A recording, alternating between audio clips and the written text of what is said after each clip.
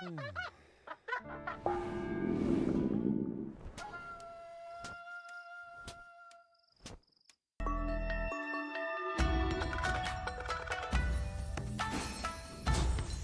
butterflies aren't so gentle.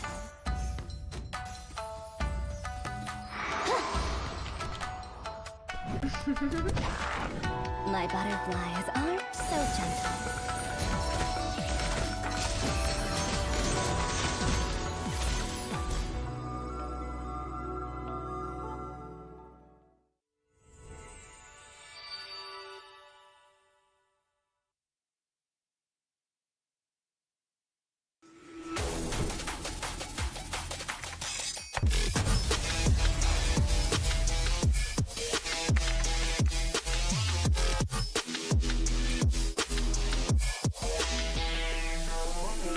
Với công nghệ Wi-Fi 6 tối tân, gói cước Lux của FPT Telecom giúp gia tăng tốc độ vượt trội, mở rộng vùng phủ sóng thêm 50%, mang đến những trải nghiệm trực tuyến hoàn hảo. Từ làm việc, học tập cho tới xem video 8K, livestream, chơi game và hơn thế nữa, tận hưởng cuộc sống đẳng cấp với những giá trị xứng tầm từ Lux. Đăng ký tại shop.fpt.vn hoặc các văn phòng giao dịch trên toàn quốc. Hotline 1900 6600.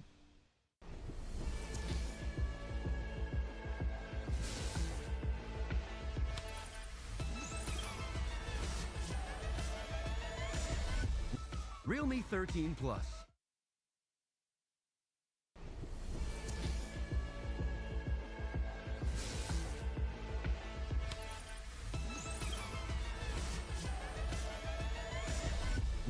Realme 13 Plus.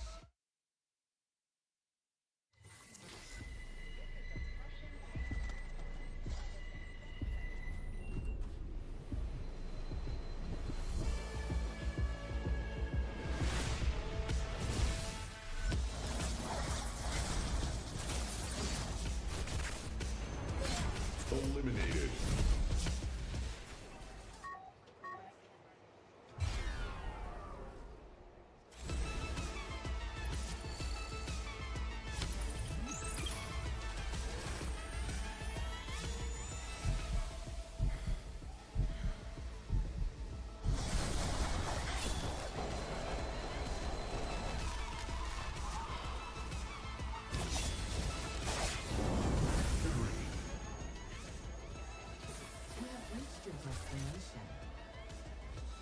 Realme 13 Plus.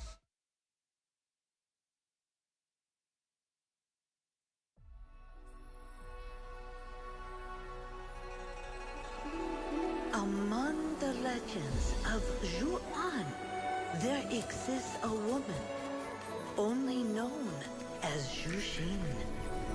With lantern in hand, her butterflies flutter with purpose, seeking wishes to fulfill. Some say she grants the wishes of children with childlike whimsy. Some say she can reunite those parted by death, if only for a moment to say their goodbyes. Some even say she takes pleasure in exposing people's true intentions. Offer that which is most precious to you, and your wish shall be granted. Such is the enigma of mortal hearts. For millennia, Zhuxin's lantern has eliminated the night. Yet none have been able to see what lies in her heart.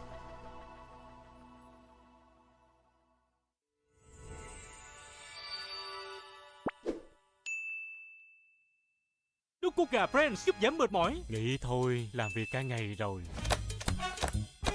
Mệt mỏi nhưng phải tiếp tục làm việc. Uống nước cốt gà Friends. Tiếp tục thôi, nước cốt gà Friends giúp giảm mệt mỏi. Thử ngay.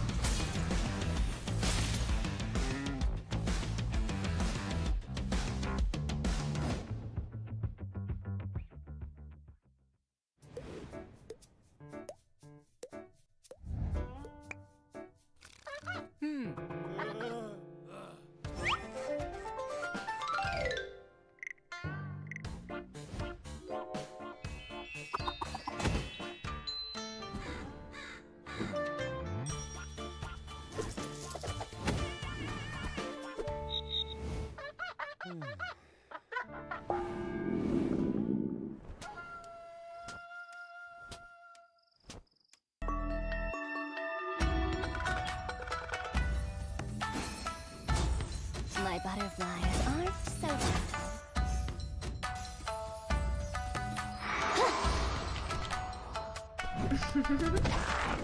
My butterflies are so gentle.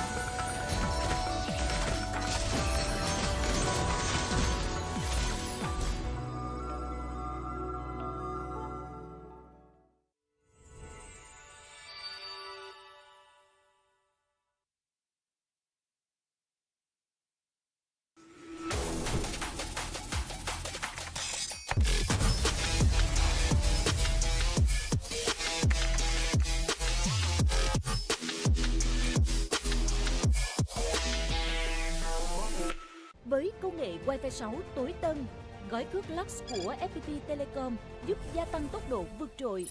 Với công nghệ Wi-Fi 6 tối tân, gói cước Lux của FPT Telecom giúp gia tăng tốc độ vượt trội, mở rộng vùng phủ sóng thêm 50%, mang đến những trải nghiệm trực tuyến hoàn hảo.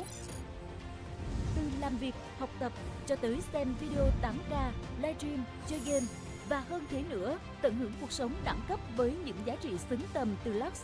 Đăng ký tại shop.fpt.vn hoặc các văn phòng giao dịch trên toàn quốc. Hotline 1900 6600.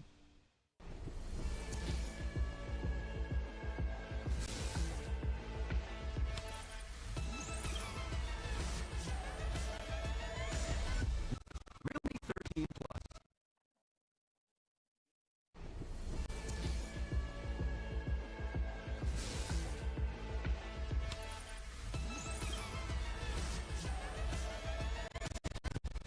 Realme 13 Plus.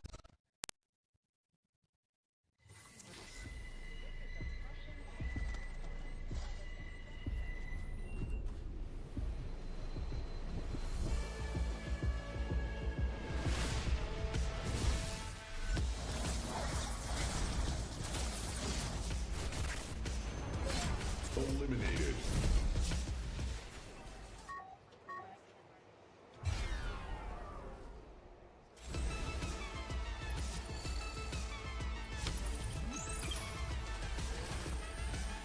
Chỉ còn ít phút nữa thì giải đấu sẽ chính thức bắt đầu. Ngay bây giờ xin mời tất cả các bạn hãy theo cùng lịch chuyển và chủ phụ của mình.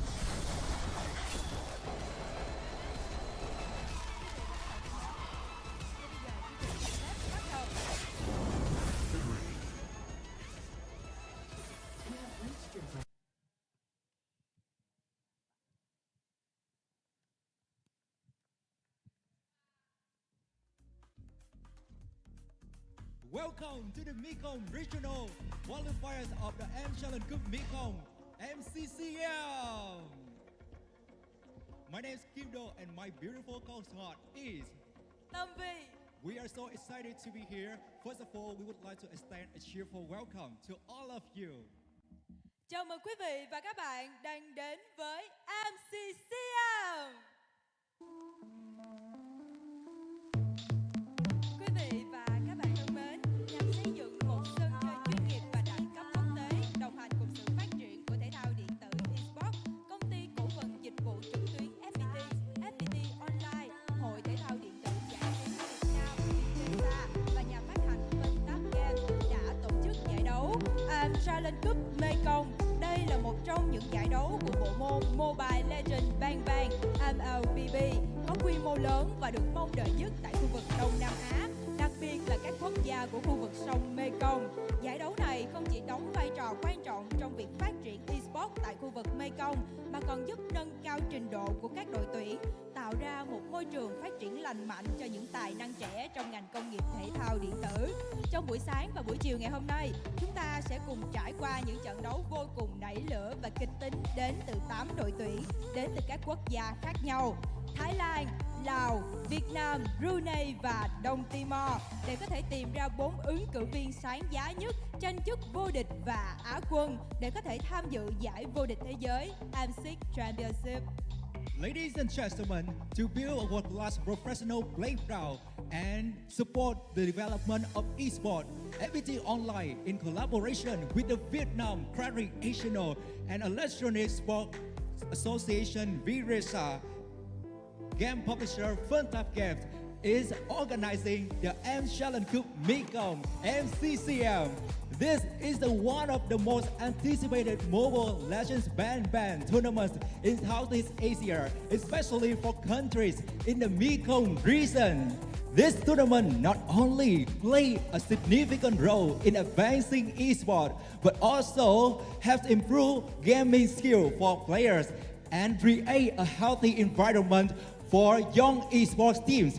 And now we are gonna witness intense, thrilling matches among 8 teams from various countries: Thailand, Brunei, Laos, East Timor, and Vietnam.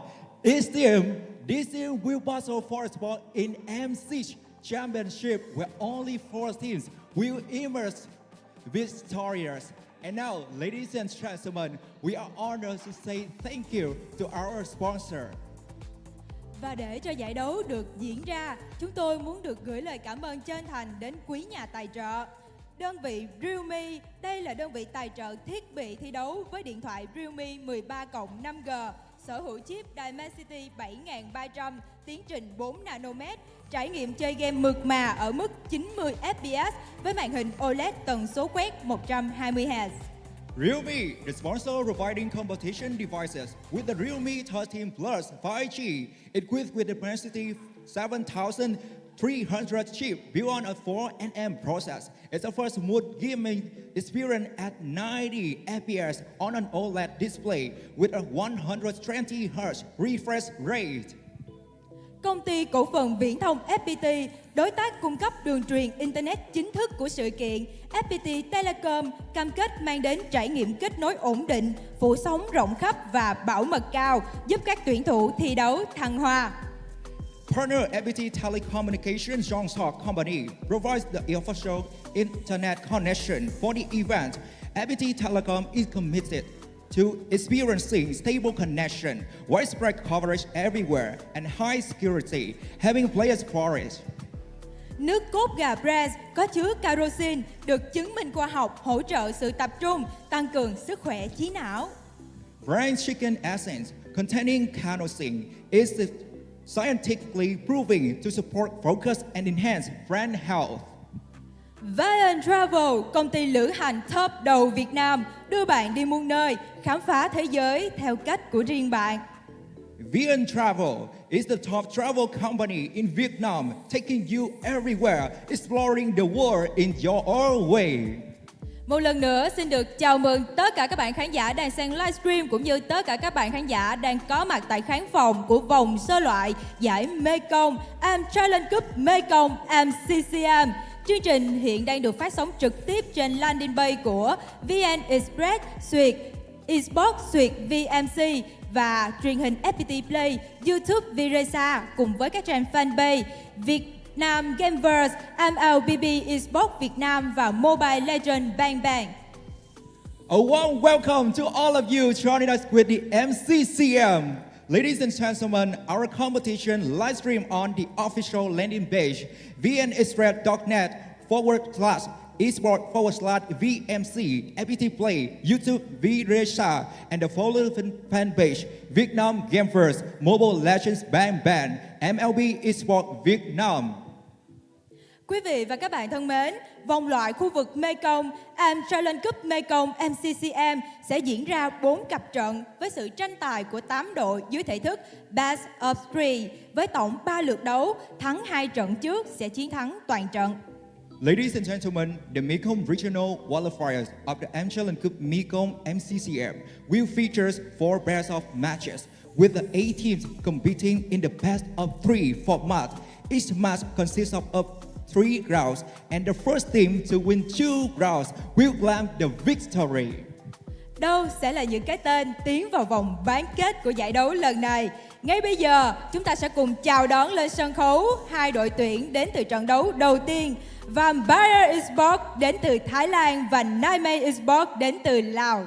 And now, please give it up for match number 1 with Vampire Esports from Thailand and Niightmare Esports from Laos.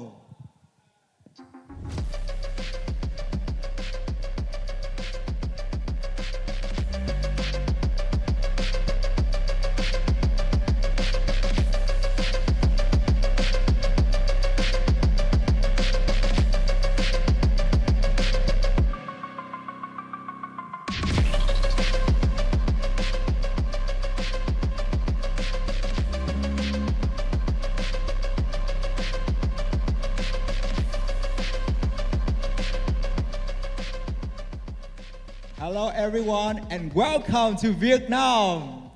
So, and now, I really want to keep team's leader beside with us, and other teammates, please come back to your playing position and have preparation for your match, please.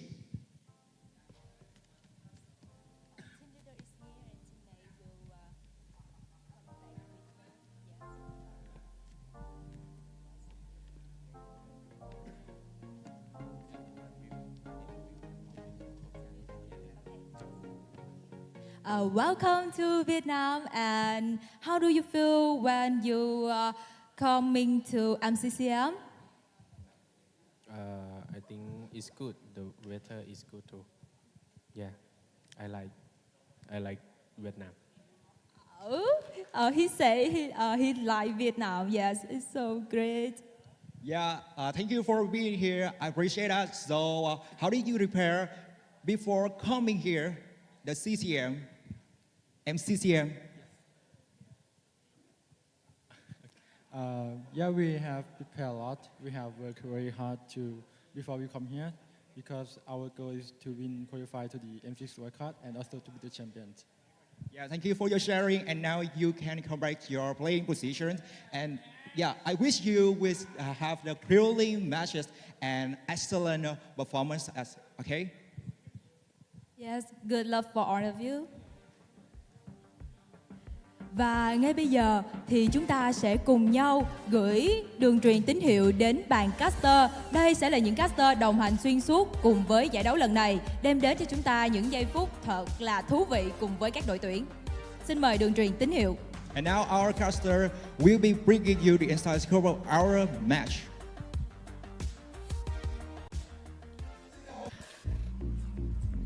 Yes, thank you very much to our lovely host. This is the M Challenge Cup Mekong Season 4, where the journey will eventually lead to the M6 wildcards in Malaysia by the end of the year. My name is Husky alongside LaFell. We're going to be starting the day off with Vampire Esports against Nightmare Esports, man.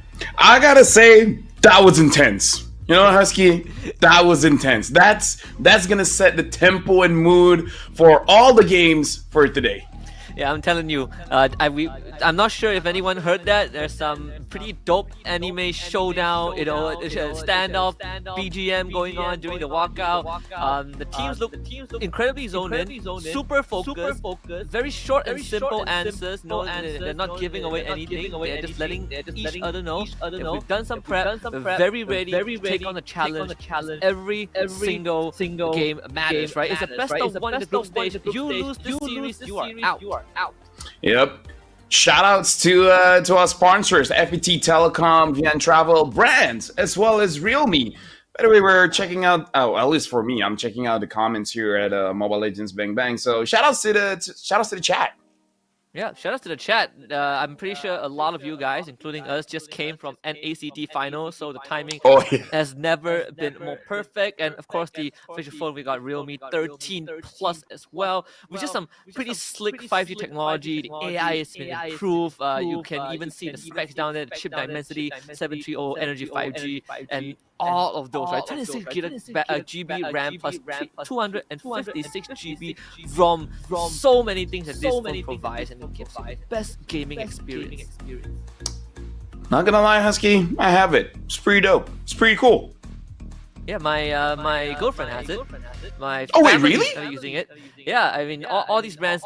I used to not be a believer, but after seeing it, I'm now a believer. Even though I'm not personally using it, but I'm very convinced, right? And I'm pretty sure it'll help these teams reach the top of the mountain, because of course the prize pool is going to be involved. Champion gets $3,000, runner up gets 1,000, and also a direct slot to M6 wildcards. But there is a caveat for those who are not familiar with the MCCM qualifiers format, is that if the grand finalists are both from the same nation, only one of them will make it through. Only the winner will make it through. The second slot will go to the third place team. So that's something that I think these teams need to keep in mind. You know what, Husky? You know what I always say in this situation? I always say, check the Discord. But while we're checking the Discord, right now we have to look at all the 8 teams here that is in the qualifiers here. Vampire Esport, ESB Next Gen, Neon Esport, Nightmare Esport, Vampire, Jack the Giant Slayer T Final, as well as Legion Esports. And again, you guys saw the prize pool as well. Quite a lot of money to be had here, but again, what you want to go for is actually qualifying for the wild card. Because again, going to the World Series, any M series, that's the goal of every single team. You want to go to the Worlds, man. You want to go to the Worlds. Yeah, you able to travel, able to play against better teams, meet your idols. It's every pro player's dream. We gotta look at the bracket first as well. Again, it's the best of 3, single eliminations all the way until the grand finals, where we get a best of 7. We're gonna start off with Vampire Esports against Nightmare Esports, and then afterwards we got Jack the Giant Slayers taking on Leon Esports, but T final against ESP Next Gen, and at the end we have Legion Esports taking on 3V Esports. Yeah, honestly, a lot of matches. Even just for today, we have like each knee, sign 6 best of 3s, Husky. Yeah. That's a lot of best of 3s. We're gonna blow through the top 8. We're gonna go right through the semifinals and leave the best for tomorrow. So it's gonna be interesting, right? Because again, the teams, you only got one shot, and we have some pretty notable names as well. Some returning veterans. I know ESB has a Wiz King. We haven't heard from this guy for a long time. Nightmare Esports was there in the previous M5 wildcard as well, looking to make their return. Yeah, shout out to the Echo. Apparently, Echo is gone, so all's good, good. But yeah, shout out to Echo. Don't see them anymore. Nowadays they're known as Liquid. But for the first game here, yeah, honestly, it is going to be an incredible situation to see what the meta is developing. Because something that I really feel, Husky, is that this is one of those meta where anything can happen, and I feel like the real proof is just by looking at other regions. No one is really prioritizing the same thing. Yeah, exactly, and I think at the same time as well, if anyone has been watching NECT, you know that sometimes the old meta picks that people don't really consider, it can work, right? We see the Guinevere. Are you talking about the Akai? The Akai jungle, the Paquito jungle. It might not be the best point of reference, but I'm just saying it might work. And again, just to remind everyone, this is the Mekong qualifiers, where we will have 2 people going to the wild card. But now we got to look at the schedule here. As we already saw just now, we're starting off with Vampire Esports going up against Nightmare Esports. Afterwards, it is going to be Jack the Giant Slayer going up against Leon Esports T Final, going up against ESB Next Gen, and a Legion Esports going up against 3V Esports. And the last 2 matches will depend on who wins the matches and then moving through. Yeah, and I think, if I'm not mistaken, I'm looking at Nightmare Esports, right? They also have Opper playing in the XP lane, who previously was with Team Evo as well, against some mainstay names, some veterans in the squad, and just in the entire qualifiers in general. Personally, I want to see how teams kind of handle a single elim best of 3 format, because you look at most of our regions, we don't go for single elims anymore nowadays. So I think I want to know what the mindset is going to be like. Do you just show your best cards at the very start to try and get that lead?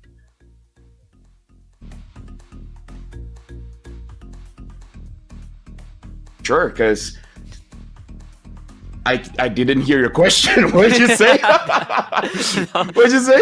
Now I was saying that it's been quite a long time since we had single elims, right? Like, aside from the play-ins for like our region's playoffs. So I do wonder, what is the mindset going to be like for these teams? Are they gonna show their best picks? Come up with the strongest draft and just win the series and move on from there? No, I legit feel like go with your best strat until someone figures out what to do with it. But now we gotta look at the lineup here for Vampire Esports. It's Hack, Lois, Man, Easy, as well as Nile. And again, I have to say, Husky, this is not a good opportunity for you to test your strats. This is one of those situations. Just do what's best for you, and it's on your opponent to actually be the ones to figure something out, figure out how you want to deal with the problem. Mm-hmm. And we also have, I think, 3 of the players from Vampire Esports were previously from IDNS also. think Lois, Easy, and Nile, yeah, both, all three of them were from IDNS, but again, they're up against Nightmare Esports, right? Previously, M5 Wildcards, they were there as well. Didn't make it through, but at least they stepped on that stage and now looking for a return. They even added in Oppa from Team Evo, I believe on loan. Correct me if I'm wrong about that, but either way, I think Nightmare Esports looking pretty stacked with this lineup. Yeah, and honestly, in terms of the matchup here, this is just a small thing. But honestly, looking at how they're walked up on stage, for me, it does look like Nightmare Esports are looking more prepared for this. So, but again, talking about how they've been, I feel like they're more experienced, so it really should be on them to win this one. Yeah, I'm all for that upset, right? We just came off one. I don't mind. I just want to see not only having the best team wins, but I want to see some creativity, right? I want to see what Mekong has cooked up for us. Well, not just Mekong, but all of these regions that are competing in MCCM. What have they cooked up for us? What have they figured out in this current meta? Like, we've seen plenty of Suyo, in fact too much Suyo, and I want to kind of put that aside and see if they have any inventions that we overlooked. Gotta shout out my boy Helker. You see him back here. People know me as the Malaysian Helker, and we haven't seen him. And I don't know. I kind of feel like it's on most of the teams, because I feel like Helker is fine. Is a usable hero. You got burst, even though you build attack speed on the hero, and you could do the Beloyski, right? Just put Helker in Rome and use him more of a utility damage dealer. So yeah, I do agree that Suyo definitely has to be one of those picks that we really have to figure out, because people keep asking me what's the counter, and I don't have a direct answer. You only have skill matchups, right? Picking up something like the Nolan to match the speed, picking up the Alpha Matilda to match the speed, picking up something like the Fovea so that you can like force the fights and stuff like that. But you don't really have a direct answer for Suyo. So I'm actually looking at these qualifiers to see Suyo mostly getting banned out. If not, I gotta say, whoever gets the Suyo definitely has a big advantage. Yeah, and I mean, even when we saw the MPL Philippines finals yesterday, right? And there are a couple of examples on how Suyo was dealt with, but it's more of a team effort than a direct matchup. So I agree with that. I know we've been seeing quite some amount of Yeeth in that mid lane as well for all those team fight control. I do wonder if that is going to be the case. We didn't get to see much in NACT because that has been like a hot ban. It's like the ban of the season. So hopefully for this one, I want to see what the dynamic is, right? Because we've been having so much focus on that mid jungle roam trio. I want to see if it's going to be the same for this one. I feel like, if anything, for teams that people don't really expect a lot from them, I really feel like they should try out something like legit crazy, right? Bring up picks that we don't see, because I feel like trying to fight fire with fire is not a good idea against more experienced team, because they roughly know how to handle it, right? If you pick up something that they've never seen before, or they're really just not accustomed to, I feel like that's the right approach for you to get a surprising win, because everyone loves cheese, right? Yep. And in a very short qualifier like this, it's only going to be 2 days. Maybe the cheese doesn't get spoiled in 2 days. So maybe you could just use whatever cheese you got and just keep piling it on. Yeah, if you want a cheese that can kind of technically go a bit sour and still be edible, I think blue cheese is good. Never had it before, but it's based off of what I've read. I reviews like people eat blue cheese or whatever. There's this cheese with bugs. I don't know what they call it. But if I'm not really sure what the name, I gotta Google that name afterwards. It's not really bugs, but it's more like maggots. I'll give it. No, yeah, I'm not. But I'm not making it up. I'll check the name. I'll let you know afterwards. What it was. I forgot. There's a term for it. It's very popular in the West because we don't really eat those things. But yeah, it's pretty interesting, right? Pretty interesting stuff. Just like how we did see picks like Mia being picked up in NPLPH at one point.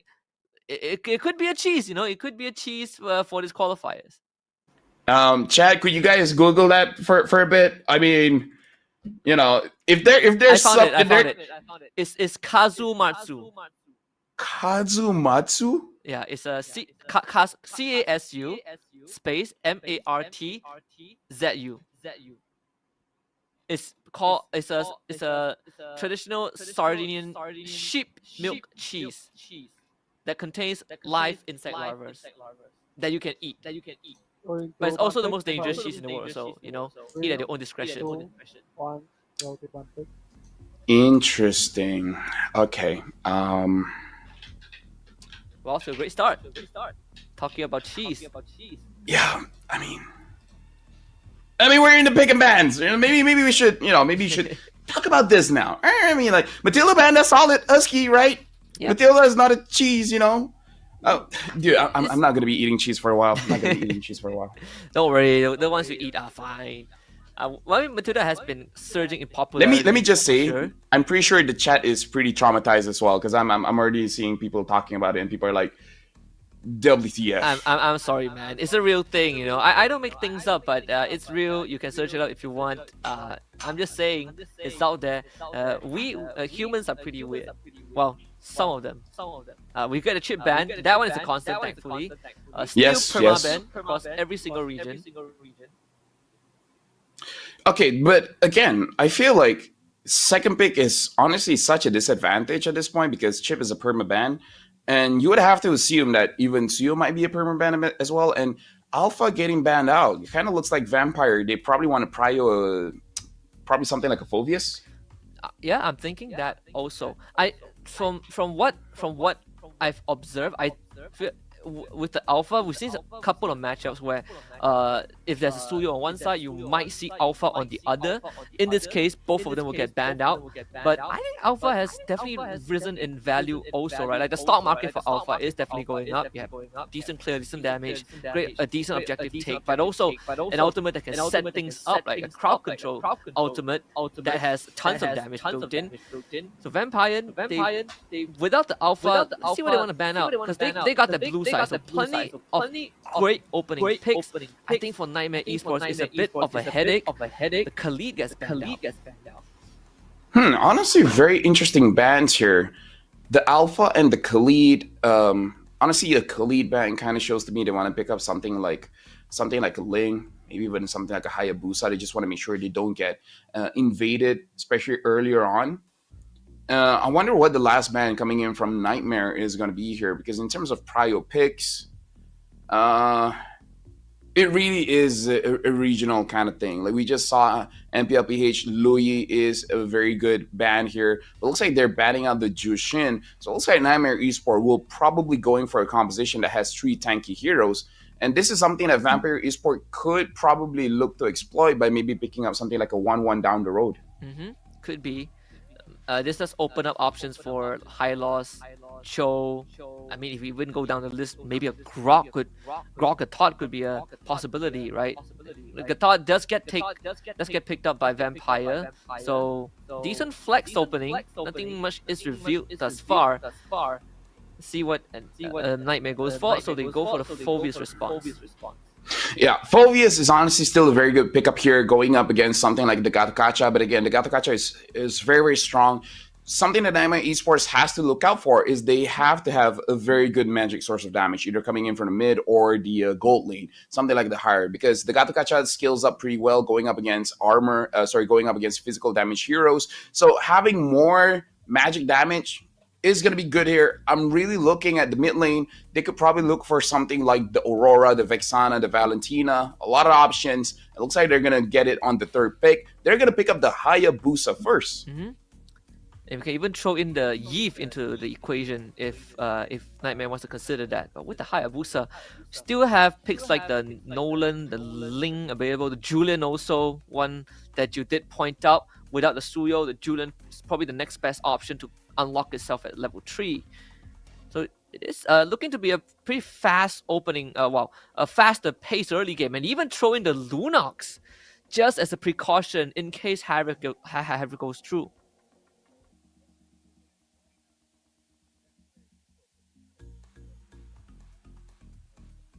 And that's a little bit concerning. It makes it a little bit easier for you to itemize against, because you roughly know that this Julian is going to the jungle and the Lunox.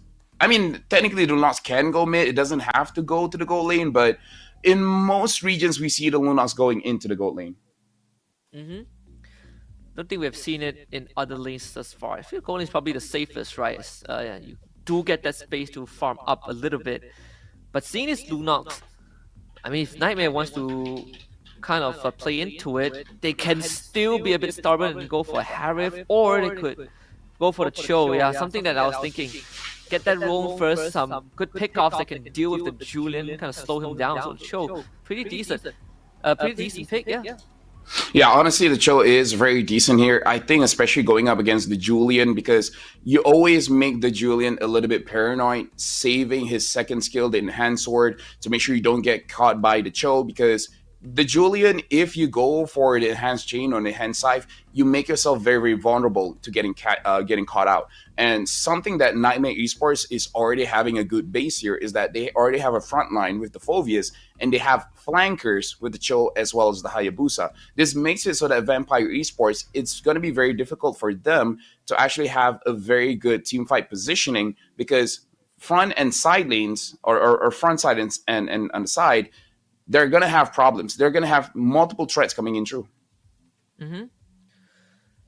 So they do start with banning out the Eve, which we kind of talked about a little bit. So Eve, Tigreal, kind of both taken out. For Niightmare Esports, they want to start eliminating those team fight setters, which mostly has been Tigreal, Arlet, Ruby.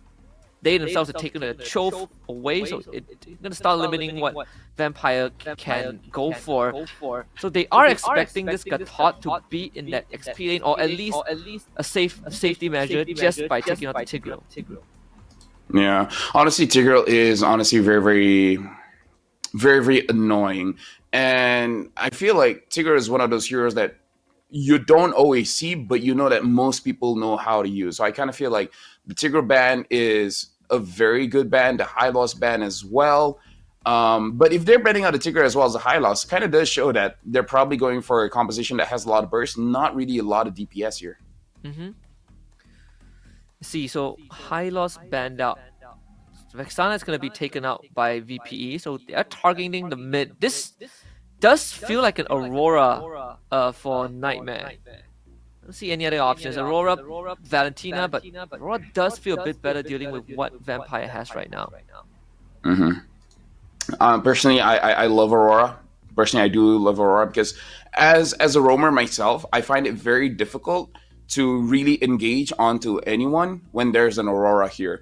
And I feel like it's the same coming in from the Gatot. If Niightmare Esports, no, honestly, Niightmare Esports already have plenty of crowd control here. They have the Cho, they have the Aurora, they have the Phoveus.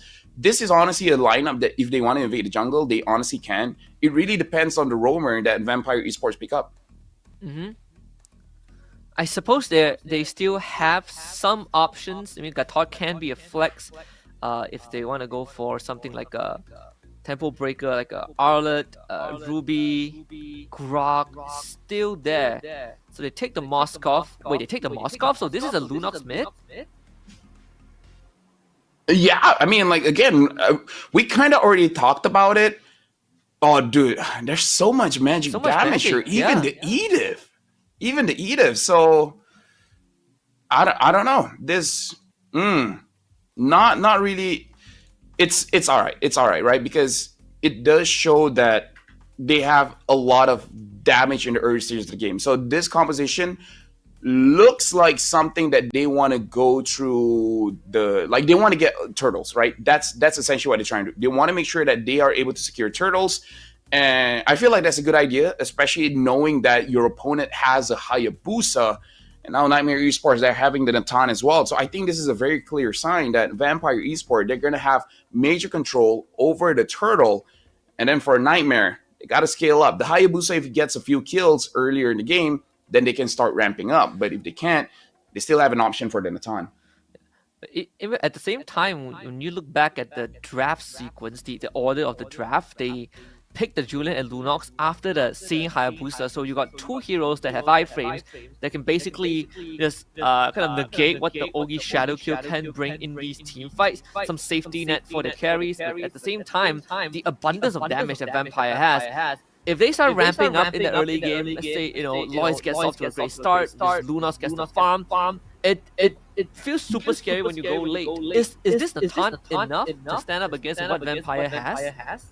I feel like it is going to be enough because if Vampire cannot catch onto the Natan, then that's going to be a big problem.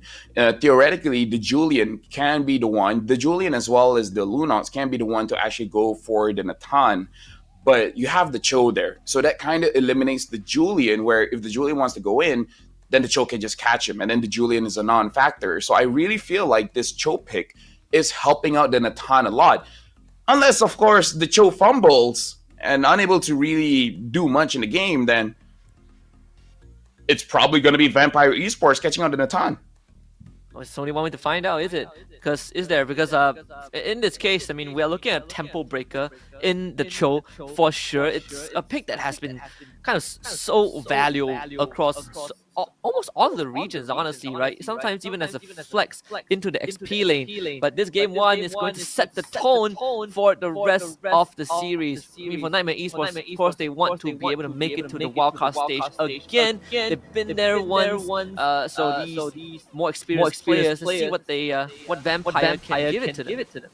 Yeah, for now, again, it looks like both teams are going for the orange buff, so they're going for opposite jungling here. They're making sure that they don't actually meet each other. So I feel like for the Hayabusa, it's going to be a little bit harder for you to contest that little Wanderer. But we're just going to see, because I'm actually looking forward to the mid.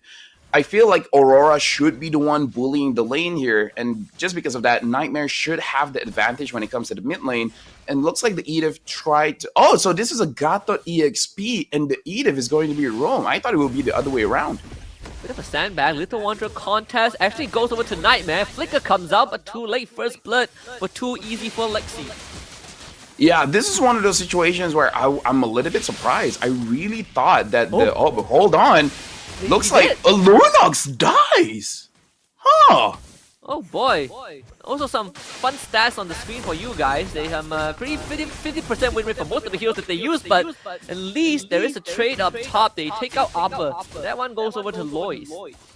Yeah, probably overextending there, trying to get a kill onto the Gato Kacha. And this is where you kind of sacrifice your mid lane pressure by putting the Gato Kacha in the EXP, because Gato Kacha is very difficult to kill in the early stages of the game, which makes him very good to be very, very aggressive. Doesn't matter in the EXP or in the roam position. But because he's at the EXP, that's where most of their advantages is going to be. Not going to be in the mid duo. But now we're looking at the goal difference here, and about 1,000 goal difference for Nightmare. And having that kill advantage on the Hayabusa is big. This makes it so that Nightmare can actually contest for the turtle. And it was a bit surprising that the Lunox died early, because rarely do we see a Lunox die early because of all the heals that the Lunox inherently has. Maybe the Gatot was holding the turtle. Decides to give it away. Now that the Hayabusa is a level ahead of the Julian, so Lois is just gonna call it off. He wants his purple, and Nightmare knows that, so they're already creating this Area 51. Finds the kick onto the Edith. He is gone, disappears. Lexi in and out with Shadow. Nightmare Esports. Lexi still wants more, forces the enhanced force out. So that's first turtle for Nightmare. Yeah, Nightmare honestly is having a very good time here, because they're the composition that wants to scale up. And they already have an advantage. This is not good for Vampire Esports. They really should start to find advantages anywhere in the map. And right now, Sosol is taking a lot of damage, and looks like, oh, bad flicker. Looks like he's gonna get taken down. He should have survived there, but again, the bad flicker is all it takes for him to get taken down, and then the flicker coming in from the Cho, making sure that he survives. Very unfortunate. Not really sure where else he could have went to, but without the darkness, nor the brilliance, nor mana, that's going to be an easy kill for too easy for Lexi. Picking up his second one. And it is an assortment of items as well, right? Cheap, very cost efficient, goes for his purple next. As at the same time, Opera is just straight up proxying the top wave. Kind of feel like the Lunox could have survived there, because he hold on to his flicker, probably thinking there's no way that he's going to survive, so might as well save the flicker for a later engage or a later escape. But overall, right now, you kind of don't want to give any kind of lead over to the Hayabusa. The good thing is that the Hayabusa's first item is the Hunt Strike, not using the Sky Piercer. If that was a Sky Piercer, you really don't want to give over kills to the Hayabusa, because at this point, if he grabs like 8 kills, GG, man. That Ogi shadow kill is gonna hit like a ton of bricks. Yeah. But the Hunter Strike is definitely a slightly safer option. Looking for alternatives bot side, just to get as much of the gold shavings as possible. That's 80% of it gone. Actually gets the freeze on the Moskov, but the damage from follow-up not really there from Cammy. They bring Oppa to the bottom side as Lexi eats up the top wave, and that's where the turtle is going to spawn. Yeah. Right now, I'm really thinking about what Vampire could do, and I feel like they really just should focus on one, like either the Hayabusa or the Natan, and then take them out, right? They have ways to initiate something, and I can feel like they should have just done it. Well, definitely didn't take the high road out.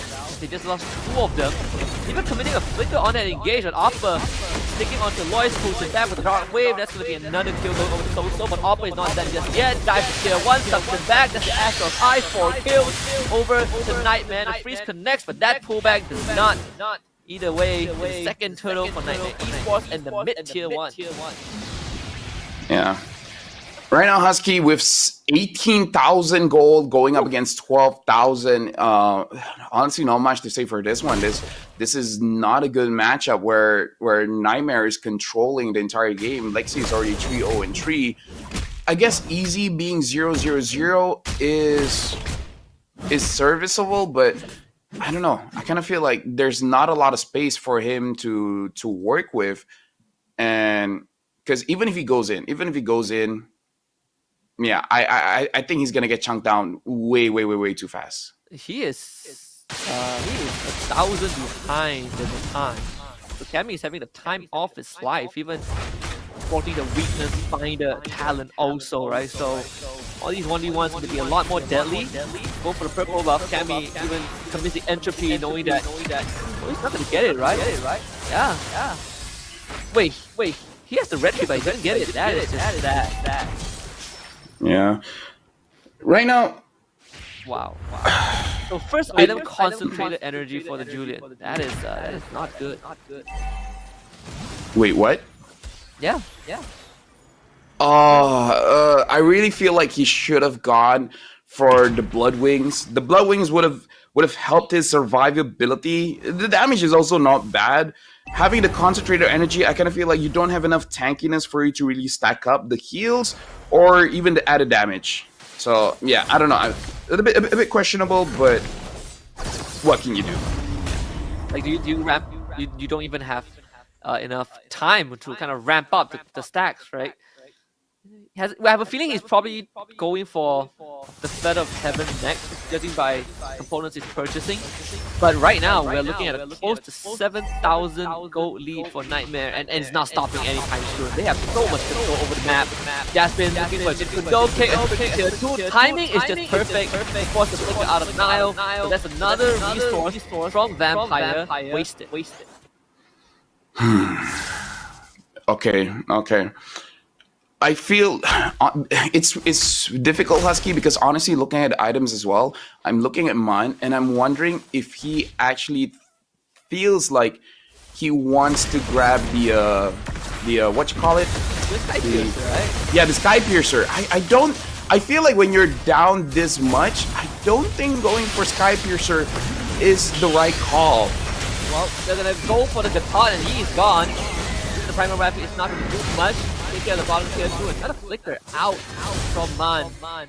But you know what they say, if I get Sky Piercer, all I need is to hit someone below the threshold, and that's when the snowball starts. You gotta take a bit of a risk, roll the dice. But in all seriousness, it is looking incredibly grim for Vampire.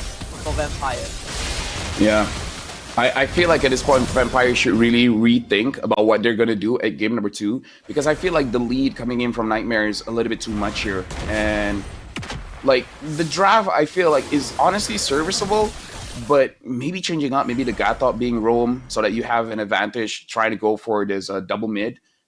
Could be a little bit better, because their draft is about winning the turtle fights, and they're not winning the turtle fights, especially because they gave an early kill over to Nightmare. And at 8 minutes of the game, down by 10,000 gold. Mon picking up the Sky Piercer. Could be just me, Husky. Could be just me. Yeah. But I feel like it's a bit tad too late. I agree. Lose the Lord also.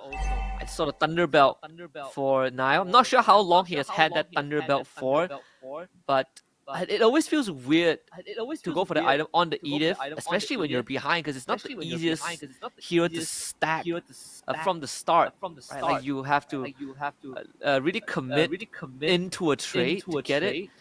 But in this case, he is 1,000 gold behind his roaming counterpart, and Cammy just got a Holy Crystal sub 10 minutes. Oh yeah, that's very fast. Because again, usually it takes between 11 to 30 minutes in a normal game. Getting it 9, it does show that you're really dominating the game. Now the conceal is being used. Looks like he's just trying to scare them off a little bit. Looks like Nightmare, they're not going to be forcing it too much. They're going to make sure that they're disciplined, not overstaying their welcome. 12k goal advantage. It's basically a checkmate angle. Look at an upper, just gonna force them away. They will lose Amy Hack. That's gonna be the card con. Sure, destruction connect, but no follow-up. Get OG Shadow kill. They lose upper in the first place. But be a double kill going over to Cammy, and Nightmare will get the top inhibitor as well.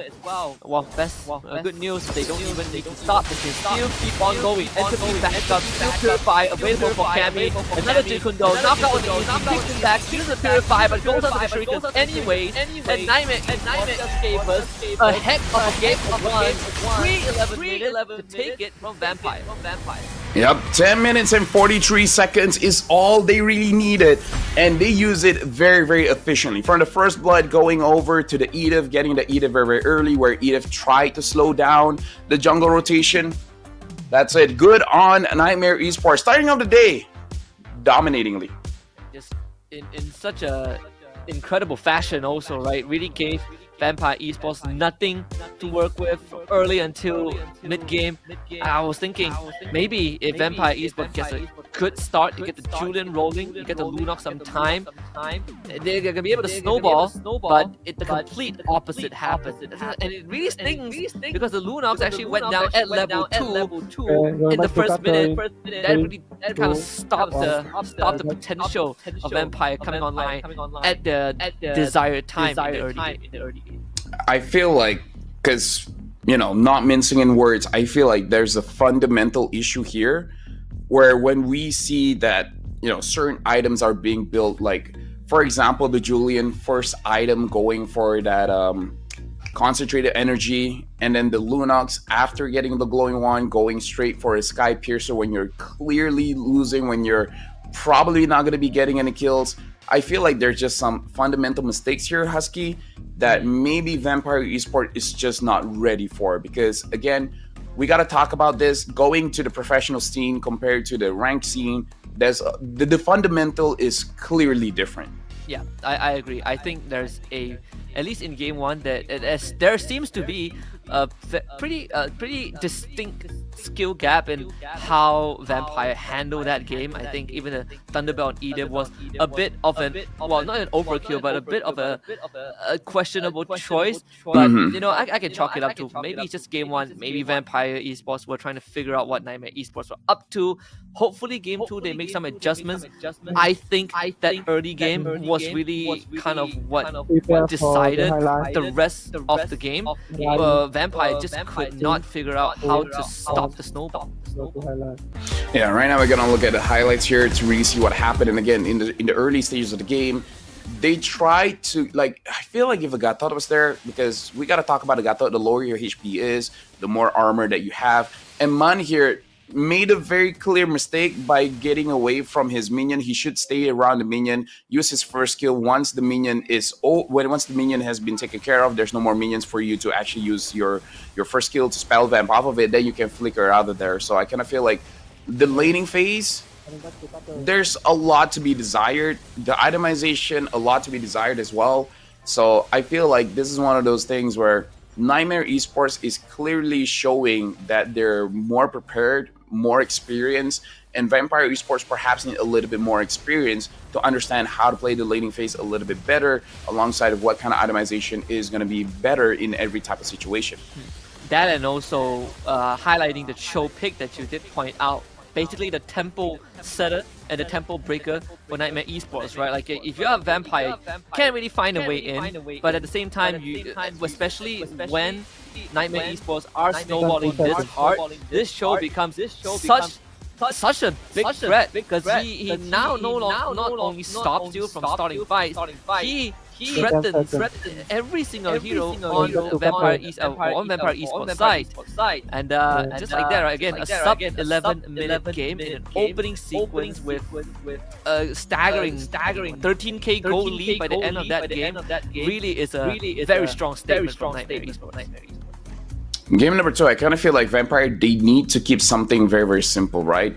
The Lunox mid, I feel like maybe wouldn't work, especially when you're not really utilizing the Lunox to its maximum potential, like not really using the minions to siphon off some HP. So I feel like, I don't know, pick up a more straightforward kind of hero, something like a Vexana, something like an Aurora, where both heroes are really relevant in the current meta, and probably stay away from the more complicated heroes like the Lunox, like the Valentina, because I feel like they're overthinking themselves. Probably try to use a hero that allows you to think about the macro more than the micro. Yeah, they could even consider something like Faramis, right? If you want to play slightly safer and have some utility ultimate, Faramis is not bad of a choice. But we got our MVP for game 1's too easy for Lexi on the Hayabusa. Basically, just you just win the game, right? You got a first blood, started snowballing out of control, don't even need the Sky Piercer. Just overall a fantastic game. And that is profile pick. So man is half man, half beast. We're having a lot of half man, half beast here in Mobile Legends scene. I mean, okay, but looking at the stats here, Husky, this is not good. 25k compared to 40. No turrets, no turtles, no lords. Domination is probably an understatement here. I saw this recent post. I think on the MPF Philippines page, someone was really highlighting the usage of the word destroyed. Does this count as being destroyed by Nightmare Esports? Yeah, I would say destroyed is a apt description of what's going on here.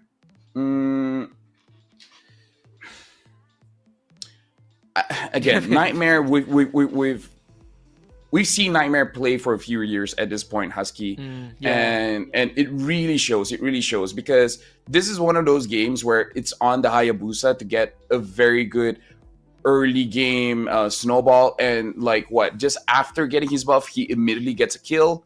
You don't usually see a lot of Hayabusas getting a kill that early. Usually you have to wait for level 4, maybe even level 6 for him to actually have a strong Ogi Shadow kill to catch someone, make a mistake, and then he gets the overall kill, overall damage for the kill. But in this game, he's just like, someone invaded my jungle pre 2 minutes, where he has less damage reduction, and then the Hayabusa just deals more damage, and then gets a free kill.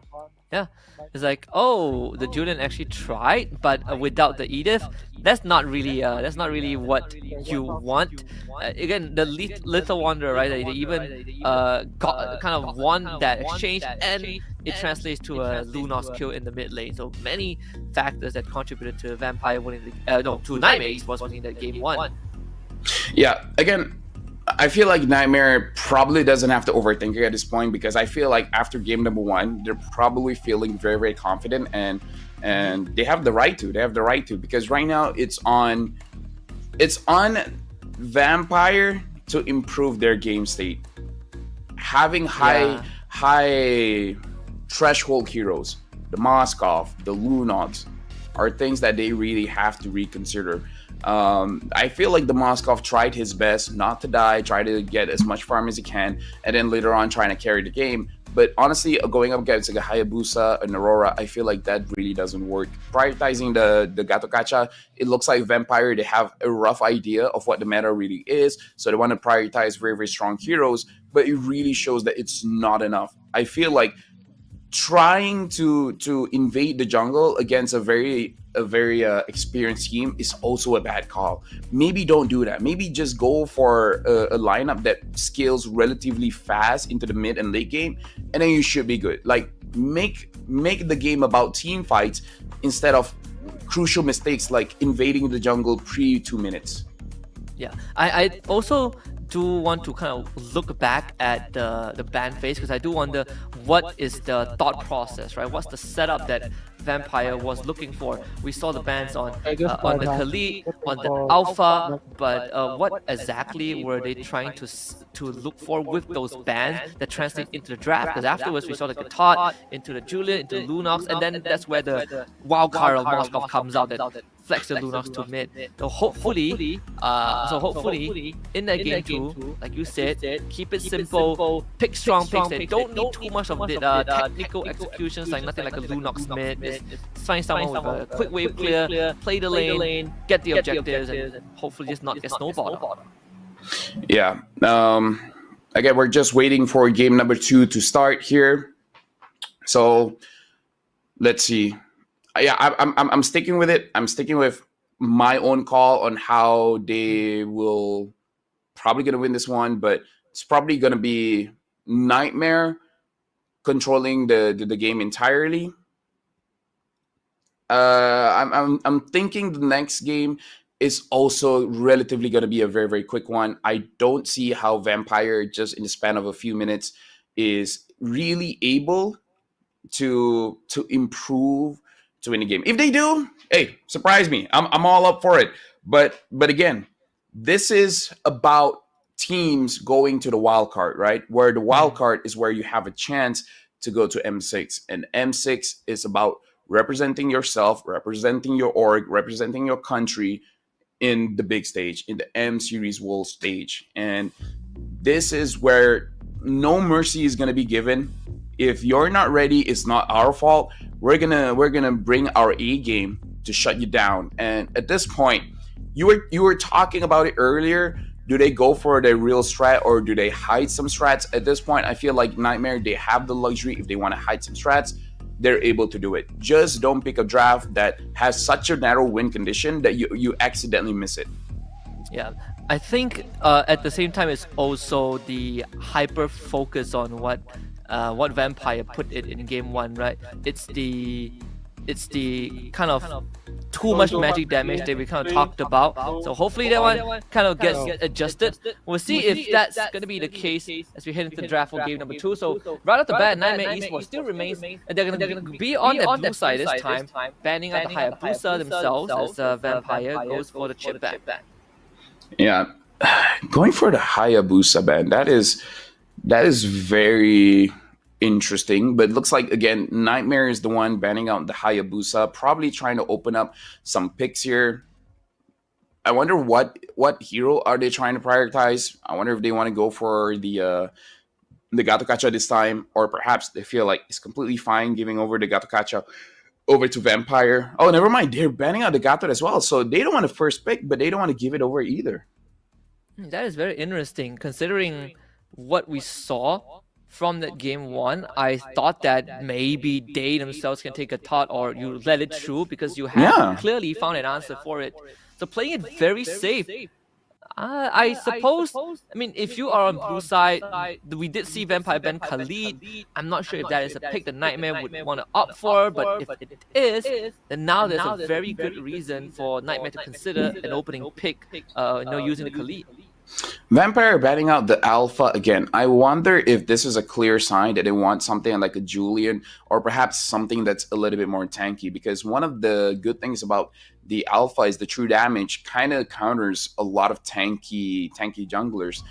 In the game just now, I wouldn't say it's really all that tanky, but definitely the Julian can get countered by the Spirit of Alpha by pushing him backwards towards the rest of the team. So the Alpha ban is very curious coming in from Vampire. We don't really see a lot of Alpha bans, but again, perhaps the Mekong region has a way different meta here where they're showing a lot of Alphas. We'll see. I mean, for Vampire, so the Fanny this time gets banned out. So Niightmare kind of switching it up a little bit.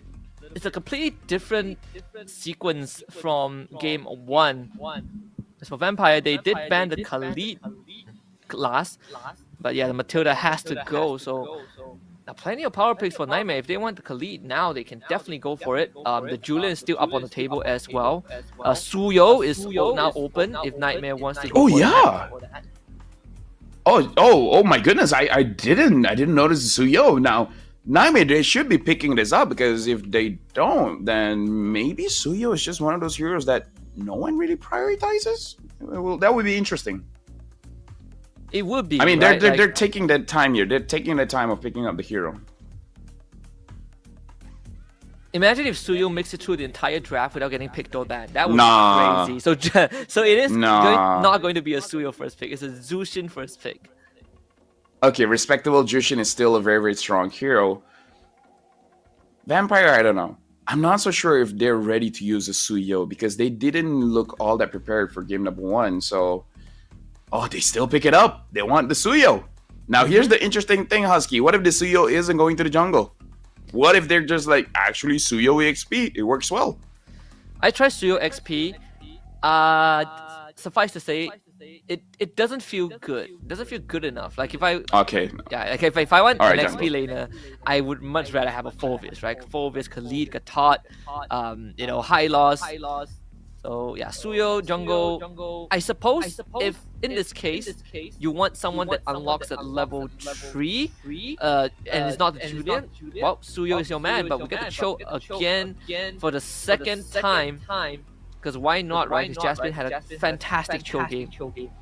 Yeah, and the Cho overall, I feel like the Cho is flourishing because no one really understands what we really want from this meta. And the Cho is a jack of all trades, right? Even as roamer, he deals a lot of damage as long as you have Thrill as part of his set. And then having the Julian, now Niightmare is the one that's a little bit more aggressive. The Cho, Jushin, and Julian, this is kind of a pick-off composition. So it is something that Vampire has to look out for, because if anyone is isolated, they're probably going to get taken down. That's true.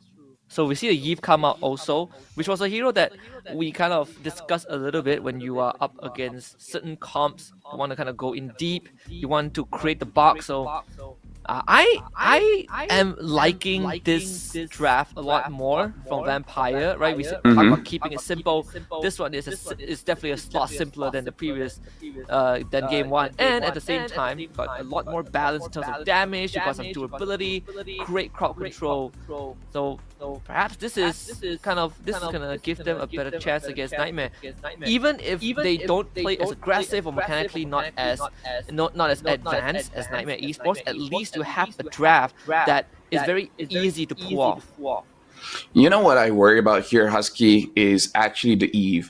So the Eve is actually have a good matchup going up against the Jushin. You have the range, you have the damage, you have better poking, but you're gonna be status whenever you're gonna use the real world manipulation, and that gives a lot of time for the Julian as well as the Cho to actually cause some crowd control or extra damage onto you. So that's something that they really have to watch out for. I feel like for Vampire, they need really one more solid roamer, maybe even something like the Ruby, to actually deal with the Julian as well as deal with the Cho, to make sure that the Eve actually deals a lot of damage. And this is something that honestly could work, that the Philippines have adopted, which is when you're having this very good scaling jungler and the Eve, you can pick up something like the Clint, where the Clint is more often than not is gonna win your lane, and then it gives a lot of poke damage. And looking at Julian, looking at Cho, looking at Jushin, they're all gonna get poked out. So you could potentially end the fight before it even started. So I don't think Vampire is going for a Clint, but a Clint would actually be a good marksman here for them. What about the Harriet for the Lunox? I mean, they're both open. We did see Vampire play Lunox, but it was in the mid, right? It's not in the gold lane. Moskov, Claude, Bandao, no 1-1 also. If we go down the list, we probably would end up with a carry, I guess. No, they take the Natan away, so deny it from Niightmare. Yeah, so late game is probably what they're really looking for. We're gonna see how it works out, because Vampire, they really didn't have a lot of time to scale up in game number 1. I don't think they're going to be able to scale up fast in game number 2, especially going up against a Cho. Cho players can really speed up the game. So I'm not too confident about this Nathan pick. In terms of poke, it does quite a bit of poke, so it can help out a lot, but I don't know if it's enough. Yeah. See, Nightmare, they are still missing that gold lane. Now, okay, here comes the Beatrix as a response, and the Edith. So very straightforward. It's reminiscent of game 1, but you minus the Phobias, right? So you don't. It's not as durable, but plenty of control and that consistent burst damage that Nightmare can kind of utilize if they want to fight early. How's those objectives fight gonna look like though? Because it does feel like for Nightmares, this composition isn't as durable as what we've seen in game 1. The Bellary comes up from Vampire. Now this is interesting. Ooh. I guess, I mean, like, they really needed something that's very tanky, that has a lot of crowd control. So, in theory, it could work, but what they're really looking for is for the Julian and Cho to overextend, for Bellaric to catch them with the ult, and then everyone just dish out the damage. So, for Vampire, what they need to do is not lose early game, have a relatively safe farm state, and then later on just wait on Nightmare to actually start the fight. But the thing is, they have a Jushin and they have a Beatrix, where the Jushin can isolate either the Phobias or the Bellaric, and then the Beatrix can just deal the damage, either with the Renner snipes or going for the Bennett's Rage and then just dealing a lot of damage. So I still feel like Nightmare is probably gonna be winning this one, but Vampire definitely has an interesting composition where I can see it work. Yeah, I'm interested. I mean, last time we saw Bellaric was, I don't know, at least in MPL MY was quite a while ago by Zorn, right? And it was kind of an answer to heroes that want to dive in, you know, like they want to be in your face, you just eat the Wrath or Dryad and you disappear. Not to mention, Vengeance on top, it is a nightmare for a lot of these close range, these in-your-face heroes deal with. So game 2, kicking off Nightmare Esports, find themselves on blue side, Vampire Esports on red. Yep. So right now, looking at how they're gonna play, I'm looking at Vampire. Don't make any kind of risky moves, and farm out safely. We gotta see how the Suyo is gonna play out, because itemization for Suyo is still subjective, Husky. We've seen 2 different types of full damage build. We've seen roughly 2 types of fighter build as well, where fighter you're really utilizing the War Axe, and then you're probably gonna have 2 defensive items. And then when it comes to the damage build, oh, it looks like Sosol is actually doing a lot of damage onto Mun. Nile was trying to make sure that the jungle is safe, but now Sosol having to use that flicker. Inherently, it does give an advantage to Vampire, but it looks like Vampire is not able to take the advantage, because Sosol is gonna be able to secure the minions quite safely. Almost quelled the evil also with that bow. That's the level 3 spike. At least you unlock the entire kit, and pretty crazy. You see the Stuart just walk up through that mid lane and almost finding a first blood, but that will be flickered out for so already. And this Bellary is just gonna hold that lane, wait for one to come back. That's a good roamer right there. They do lose lane priority, but at least Lois has just hit 4. So Vampire off to a good start. Yeah, again, they just need to be safe. You know, they just need to be safe, and then you'll be A-okay. And right now they're actually invading, trying to vertical jungle as well, trying to get a little bit more advantage. But yeah, it looks like Lexi is still able to pick up that one. So Lexi is going to have a level advantage when it comes to the turtle. As long as they don't rush the turtle just yet, try to pick up an extra level first, and then it's going to be even more safer. Easy going up against Cammy. So far, it looks like the lane, the Natan, is actually holding it quite well. Looking at the turtle, 3 members of Vampire is there, and looks like Loy secures the turtle. Gets out without any casualties also. Way better start. Way better. Vampire. I mean, the benchmark is pretty low, but I'm liking what they have right now. You know what? I love your honesty, Husky. You know what? That's what I find refreshing about you. You don't mince words. Anyways, right now for Vampire, something to take note as well is that Niall is using that vengeance, so he's not using a flicker, so he can't engage out of nowhere. So it really is on Nightmare to be the one engaging. Looks like the Cho is trying to look for a target. He just has to be careful not to accidentally kick over the Belleric because, like I said, the Belleric doesn't have a flicker, but sometimes a Wave the Dragon is a good substitute. And it is flicker with the dragon. They find the Suyo. RWM is out. Belleric ultimate also used Lois. Walks out with his life. And first blood goes over to Amy hack on this phobia. So Nightmare Esports makes the move but loses the fight. Yeah, and right now, it looks like they're going for Lexi. Lexi is actually getting quite low, having to use the enhanced sword to run away. It looks like Lois isn't going back as well. He's just going to use his native healing to make sure that he can stay around the map and actually get some more gold. So overall, this is a much better start for Vampire Mon, able to really manipulate the map as well by actually creating a lot of space so that even though Lois got caught just now, he was relatively safe. But Lois has to keep that in mind that Jasmine on this show is able to catch him. So if he's not ready, if he's not prepared, he's going to be one of the main damage dealers at least until 8 to 9 minutes. For that, oh, looks like someone's going to get caught. Purify out. That is going to catch Justin off guard. Didn't pay much attention to it, so another kill going over to Vampire. Niall will pick that up. We've seen kind of the... Oh, Cammy get a solo kill. Okay, wow, alright. So, not too bad. Turtle fight will be important. We do find Niall standing in front, and as long as he has that ultimate, there's no way to fight this. The Vampire will get a free turtle. Yep, this is much better. So now we really have to start looking at the Natan. The Natan is about to transition in 4 to 5 more minutes as the main damage dealer. Having 1 death, I think is still fine. He should be able to get his Holy Crystal by 11 minutes, especially with all the lead that Vampire has been able to accumulate with all these turtle takes. It looks like Suyo wants to force a fight.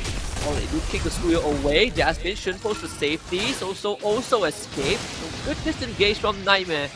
They're starting to figure out a little bit what Vampire's draft is capable of, right? They set up the box, that kill zone. You cannot enter it in any capacity if you are Nightmare. VPE continues to maintain that lane priority, looking on that mid side.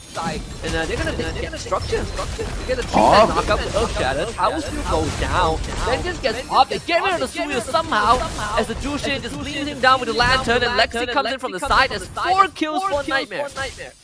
That's a very easy analysis of overstaying your welcome. The moment that you secured your mid, honestly, even before you secure your mid, you honestly should have just gotten out of there, because overstaying and almost getting wiped out is too risky. And this is one of those situations where if one of your members gets taken down, let them, like, if you can't save them, let them die. Don't everyone die at the same time. You got to save yourself. You got to be selfish sometimes in this game to make sure that no extra resources is taken away from you. And a very clear resource of the mid lane was taken away from Vampire, and now perhaps even their purple buff as well. That was a very big mistake coming in from them, where they got a little bit too excited by having the opportunity to grab the mid lane turret. Yeah, the idea was good, but for shout out to Oppa for setting it up. The 3-man Earth Shatter, without having to even expend a flicker to make it happen. Very straightforward if you are Nightmare. Taking back control of the gold advantage. In fact, a 4K advantage in that small sequence. You get to lift up onto Niall. Third turtle now in the control of Nightmare Esports. You see Jasmine from the back flicker of Shadow. They get the knock-up kick. Everything thrown from the basket. All of them drops. They lose Niall. Regardless of the spray from the Beer's passion, not enough to kill off Amy Hack. Lexi will force the flicker out of him. Nightmare Esports gets the pick. And they should be able to get the turtle. Shout outs to the front lines coming in from Nightmare. Both Opera as well as Jasmine actually do a lot, but Lois gets a kill onto Soso. And now it looks like Jasmine finds Easy. He doesn't have the weight of Dragon, but Easy is going to be respecting the damage that Cammy can dish out as a 201 Beatrix. Jasmine doesn't want Easy to go back, but Jasmine, maybe he overstayed his welcome. But no, with the Jikundo, he's able to get out of there. For now, in terms of the gold, there is a big difference, but I feel like it's still a comebackable difference. My only worry is that Natan only has the Feather of Heaven, doesn't have the Starlium Scythe just yet. If he has the Starlium Scythe, then he can actually deal quite a bit of damage to at least clear the minions fast enough so that Nightmare doesn't get more advantage out of this. So it comes down to the Lord fight for sure. We'll see, Jasmine has been controlling most of these areas. And really keeping VP at bay, and sure, you do have this developing, can be a pain to deal with. They pull Jasmine back, making sure that he's not going to overextend. Good Jit couldn't go. They pull Amy out of the way also. Jushin is a nightmare for the Phobos to deal with, and we're seeing that in action. And unfortunately, VPE can't get much done. Yeah, we can definitely see why the Jushin is a priority coming in from Nightmare. Sosol is doing quite a good job controlling the front lines, where we talked about this, where Vampire, they want Nightmare to be the one engaging, but Vampire, they're forcing the front lines to stay away from the back line, making it so that the front line is taking way too much free damage, and the damage dealers coming in from Vampire is unable to really back them up. Actually, Jasmine did use the conceal, so was spotted out. Potential dive angle, then a space, and then force an RWF as a response. Hopper finds himself in the backline, gets stunned up in the Blazers, ends up going down, blasted by Izzy. And trying to get too much done without proper prep, so Vampire strikes back with a kill. Right now, honestly, this is a bit more even than I thought. Even Vampire is starting to hold the map a little bit. It's only Sosol being the deterrent here. If Sosol is eliminated by the Suyo, then I feel like Vampire has a good shot of actually winning some kind of team fight. It's just really the big problem here is that Sosol is basically denying any kind of engage coming in from Hack, coming in from Nile. So I feel like Lois on the Suyo needs to find an angle, especially when Sosol, in my opinion, is overextending quite a bit, where there are moments where Jasby or Opper isn't really close by. And he has 2 items. If he is able to stack the War Axe preemptively, try to one-shot Sosol. That could be a winning angle for Vampire to win a fight. Oh yeah, I do think right now Sosol is providing way too much for Nightmare, and becoming to be it's starting to be a problem for Vampire to deal with, right? Like your Phobias, sure, I get to jump in, but once this Jushin lifts him once, there's just no turning back. You are going to be constantly controlled. This Lord Dance starting to be a dangerous case. Here comes Jasmine with the conceal, finds the back line. Kicked off after a bit of delay, then they lose the Venom Phase, kind of drop and move. Nile pops the Vengeance in the RWM. They create a kill box, but Nile still goes down. The Blazers and the Soul Sever to get rid of Cammy, and that is what Vampire needs to look for, as they get rid of Oppa at the same time. But too easy for Lexi is in the fight. The Purify used by Mind, but Warriors wins it, turns around, doesn't get in range, gets thrown into his own teammate, but finally picks up the kill at the very end. So both teams trade even for the 4. I feel like Lois should have gotten the main end quite a bit earlier, but there you go. This is one of the reasons why Suyo is kind of strong here. But again, if Suyo was able to actually get the Jushin much earlier, much better team fight. But again, looking at the Suyo, looks like this is going to be a hybrid of damage and fighter build, where he has War X as well as the Hunter Strike. Jasmine is alone. I don't know what Jasmine is trying to aim for here, because even if he gets a good kick, no one is close enough to actually, you know, follow up on the damage. Looking at the items here now, the Suyo having the Blade of Despair as well. He just needs an angle. He just needs space to actually deal the damage. He needs the confidence as well. He is 5-1 and 2. If everyone is just piling on the damage onto Nile and Hack, find an angle. I believe he can do it. Yeah. And that's Holy Crystal for Izzy. The critical mass achieved by VPE. At the same time, we've seen a couple of occasions where Nightmare Esports, they really wanted to fight Vampire, but they fight into the kill box. RWM, Raffle Dryad, so tough to manage. And Vampire now, they gained almost full control of the Lord, but not really a need to commit to it, right? They can do this dance forever. Right now, looking at the Lord is being controlled by Nightmare. Right now, it's on Vampire. We've seen this dance before, where the Suyo can actually deal a lot of damage, especially onto the damage dealers. The Lord is going pretty low right now in terms of healing. Only the Suyo can really heal. He's even poking them up quite well.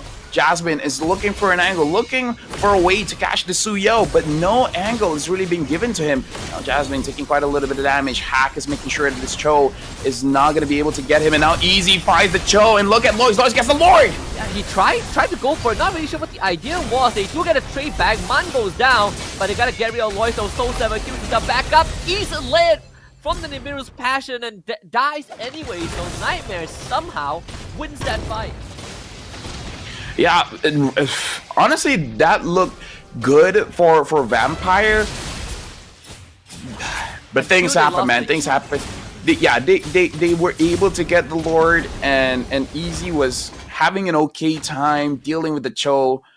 But again, Niightmare just has the better experience, Husky. We're gonna turn your attention to the net worth, right? The most net worth, 10.6, 10.9k on both Julian and Beatrix. Those are the only two who are holding the net worth. I think if VP can take out both of them, they just straight up win the fight. And then even in that Lord fight just now, Man didn't get to use the RWM because too easy for Lexi, just 3-shotted him. But so overextended. No, this is what I've been saying, Husky. Like, honestly, I feel like Vampire should be able to punish Sosol because there are times where he overextends. But very smart itemization here, where Sosol on the Jushin is using the Wishing Lantern, making it so that it actually deals quite a bit of damage onto Nala as well as Hack. So really, like, this is a good example of what one hero is able to do, where you use one to counter two. He's making it so that the Phoveus as well as the Bellaric is not helping out a lot when it comes to the fight, where they can help, but they can't tank that much. Yeah, definitely not. So at the end of the day, the Lord take for VPE ends up being a neutralizer than anything else. I don't think they got much out of that. They have a wave on the bottom side. The structure should still stay. Endless battle for Lois at this point. 30 on his 5th item, so he just needs one more. The last one could easily be a Malefic Roar to end it all. Blade Armor for Nile. We're setting up for that end game scenario. Vampire, I feel like they still have a shot. Jasmine is really just looking for a target. He just has to be careful. He has to keep in mind that the Eve has to purify. He has to keep in mind that the Natan has to purify. The one that he really wants to kick is Lois. And looks like the Beatrix is close enough to actually deal the damage, but he's using the conceal, but looks like he's not going to be able to catch Lois. And Sosol already taking a lot of damage, has to Crimson Beacon out of there. Wait, got the Purify out of Man. So Man tried to walk up and zone him away, but ends up losing his battle spell. At a very crucial moment, we are 10 seconds away from the next Lord. And without a Purify on this Eve, positioning has to be just pixel perfect for Vampire.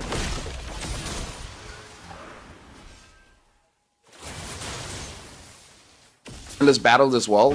So in terms of the heal, sure, quite a lot of heal, but the base true damage that he has. Oh, Jasmine finds one, but he finds the Phoveus. Looks like it's not going to be a good case for them to win the fight. That doesn't seem like it. They lost Man and Amy hacked already. Soso does end up going down. But Niightmare again pulling the trigger first. They knew that they had to take down the Eve, so they vaporized Man. Jasmine does end up going down, but Lord will go over the Niightmare. So it's a worthy sacrifice. VPE. Let's see if they can get more of those blasters from Lois. Actually gets stunned on the Cammy and now turns around with the Soul Stabber. Too easy for Lexi tries to fight it out. They miss the taunt. Easy now has to take over, but will be able to get rid of the Julian. So end of the day is again an even trade 3 for 3, but Vampire have to take care of the Lord. Easy is trying his hardest, man, to actually carry the team. Like, he's trying to force fights when even the fight is already over.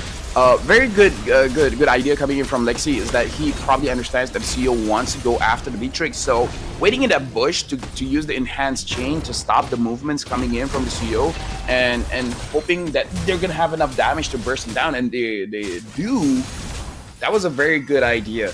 Now, honestly, I still feel like Vampire having this Natan with a full build, they can out-damage Niightmare as long as they get Cammy. Because, again, a full itemized Beatrix is very strong. One thing that you have to be glad for is that Cammy didn't opt for a Sky Piercer, because if this is a Sky Piercer Beatrix that has a lot of kills, Yeah, it won't look good, especially for the front lines. Yeah, you get hit by one random apathy, you just disappear. For sure. Wow, I mean, much closer, right? Essentially, at this point, net worth don't really matter anymore. Both teams have reached that 50k and surpassed the 50k threshold.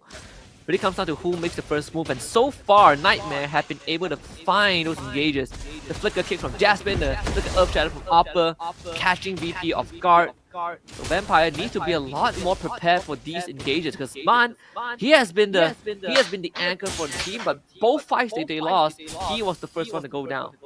Yeah, no, I agree. If Man is able to survive, then it's gonna be looking good. So I really feel like one of them should be tasked to take care of Man. Maybe let Hack open up the map and then now just taking care of the backlines, especially because Hack is the one with the flicker. So if things go south, he can get out of there. And we also saw that the Cho is willing to kick Hack. But now Man using the real world manipulation quite preemptively, forcing Opper to use the Primaraph, but I feel like the Primaraph's cooldown isn't really that long, so it's not really that punishing, especially considering that the Lord is 30 seconds away. Yeah. You can say the same for the RWM. Will come back up in time for the Lord. So this could be the game ender. If you are a Niightmare Esports, this Lord could send you to the semifinals. Soso is gonna, again, both mid laners are the anchor right now. Soso is just being a nuisance. The Earth Shadow, the damage starting to stack up with the Wishing Lantern and the Glowing Wand. The Lord number 3 online. Vampire Esports, first one to arrive at the scene. Okay, looking at the Lord here, both teams are prepped and ready to actually secure it. But looking at Vampire, they will burst this down, and Lois actually secures the Lord, and now they're backing off. This is, oh, but hold on, Jasmine kicks over. They're gonna lose Amy Hack, but again, they were able to disengage. Good call from Vampire. They saw Cammy show up on the bottom side to push the wave, and they immediately committed onto the Lord, managing to keep their structures alive. But of course, for Vampire right now, next task on the list is to do some housekeeping. Manage the wave, make sure that that Lord gets put to good use. The Niightmare Esports, they can start taking over some space in the jungle. And Amy Hack is still 25 seconds away, so Vampire, they're going to try to push the envelope on the top side to get that Lord a head start. Vampire, I'm just looking at Lois because I have trust in Easy. I really feel like Easy is doing quite a good job here, maintaining the space, actually dealing quite a bit of damage. But Lois, if Lois somehow gets a good assassination going on, then they can probably get something done. Right now, Vampire, they're pushing in. Yeah, they committed the kick. The retread gets easy, but the Purify was the difference maker. So Jasmine ends up going down. Again, the Blaze Surge connection is good. They lose Easy though. Cammy takes him out, but it's a 1 for 2 so far. Oppa shows up, tries to look for Nile, and Soso gets zoned out by Lois, so cannot join the fight. Vampire Esports takes top inhibitor. Well, let me just say, Husky, game number 1 ended in roughly 11 minutes. Game number 2, 21 minutes. Definitely a bigger improvement here. And I was thinking of using a simpler hero, especially for mid, and it looks like Eve might be the answer, because not saying Eve is the easiest hero when you want to play mid. There are a bit of intricacies when you're using the Eve, but looks like Man is a little bit better on Eve, even though he's been making some mistakes here and there where I feel like the real manipulation is a little bit preemptive, a little bit too early. Looking at his itemization as well, looks like he's waiting on for one more item. I wonder if he's going for a Holy Crystal, because his damage, I feel like the poking is strong enough. One other thing that I feel like could use is probably the Ice Queen wand, but I can understand with a lot of dashes coming in from Niightmare that maybe you don't want to opt for an Ice Queen wand here. Definitely found Lois. Yeah, I think he was thinking to go for the Way of Dragon, but couldn't find the right angle, despite his team being in the bush. Yeah, I do like how Vampire has been able to adjust to the circumstances so far. We see the Winter Crown out for Phobius. Seems like they want to make the initiative, but onto Soul will be a tough call. And Niightmare, one thing that they've been doing well so far is definitely playing that side. Housekeeping, like too easy for Lexi, shoving the top wave. And always making sure that if VPE wants to get an objective, they are trading wave pressure. Holy Crystal will be the choice for Man for his final item.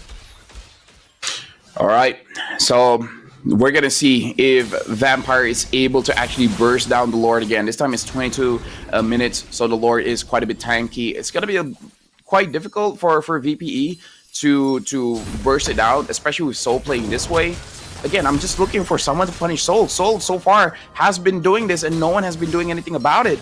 Jasmine this time is actually waiting, probably trying to catch him. Oh, Opper gets Easy, but Easy still survives. And that's the Purify out. Easy survives once more. Jasmine tries to take on to Lloyd, but the fight is now split. RWM ensures the death of Jasmine. That's 2 down for Niightmare. VPE coming in hot with the wipe for Dry, split the battle line. Triple kill for Easy as Niightmare Esports completely collapsed under the pressure VP is bringing. Damage numbers is just too much. And now it's down to Soso and Cammy. Soso almost losing his life. That's the entropy in from Easy. Could have getting range. Cammy also trying to clear out the way fast as he can. The fresh one coming in from the mid side.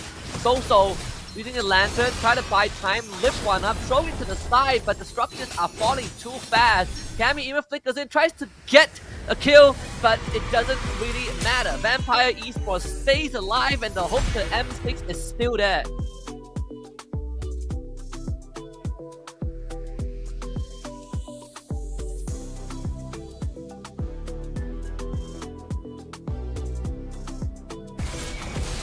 This is just a bad trade coming in from Niightmare where they were banking on they probably can't use Suyo, so might as well we just secure the Jushin. But to be fair, the Jushin really worked out well in game number 2. It's just that, you know, given opportunity, given space, the Suyo just deals a lot of damage. I'm really looking forward to see the nerfs coming in for this hero, man. Yeah, I can't wait for that.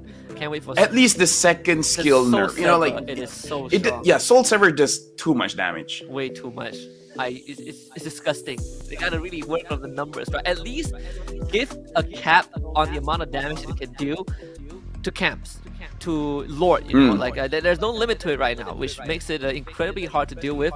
But you know, crazy thing is, I mean, Vampire Esports definitely struck back. I think Niightmare got a bit sloppy in that late game, really trying to force a lot of fights and not keeping track on, you know, Purify 2 times. They try to go on Easy when he had Purify, and that kind of backfired. But at the same time, it also sets up for a very interesting chain of events that there's a possibility that Vampire Esports wins the series and we don't see Niightmare Esports at the M6 wildcard. Yeah. Again, I feel like the decision making is definitely the big one here, right? Because again, the moment they found Easy, they tried to force it, which I can respect. But then kicking the wrong target, props to Lois as well, probably just body blocking the way of the dragon, because if Lois wasn't there, probably the kick would have gone through over to the Natan, and then they would have won that way. So Easy is like, I feel like Easy should be the MVP of this game. He definitely hard carried that game. That's a 1v9 if I've ever seen one, Husky. 100%. Even in game 1, right? If only he was given a lot more space, but I would want to give special shout out. Lloyd did step up this game. Sure, there were some moments where, you know, you desire a bit more, but I think this was a very kind of game defining moment, right, where Izzy single-handedly was not only able to get the kill, but surviving in these fights, making sure that Niightmare Esports, all these commitments onto Izzy just were not paying off. Husky, I'm just gonna let you know. I trust you, man. I trust you. I feel like you can tank this for a while, because you won't be hearing from me for a bit. Oh no, what happened? All right, okay, I'll take over. No worries. But yeah, I mean, so far I'm looking at this series, I am liking what VP has shown. I mean, this Belleric pick is definitely interesting. I'm not really sure how to put my finger on it, but I would say the Belleric overall did its job, and I think for game 2 is good enough. And yeah, Lefebvre is correct. I'm gonna be here. I'm gonna be alone for a while, but don't worry, the show is gonna go on. We will get a game 3, which is in of itself pretty fun. Ready. I think, you know, looking back at the series so far, I enjoy what Vampire has been able to bring out. They still stick to some of the innovations that we have seen. I want to take a look at the post-game stats and see how that game really turned out, because I do feel like a big chunk of how this game kind of turned out to be in BP's favor was just primarily the fact that they have a draft that essentially creates a kill box in Area 51, right? You try to fight me in our RWM, in the Wrath of Dryad, there is just no way out. Difference Maker would be so-so on the Jushin. Problem is, he wasn't able to do as much as he wants to because you have Lois diving him. And at the same time, I think as the game progresses, Niightmare got a bit sloppy with the decision making, trying to go for those flicker kicks, flicker Earth Shatter that were not paying off. MVP for game number 2, gotta give it over to Lois on the Suyo. Special mention to Easy on the Natan. Both of them did fantastic from that early to late game, and especially in these team fights, right? Both of them having crucial clutch moments to not only keep the team in the game, but also making some very crucial decisions of taking the Lord, which was something that I was worried from the start, especially when looking at how Niightmare Esports has been playing the side lane macro. I was worried that the housekeeping for Vampire needs a bit of work, but they pulled through at the very end. So I do enjoy what Vampire has kind of shown us thus far. But with that being said, we got one more game left in the series, and that means it's do or die for both teams. Loser will miss their chance to qualify for the M6 wildcards, and if Vampire takes this, it is going to be a heck of an upset because we won't be seeing the return of Niightmare Esports to their wildcard stage. So I think that is something that I don't know what to feel about it. I personally would want to see Niightmare again, but I am giving lots of respect to Vampire Esports for being able to kind of pull it off. So game 3, I'm expecting Niightmare Esports to go back onto the red side. Actually, no, to stay on the blue side, and Vampire Esports on red, and just get those prior picks and making sure that they can get that early snowball going. And when the game goes late, most importantly, I think for Niightmare Esports is just to identify the resources that Vampire still has. The crucial thing about game 2 was that they were not keeping track of crucial battle spells, and they were getting a lot more desperate for those pickoffs, and that kind of resulted in Vampire Esports able to punish them over and over again. So something that Jasmine and Opera have to keep in mind heading into game 3. But aside from that, I think they don't really need to adjust too much, because that mid lane has been a very crucial anchor for his team, especially on the Jushin, which I feel like if you are Vampire, you would probably be looking to ban it out. But this is my theory crafting, right? I gotta wait for my boy LaFell to come back and see if he can give us some info. Wait, is that LaFell? Hello, is that LaFell? Wait, no, that's all right. So I'm cooking some good theories. But yes, game 3. Just want to see what Vampire has. I'm at a state now. I am just going to come in with a clean slate, because I think Vampire has really shown us some very good creativity. Right, we've seen the Belleray, we've seen the Lunox mid. I do wonder what else they have left in the tank. Where's for Niightmare? Maybe not the Lunox mid. Just say maybe not the Lunox mid, I'm thinking if aside from that, and perhaps we also have not the Lunox mid, perhaps for I don't know, maybe the Akai. Though Suyo did go through, so that is also very interesting. The fact that Niightmare Esports prioritized Jushin over the Suyo, which it was very interesting, right? We saw the Alpha ban out for 2 games in a row, so I do wonder if the Alpha is going to go through again. Yeah, it's going to go through for game 3. The Khalid also, which has been banned both games. Game 1 by Vampire in phase 1, game 2 by Niightmare in phase 2. So there is a bit of some interesting development. The Gatot also for the side of Nightmare Esports, where they were banning out the Gatot. Oh, in the crafting, let's see how this draft is gonna be. We got Vampire Esports on the blue side, Nightmare Esports on the red. And just to do a quick check with Zipper, is the Phil back? Why do you keep calling in Zipper? Is this are you back? Ah, all right. I think you're back. I think so. Maybe. Yeah, I think I'm back too. With quite a few things going on here, but either ways, Alpha getting banned out again. This time, Nightmare's like, you know what? Maybe Suyo is a pretty good hero. Maybe Suyo is a pretty good hero. So still gonna ban him out. I'm gonna try one more thing. Husky, keep tanking. All right. So we got the Suyo ban, we got the Alpha ban, and we do have the chip ban out by red side both times. It has been a popular ban, kind of the flavor of the entire season so far. We got Khalid taken out by Vampire Esports. That's something that we did see in game number 1, where they were on blue side. The last ban that they had, I believe, was the Jushin. We'll see if that would be the case. Let's see if Nightmare Esports. They did ban the Gatot Kacha in game number 2, but they were on blue side. But again, on red side, you have to consider the chip, and it's too big of a risk to let the chip through on your game tree. So they are taking the time to think about this. So they banned the Jushin themselves. So far, we have seen some constants. Alpha, Khalid, Jushin. So chip still up in the air. I do find it pretty interesting that red side so far, or at least for game 2 and 3, the chip wasn't literally the first ban. So still holding up in the air. Let's see what VPE has in mind.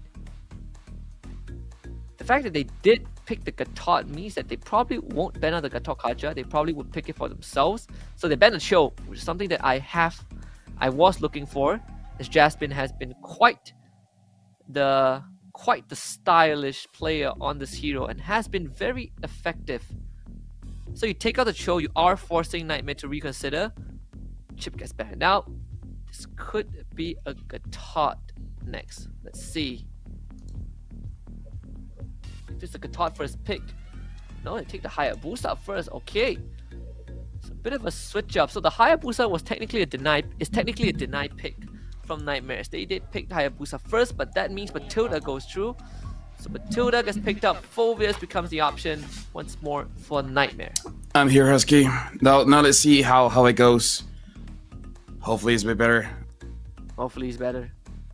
So Gatot and Zast. Alright. A lot more straightforward this time. I feel like the Zaz is a pretty okay pick. I'm just wondering what kind of marksman that they will pick up, because I'm worried if they skill a little bit too much. But again, it's like it's favorable. You know what? Oh, chat says is okay work. I re-rigged my setup, Husky, so it should be okay. I threw away one portion of my setup, but you know what? It is what it is. It is what it is. So we talk about the Faramis, right? And we talk about the Faramis for Vampire, but Nightmare is the one that gets it. So this is pretty interesting. Plenty of utility. You got 2 layers of life, big shield, huge mobility, into a team comp that essentially has some nasty zone control also. I mean, how do you feel about this Faramis when there's still Vexana, Aurora, Yve available? I really feel like for Nightmare, they want to fight fire with fire and see how Easy was able to kind of like 1v9. They kind of want to do the same. And I think what they're really looking for is for this Faramis to actually deal quite a lot of damage to the backlines, because I feel like the Faramis is relatively fine. The thing is, here's my personal experience, Husky, when it comes to Faramis going up against the Hayabusa. I feel like their own idea is for the Faramis NetherRealm to actually counter the Hayabusa. But very good Hayabusa players, just before any big neutral objectives like the Turtle of the Lord, just shadows inside of a Faramis, force out the Netherrealm out first, and then make it so that the Netherrealm has like 1 minute of cooldown, so you're not going to be really all that effective. So the Faramis pick is really depending on this Hayabusa. How is this Hayabusa going to play his matchup? If he's going to be ganking mid a lot, this Faramis will be kind of useless. If the Hayabusa does nothing to the Faramis, eventually the Faramis will have enough damage towards the point where Easy will not be able to stay in the team fight. So Niightmare do go and ban out the Tan. Really paying a lot of respect to Easy. Hylos also banned out. So the final two bans for VP are both assassins, right? No Ling, no Nolan, no Alpha, no Suyo. What is left on the board for Niightmare? Julian, right? Yeah, Julian's probably the last one left. Also, quick shout out to whoever is updating the stats on Liquipedia, because we are already able to see the hero pick and win rate. Oh, for real? Legit? Yeah. Like Natan, 2 games picked, 100% win rate, played by Niightmare and Vampire once, and played with heroes like Phobius, Aurora. You know, the whole list is there. So someone is working overtime. Oh yeah, for sure. I'm even surprised they have my name. But anyways, looking at his draft here, Alice picked up Alice Golin, so now the Faramis makes much more sense. And honestly, like the Melissa, I understand is an okay matchup going up against the Faramis, and probably gonna win the lane against Alice. But Niightmare, they're a comp that wants to wait just a little bit, maybe for one item. But once you get that one item, though, oh, it's GG, it's Jover. They don't want to go in, they want to dive. Yeah, it's go time. So you see the Edith once more picked up. I think so far Edith has not won a single game in the series. Both games were on blue side, funnily enough, and both games were losses. So let's see, the last pick, we're still looking for a mid lane, jungler for Niightmare. If it's not the Julian, who else?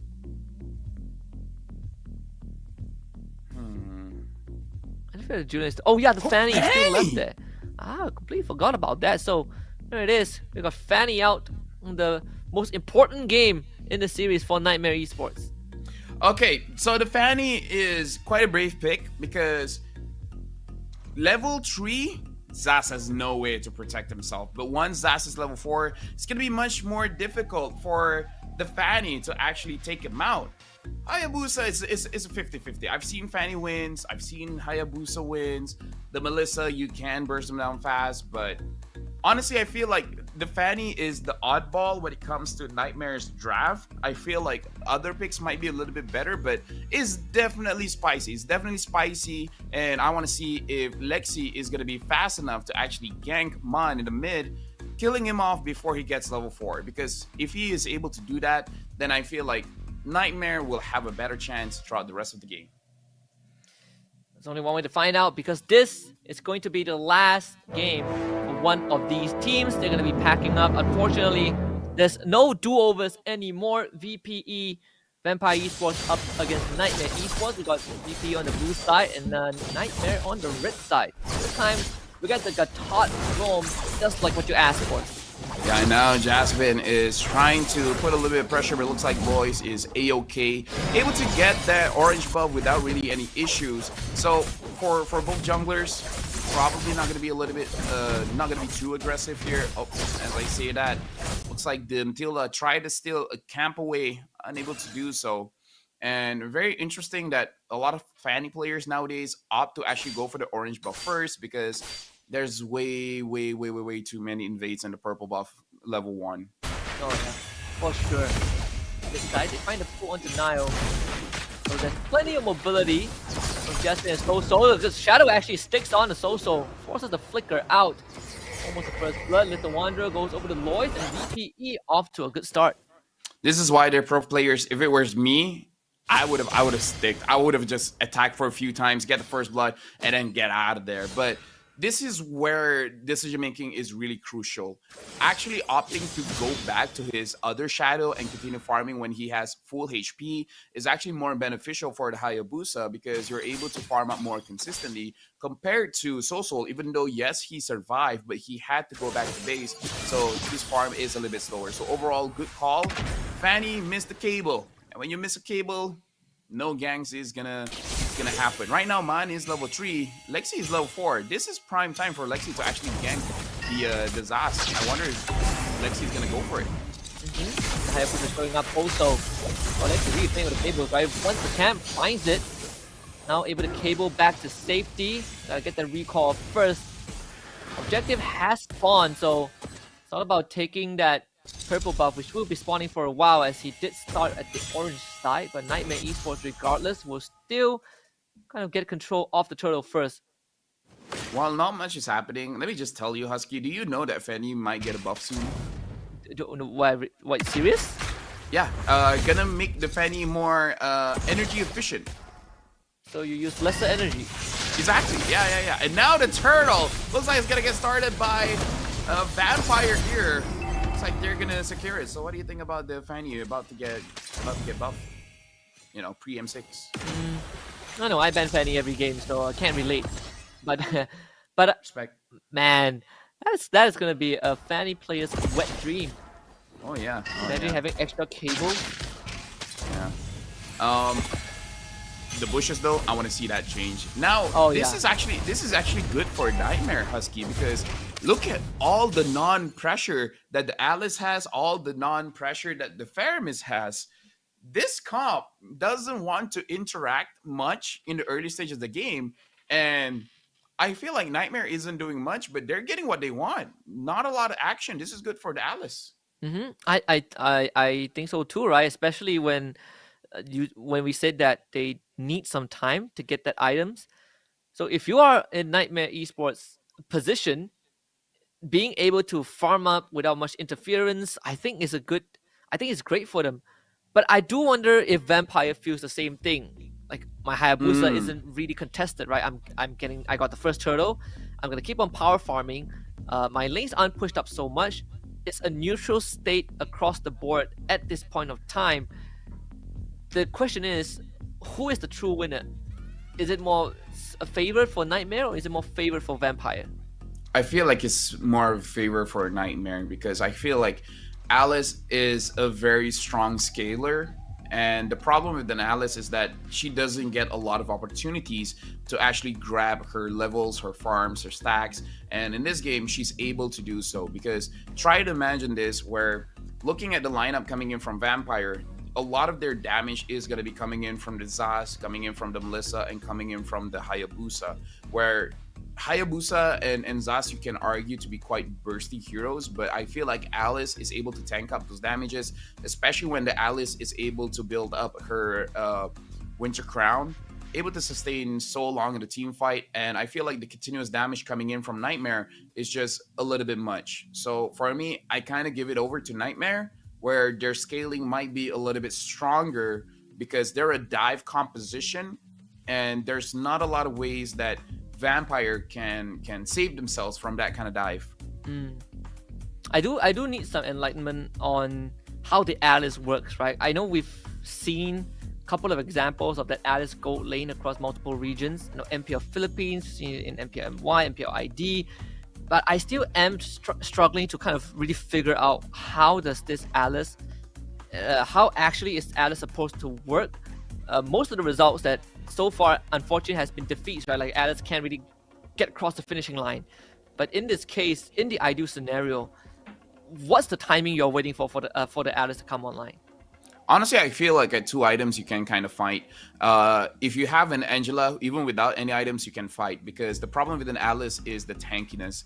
In terms of the damage, is actually fine. So, just to answer your question, what Alice wants to do is a disruption, because you basically want to be in the you're a EXP laner that does a lot of damage. You want to get in the middle of a team fight, grab everyone's attention, and able to deal a lot of damage, bursting out with your second skill.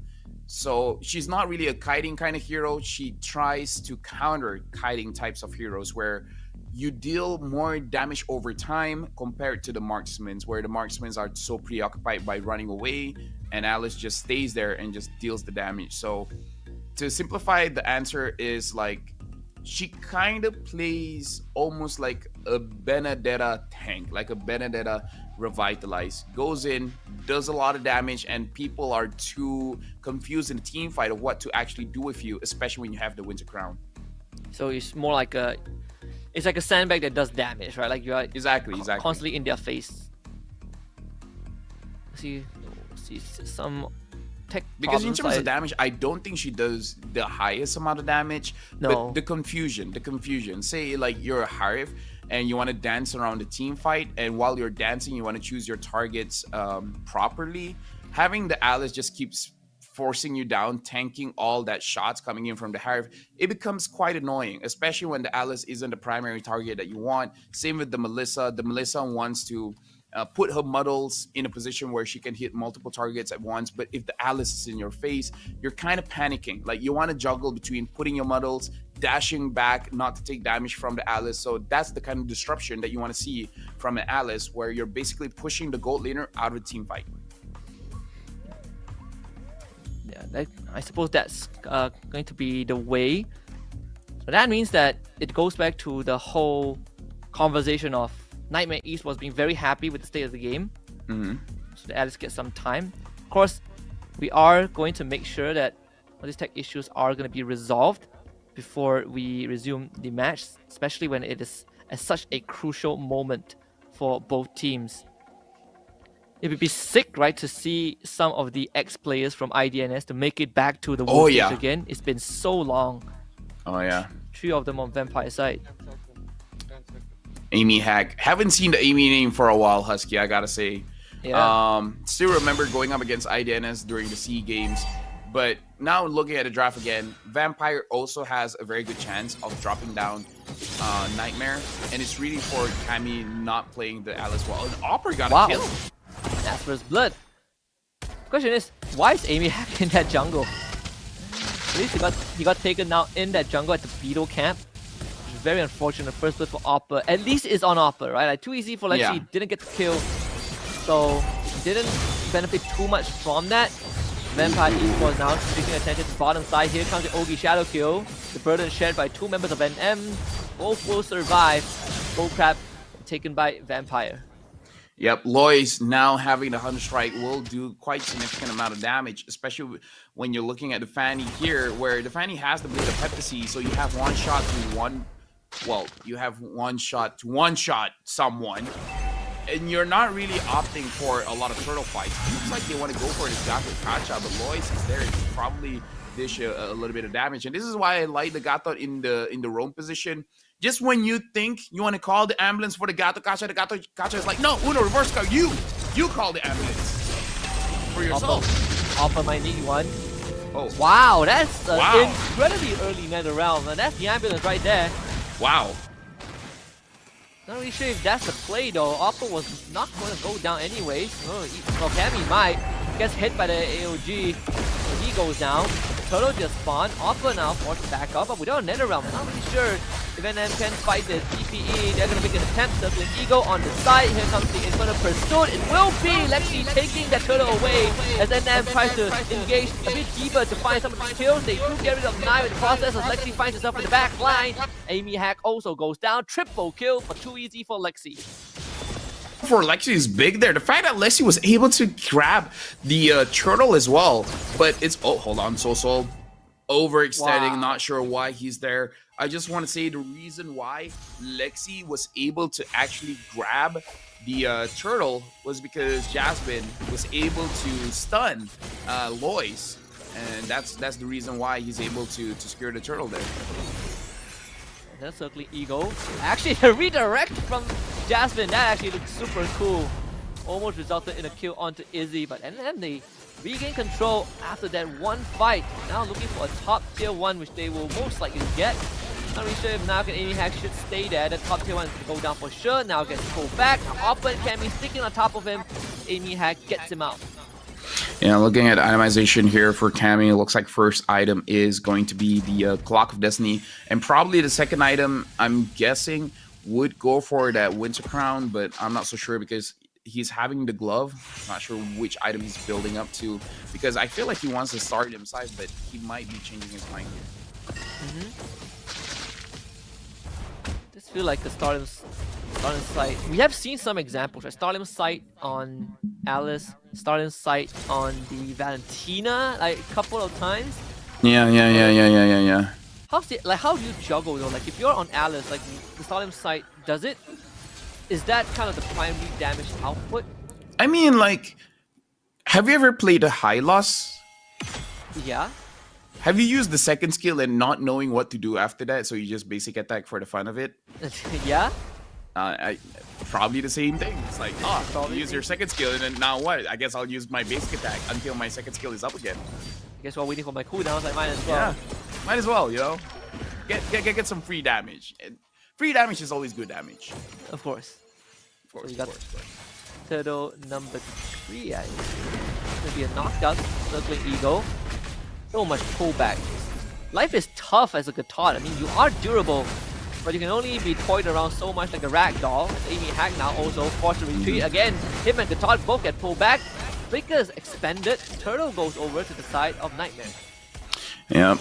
Right now, Niightmare looking very good. Easy, you're a bit too in front there, Easy.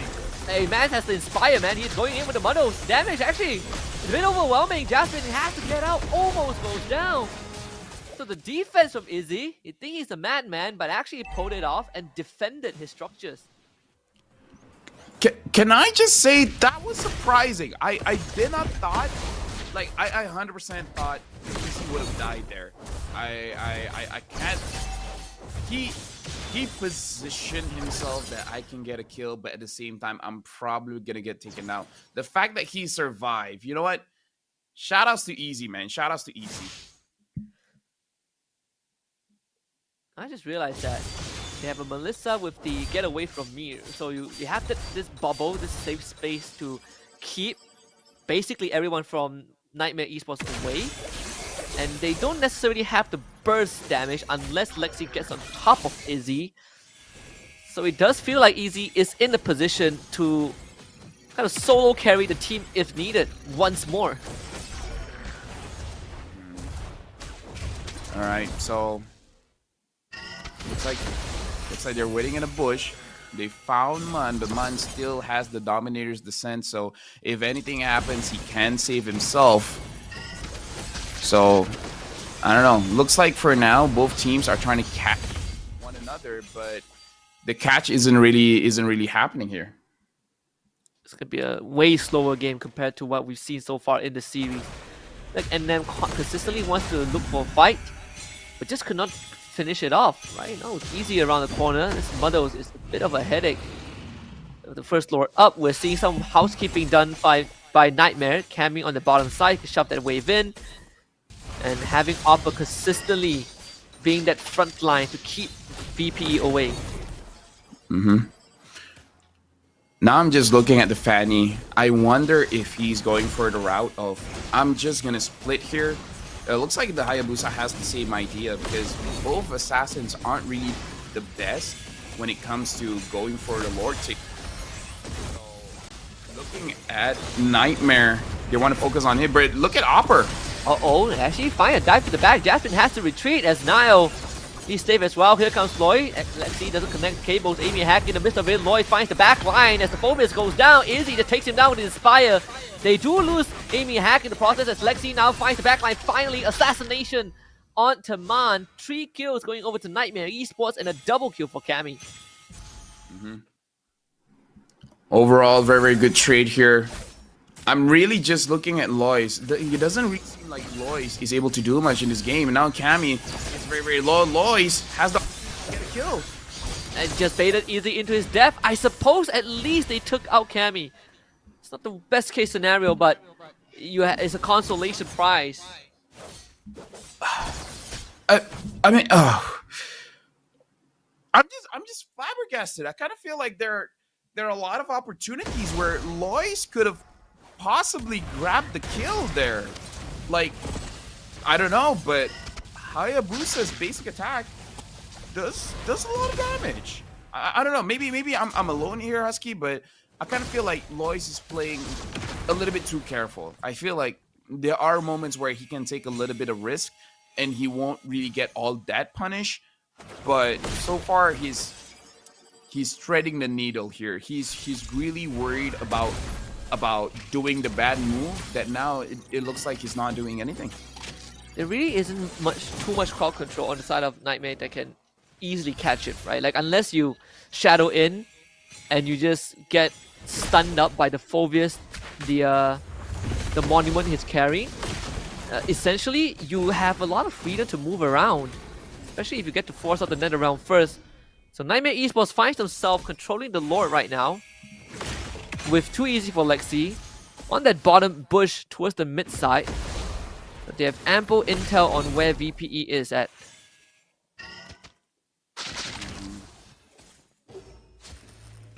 Hold on.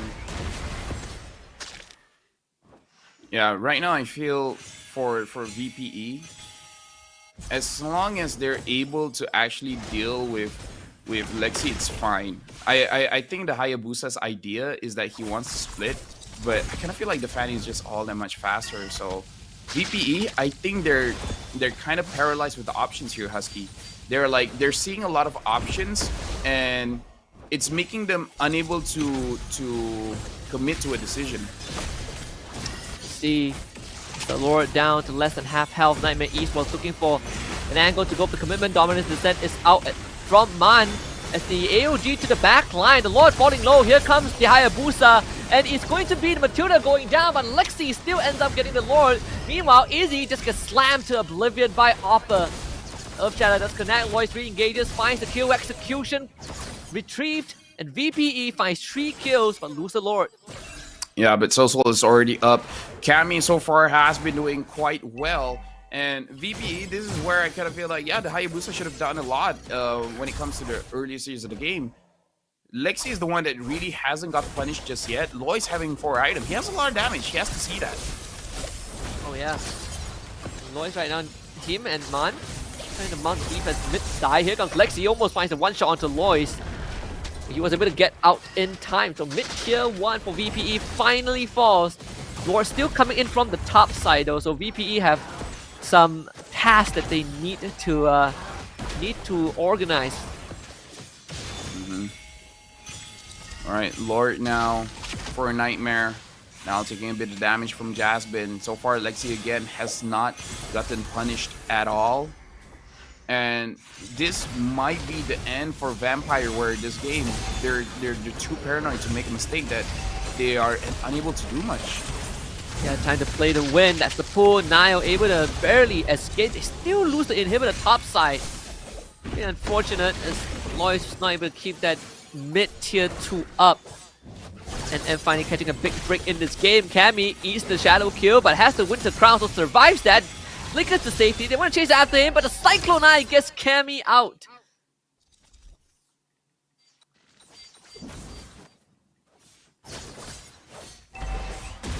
We see the Holy Crystal out for this Alice as well. Yeah.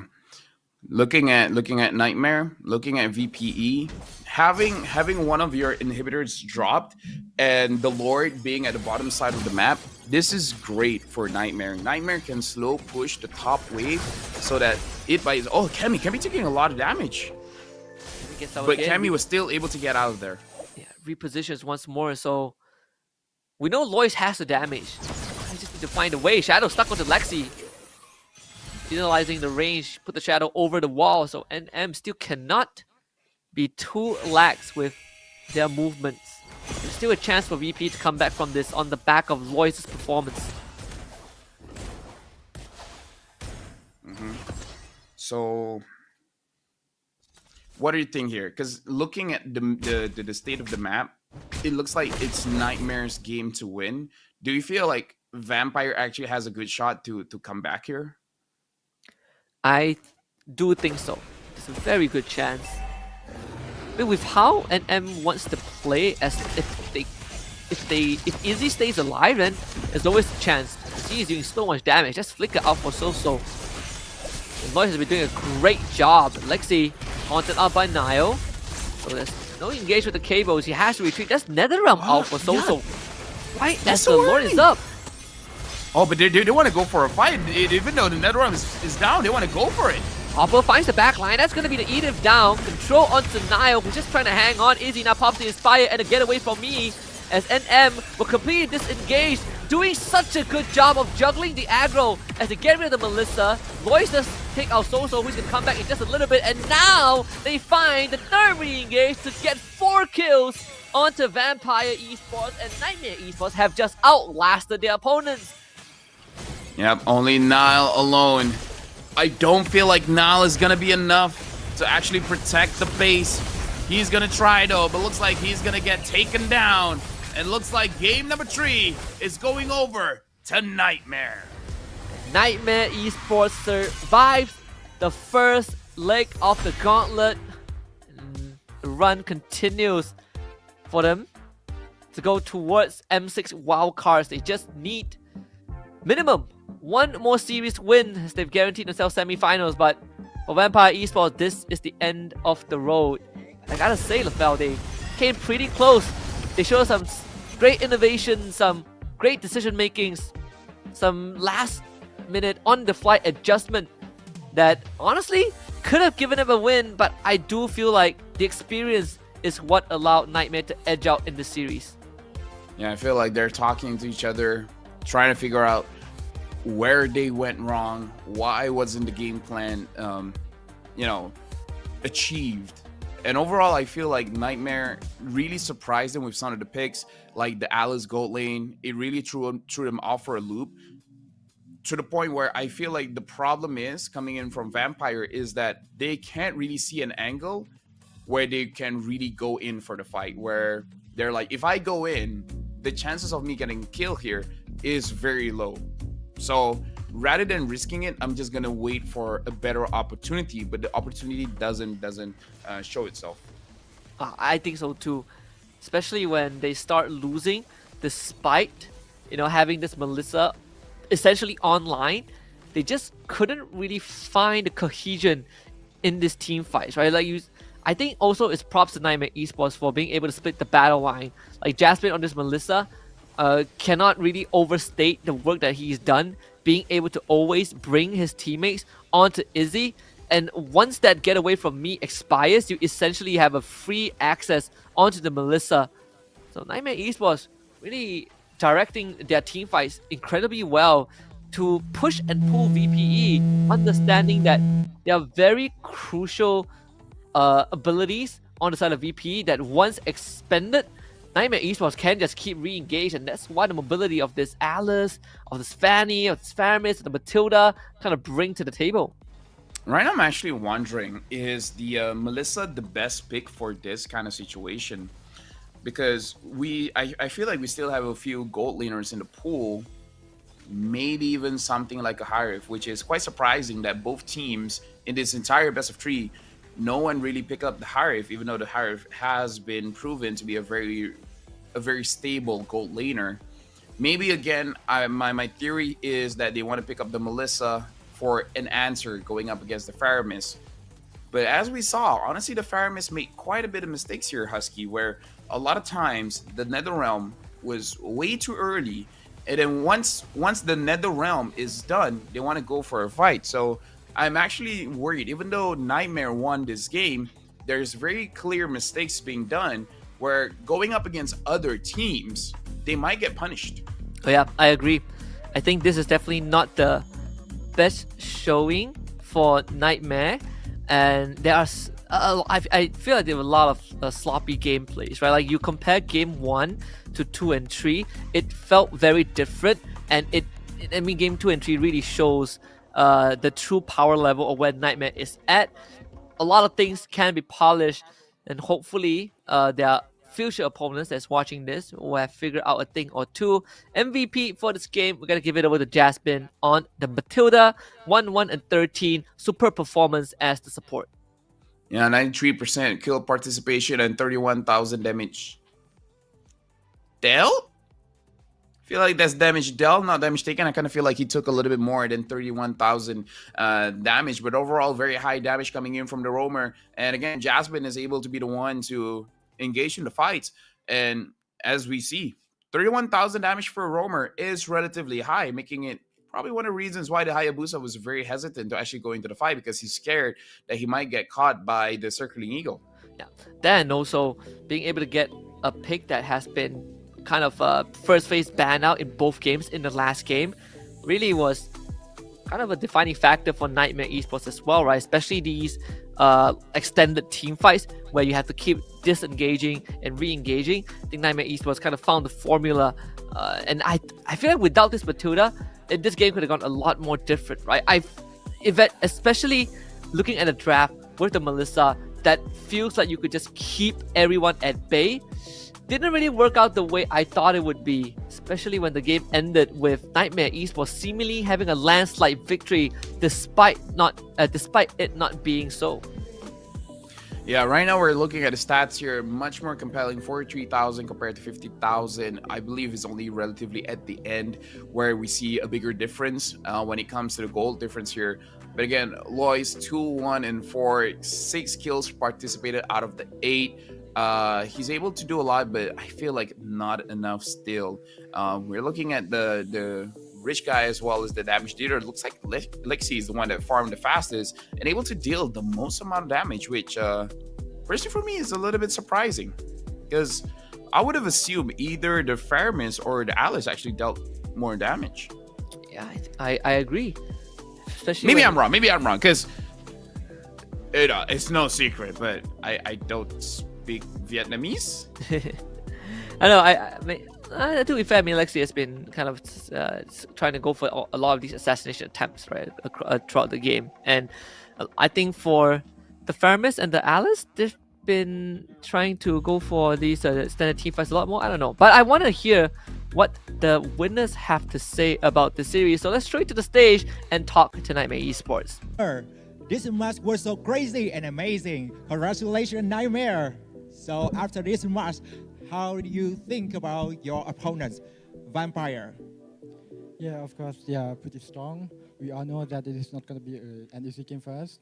We have fight against them for a lot of times, and every time it's always an easy game for us. Yeah, so also as today, we also know that they are very strong, and we have to fight the best. We can't even take it easy. We have to take it hard and always focus on the game. Yes. Yeah, thank you for your sharing. You are doing very well. And now you can come back your position. And don't forget, keep watching the upcoming matches. Các bạn khán giả thân mến, các bạn khán giả đừng quên là chúng ta sẽ tiếp tục theo dõi các trận đấu tiếp theo. Và đừng quên là hãy để lại các bình luận của mình để ủng hộ cho các đội thi tiếp theo. Ngay bây giờ chúng ta sẽ cùng nhau nghỉ giải lao đôi lát.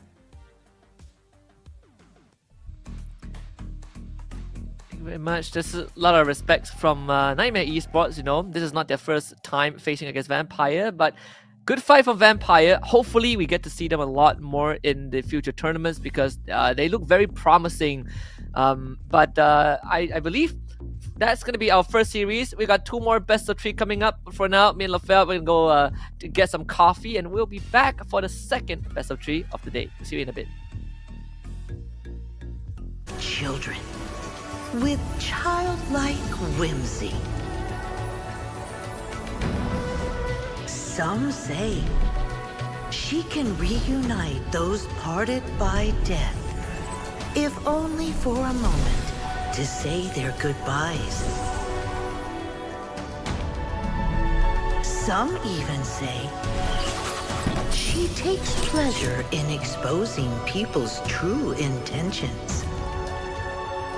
Offer that which is most precious to you, and your wish shall be granted. Such is the enigma of mortal hearts. For millennia, Zhu Xin's lantern has eliminated the night. Yet none have been able to see what lies in her heart.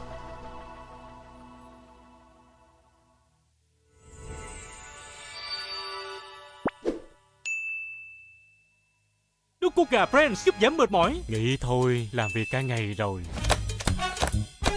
Mệt mỏi nhưng phải tiếp tục làm việc. Uống nước cốt gà Friends.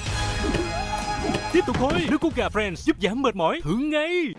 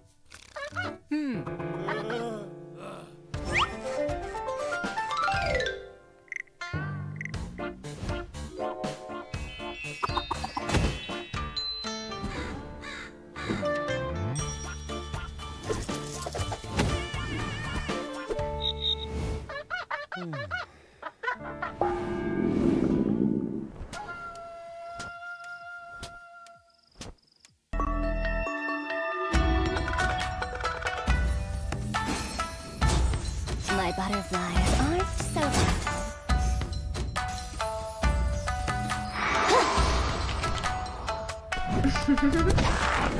My butterflies aren't so gentle.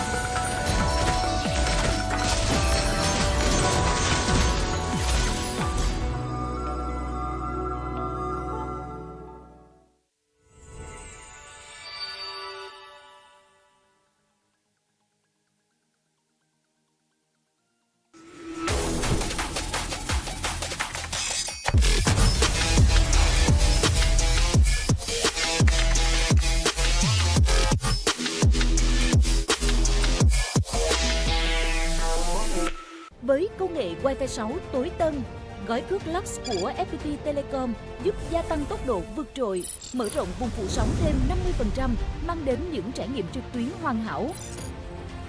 Từ làm việc, học tập cho tới xem video 8K, livestream, chơi game và hơn thế nữa, tận hưởng cuộc sống đẳng cấp với những giá trị xứng tầm từ Lux. Đăng ký tại shop.fpt.vn hoặc các văn phòng giao dịch trên toàn quốc. Hotline 1900 6600.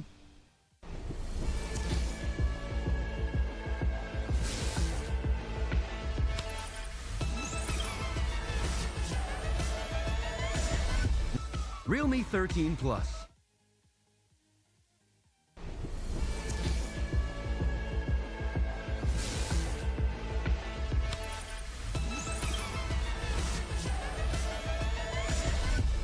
Realme 13 Plus.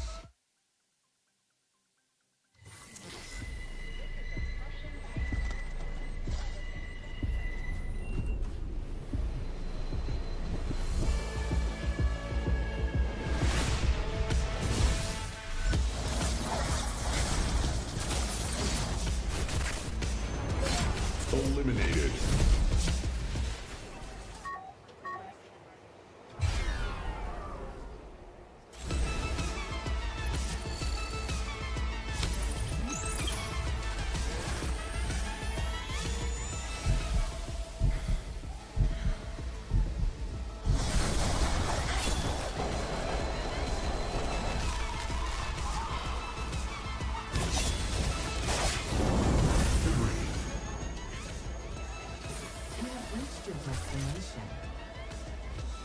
Realme 13 Plus.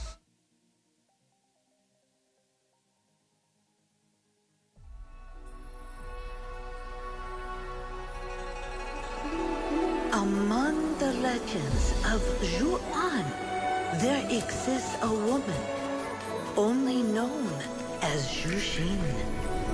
With lantern in hand, her butterflies flutter with purpose, seeking wishes to fulfill.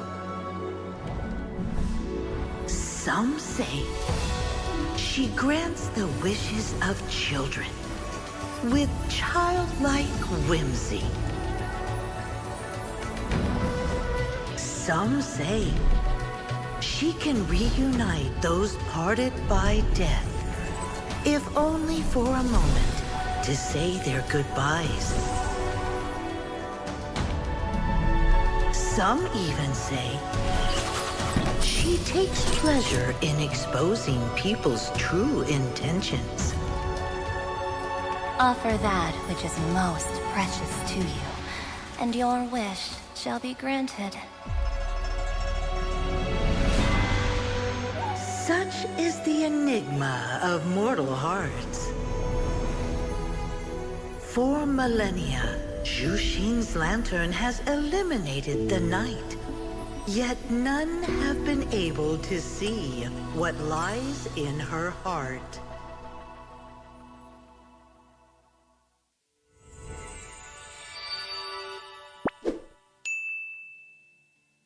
Nước cốt gà Friends giúp giảm mệt mỏi. Nghĩ thôi, làm việc cả ngày rồi. Mệt mỏi nhưng phải tiếp tục làm việc.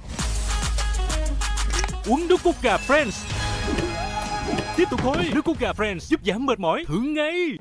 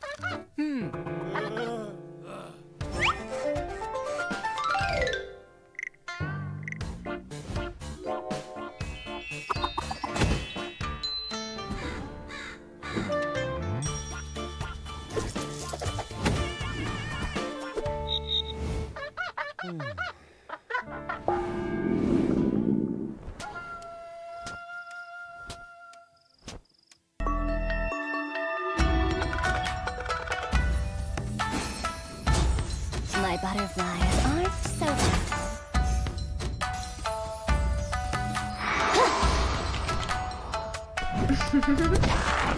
My butterflies aren't so gentle.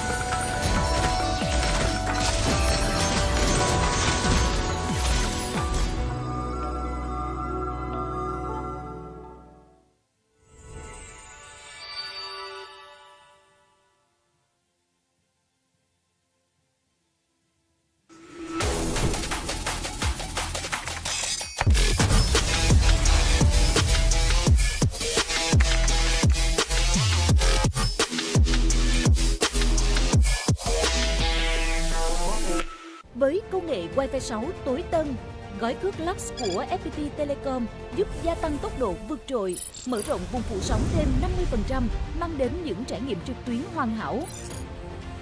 từ làm việc, học tập cho tới xem video 8K, livestream, chơi game và hơn thế nữa, tận hưởng cuộc sống đẳng cấp với những giá trị xứng tầm từ Lux.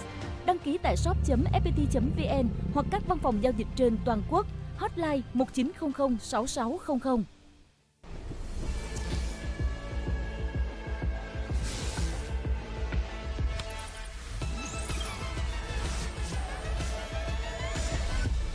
Realme 13 Plus.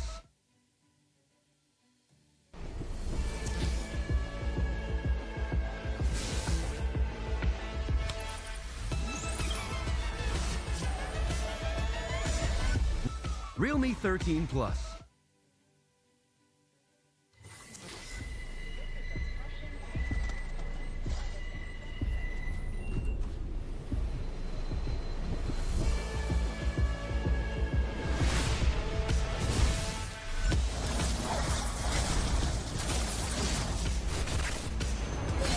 Eliminated.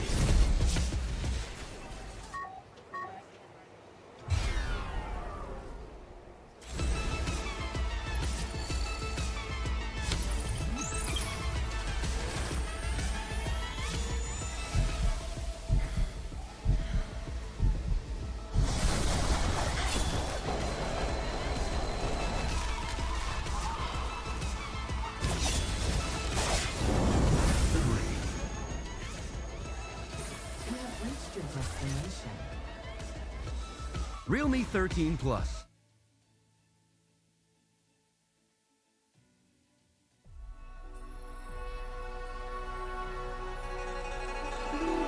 Among the legends of Zhuan, there exists a woman only known as Zhuxin.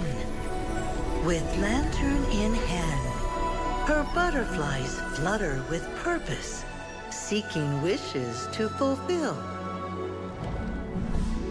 Some say she grants the wishes of children with childlike whimsy.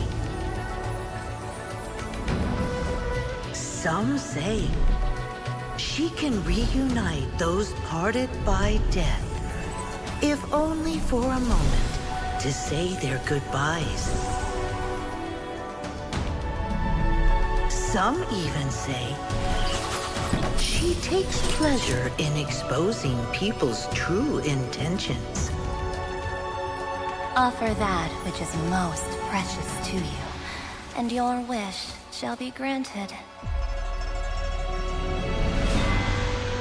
Such is the enigma of mortal hearts. For millennia, Zhuxin's lantern has eliminated the night. Yet none have been able to see what lies in her heart.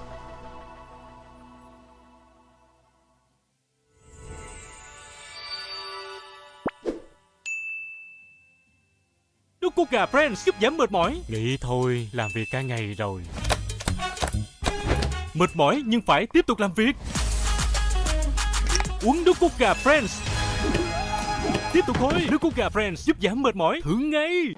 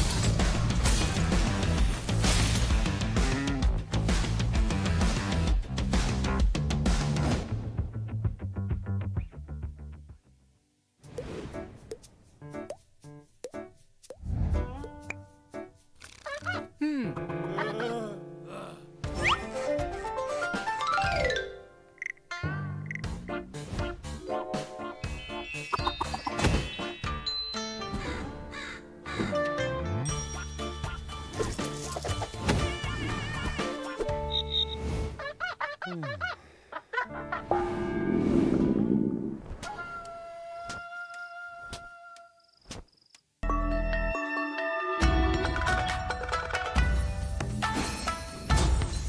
butterflies aren't so gentle.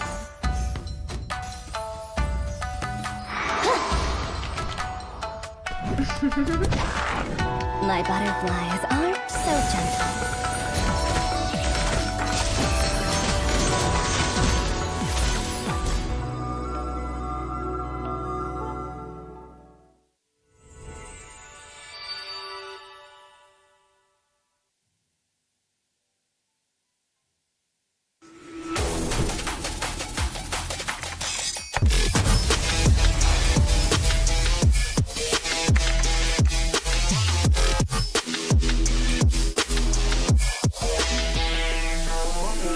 Với công nghệ Wi-Fi 6 tối tân, gói cước Lux của FPT Telecom giúp gia tăng tốc độ vượt trội, mở rộng vùng phủ sóng thêm 50%, mang đến những trải nghiệm trực tuyến hoàn hảo.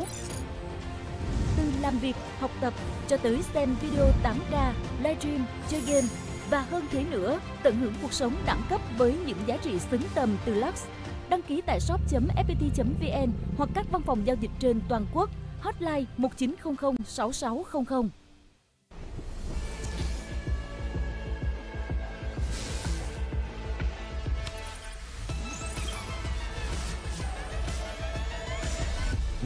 Realme 13 Plus.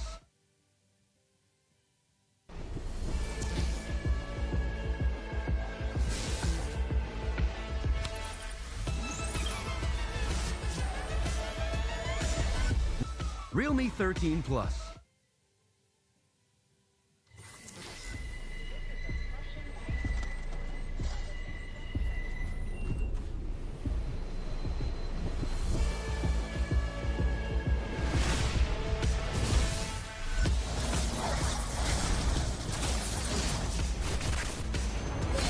Eliminated.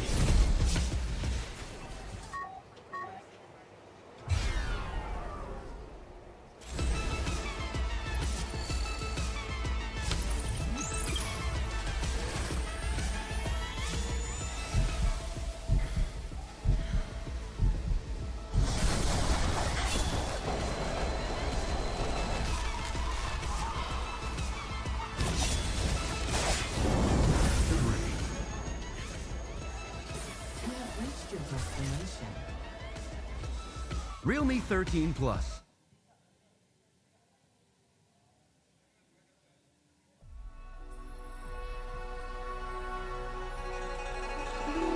Among the legends of Zhuan, there exists a woman only known as Zhuxin, with lantern in hand. Welcome back to the Mekong Regional Qualifier of the M Challenge Cup Mekong MCCM, and now it's time for the second match. Chào mừng quý vị và các bạn đã trở lại với vòng loại khu vực Mekong M Challenge Cup Mekong, và ngay bây giờ chúng ta sẽ cùng nhau đến với trận đấu thứ hai. Với trận đấu thứ hai, chúng ta sẽ cùng nhau chào đón trên sân khấu. And now, please give it up for Jack the Giant Slayer from Thailand and Leon Esports from Laos.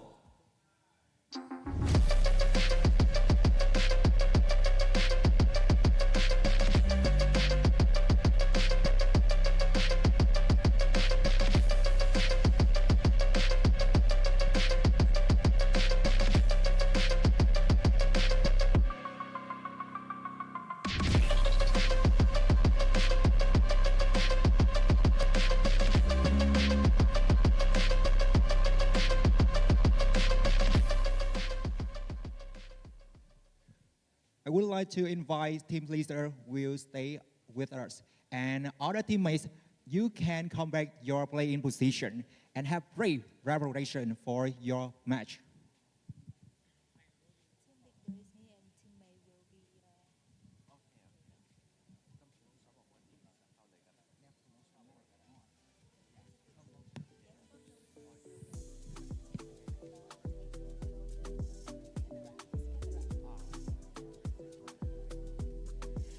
Hello, yes, with you what is the most confident about your team?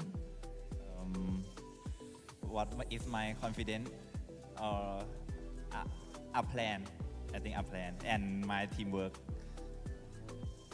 Yes, thank you. First of all, thank you for being here. And as you know, the MCCM taking place in Vietnam. And do you have any challenges when you battle in other countries?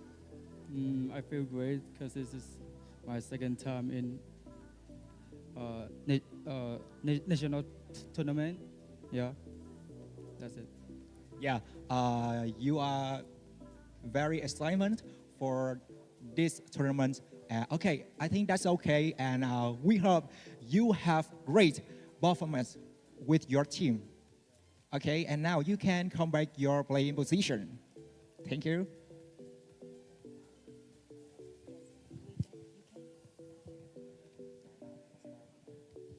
Và để bắt đầu với trận đấu thứ hai này, xin mời đường truyền tín hiệu sẽ chuyển đến caster. And now our caster will be bringing you the inside scope of our match. It's the second best of 3 coming up, this time between the Lions of Leon Esports against Jack the Giant Slayer. My name is Husky, and of course, it's going to be LaFell alongside me again to bring you guys another best of 3 to see which one of these teams will continue their journey to the M6 wildcards. Yeah, and again, Husky, just before we will start the match, we can see they're very confident. A little bit of nervousness because, at least for one of the teams, is the second time here. But I gotta say, the host's eye contact, man, is intense. The way that he looked at the players, it's like he's staring in their souls, and he's like, "Are you ready? Because I am." Oh, that's intense, man. If it were me, I'd be like, "Woo, bit too much, buddy. Bit too much, buddy." It's I wasn't ready, but now I am. I guess I have to be. But the teams have to be ready because, again, we have this. It's a pretty brutal format for qualifiers. You know, you only got one shot. We saw how that panned out. We've already eliminated one team, and we're about to eliminate a second one by the next 2 hours. Again, we got JTG, Jack the Giant Slayer, a team from Thailand. And this is their lineup. I believe for this squad itself, they don't think they've really been on the international stage as much aside from the Thailand Open qualifiers itself. So this is kind of like the next step where they have to go through. It's like the next hurdle. But I know that this org, albeit not as big as some of the names we have heard, is a name in Thailand itself. So I'm happy to see them kind of branch out into ML, and hopefully this is going to be kind of that next step to their development in ML. Speaking of names, Husky, good luck to us pronouncing their names because a few of them caught me off guard. R5? Rough? Rife? 5? R5 Square. We gotta be a little bit more creative about this. And again, I feel looking at the state of the game after game number 1, the meta is still up in the air for the Mekong region. Now we have Leon Esports, Juviana, Euromine, Jack, Super Era, and Super Nemo. At least when it comes to Jack, definitely heard of his name before. Overall, we've seen Juviana where he said this is the second time, at least for him personally, participating in the regionals qualifier for the world stage, and he's a little bit nervous, and I can understand going into that, but you gotta keep a good mindset, isn't that right, Husky? Like you gotta have the mindset is like, this tournament format is easy, just win. Yeah, just win, right? Like, yeah, just win. Yeah, I mean, if you don't want to lose, just win. Exactly. It is his second time because he was previously with Niightmare Esports. So yeah, he went to the M5 World Championship, the wildcards last year, right, where they lost to Team Lil Gun. So he was there, and afterwards, I think he stuck with Niightmare for a while longer before eventually moving over to Leon Esports. Kind of a different direction, I guess. So he has just seen his ex-teammates make it to top 4, but unfortunately, between these two, it's either him or his ex-teammates, right? Because they're both from the same nation. So according to the rules, you only get one of them through. And again, honestly, when it comes to competition, friends are good before and after the competition. During the competition itself, it's every man for himself, man. It's you, your team, and all about the W. We can be friends before the game, after the game, but during the game, it's where we gotta be a little bit bloodthirsty. Shout out to BTK going to M6, but still, yeah, I feel like you gotta push your emotions aside, because if you let it take the better of you, you might make some mistakes in game. Like you'll be a little bit too excited going up against your ex teammate. You want to show your stuff, and then you end up overstepping your own boundaries, and then getting caught. But we gotta pull it back a bit, Jack. Jack the Giant going up against Leon. We gotta see who wins this one first to actually advance to the qualifiers. Niightmare, I've seen some mistakes in their gameplay. I feel like they're going to be watching this game as well, in the midst of them keeping in mind the things that they have to adjust moving forward in the top four battle. Yeah, because they got to be able to get to today to lock in a slot at the M6 wildcards, and that also is conditional, right? It has to come under the condition that they make it through to the grand finals without Leon Esports being there, right? It's either or. It applies to these two teams. Now that Vampire Esports has been eliminated, it does make it easier for Jack the Giant Slayer if they do end up qualifying, right? The rule says that again, the caveat only applies to nations with more than one team. So I agree. I think for Nightmare Esports, I have faith that they can make it through today, but in what manner, I'm not sure, because first series wasn't exactly the most convincing one, and if anything, if they go into the top four with their current power level, there's a good chance that they get knocked out. But I feel like I could say the same for this series as well. I want to see how that game one pans out before I pass judgment on what are the pros and cons of Jack the Giant Slayer and Leon. Speaking of Giant Slayers, I really feel like Suyo is a Turtle and Lord Slayer, and we've definitely seen Suyo pop off in game number 2 of our previous series. I wonder, after watching that game, will the teams start to respect Suyo and actually ban it out? And if they do, it's another nerf on the red side or the second pick, where you have to ban out Chip, you have to ban out the Suyo, and now effectively you only have one ban. Yeah. And most of the time, it either goes into the Jushin. A lot of times, it would probably go into the Matilda. Red side kind of having a rough time getting locked out of a lot of their kind of decision making. Like you don't really have control of what you really want to ban out. We'll see. I mean, we got JTG on the blue side, Leon on the red started off. Wow, an opening Arlet ban. Now, that's something that you don't see every day, Husky. Not even in ranked games, if I'm not mistaken. Well, at least here in Malaysia, we don't see a lot of Arlet early bans. Chip ban out, definitely seen a mile away coming in from Leon. Now, JTG. What else will they ban out? Because banning out the Arlet, because I feel like Arlet is a very strong hero no matter which position, roam or EXP, but does it really warrant a ban? Now, the Phobius gets banned out as well. This shows that JTG want a very good matchup in the EXP. Yeah. Like, what would warrant these two bans? Like, what pick would you want to go for? I feel like Gatot will be fine against them. Hylos will be fine against them. Unless they want to go for a damage-dealing EXP. Something like a Yuzong, something like a Benedetta, maybe? Man, I don't know. But I know Benedetta, we saw the tank Benedetta from MPL Singapore. Shout out to Diablo. NPH. Yeah, NPH, shout out to Diablo. yeah, PH as well, yep. So... Suyo ban? Suyo banned out, okay. Maybe... If I were JTG, based on this meta, honestly, one of the better first pick... The Khalid, look. They have something against EXP. Husky, they have something against EXP, and it's all the tanky ones. So... In terms of hot picks right now, Gatot and Hylos are the other great EXP laners. Aside from them, we have the Edith as well. And then after that, I believe it's all damage. You know, unless you want to sub in Uranus, the Esmeraldas, Ruby, I guess. Yeah. Like, Gatot, I guess. I thought that they would want to open up with like a Khalid pick.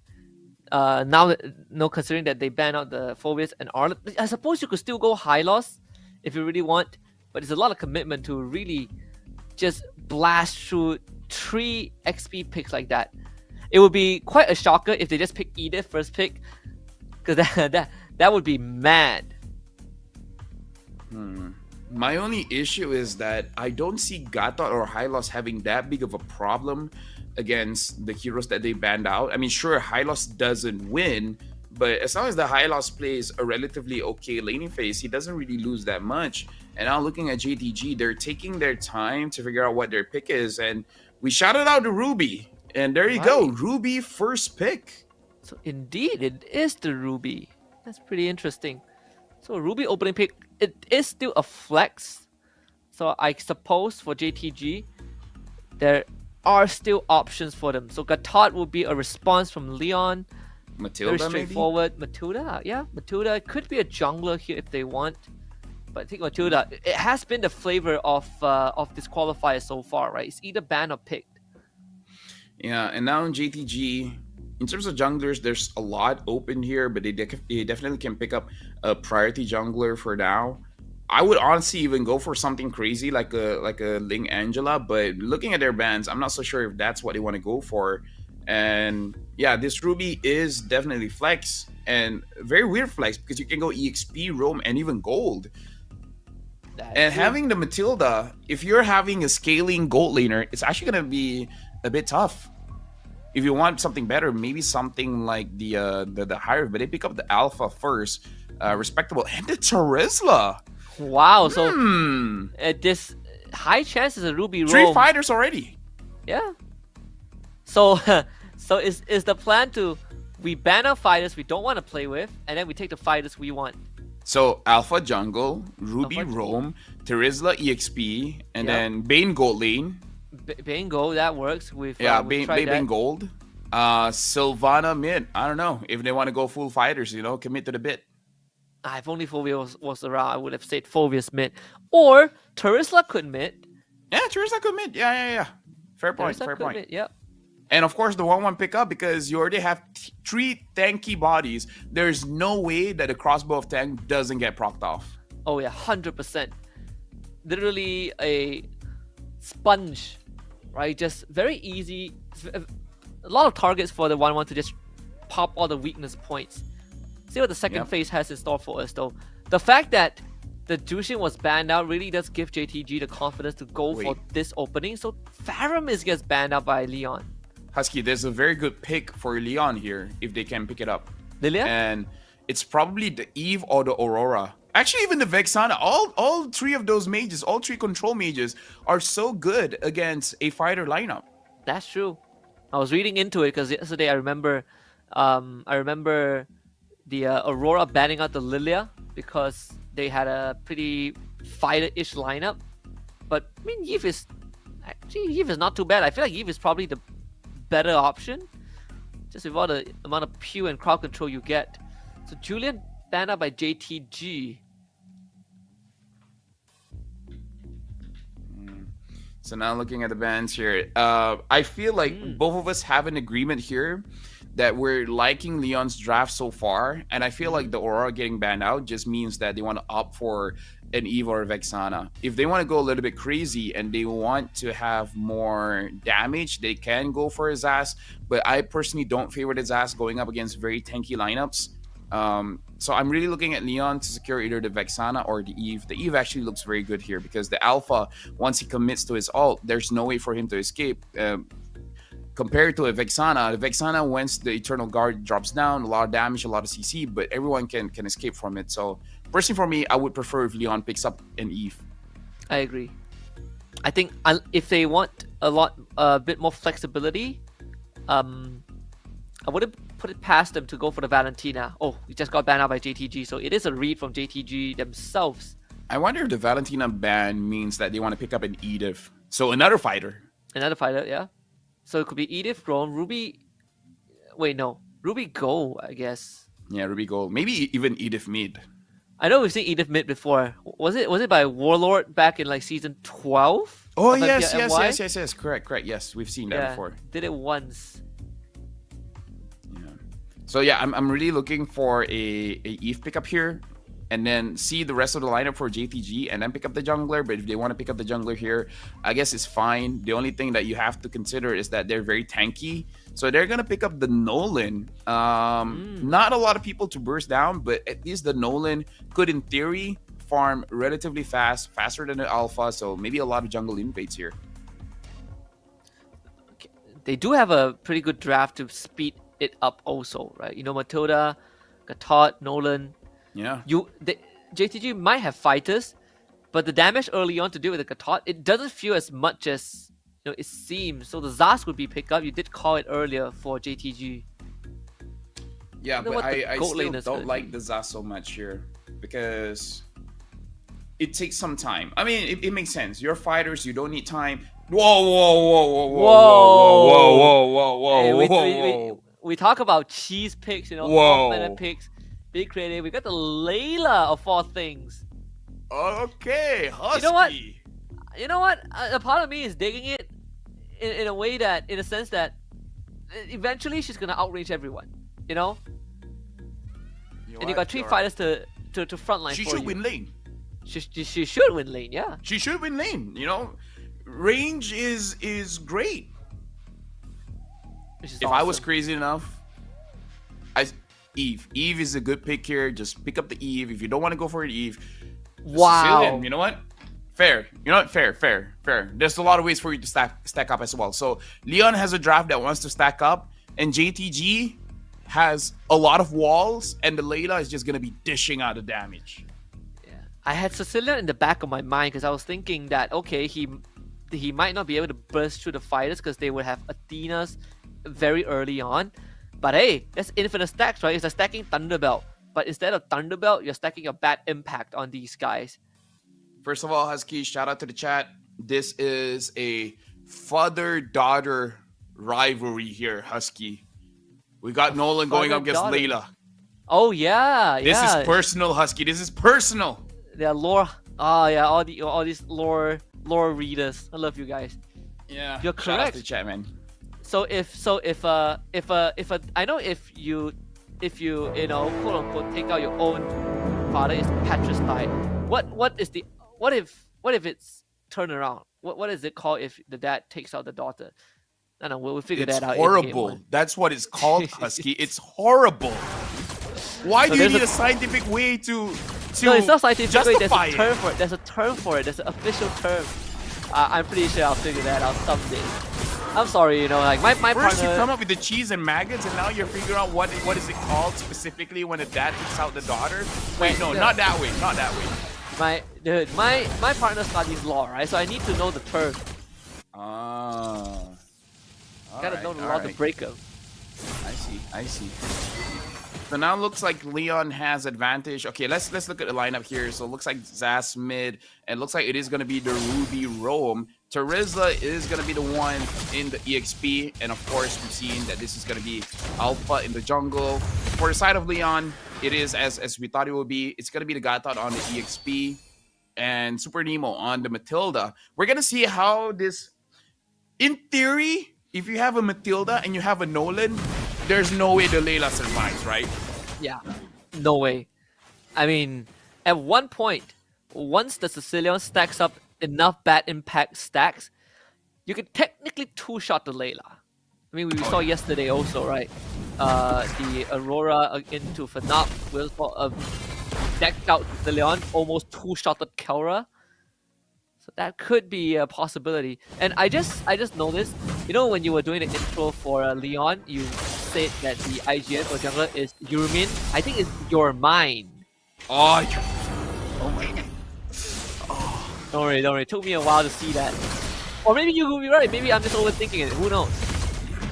First turn of fight though. See, Leon, they see this happening. But the ultimates are online for JTG. Actually, first blood down mid. Sicilian gets the first blood onto the boss. And he's going to use AOG a bit late to party. Alpha will get the turtle, finds the pull back, but the damage not really there. And Jackie just straight out destroying them with bad impact. 2 more kills for Leon and a double for Your Mind. I can't even blame JTG because looking at their draft, you know, fighters, right? What do fighters do? They fight. But maybe for that one, the moment you see that the Sicilian with the Sanguine Claw already catching a majority of your members, maybe that's a good cue to get off the fight, and Layla's gonna get taken down, right? Yeah. Yep. You know, it would be nice if she used that that ult to clear out that wave. Okay. All right. It's cleared out anyways. And she tried to outplay that, but in a it's like you would expect her to clear the wave, but then she doesn't do it. Always expect the unexpected. Maybe that's the angle here. Yeah. I mean, even for JTG, if you get caught by a Sanguine Claw, especially your fighters, without flicker or any ult, you're not getting out of the fight, right? They just stick onto you like glue. Alpha, Charizla, it's all about full committing into a fight. Speaking of which, Husky, this has always been in my mind, but I feel like if we're looking at a composition that has a lot of melee heroes, it really depends who engages first. Because I can see a world where JTG wins the fight if they engage first. I agree. If you can land your crowd controls on Leon and you actually just destroy them, AOG to the back, Sanguine Claw, that's the cashback. Fortunately, this Alpha will not survive. Layla trying to pump up the damage, and Super Era, he's just gonna clear out the way. Meanwhile, Zaz taken now. Your Mind finding the 3rd kill. Circling Eagle, Super Nemo on the escape, gets out, but finally gets hammered to the grave by Mai Mai. But unfortunately, Mai Mai survives, but Kan cannot. And they even lose Layla at the end, so Leon finds another 4 kills down in the bottom lane. We've seen twice that the Layla ult went straight somewhere else, not the minion. I have a theory, Husky. It's auto aim. I think you just aim for the heroes. So she just tap on the skill and it auto aims on a hero target. That's my current and working theory. Because I don't see other reasons for it. Alpha already has the War Axe, so that's interesting. So again, JTG. Let's look at Ruby or the Charizla, right? If they engage first, there's a chance because whoever makes the first move, they get to tango. Wow, you can't say the same about this Layla. Sanguine Claw, Circling Eagle, my goodness, disgusting control and damage. And again, Kan goes down, so that's Flash of the Oasis up for Super Nemo. Leon is just bulldozing through JTG. I feel, Husky, because of your comment about what does it make it when Nolan kills Layla. Nolan hasn't touched Layla at all this game. Just like in the lore, he's completely ignoring her. Yeah, we're flying a bit too close to the sun with that. Say the same for the Alpha, who also overextends. And just like that, mid-tier 1 has just gone down. I mean, Leon is really speeding up the pace of the game. The I'm offended offends no one. So that's going to be a disengage. Yeah, so far Nolan has been farming out very fast. Looking at the gold here, 4,000 compared to 2,000 of the Alpha. If he keeps this up, he's going to have double the gold of the Alpha. And if you're looking at the gold lead here, it's only 14,000 for JTG and 21,000 for Leon. So quite a big difference there. About 7,000 difference. Penalty zone into a spear of Alpha. Man, they just do not have the damage. I'm offended, finds the pull back. Juviana somehow just eats up all of that and walks out with his life. That's concerning when you would use all of your strength, and then he doesn't even auto attack you to heal back. Right. So, yep. I mean, to be fair, the Gato already has the Thunderbolt. Perhaps he already has maybe 7 or 8 stacks on the Thunderbolt, so that's 8 hybrid defense, and that does help a lot. And now he has the Warrior Boots as well. The defense is going to scale up. And something that we haven't talked about is that the Zaz is a scaling mage, technically, because it's more about damage down more than control. And because it's single target. So whenever Leon goes for a fight, they won't get taken down that fast because there's just not enough damage. There's not enough damage, man. I mean, he doesn't have enough time to just sit there with his Nightmare spawn on the Dominus Descent to do enough reasonable damage to threaten Leon. You got Flash of the Oasis to go through, you got thick shields from Matilda. I mean, they're gonna try the Spirit of Alpha, but the fight split from the start. They get the penalty zone onto the 1-1, but unfortunately not enough damage to take him out, so they end up losing the jungler. That's a dominant descent, repositions. Juviana just eats it up like a champ. And Leon ends up getting away with 2 more kills. And this Layla is just not having a game at all. I just realized this Layla is 3 levels behind Super Era's 1-1. Oh my goodness. Alright, she has 1 item, the 1-1 has 3. To be fair, 1-1's items are a bit more cheaper than the Layla's items, but it really doesn't help when the ratio is 1 to 3. She has 3,000 gold, the 1-1 already has 6,000, and when we look at the damage as well, the Zaz barely did damage onto the Gatot Kacha, and it's concerning because he doesn't have magic resist. No. Even his boots is armor. Went full armor into a Thunderbelt and still has no concerns dealing with the Zask. Who, by the way, has a glowing one. What's... Oh, yeah. So this is a reminiscence of Game 1 between Vampire Esports and Nightmare Esports that we saw just now. There's a complete snowball. The question is... I'm still waiting for the Layla Husky. The Layla will pop off. You know, maybe not now. Maybe not this game. She needs... Maybe not even in this... Oh, they resetted the orange button. Oh no! And they lost it. She needs her secret weapon. And it went over to Sicilian. Great. You know, Layla needs a secret weapon. The item that was introduced, but no one buys it. It's called Malefic Gun. Until today, I still don't understand what's the... Under what conditions would you buy that item? Do you know that actually 1-1 picks up the item nowadays? Except for 1-1, right? Because you get the extra range.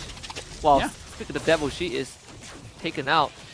Overextension. They lost the alpha top side, who, funnily enough, was in the bush for quite a long time. Not really sure if he was waiting for pickoff or he was waiting to recall, but I felt like it took longer than it should have.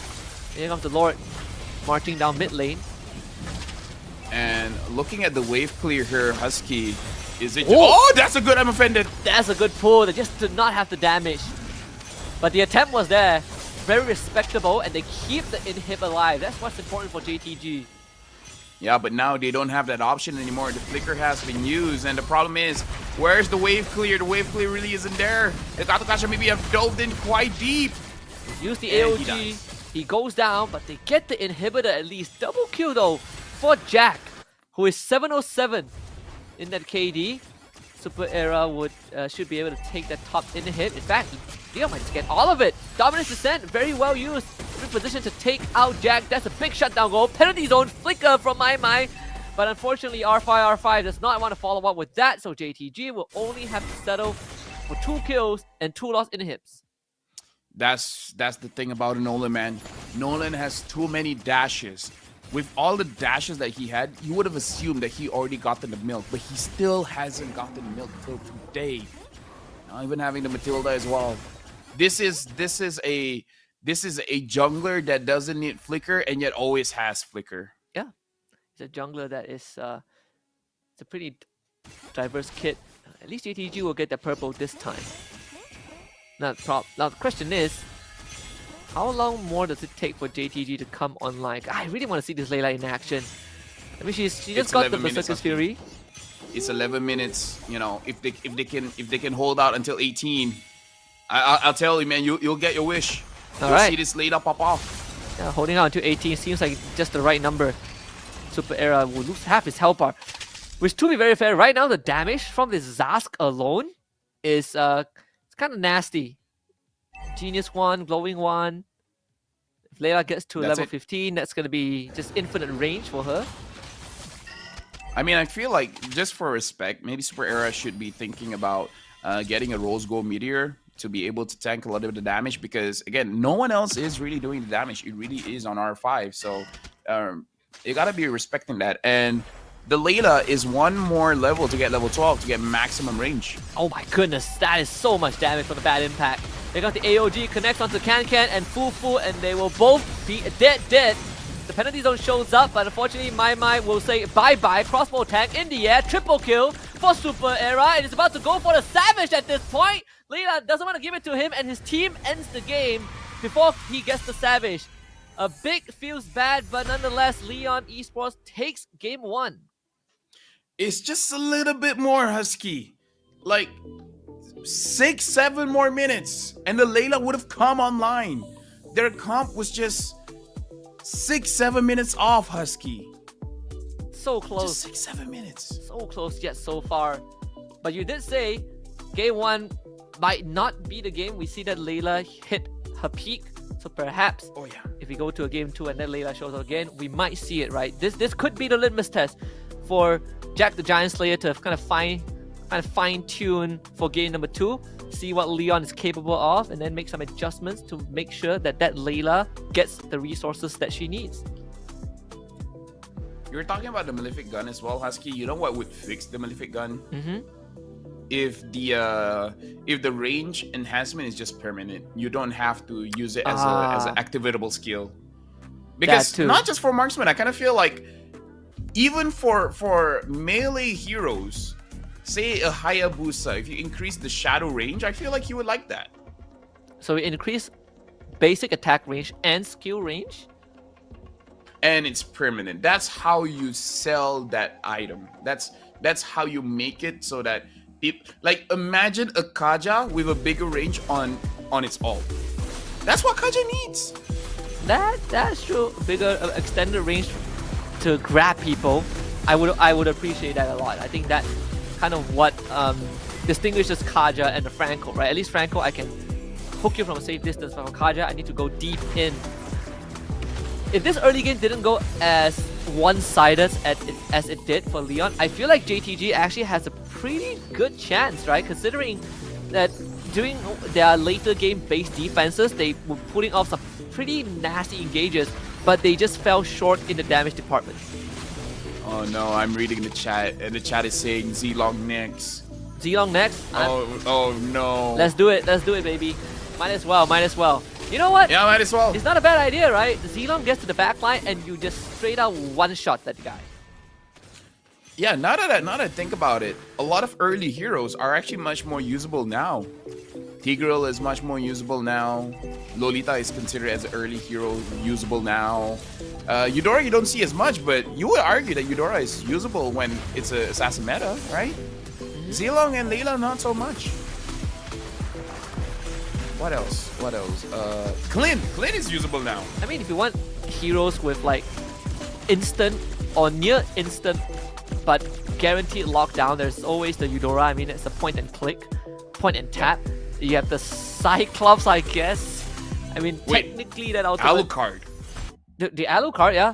Alucard. I've seen a lot of cheese picks. Well, not cheese picks. It's not cheese pick per se, but it's a cheese strat where they play Alucard and then they take Temporal Rain, and you just... They take what? Temporal Rain. So when you use your ultimates, your skill cooldowns are reduced, so you just keep jumping at people, you just keep jumping. So within that like 3 seconds, you're essentially just one-shotting people because you're just jumping so much. Try it in your ranked games. It's actually pretty fun. You want to try it, Husky? Do I want to try it? Sure, but I would also like to... let's just grab a few casters and then live stream it and see if it works. Yeah. I mean, we did find out about the Bane gold, so I'm up for exploring. Yeah, now we see Jack 7, 1, 11, 90% kill participation, 71,000 damage dealt. And it's surprising to see most of the kills on the Layla, I feel like, is on Jack, where the Nolan just avoided. The Nolan has the mindset of just, I'm just gonna farm. I'm just gonna be the rich guy, and then I'll let you guys deal the rest. And then the rest are just making it so that, you know what, we're good. You know, you don't have to join. If you feel like it, you can join, but it's not necessary, you know? Participation is optional. This game has already gone out of hands from the first 5 minutes. And honestly, the Sicilian had one of the easiest games, right? Very straightforward in the sense that it's very hard to catch him, but by the time they do, he's too far ahead for JTG to come up with a definitive solution. The only time he went down was that minor overextension in front of JTG's base, where he got taken down by R5, but aside from that, they virtually cannot touch him at all. Now the question is, Husky, Does JTG need to switch up the draft a bit? The true question is, if they are willing to pick a Layla on the, if you ask anyone, oh, there's a Layla on that draft, should they switch it up? I think 99% of the answer would be yes, they 100% should switch it up, but how should they do so? Right? I mean, putting the gold. Well, yeah, sure. Actually, you know what? It's not a bad idea. I think a Clint would work. Anyone with long range. You know what? If you want to play long range, there's always Leslie. It's not the best option, but there's Leslie. You're right. You get you're right. 2 BODs, 1 Sky Piercer, 1 Endless Battle. No one can survive, not even a Gatot. Yeah. And if you can use Leslie, practice a little bit more, you can probably use a Beatrix as well. Yeah, that too. Beatrix has a lot of range. Has a lot of range and deals some crazy damage and has 4 weapons. So you feel like you're playing 4 heroes at once. Yeah. Close range, long range, AoE, single target. What other long range marksmen do we have? I mean, if you want to, theoretically, Brody also. Oi, Bruno. Bruno is relatively long range and he has a very long dash. Very long dash. I mean, if that's the case, I mean, Nathan isn't that bad, right? It's yeah, Nathan. Pretty long range. We're reaching for sure. But maybe JTG can show us something that we didn't expect. I mean, we've already been surprised by Vampire Esports in the first series, so maybe JTG will have some technology from Thailand that we have not seen just yet. Because this time, they will be on red side for game 2, Leon on blue. All right, so Leon on blue this time, so they have prio pick. JTG, they're on second pick. I want to see their bans. Do they ban the Suyo? Do they ban the chip? If they let go of the chip, it's gonna be an interesting game, Husky. It's gonna be an interesting game. You look at the quality of the team sometimes by what they ban out. All right, yeah. If they let go of the chip and Suyo, no, that's too much. I would understand. I can see them letting go of Suyo. The chip though. Yeah, I would understand the audacity to let go of the chip. Okay, never mind. Leon bans it on blue side. Leon banned the chip? So I guess your first pick, bro. They don't play the chip. That's right. You know what? Right. Yep. Yeah, that's right. Or they want to hide the strat that they can use the chip. And looks like there's a technical issue here, Husky. And looks like it is from Leon's side. What? They misbanned the chip? No way, right? How far are you willing to go to save your strat? Like I handicap my ban phase just so people don't know what if I can play that hero.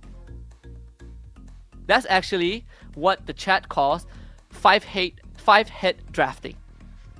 5-head drafting, yeah. This is always the case in tournaments where most of the time you win by surprising your opponents. Because maybe JTG, they're already in their head or ban, let's say ban Matilda, Chip, and Suyo. But once Leon bans the Chip, it's like, oh wait, no! Now, what are we gonna do with the extra ban? So think of it this way, Husky. You want to spend as little like you have little time in the draft, so you want to use that time to strategize. But now, since they ban out the chip, now you have to talk about what to ban instead of what the strategy is. Do you see where I'm going? So you're diverting the attention of your opponent. Exactly. Wow. Diverting the intention. I love it. That's the kind of mind games I like. That's the kind of mind games I did before. You know, as a coach, you know what I did? They already pick up their jungler. You ban the jungler again? And then I banned junglers. And then after the game, I looked back at the draft and was like, what was I doing? But did you win though? And then my team didn't notice, and then they were like, yeah, what were you doing? I was like, oh, dude, I was on to something, man. I was on something for sure. Definitely on something. But how did that game turn? Did you win that game? Yes, we won. We didn't deserve it, but we won. It's the end result that matters. Exactly. It's all mind games. It's all mind games. It's all mind games. You know, like what we always hear, right? If you don't know what you're doing, your enemies won't know what you're doing. Suyo is open, by the way. We're gonna see if JTG will ban it out, and if they don't, considering your mind could use a Nolan, I would assume that he can use the Suyo as well. Yeah. You have to ban. Okay, it's open. It is open. It's open. But to be fair, the previous series, Suyo was open by red side, but it was not first pick. But okay, Leon hopped on it like instantly. Yeah, and now that the Cho and Matilda has been banned out, those are like very prime ways for you to fight against the Suyo. If JTG wants to contest in terms of the farm, they need to pick up a Nolan or a Hayabusa, preferably a Nolan, but I'm not so sure since they pick up the Alpha before whether they are comfortable or not on those assassins. And if they're not comfortable on the assassins, then maybe instead of a fighter, maybe pick up a tank jungle. We haven't seen a lot of tank jungles, Husky, because of the meta, but again, it might be crazy enough that it could work. If there's one tank jungler I could think of, it's probably the Akai. I don't know, Akai, there's more like Baxia, Angela. Jushin. So we get the Jushin and the Hylos. Good, I mean, good sandbag, right? You could technically catch the Suyo, and once you, and again, you gotta literal. You don't even have to target your Law and Order. You just need to stick it onto your target. You know, honestly, what's a good matchup against the Suyo, Husky, where the Suyo has a lot of mobility, but the Suyo will still die because that hero has a lot of burst and more mobility than the Suyo. More mobility and Suyo and a lot of burst. Nolan? Julian? Nolan? It's the Fanny, Link? man. It's the Fanny. Oh, yeah, and the Fanny, yeah. Yeah, the Fanny can catch up with the Suyo. The question is, JTG, do they have it in them? They pick up the Nolan. That was a fast pick. We were talking about the Nolan. This time, GTG is coming in with the draft. Jushin, Hylos, Nolan. Promising start. A lot better. Just don't Layla at the end, right? Like, this is looking very good already. So they even ban out the 1-1. Maybe I like JTG it. was saving strats. I mean, it could be the same scenario as the first series where, you know, like game 1 was basically a steamroll, and game 2, suddenly you see the evolution of the draft, which kind of makes you rethink whether that game 1 was a fluke or not. They went from using a Layla to a Claude. Imagine that, Husky. Imagine that. Oh, I mean, Claude isn't that bad of an option, I guess. No, it's good, but it's, you know, like compared to a Layla, Claude is more difficult to use. It's more flashy for sure. Yeah, Layla is a warm-up, you know? It's a warm-up. Like, how much can I get away with playing the Layla? And if I can't, then it's time to take off the weights, you know? So the Harif banned out. I was about to say, I haven't seen a Harif so far. Harif finally gets banned out, so Leon is smelling something fishy here. And they're not at the supermarket. No, not at all. That's actually a good line. I might use it for M6. That's actually low-key a good line. I want to use that. Wait, so if I just want to get your opinion, if the Suyo and Jushin were both open, right, and you're blue side, Suyo, who do you baby. take? Suyo, baby. Every day? Every day. Unless my jungler really isn't good at the Suyo. Because the Suyo provides a lot when it comes to the neutral objectives. The Jushin provides a lot in frontline control, right? If you pick up a hero that can flank, the Jushin will be paranoid. Something like a Cho, something like a Khalid, even. So I'll pick up the Suyo. Suyo is a Balman, an Alpha, a Matilda, a Julian, a Yi Sun Shin. What else is he? He's just too much. He's just too much. He's too much. Like, he's a jack of all trades and a master of everything. He has range, he has burst, he has mobility, he has damage reduction, he has heal. Yep. He has quote unquote execute. He has two forms of weapon. Yeah, and he has iframes, yeah. Honestly, you know, he has a bigger bow than Yi Sun Shin. I think so. Valentina is looking at him and she's saying you're too versatile. I cannot be you. I am not you. I am not you. I am not and you. And look, a carry pickup. You went from one of the longest range marksmen to one of the shortest. JTG is cooking this time. Actually cooking. Putting up a show at least. Again, I mean, I guess the carry pick is also sort of a denial. You don't want Super Era to get a tank buster now that the 1-1 is banned out. I mean, it could still go for something like a... Okay, so that's the Bruno, right? The matchup that essentially just oppresses the carry if played correctly. Yep. Now they just need their EXP laner, Benedetta. Whoa! Now, this is gonna be exciting. Benedetta Revitalize or Petrify? Which Benedetta are we gonna get? Are we gonna get the tank Benedetta or the... I can't think of what for the other one. The normal one, the full damage one. The damage one? the damage one. The stunning Benedetta. The stunning Benedetta. Get it? Because Petrify stuns. You know, Yep, stunning. Yeah. And it's... Depends on which skins you use. Oh, they cooked!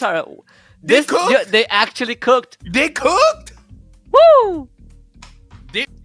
First game warm-up, bro. We give you the false sense of confidence, right?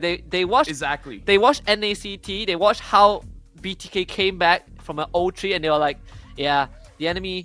Like, we give them confidence first and then we beat them. We beat them down. We beat them so hard that... Alright, so Zia pick up a Yi Sun Shin. That didn't work out. Then picks up a Moskov. Exactly. And by the way, this is a Roman Sitar. So whenever there's a fight, he can shut down the Benedetta and the Suyo. Yeah. Is the Minsitar the answer, Husky, towards the Suyo? It could be if you catch him, if he comes out of his iframes and you catch him. Wait, he actually cannot back out. He can. There's finally a way for you to fight him. It's the best part about these new hero releases or the new meta, right? Like old heroes, we talk about so much about Eudora, the possibility of something like Mia, but we forgot that Minsitar has always been hovering around in the atmosphere. So we'll see if this is truly the answer to Suyo, the transient immortal. Game 2 underway. We got Leon on the blue side. We got JTG on red. Well, all I'm gonna say, Husky, make sure you silent your phone, because this game, there's gonna be a king's calling. Oh, I butchered that.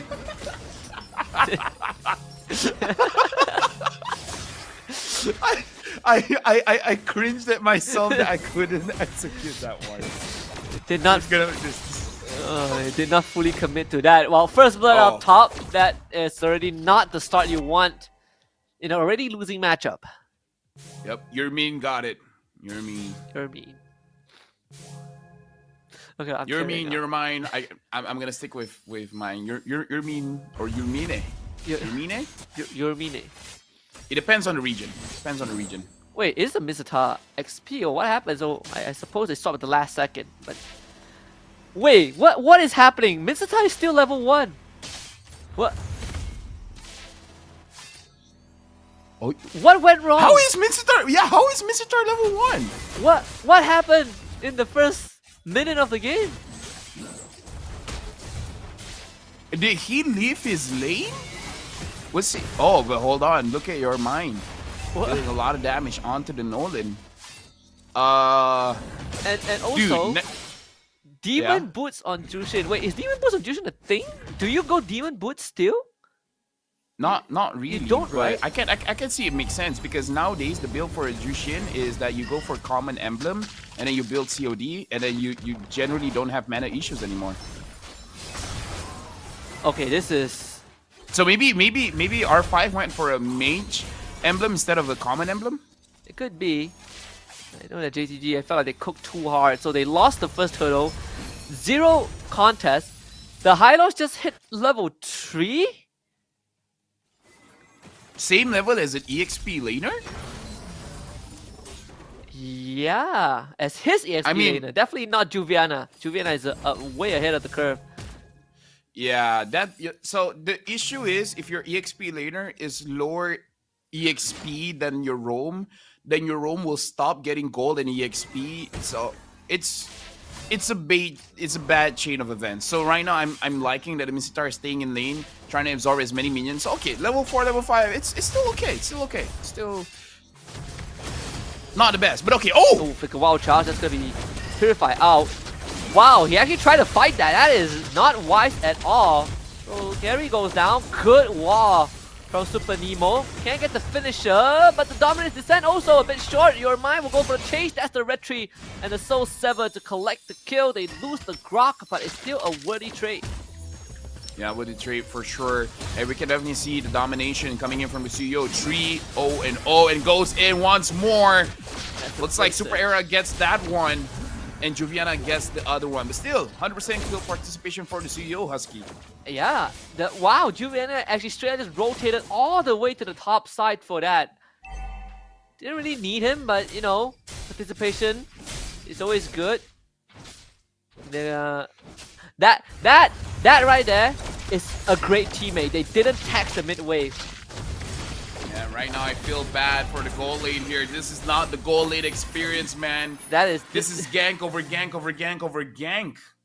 Yeah, that is definitely not an ideal experience. And okay, missing the spear. That's not good. Turtle goes over to Leon again.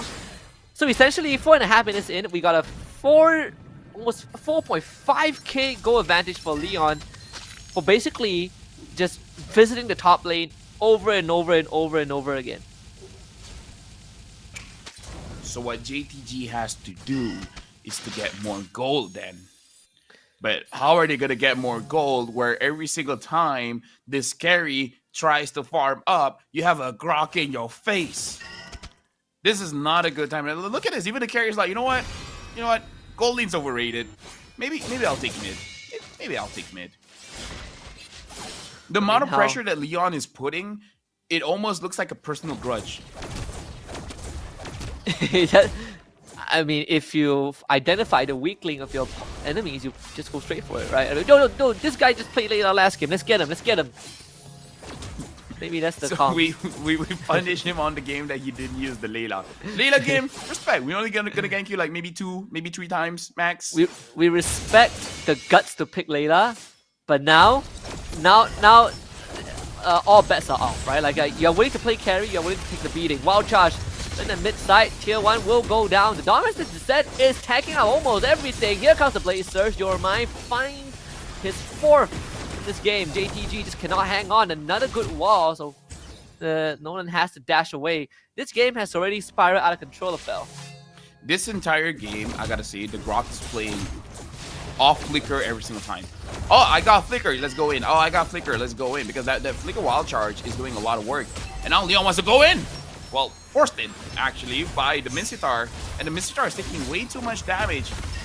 And yeah, it looks like JTG at this point, from the Suyo, from the Bruno, even from the Zas, everyone is dealing a little bit too much damage now. That JTG, they can't really tank up. No, not at all. I don't see a way for Leon, well, for JTG to come back from this. Unless they pull off a play like the last game. But that's also because they have the right heroes, right? They have like a Ruby, Terizla, which are all missing, and they just walked straight into the Electro Final Blow. Thank goodness there was a tank Benedetta, because it would have been a lot worse. I mean, like, Husky, like, maybe Leon dives straight into the base and they get wiped out. I feel like they could dive the fountain now and still have a 5k lead and win the game. That's how far they are. My concern is JTG has no setup. Unless Mai could get some crazy like hook or King's Calling, which he's not going to be able to do because he just got caught. Doesn't go down. What a flicker wild charge again. So well done. But follow-on wasn't there. So no kills for Leon. Yeah, you know what? This Grok loves the flicker, man. Every time the flicker is up, he's gonna go for it. He's gonna make a play. He's gonna make those highlight reels. And here's the tough thing, right? Looking at the items here, the Bruno has 2 items. Even the Nolan only has 1. So it goes without saying, this doesn't look good. doesn't The look Nolan good. has- And the Jushin doesn't even have one item. Okay, as I say that, she completes the glowing wand, but still, it's I still just want to pretty rough. point out the Nolan has lower net worth than the Grok. Well, he just got more net worth, but man, this is rough. Nope. This is okay. I have nothing else to say. You know, I'm stopping there. I'm stopping there. Because now JTG, how do they get gold, Husky? How do they can get gold by getting a shutdown, and the one that they can shut down is your mine. So all they have to do is catch your mine. Kill him, right? Kill him. Get the ghost swing. Come on. Don't worry, I like that. Even though JTG are on my the mine is ropes, 0-0-0. He just needs to hook your mine and then King's Calling and then that's it. That's Yes. it. You know, just proper mindset, Husky. You just do that one thing and then you're fine. You got it. just one good Spear of Glory. Just one. Yeah. Maybe like 3. Maybe like 7 good Spear of Glories. Maybe that will do it. But Yeah, but start with 1. Let's start with 1, yeah. I mean, he did like some good penalty zone with the Terizla, so this one is a lot more technical for sure. Right, the risk and reward ratio is a lot more skewed. So I can understand why it's harder for him to do so. Every Spear of Glory he misses is an opening for Leon. Like the final blow just to split that defense line. So Leon gets the first inhib. And to be very fair, this this entire game, majority of this game, nothing much is happening, right? This is just natural selection. It's like Darwin's theory that the strong shall live and the weak shall die, and Mai is gone. They almost took out Super Era, and the wild shots again, that angle from Super Nemo to really set his team up for success. Your mind wants to look for Can stun under the crystal, goes down anyways. Finally, Carry finds the first kill, but I think it's done and dusted. Leon will slay Jack the Giant Slayer and proceed to top 4. I mean, we were talking about maybe they should kill the Suyu. I mean, they did. So they got something, right? They got something. I mean, Kill the Suyu. They killed the Suyu, Husky. Have you ever had those games where the enemy is snowballing so hard, you feel hopeless, and then you tell yourself, it's okay if I lose the game because true victory comes from killing the guy that is snowballing? I've played a lot of ranked games, Husky. So the answer to that is yes. Yes. I've been in those games. If where I feel like my opponents are legit smurfing. I feel like I'm facing professional players. They're just using a different account. If I can kill that Tsuyo, that's a win for me. If I can kill that Fanny, you know what? I'll take it. I'll go 0-10 as long as I get that Fanny. Yeah. If I kill that 15-0 Fanny, that's good enough for me. My ego can stomach it, right? My pride can stomach the loss because I know I've just ruined that guy's KD. Exactly. That's the kind of rank mindset that we adopt, Husky. Maybe not for the professional scene. No. But when it comes to ranked games, that's how you do it. Especially EXP laners. I feel like EXP laners have that mindset. I can lose game, but I can say I won lane. Yeah. I rather lose lane, win game than win game, lose lane, right? That's why certain XP laners, sometimes you have a less than satisfactory laning stage. You go like 0-3, 0-4, but you get some great setups, you win the game. The death don't really matter, right? You get that license to feed, or license to die in this case. But if you want my honest opinion, this game was a blowout. Because Leon didn't really have to do too much to win the game. Chat was asking, Husky, is Leon too good or JTG is not there yet?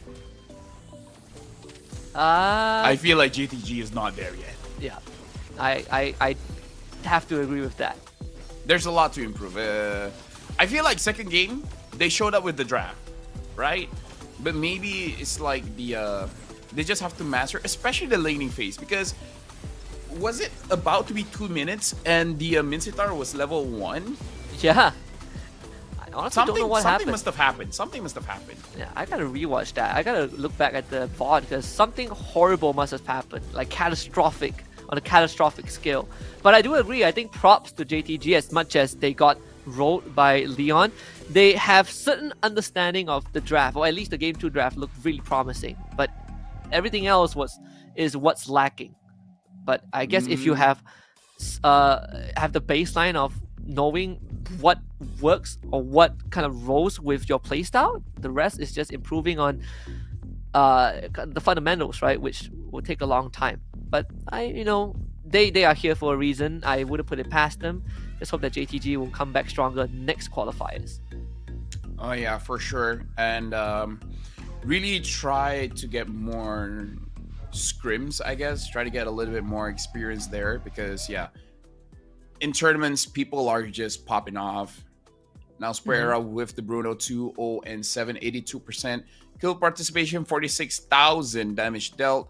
And like you said, they really didn't have to do much to win this game. Just like, okay, I'm gonna clear my minions, I'm gonna gank this lane a few times, gonna grab the turrets, and then rinse and repeat, and then we win the game. So in a way, they have an advantage here where Leon really didn't show too much in the game. So yeah, I would say it's a bigger advantage for them for the top 4 match after this. Oh yeah, it looks really promising, but this one is a bit different because we don't really get to see what is the true power level of Leon, right? Like they roll their opponents, but how good are they when they're pit against someone of the same power level? I guess we will have to find out in the semifinals later on. But for now, there really isn't much to go through aside from just Leon being a cut above JTG. Speaking of which, Suyo is still proving to be quite dominant, and I feel like the only info that we got is Super Nemo on this Grok is Schnasty, because he's been getting a lot of good wild charges, and I feel like even going up against good teams, he will probably find a lot of good angles to initiate a fight and probably disengage the fight as well, because we see one good catch coming in from the Mincetar, and it was basically denied because of the wild charge. Oh yeah. Well, with that being said, I want to hear what Leon has to say about that win, because now they're one step closer to qualifying for the M6 wildcard. So we're just gonna hop over to the stage and let the host take it away. Maybe the host will give them this dare as well. This dare. Yeah. I need to learn how you do that. Dude, that eye contact is intense. I feel like if my wife saw it, she'd be like, why can't you look at me that way? You want someone to look at you that way? Nah. Some people might, Husky. Some people might. Not me. I can't. Don't go there. Don't go there. You know, like that is just through the screen, and I can't take it. I can't imagine it in real life. Well, we'll see if that happens. Thank you, Caster. This match was so crazy and amazing. I really love that. And now I'm standing next to the leader of Leon Esports. Hey, you are doing very well. And how do you feel about your performance? Since we played, we feel like comfortable and confident. Yeah, we feel good. So, what do you want to share with your fans watching you online? Just a little thing that just be disciplined and work hard so you can be confident with your performance. Yeah, be confident, and you look so confident right now. And now you can come back your position, and don't forget, keep watching the upcoming matches. Quý vị khán giả thân mến, các bạn nhớ là chúng ta sẽ còn rất nhiều những trận đấu tiếp theo, và đây sẽ là những trận đấu rất là căng thẳng và nảy lửa. Hy vọng rằng tất cả các bạn sẽ tiếp tục để lại bình luận, chia sẻ livestream và đón xem những trận đấu tiếp theo.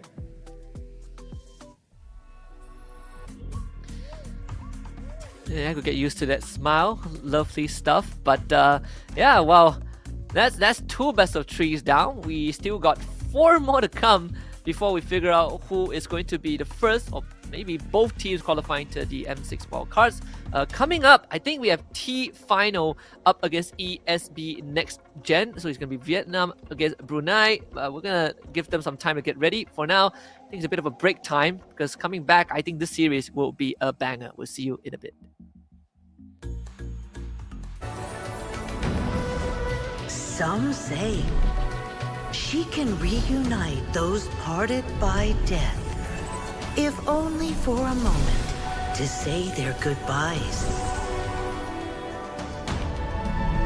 Some even say she takes pleasure in exposing people's true intentions.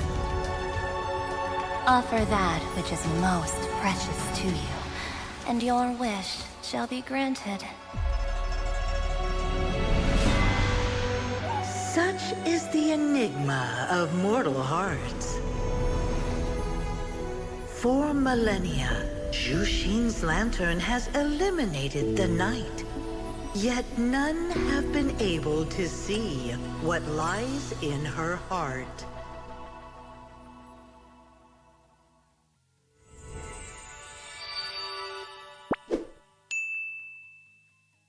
Nước cốt gà Friends giúp giảm mệt mỏi. Nghĩ thôi, làm việc cả ngày rồi. Mệt mỏi nhưng phải tiếp tục làm việc. Uống nước cốt gà Friends. Tiếp tục thôi, nước cốt gà Friends giúp giảm mệt mỏi. Thử ngay.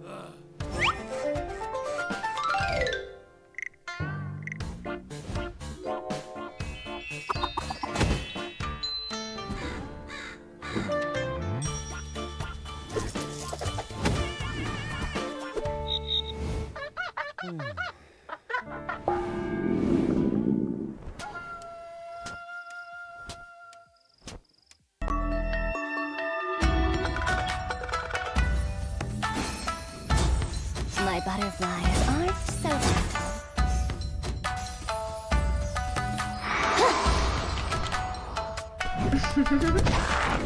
My butterflies are so gentle.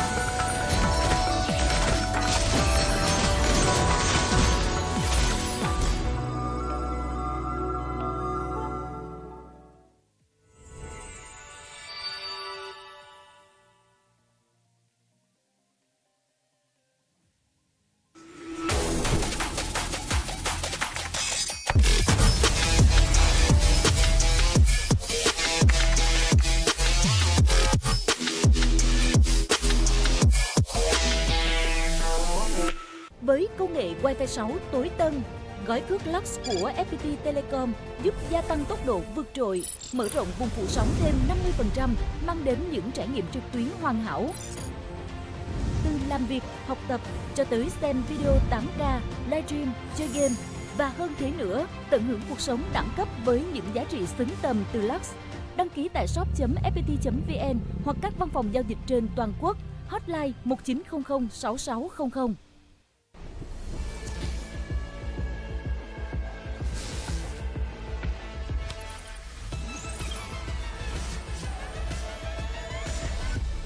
Realme 13 Plus.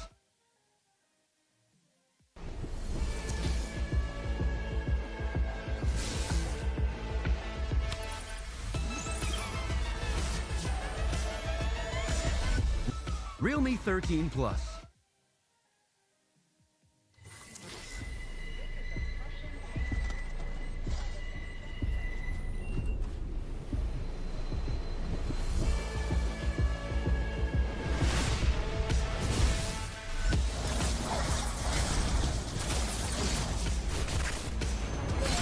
Eliminated.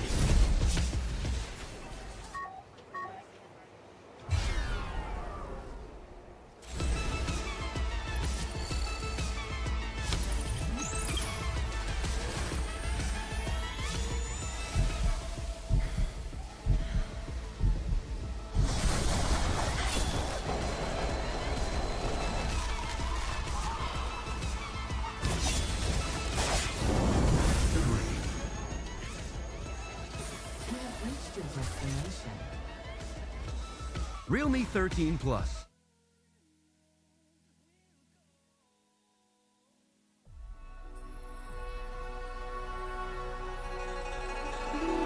Among the legends of Zhuan, there exists a woman only known as Zhuxin.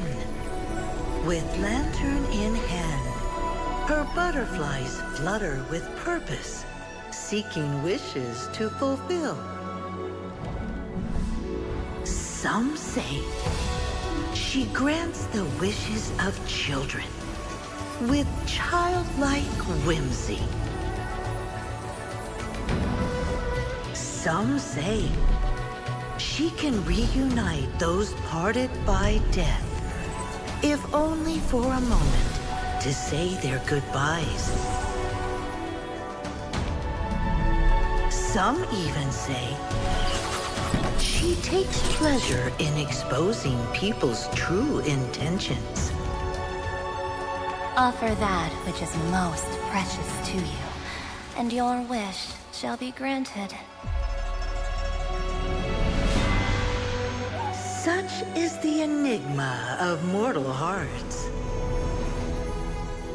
For millennia, Zhuxin's lantern has eliminated the night. Yet none have been able to see what lies in her heart.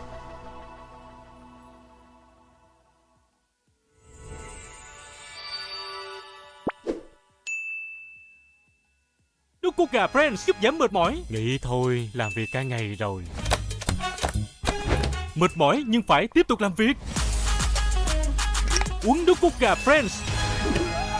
Tiếp tục thôi, nước cốt gà Friends giúp giảm mệt mỏi. Thử ngay.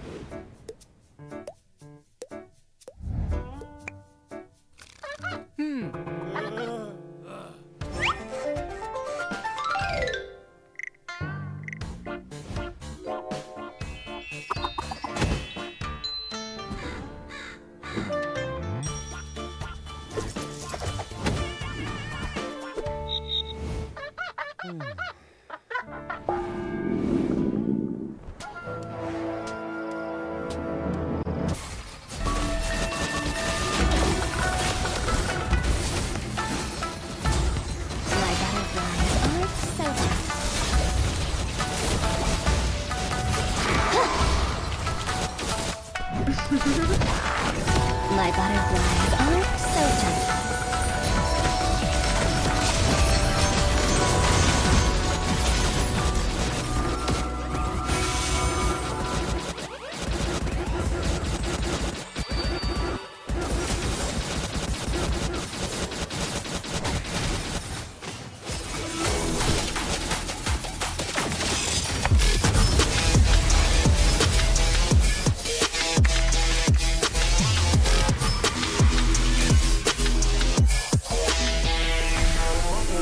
Với công nghệ Wi-Fi 6 tối tân, gói cước Lux của FPT Telecom giúp gia tăng tốc độ vượt trội, mở rộng vùng phủ sóng thêm 50%, mang đến những trải nghiệm trực tuyến hoàn hảo. Từ làm việc, học tập cho tới xem video 8K, livestream, chơi game và hơn thế nữa, tận hưởng cuộc sống đẳng cấp với những giá trị xứng tầm từ Lux. Đăng ký tại shop.fpt.vn hoặc các văn phòng giao dịch trên toàn quốc. Hotline 1900 6600.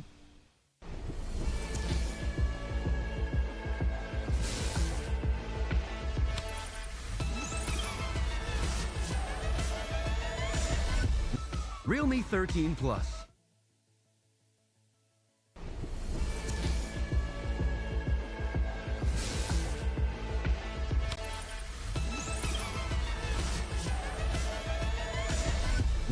Realme 13 Plus.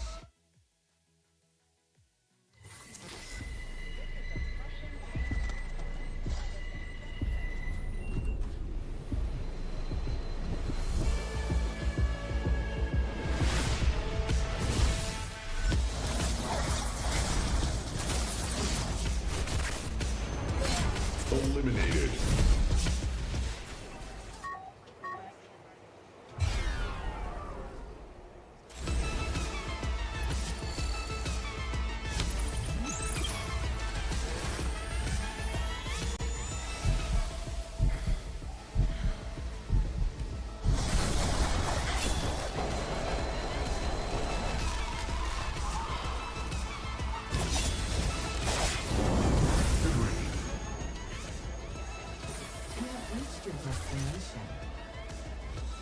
Realme 13 Plus.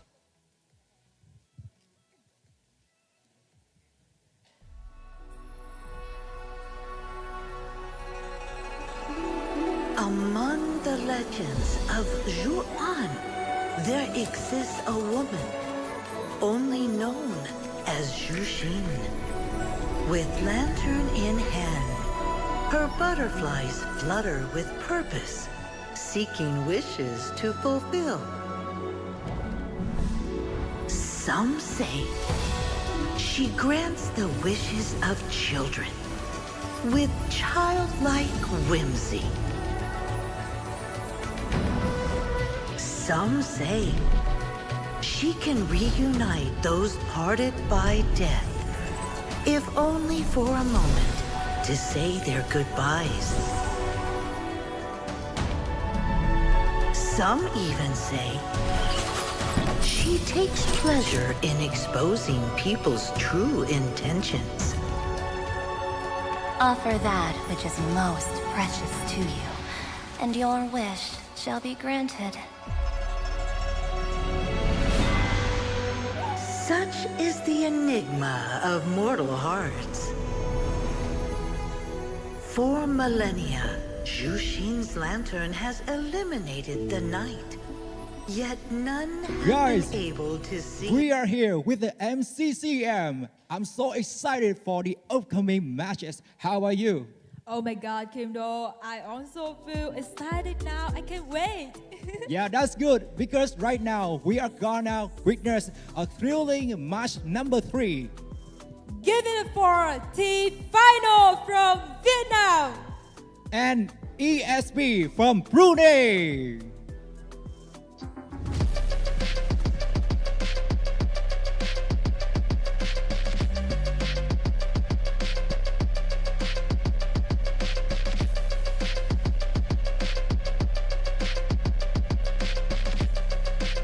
come closer.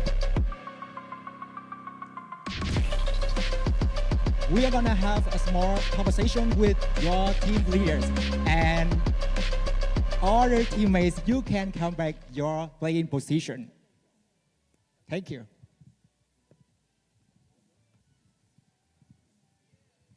Và hiện tại bên cạnh Vi đây chính là đội trưởng của đội T-Final đến từ đội tuyển Việt Nam. Và lần này khi mà Việt Nam là quốc gia đăng cai cho giải đấu thì theo như Khoa cảm thấy rằng là đây có phải là một lợi thế của đội mình hay không? Dạ, thì đánh ở nước nhà thì em cảm thấy rất tự tin và hôm nay em và team em sẽ đánh với 100% công lực. Hy vọng rằng với 100% công lực và sự tự tin này sẽ đem lại những điều mà đội mong đợi nhé. Cảm ơn Khoa. And thank you for being here. First of all, I really want to ask you one question. How can I say hello in Brunei? I think it's just the same as English, but in Brunei language, we just say, for Brunei language, I think we just say, I think same, like hello also. You can say hello to the audience. Hello. Yeah, and are you excited now? Yeah, I'm excited for this match, especially we against a home team from Vietnam. Yeah. That's good. And now you can come back your playing position. Và bây giờ để trận đấu thứ 3 được bắt đầu, xin mời tín hiệu sẽ được chuyển đến bàn caster. Our caster will be bringing you the inside scope of our match.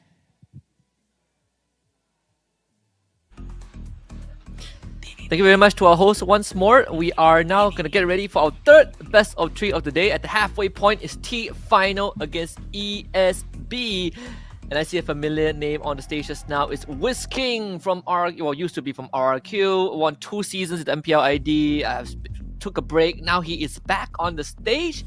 You mean there's a chance we get to see him back on M6 stage? That's crazy. Oh yeah, that would be insane. Speaking of which, the comment section has been hyping up this match, and this is gonna be the match where Vietnam gets to show their stuff going up against Brunei. And like you said, King has been off stage for quite a while, so we have to see whether he has some rust on him or he's good to go. So I feel like for this kind of matchup, we shouldn't be seeing a lot of draft shenanigans, where I feel like both teams should have a rough understanding of what kind of lane matches is good against each other and stuff like that, because I feel like both teams have scrimmed quite a lot. Oh yeah, and I really want to see how this is going to pan out, because again, it's touted as one of the more anticipated matches, and the fact that you have T-Final on the other end of the aisle, and there isn't really too much info about this team. I know they came into VMC, which is the Vietnam MLBB Championship 2024. T-Final actually were the second seed from the tournament. They lost 0-4 to Legion Esports. So this makes it a lot more interesting with the current lineup that they have coming into this. Yep, for sure. And again, going up against Brunei, going up against ESB, this is going to be quite the challenge for them. Hopefully, after receiving a 0-4 loss, they have revised their strategy in terms of the drafts and their rotations and how they can improve on it, because going up against ESB, we're going to look at their lineup very, very soon. This is a team that has been hyped up quite a bit, at least by the comment section. But looking at them, they say it's going to be a 2-0. They say it's going to be a little bit more easier going up against ESB next gen, where they're like, they're not that great. I mean, T-Final, they went up against Legion Esports, which acquired like the players from Xeno Zenith.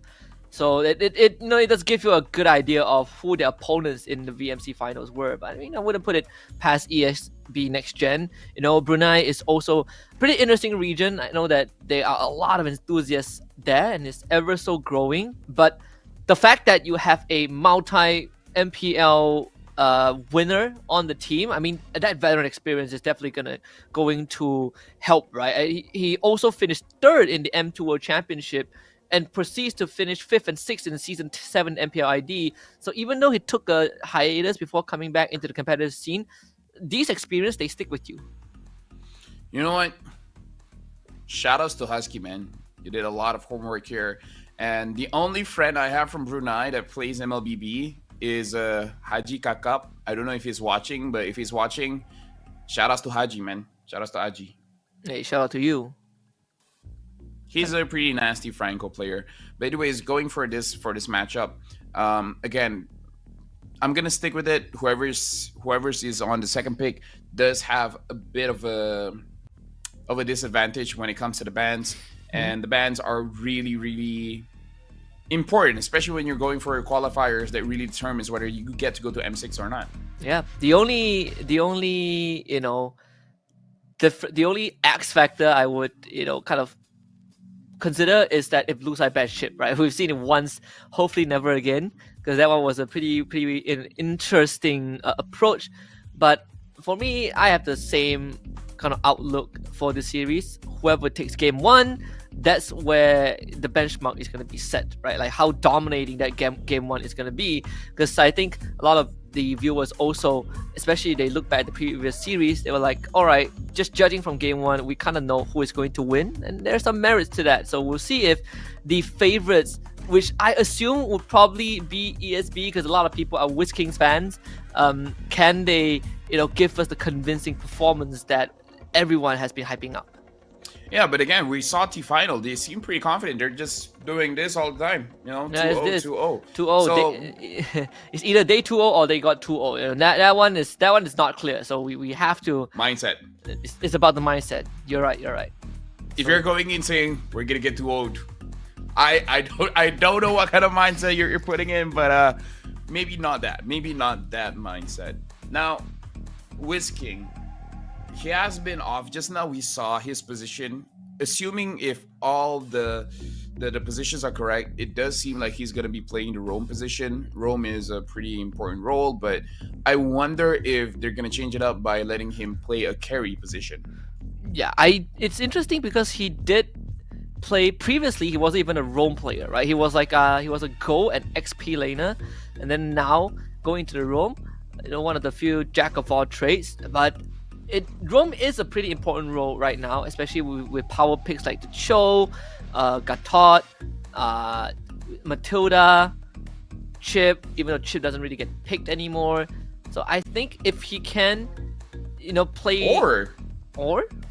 Go for the Beloy route. You play roam. The but damage you carry. roam. Yeah. Your Sabers, the Helkers, maybe even a Gwyn. Natalia, yeah. Oh, Natalia could be. Natalia could be a thing, right? If you want to talk about carry roam, I think the Natalia could be a pretty nasty pick right now. Though the examples we see were pretty niche when it comes to Natalia. Like in MPL MY, only Zorn picked it, and it was twice. But it was also pretty funny games where the opponent are not used to fighting against a Natalia. Not really sure if they want to take the risk here, but if to there's be any place fair, to take a who's risk, used to playing against a Natalia? To be fair, if you play in epic rank long enough, you probably get used to it, because that's where a lot of Natalia players, Okay, so reside. here's the thing. Imagine they pick up the Natalia, and then T-Final just pick up a tank jungle. What? And it's well, I guess I'm not gonna be doing much this game, because we heard from the players where they say that Natalia is used to counter the assassin jungler. So it really is depending on if they show their jungler early, then yeah, maybe a Natalia pick could possibly come out. But now, we're jumping into the draft here. Interested to see who's gonna be having first pick and the second pick. Someone said that T-Final, the color of their shirt is the same as Fnop, so I guess they'll win. And looks like ESB is going to be first pick, but they are the one to ban out the Chip, and T-Final ban out the Fanny. Man, that's so weird. So you ban Chip blue side. Are they not confident? Unless it's reversed. Unless it's actually T-Final with the first pick. We're going to see the next ban to see if... Oh, no, it's correct. It's correct. Whoa. Sicilian ban? Whoa, Husky. We were talking about not getting funky drafts here. Maybe we spoke too soon? This is, you have to be some giga hard read. So double assassin ban so far by... I mean, if you are T finals, you are so happy that the chip got first ban by blue side, right? Because now it relieves you of a lot of that responsibility. In fact, But what about the Suyo though? That too. They could ban the Suyo third. Unless ESB bans it, then that would be next level. Honestly, if Wusking is a roam, he honestly could pick up a Gatot Kacha and probably still carry the game because Gatot does deal a significant amount of damage. What? Okay, is this a T final special where they're just so good on the Sicilian and the Freya? But looking at the players' faces, it looks like even they're questioning the Freya ban. Maybe they played in scrims and Freya was the kryptonite. So it's gonna be a Phoveus first pick, nothing out of the ordinary. We got the Suyo ban by TF. So there's 3 assassins banned now at the start. Could pick the Julian now.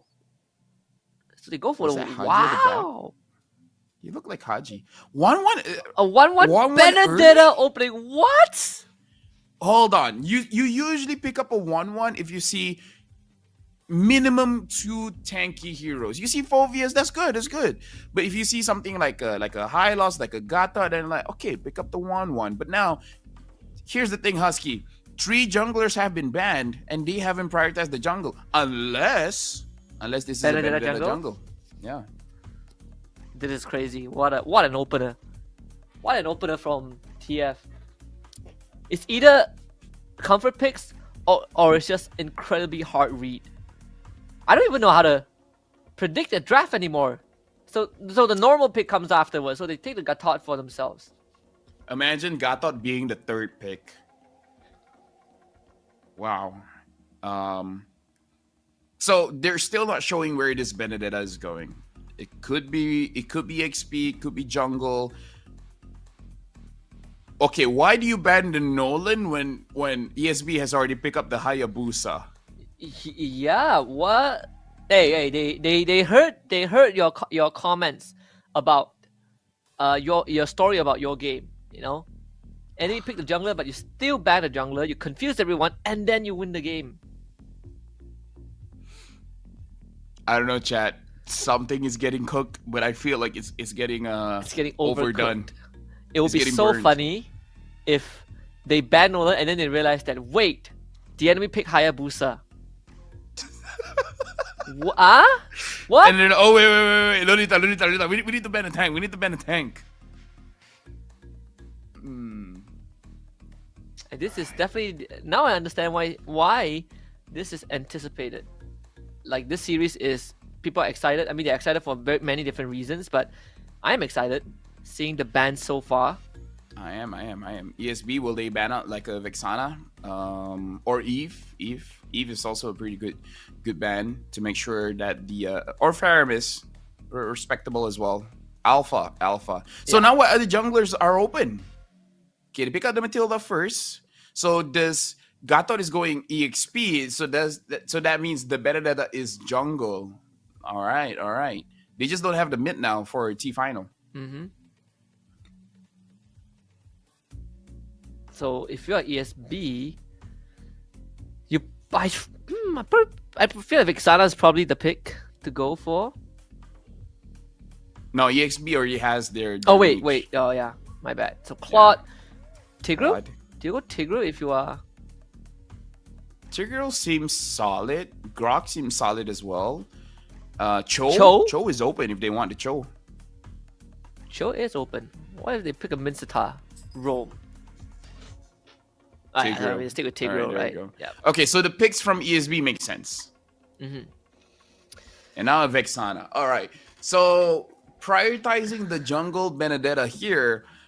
We've seen Benedetta revitalized, but now we got to look back at Benedetta Retribution, which I don't know how this will turn out. I gotta be honest with you, Husky. I haven't seen the Benedetta jungle for the longest of time, so I can't really tell you how it's supposed to pan out.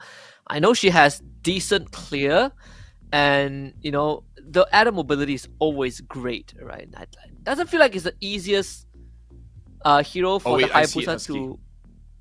Yeah. what if the Benedetta goes first item Sky Piercer and just rack up the kill with the Claude or Jushin? Because in terms of protection, the Tigreal is there, but if the Vexana can control the Tigreal, boom, bang, bada, bing. Maybe that's the way to go. Because this is technically a first pick Benedetta. Maybe a Sky Piercer Benedetta just takes over the game. That could be true. I mean, we'll see, right? Benedetta with the retreat instead of the Petrify. You do lose out a bit of that initial control. So game 1, ESB, blue side. Then we got TF on the red side. Right off the bat, where is the... Let's look where the Matilda is. Does see the Hayabusa. Force out the early retreat. That's always great. But, yeah, had to use the Purify. Yep, and now looks like the Gathot is there providing the backup. She's dead. But still, Matilda taking a lot of damage, still able to dash away, but Flicker goes in, and the kill is secured. Jushin gets first blood. Bit of an overextension there from the Matilda. She had pressed the Purify before she got lifted the first time, because it really does cut off the retreat a little bit. So already a good start for ESB, the fact that your mid lane Jushin just got a free first blood. Yeah. Right now, looking at a matchup here in EXP, looks like the Phobius is doing quite a lot against the Gathot. But again, this feels like a non-action EXP. We're not going to be expecting a lot coming from here. And yes, Whisking is going to be the roamer using the Tigreal. And in terms of the spells here, only the Vexana has the Purify. Though with that being said, the 1-1 has an inbuilt Purify, so the 1-1 should be able to protect herself as well. But it is something to take note of. Oh yeah. Let's see, this first turtle is going to spawn just a little bit. Depending on where, if ESB wants to fight for turtle, Tigreal is still quite far from that force. Gonna eat up this wave. Bottom side, that's a dark wave pool. Get the lift also, Mukri with the lift back. No kills yet. The Gatot still fairly tanky. And by the way, this Gatot is running Vengeance instead of Revitalize. So he's probably thinking about tanking the damage. I feel like the Revitalize is for the Claude, but now looks like he has to pump the Revitalize early. The Phobius goes to the back line. It'll be the Infinite Pursuit, just chases him on the tower. Gives out his life, of course, to the Vendetta. Because the rest of TF, exciting win, that could be Vengeance pop, the Tokacha right in the midst of things, the Hayabusa, Tigreal, good push by Whisking. They do end up losing the Tigreal at the very end, but Ash somehow finds a kill, 2 of them in fact. TF respond in kind, so both teams actually ended up trading even. Yeah, even, but definitely the win goes to the T-Final unless they don't secure the turtle here. No way. Looks like the Phobius comes by trying to save the situation, but unfortunately isn't gonna be enough. So good team fighting from both teams, but ESB definitely made the mistake by overextending, because I feel like the Phobius just, you know, pushes them away, not really going for that kill. He would have been available for the turtle fight, and then perhaps they could have waited for a better opportunity to actually capitalize on an actual team fight. Instead, letting go of his HP down and then dying in the first instance of battle made it so that ESB didn't have the man advantage. Now it's going to be a flicker into an important straight. Whisking instantly controlled by every single spell under the sun. The arsenal of TF a bit too much. Buffalo Tang does expire at the very end. Electro Final Blow, trying to chase Ash down. Lethal Ignition, cut at the edge of the blade. TF finding 2 more kills on top side. Now ESB really feeling the heat a little bit. How is this Paul gonna get out? Does have the BMI gonna reposition with the Blazing Duet. Gets jumped on and just solo killed by Forever Love. They finally lose their jungler, but it's just a small price to pay. Yeah, right now the rotations are definitely good coming in from both teams, especially coming in from Team Final. They're very much proactive all around the map.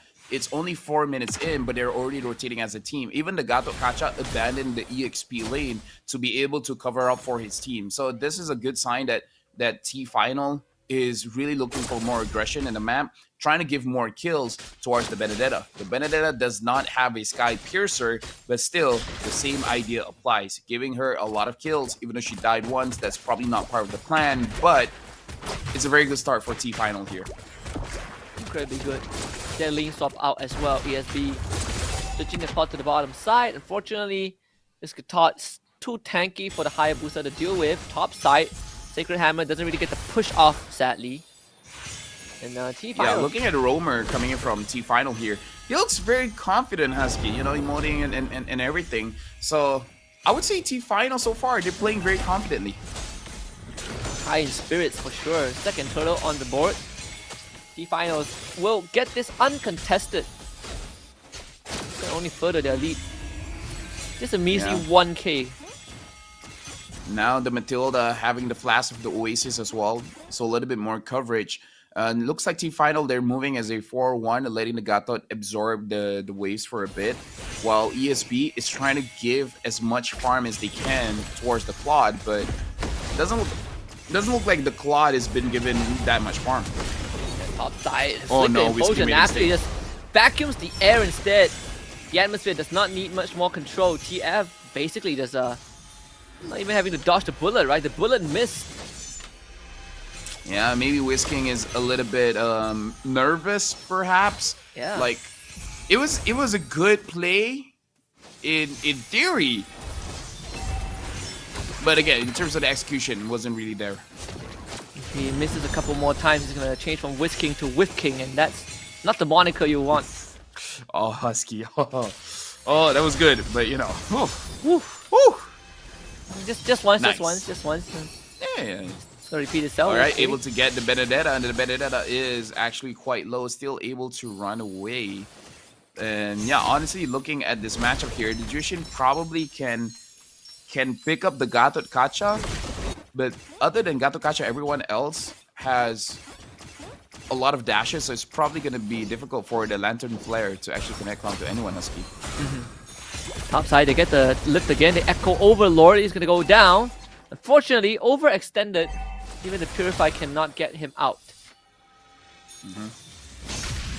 Alright, yes, we got a good...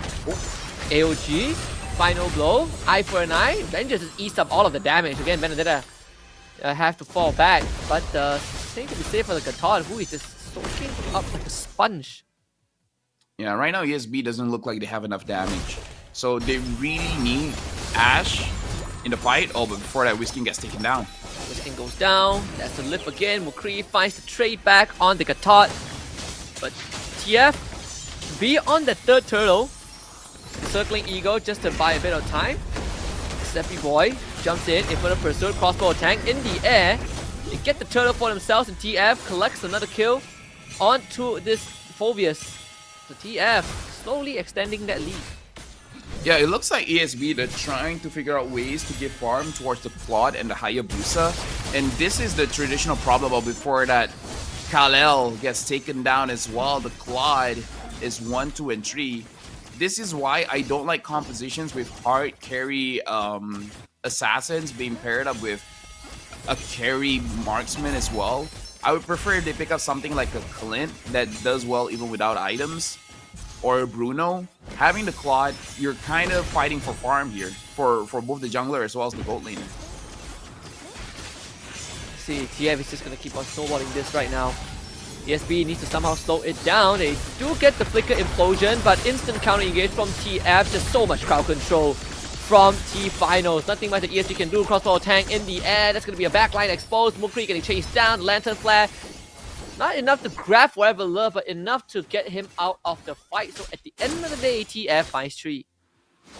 Yeah, Ash trying to clear, but looks like he finds the Gato Kacha. The Gato Kacha tries to take him down.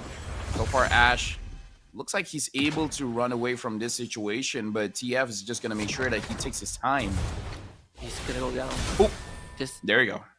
Can't even take the shadows back. They were waiting for him. Looking at the gold here, Husky, the Benedetta has 6,000 gold, and Hayabusa is hovering around 5,000 gold. So a solid 1,000 gold difference just from the junglers. Looking at the gold laner, 8,000 for 1-1, 6,000 for the Claude. So 2,000 gold difference between the gold laners. And this is not what you want to see if you're an ESB fan. No, not at all. This has definitely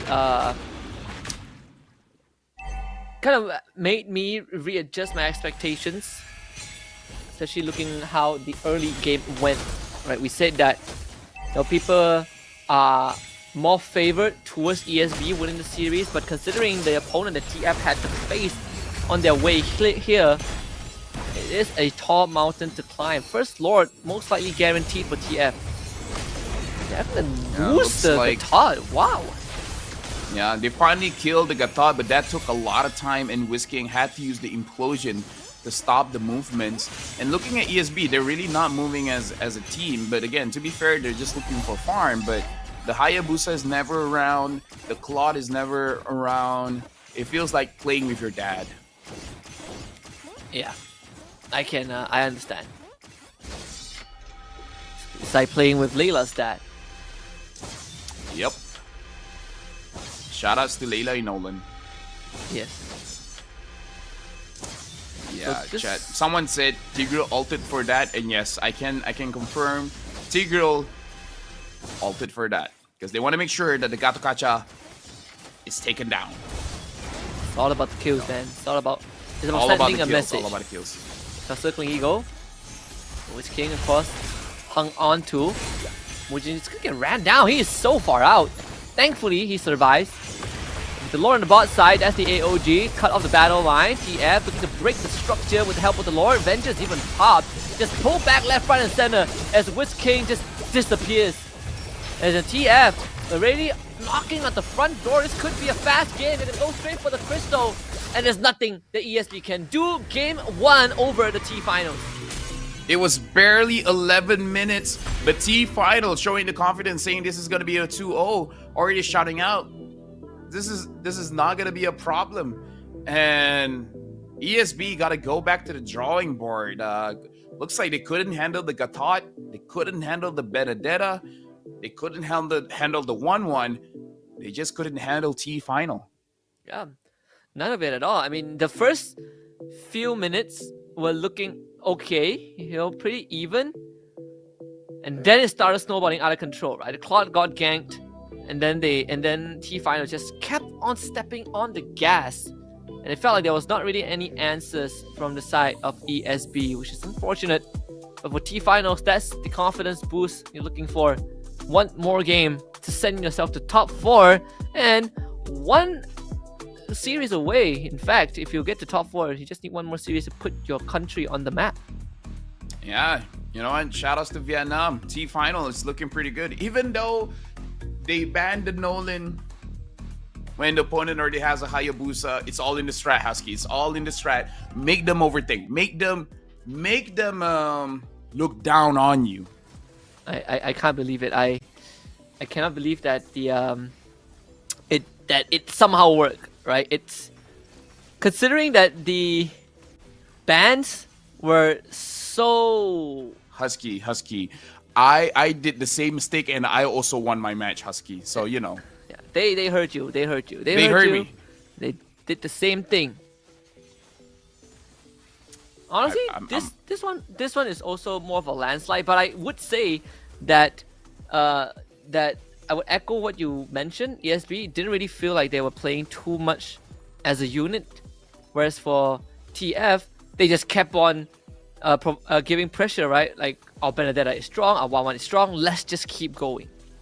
4 minutes in, and T-Final already started ganking, while ESB 10 minutes into the game, they're still farming, Husky. So I feel like the adjustment that I would make as a coach is that, all right, guys, T-Final moves around the map a little bit too much. We need to be able to respond. So our drafting is going to be a little bit more different, where we're going to make sure we only have one farmer. Because going up against a team that moves around the map too much, you can't afford to have 2 or 3 farmers in this game. So if you want to pick up a Hayabusa, pick up a marksman like like Bruno or Clint. If you're gonna pick up a Claude, then maybe go for something like an Alpha that can fight relatively early on. You know, Alpha, the Julians, those kind of junglers. Yeah, I think even in this game, where the Hayabusa, I really felt like Ash couldn't really get into the fight. You can see that Jushin was doing her very best to try to kind of control the front line, but it's so hard to do that when you have a Gatot that's just cutting through your front line. The enemy jungler is basically just going through to your backline as well. I mean, the Benedetta is very slippery. It's a very tough game, I think, even for the Jushin. For me, the real issue is that if the Jushin was able to pick off someone, say the Gatokacha, the follow-up isn't there to kill the Gatokacha. So if they pick up something like the Alpha, like the Julian, whenever the Jushin catches someone with the Lantern Flare, you can actually follow up and get a kill. And now we got to talk about our MVP, Forever Love 714, 69. Nice. 69% kill participation with 41,000 damage dealt, completely conquering the gold lane. And even though Wiz King came quite a few times to gank the 1-1, that inbuilt Purify, man, it does its work. Yeah, that's the unfortunate part also, right? They can't really reach the 1-1. And, you know, the moment she goes into the crossbow tank, there isn't really anyone that wants to soak up the damage. And unfortunately, in this game as well, it's... he dropped his phone. He just dropped the phone. Uh-oh. That's going to be a cut off your prize pool. Watch out, boy. Look at his face. He tried to look stoic, but then the phone fell. It's like, oh my god. Yeah, caught in 4K, dropping that Realme 13 Plus. Yeah, the phone is fine. That's phone is fine. He confirms it. Phone is. I'm actually rewinding the stream just to watch it one more time. He looks so cool, and then immediately doesn't. That's a shout outs to him, man. Shout outs to him. Some good clippers and watching the Mekong qualifiers. But yeah, I feel like this game is also a very classic example of, you know, a team getting the early game lead and just never letting it go. And and can see that ESB, they don't really have a clear direction on how to play from behind. Yeah, let me just say shout outs to Echo Overlord as well. He used the Matilda very, very well, causing a lot of disruption, and the gangs has been very, very good. Very, very aggressive, very aggressive. Like, it feels Natalia-esque. It does have that carry feel towards it. And it's just unfortunate that there's a Tigreal pick, but unfortunately it was not able to do enough, right? We've seen some pretty big implosions, but even the very first one where Wiz King got like a 3-man implosion on the bottom side and it ended up being an even trade, and then afterwards there were some unfortunate whiffs. So something that I think ESB gotta calm that nerves a little bit, go back to the drawing board. I think you can still play the Tigreal, but just gotta pick your timings better. Let's see though, maybe the second game would be a bit different. Yep, I want to see. At this point, Husky, I'm not gonna judge the draft. You know what? I respect it. This is just the world we live in the Mekong qualifiers, and I respect it. I respect it. You know what? Go for it, guys. I respect the hustle, right? They all have their own versions, own ways of kind of dissecting the game. So again, 2 assassins banner by TF, Fanny, Ling, ESB going for the chip ban as always. I mean, even when they were first picked, they banned it out. So T-Final, I feel like the Hayabusa shouldn't be an issue. If they want to ban something, maybe the Nolan. Nolan, Julian, Suyo, of course. He is. Oh, so even T-Final, first pick, they don't want the Suyo. Interesting. Just give you quite an idea of what they are comfortable with. Suyo doesn't feel like one of them, unless it's the trick that you mentioned, right? We don't need to show our cards first, not yet. Yes, 1-1 getting banned out. Now, what else do they ban? Matilda seems like a solid ban as well. Yep. Beretta is a problem, but I think I would rather not fight against that Matilda, man. Yeah, especially when the enemy is on blue side, right? They can only take one pick. Much rather they take the Benedetta than the Matilda. See, ESB, what's going to be the answer? Well, timer has run out. It's now or never. Okay, so Phoveus. The Phoveus ban. All right. This should be a Matilda first pick, right? Oh, the Freya. Freya. So there is a reason. They're gonna show the Freya. The question is it Freya Gold? Is it Freya Jungle? Chat, we're gonna see a Freya. They banned Sicilian in the previous game, so is it gonna be a Sicilian pick? Is that the signature pick that ESB has feared? You know what? I see a Freya. No, this is not a normal Freya Husky. This is a first pick Freya.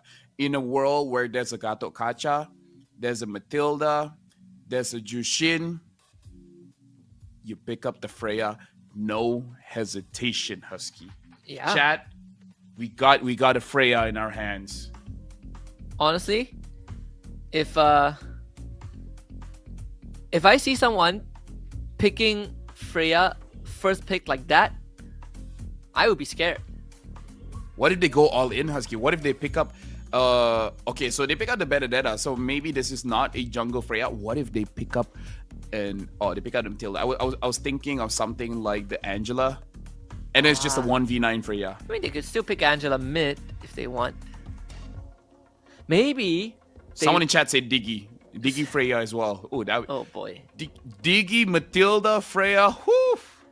You know, it maybe they watched JP Niners last season, right? The good old Freya gold lane. I'm uncomfortable and excited at the same time.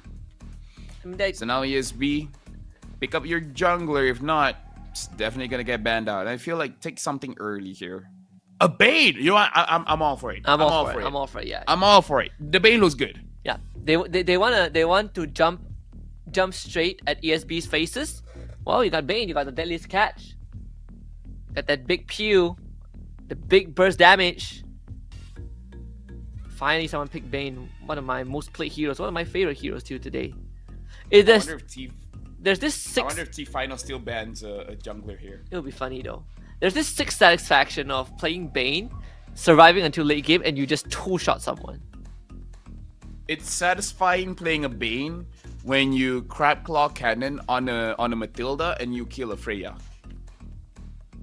That ricochet, man, that ricochet damage, it's satisfying. Like, it's probably the best reason for you to play a Bane, where you're like, I killed you by mistake. You weren't my target, bro. You were just collateral. Yeah. And it makes you feel smart. It makes you feel smart because you're like, you know it's gonna happen. So you just hit the front line and you kill the back line, and then you can just tell your friends like, that's what I was aiming for. So that's what I was aiming for. But either ways, if ESB ban out the Jushin as well as the Sicilian, so no Sicilian in this game, Husky. Yeah. If only the Matilda wasn't picked this early, a Lolita would have been funny. It's so funny. So you could reflect not just the crab claw cannon, but also the deadliest catch. Oh yeah. It's such a weird interaction to figure out that the deadliest catch can actually be reflected. Yeah. It's cool. No, I'm gonna stop there. It's cool. It's cool. I like it. Nothing is weirder than deflecting a saber blade and then stealing it for yourself. Yes. That's a true Lolita player. Only Lolita players know that interaction. So we get the Ruby and Natan banned out in the last two bans, and Jushin and Sicilian banned. Alright. I mean, I feel like TF can still pick up Eve, Aurora if they want to go crazy. Maybe even a Farsa. Farsa? Wow, into a Gatot Bane? Into a Gatot? I mean, if you see the Gatot flying over you, just turn to a bird and chirp out of there, you know? Yeah, that's true, but just chirp. Chirp. What kind of crows live in your area? I'm sure that's not how they sound. Alright. Okay. Aurora. Okay, we called the Aurora, but alright, guys. We've seen a Layla, and now we see a Freya, and now we see a Mia. We joked about the Mia pick and think that it would come true. Chat, we have a game on our hands. We have a game on our hands, man. That's the kind of game I like. Right. So you mean to tell me that there's a chance that Mia is the hero that sends TF to M6 wildcards? I believe there's another region that used Mia, and to be fair, one of the regions is Philippines. It is Philippines. They didn't win though. No, they did not. Unfortunate. So Melissa is the response. Or fortunate, because best believe if Mia wins, everyone will be like the pro players could do it. Why not? Why not us? They've been doing it before the pro players pick it, so I don't think that it's gonna be too much of a difference. Well, now the Melissa has been picked up. I have to say, Husky, ESBA has the more traditional draft. I agree. T-Final, they have a spicy meatball of a draft here. So we have Edith into Freya in the XP lane. Yes. Yes. I think it's appropriate for Whisking to be using the Gato Kacha. I think so too. You did mention the dynamics between the roam and the mid lane, right? And how the Katar roam can provide a lot more pressure. But see, I mean, this game is really setting up to be quite an interesting one, regardless of the results. So we'll hop into game 2. ESB needs to win this to stay in the running for M6 wildcards, which T-Finals are just one game away from top 4 and one step closer to M6 wildcards. And this is a Freya with Inspire. And this is a Mia with Inspire. So not a lot of escape. So this is all fighting. I want to see the hype of this Freya EXP. Okay, already forcing fight. All right. I see where it is. And an early rotation down gold. Oh my god. Look at Oh that. no. Is this first blood? Is this first blood? It's first blood. What? Mia is the answer, guys. You may not like the question, but Mia is the answer. The answers don't care about feelings. They don't. You might not like don't. Mia, but she works. If she wins, she wins. And right now, Freya is actually pushing Edith back. I'm looking at the minimap, and Freya is pushing Edith back. How is this game gonna turn out? Bottom side. They just keep on fighting. Attempt with the Witch King. Wow, the actual final blow is the angle. Quite interesting. Tries to go back in, misses the range, miscalculated, so he goes down.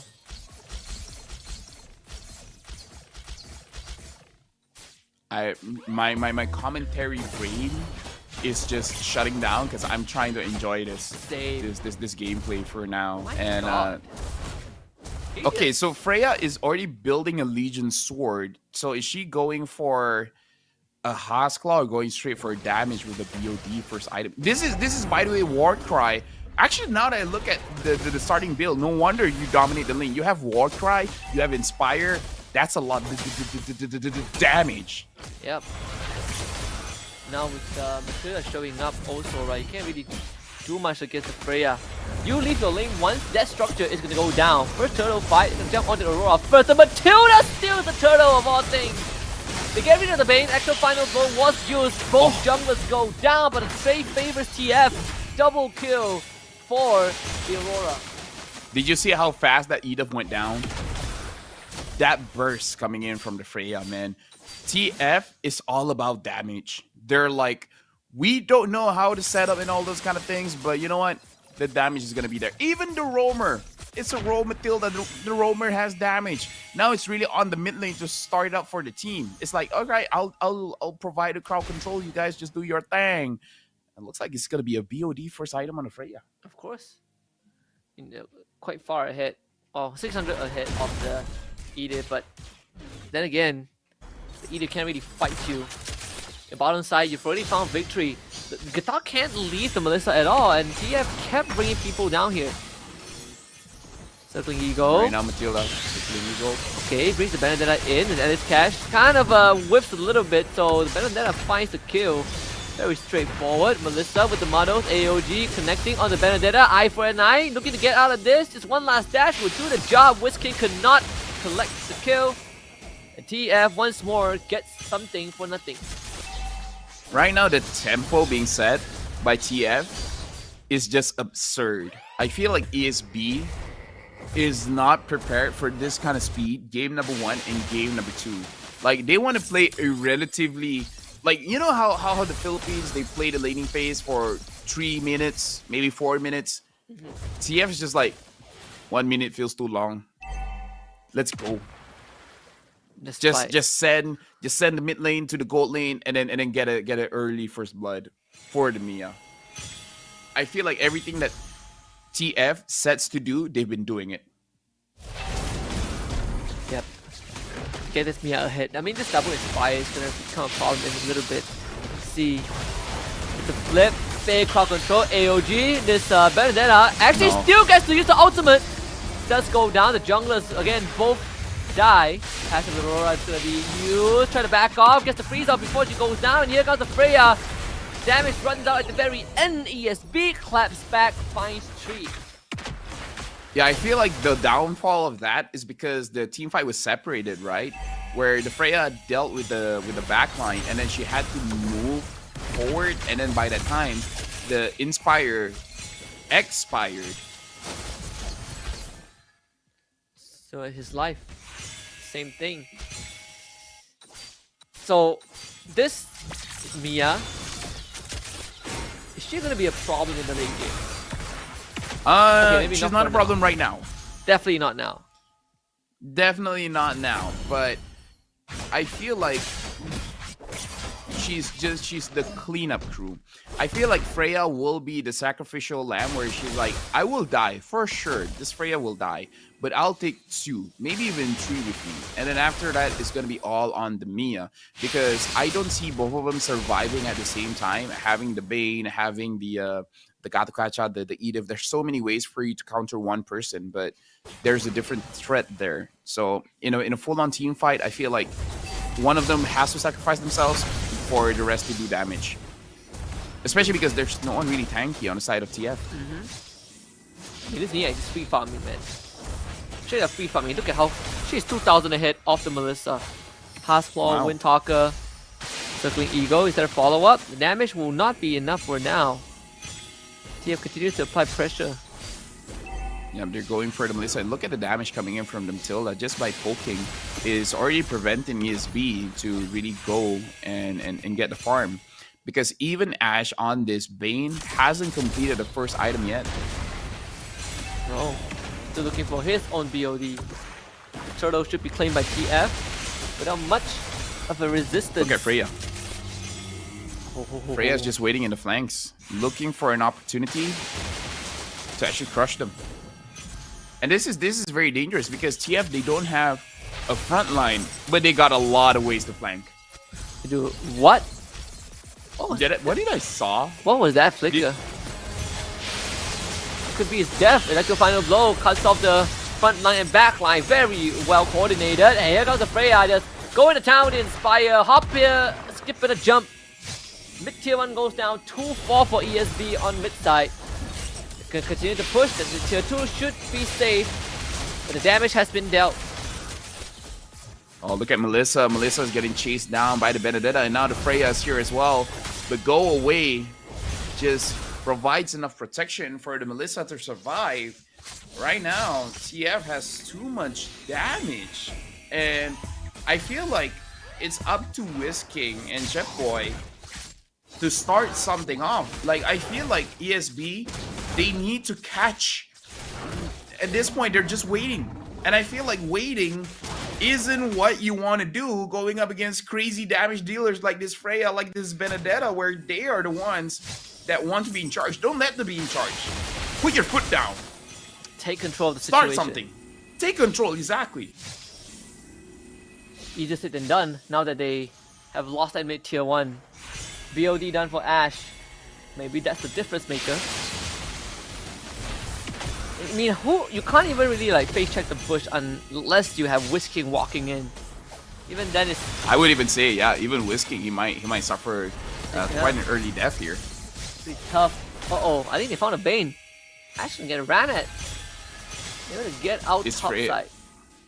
Oh, look at Freya! Look at Freya! Look at Freya! Look at Freya! And she died. Probably got onwarded by Chetboy there. Yep. Couldn't see it, but probably got onwarded. It looks like Freya's second item is going to be the Berserker Fury. And now TF, they're going for the Lord here. They have a lot of damage, so they can probably do this Lord very, very fast. Whisking should probably find an angle to go in. The Mia is positioning like a fighter, by the way. She is. That's going to be Lord. Forever Love. There it is. Shows herself. Dodges a crowd control. No need to press the Inspire just yet. Gets hit by Deadliest Catch. And now with the ultimate, good Terrify from Mukri. That could have been disastrous for ESB. Yep, Mia used the ultimate to try and get a good flank onto Asher and get a kill. But yeah, Mukri saw it coming and stopped the movements. And now we're back to farming. Believe it or not, Husky, ESB actually has the kill advantage here. They have 8 kills compared to 7. But the thing about TF, even if they die, they're not discouraged. And whatever, I'll revive. I'll go again. Trying to catch onto the Vendetta. It's going to go out. Good iframes. Finds the stun. Let's sync up all the ways at the same time. So TF, see how much damage they can deal with this Lord. Well, now the Berserker Fury has been completed by the Freya. So more crits coming in. I wonder if the reverse damage is going to be enough. If you just go down, that's going to be Vendetta to the back line. The go away from me is already forced out. They get the good freeze as the Lord finally goes down. They do lose their Freya. The Matilda also falls. The Melissa with the muddles trying to put in some of the numbers. There goes the Aurora passive. Unfortunately, she will also fall. 4 dead for TF and ESB Hope. Now, this is the weakness of all damage, no defense. Where once you make a mistake, look at that damage. That Freya could not survive. I wasn't even sure if it's the damage coming in from the Vexana or Melissa, but she got chunked down pretty fast. Honestly, it might even be the Bane. Like, she was 100% HP to 20% HP very fast. Turnaround. Potential for game 3 if this continues. Deadliest Catch and the Muddles. All these AoE anti-dive capabilities that ESB has. I feel like so far TF hasn't really been respecting the space that ESB's draft provides, but after that fight just now, they better start putting some thought into it, because it's starting to look a bit dicey. Now, Husky, I just saw something that I feel like we should talk about, is that TF might have a hard time ending the game. Because that draft, I think it's going to be quite difficult for them to force a fight inside of the base without sacrificing a lot of people. And it's really going to be on Aurora to set things up. If the Aurora doesn't get a good Frigid Glacier, then ESB is just going to, I guess, out-sustain TF. I agree. At least there is some hope right now for ESB. Man, this Vexana is 5-0. I didn't even realize that. CTF, what's going to be the game plan? The Circling Eagle. It's all about the purple buff, and it's pretty plain. Who got it, though? I don't see it on B. Oh, Mukri got it. Mukri got it. But they're going to lose the Lord for sure, so ESB is all about defending against the Lord push. Second one will be a bit stronger. You know what? TF is just about boom, boom, boom, boom, boom. Fight, fight, fight. Damage, damage, damage. And then just think about the consequences later. This is like the Langar mentality, Husky. Where if we have an opportunity to fight, don't second guess yourself. Hit first, regret later. Do it as a team, you know? Best case scenario, we take them all out. Worst case scenario, we get taken out. Yeah, and then at least we show that we are brave. You know? Yeah. So are we really losing? Like, you know, if we get wiped out, are we really losing? Right? Yes, I think the answer is yes. Just putting it out there. Synced up all the way. The bot inhibitor is already gone. Very well done by TF. Bot will be taken care of for sure. See if they can get the mid inhibitor. Actually look for that. Could be a full engage by the Freya. Deadliest Catch pushes them back. Oh my god, that's so much damage to the back line. They've already taken out Witch King.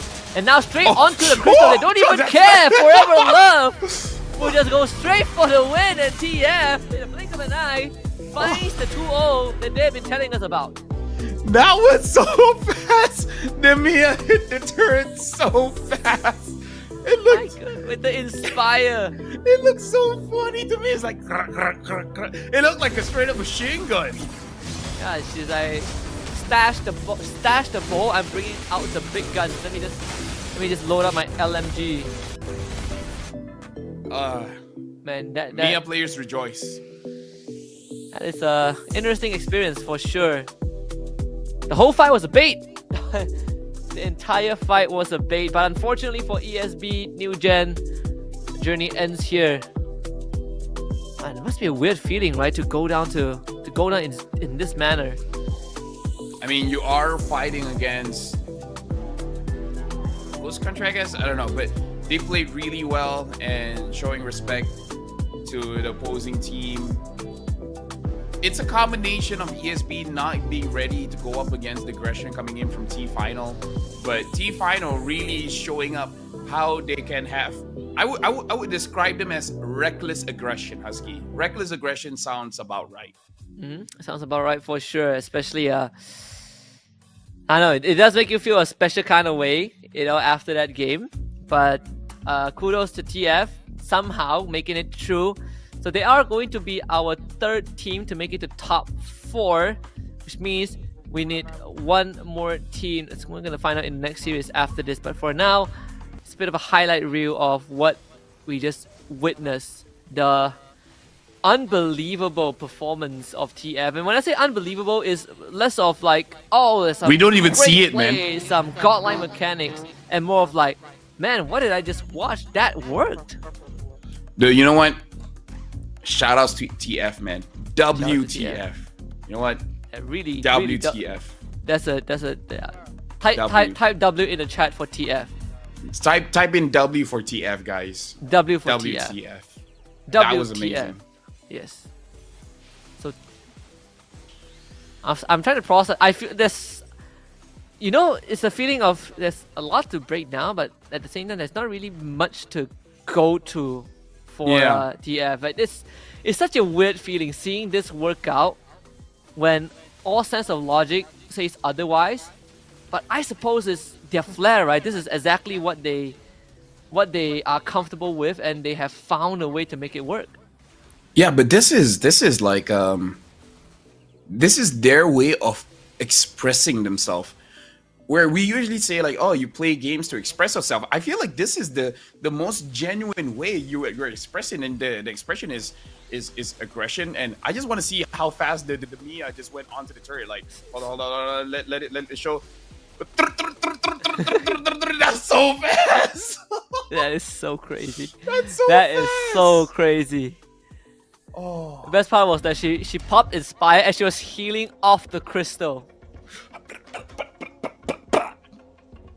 Sandy. That was satisfying to watch. It was. But yes, just pure unadulterated, just the true identity of the team, right? Like, that they are playing as themselves, they're having a lot of fun. How far they would go, obviously only they can answer, but at least for now they get to celebrate this win, where we have our MVP. Even though on the losing side, you gotta give special shout out to Mukri for trying to really hold it together. Just very unfortunate that she could not have anticipated the Mia endgame. Yeah, you're the real MVP. Even though you lost, we're shouting out your name. Mukri did his best, 33,000 damage dealt. But yeah, like, do you feel like we're gonna see more Freya, Husky? No. Well, not from other teams. From this team, probably, because I think I'm pretty sure more experienced team would just let them have what they want. But for you, if you ask me if other teams are gonna pick up Freya, not a chance. I don't think so. What about the Mia though? Look at Forever Love on the Mia. Let's be very honest. This game, dude, he has 12,000 gold in 13 minutes. That lane was untouched, right? Like, I know they got the first blood onto the Melissa, and afterwards the Mia was just untouched. She was just farming the lanes, despite going down 2 times. It really doesn't matter much. Shoutouts to TF, man. W for TF. Yeah, that's W for TF. WTF. Yeah. Not really sure how. I mean, I gotta savor the moment, right? Like, paid forward, we still have at least one more series we get to see T-Finals play. But for now, let's hear what TF has to say about their win. Headed to the stage. Take it away. Thank you, Caster, and congratulations to T-Final. Xin chúc mừng T-Final với một chiến thắng rất thuyết phục với tỷ số 2-0. Và bên cạnh Vi đang là Khoa 1-2-3 đến từ đội T-Final. Thì vừa rồi chúng ta đã có một trận đấu rất là tuyệt vời. Thì hiện tại cảm xúc của Khoa là như thế nào? Dạ thì đây là lần đầu tiên em đại diện cho Việt Nam để đánh giải quốc tế, thì giành chiến thắng trước đội team bạn thì bản thân em và team em rất là vui. Và với cái chiến thắng hoàn toàn thuyết phục với tỷ số là 2-0 thì Khoa cảm thấy điều mà mình tự hào nhất về trận đấu vừa rồi là gì? Dạ, điều em tự hào nhất về team em có nghĩa là chiến thuật và những pha giao tranh tốt của team em để giành tới chiến thắng hôm nay. Cảm ơn Khoa và hy vọng rằng là Khoa cũng như là đội của mình vẫn sẽ giữ vững tinh thần này để tiến vào vòng tiếp theo nhé. Cảm ơn bạn và xin mời bạn sẽ về vị trí của mình. Quý vị khán giả thân mến, chúng tôi vẫn còn những trận đấu rất thú vị. Chúng tôi cần ít phút để giải lao và chúng tôi sẽ quay lại nhanh thôi. Đừng rời khỏi livestream này nhé. Cảm ơn và hẹn gặp lại. Once more, thank you very much to our lovely hosts. We've reached the halfway point, Lafel, in this day one. We've got 3 more best of 3s coming up, but it won't be us after this. So, any last words before we sign off? Let's see. Make sure you turn off your lights and unused electronic devices when you leave the room. Yes, very good advice because electric bills ain't that cheap. But for now, we're gonna go for a break. And when we come back later on, it's going to be our buddies Leo and Renma taking over the broadcast. So enjoy the rest of the show. We got a lot more Mobile Legends Bang Bang action coming up after this. Death, if only for a moment, to say their goodbyes. Some even say she takes pleasure in exposing people's true intentions. Offer that which is most precious to you, and your wish shall be granted. Such is the enigma of mortal hearts. For millennia, Zhu Xin's lantern has illuminated the night. Yet none have been able to see what lies in her heart.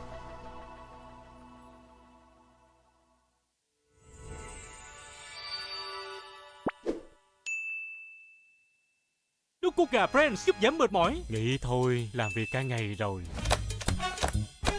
Mệt mỏi nhưng phải tiếp tục làm việc. Uống nước cốt gà Friends. Tiếp tục thôi, nước cốt gà Friends giúp giảm mệt mỏi. Thử ngay.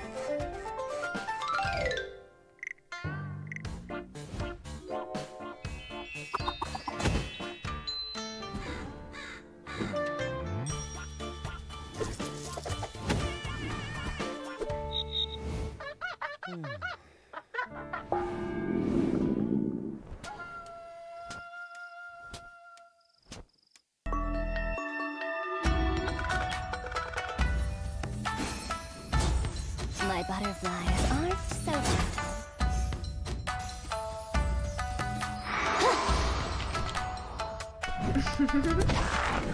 My butterflies are so gentle.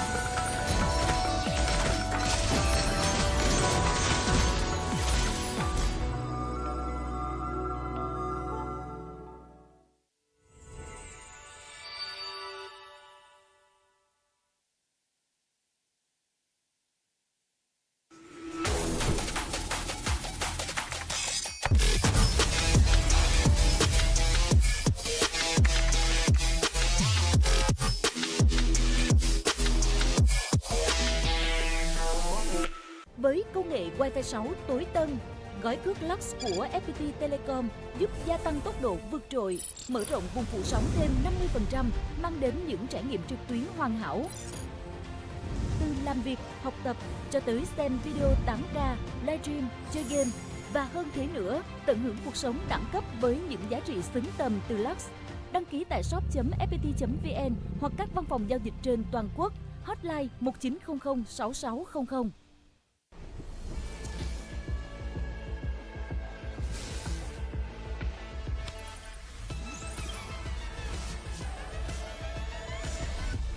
Realme 13 Plus.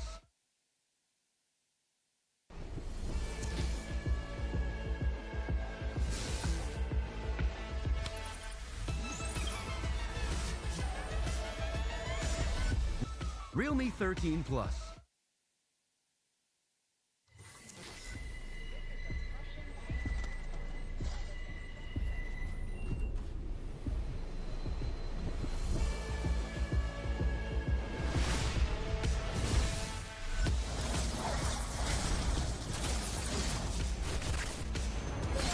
Eliminated.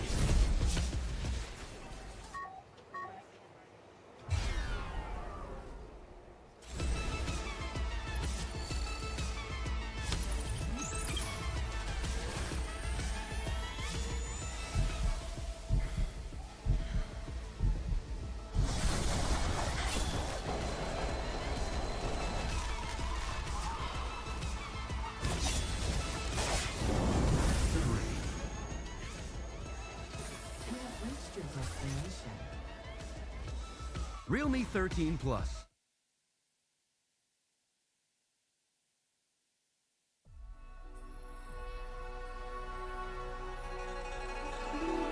Among the legends of Zhuan, there exists a woman only known as Zhuxin. With lantern in hand, her butterflies flutter with purpose, seeking wishes to fulfill. Some say she grants the wishes of children with childlike whimsy. Some say she can reunite those parted by death, if only for a moment to say their goodbyes. Some even say she takes pleasure in exposing people's true intentions. Offer that which is most precious to you, and your wish shall be granted. Such is the enigma of mortal hearts. For millennia, Zhuxin's lantern has eliminated the night. Yet none have been able to see what lies in her heart.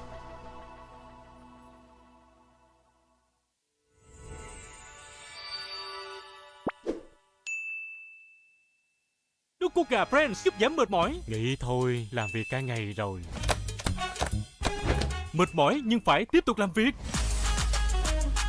Uống nước cốt gà Friends. Tiếp tục thôi, nước cốt gà Friends giúp giảm mệt mỏi, thưởng ngay.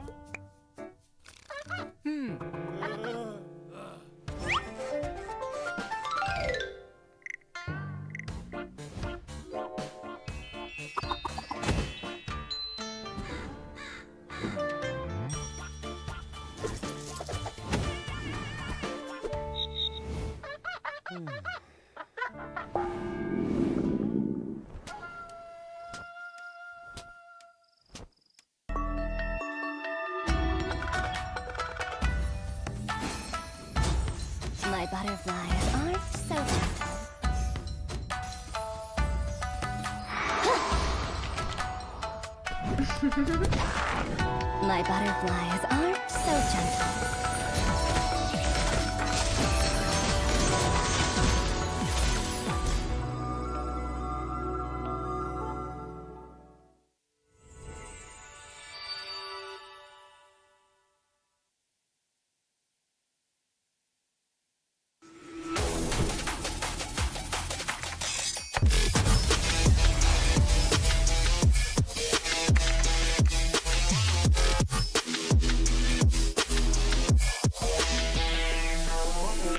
Với công nghệ Wi-Fi 6 tối tân, gói cước Lux của FPT Telecom giúp gia tăng tốc độ vượt trội, mở rộng vùng phủ sóng thêm 50%, mang đến những trải nghiệm trực tuyến hoàn hảo.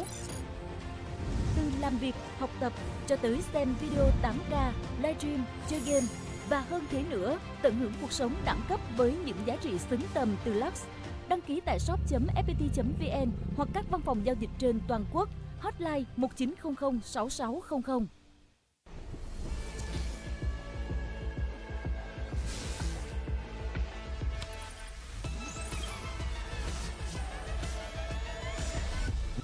Realme 13 Plus.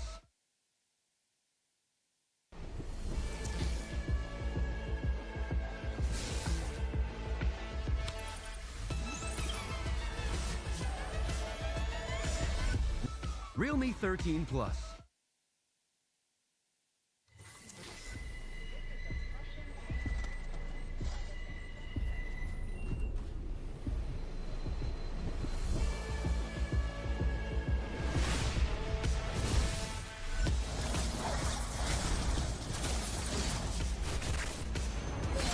Eliminated.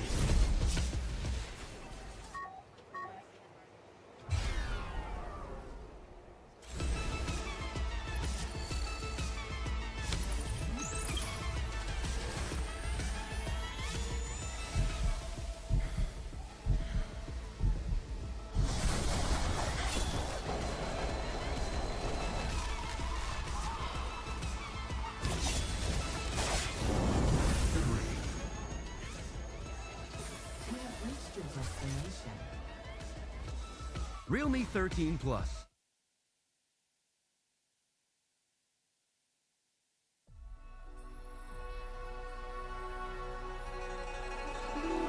Among the legends of Zhuan, there exists a woman only known as Zhuxin. With lantern in hand, her butterflies flutter with purpose, seeking wishes to fulfill. Some say she grants the wishes of children with childlike whimsy. Some say she can reunite those parted by death, if only for a moment to say their goodbyes. Some even say she takes pleasure in exposing people's true intentions. Offer that which is most precious to you, and your wish shall be granted. Such is the enigma of mortal hearts. For millennia, Zhuxin's lantern has eliminated the night. Yet none have been able to see what lies in her heart.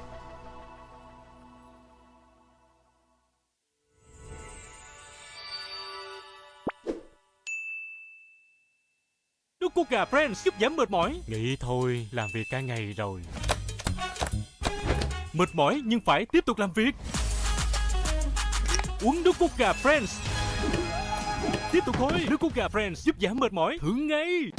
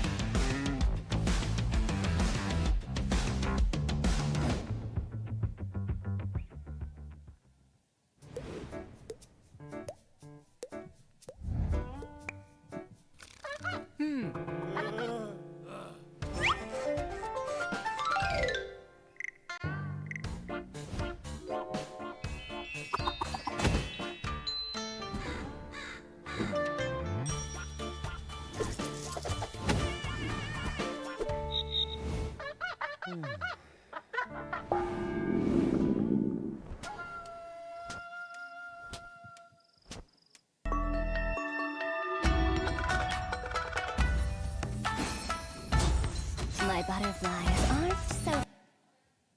Chào mừng quý vị và các bạn đã trở lại với vòng loại khu vực Mekong Mccm. Và quý vị thân mến, chúng ta vừa trải qua 3 trận đấu vô cùng kịch tính và tìm ra được 3 đội sẽ tiến vào vòng trong. Và đâu sẽ là đội cuối cùng sở hữu chiếc vé tiến vào vòng bán kết. Ladies and gentlemen, after 3 thrilling matches, we finally found out 3 excellent teams moving on to the semi-final. Which team will make it? Because there is only the last chance moving on to the semi-final. And now, welcome to the stage, Legend Esports from Vietnam. And 3V Esports from Timor-Leste.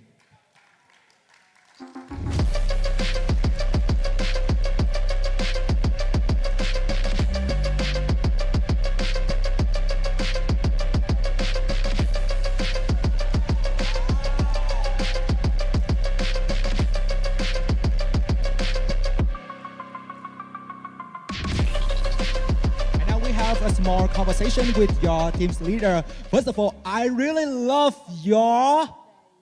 Can you share with that? Yeah. You? This our country flag, then this our team flag. Yeah. Big applause for them. Yes, that's really good. So, do you want to share something with Aryans? But first of all, please, the other teammates, you can come back, play in position.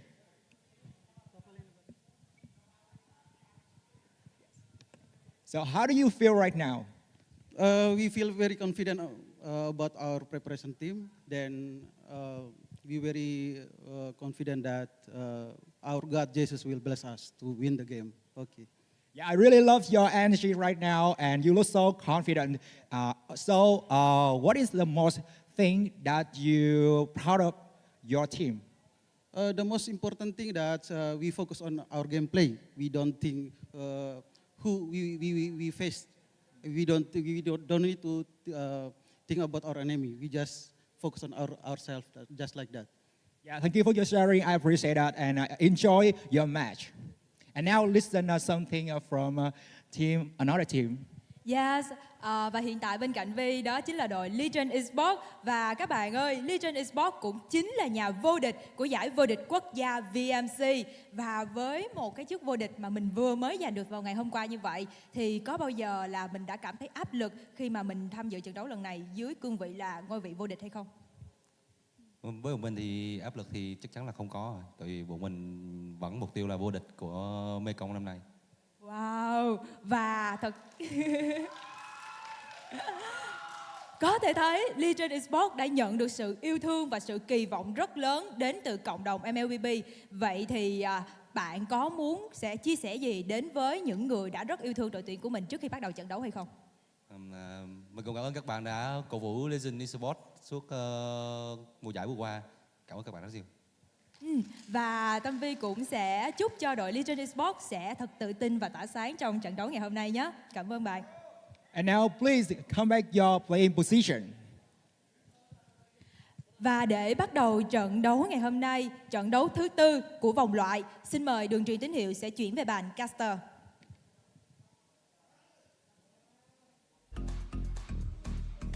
And welcome back to the M Challenge Cup Mekong Season 4. My name is Renmar, joined here by Leo. We're going to be your casters for the last few sets of series that we have. We have one more match here in Group B and 2 semifinals later on. Leo, I just got to say, it's been a very interesting day of Mobile Legends. I'll tell you now, more than just an interesting day, an awesome 24 hours. We have crowned several new champions across the world, and here we're on the way to crowning 2 wildcard representatives to the World Championships coming from the Mekong region. If I'm not mistaken, we just witnessed the walk-in by Legion Esports and 3V from Vietnam and from Timor-Leste, respectively. And I just saw the Timorese, and I'm throwing back the SEA Games 2023. Was it them who handed ties to the Filipino athletes, the eventual gold medalists, those traditional scarves? So because of that warm and just wholesome moment, I'm already rooting for them. Sorry, I love me Legion Esports, but those are the Timorese.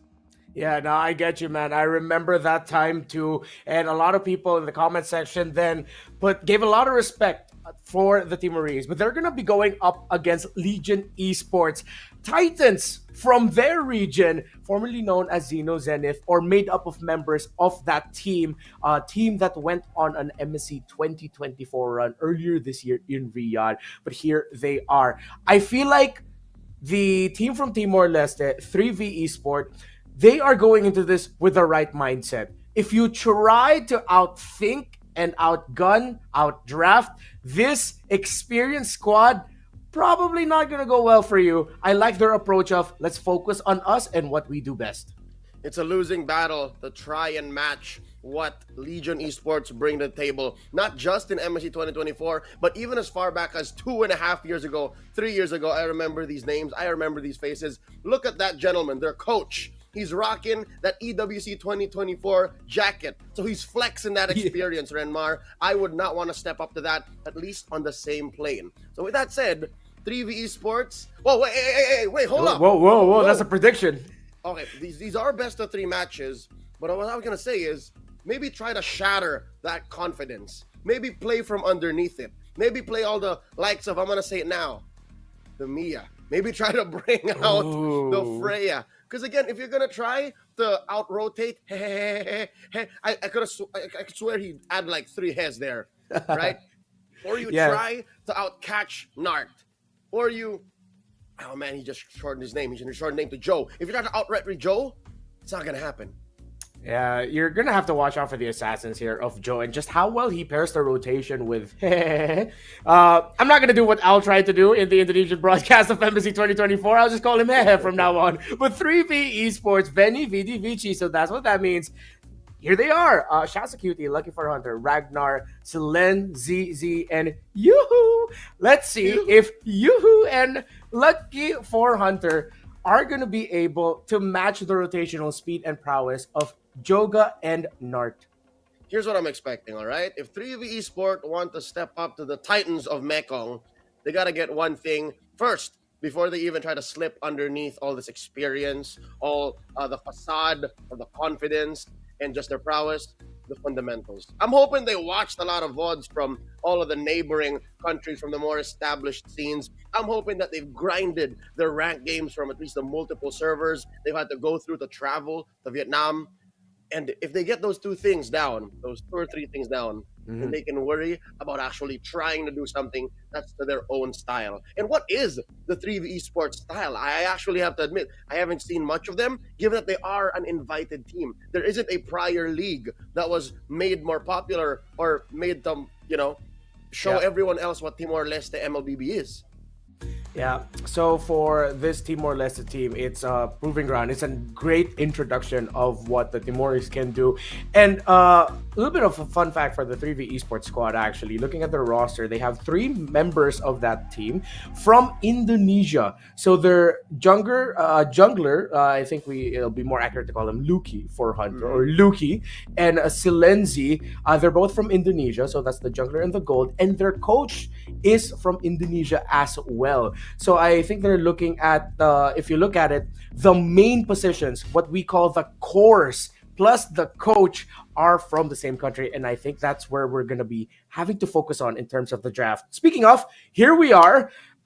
It's not an anomaly, folks. Not just in the Philippines. No one wants to see Chip, but we are in a region wherein it's growing. You need to respect ban comforts. I like how they're banning away the Benedetta, away from Meow, and the Fanny away from Joe. And of course, Legion, despite facing a relatively unknown team, are just covering their bases. You get rid of the aforementioned Chip, you get rid of the Suyo, and 3V, I think they'll get rid of one more assassin. They might get rid of one more mechanically adept hero, and they get rid of one that enables that. They get rid of the Matilda, there's the Jushin, and what's left out for 3V? Big hitters like Edith. You can also pick up the likes of a Gatot. Ooh, okay. So, first pick, what's it gonna be? I like how they're focusing on reducing the rotational speed and map presence, while LG, they go ahead and take away a pick that can actually give them difficulty if they're going to go for the slow front to back and or respect onto Joe by taking away his sling. So 1 down. What's left for Joe is the Alpha. You can pick that up. You've got the Julian, the Nolan. Are they going to budge? That's the question. Is Coach Nizinav going to say, hold up, our gambit might have worked? Instead, Legion here gets their denial of the Angeling and gets a Khalid. Very reactive. I think what Legion is doing is they're very reactive. They're very fast on their feet because these two, like, they don't tell you exactly what's going to happen here. Rome or mid-Angela, Rome or XP Khalid. Yeah. There's a lot of things you have to take into consideration there with the Angelide pickup, and we might have to watch out for an Alice later on that Joe might actually bring out. He was, if I'm not mistaken, if it's not going to be him, it could be Daylight. Again, jungle or gold. Faramus is the pickup for 3v, and they go Minotaur, double sustain. This is a little bit of a throwback to metas before this current meta, when people were still trying to see if Minotaur can slot in. Minotaur has effectively been slotted out of the meta. So knowing that they're up against the Khalid with the self-sustain, the Angela with the heals, they said, we have to match that. We have to pick up healers for ourselves.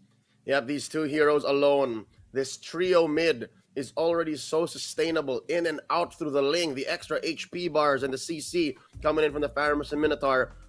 I'm getting throwbacks to MPLMY here, man. I remember as far back as Chico guys playing mid, picking up that Minotaur. So between these two, they're trying to out-sustain the Khalid, the Angelide. First time I've ever said that. Sounds weird coming out of my mouth. And there's a Katot. This is odd. How is it that the Katot is coming out after the Minotaur? This just tells me that 3v Esports, this is something that they're used to. This is something that they like to play. So they want to do everything they can to hold down mid to allow for their jungler, Lucky, to actually go around and farm up. Yeah, Gatot Kacha. Ooh, respect ban on a Karina? Oh, no, carry. There we go. It's carry, nah. I get it, you know, like, it happens. Yeah, carry now. So, the Gatot Kacha getting picked up right after, I feel like we're seeing here a little bit more of the drafting experience of Legion. I'm not gonna knock that this could be a comfort strategy for 3v, because hey man, if this was our ranked games and we were on the red side and we saw that there's a Ling Faramus on the Minotaur, I'm already thinking, what are we gonna do to come back from this game? But LG, they went ahead and pick up a great Gatot Kacha, and however, I like how 3v is respecting the possibility of an Alice getting slotted in by taking it out. That's right. Coach read into it. Again, very, very difficult. That might be the actually one thing that out-sustains the Faramus and the Minotaur is if an Alice gets to the late game. I'm looking at like 12, 13 minutes unhindered. Yeah. It's so difficult to stop. There's the Harith, again, closing off gold laners. Ooh. But they still slip through the 1-1. So that's just going to shred through the extra life bars on the Netherrealm. The answer with a Bruno. What's left in the EXP? EXP, something equally tanky. They need another frontliner. Oh, but they go for the Phoveus into the 1-1.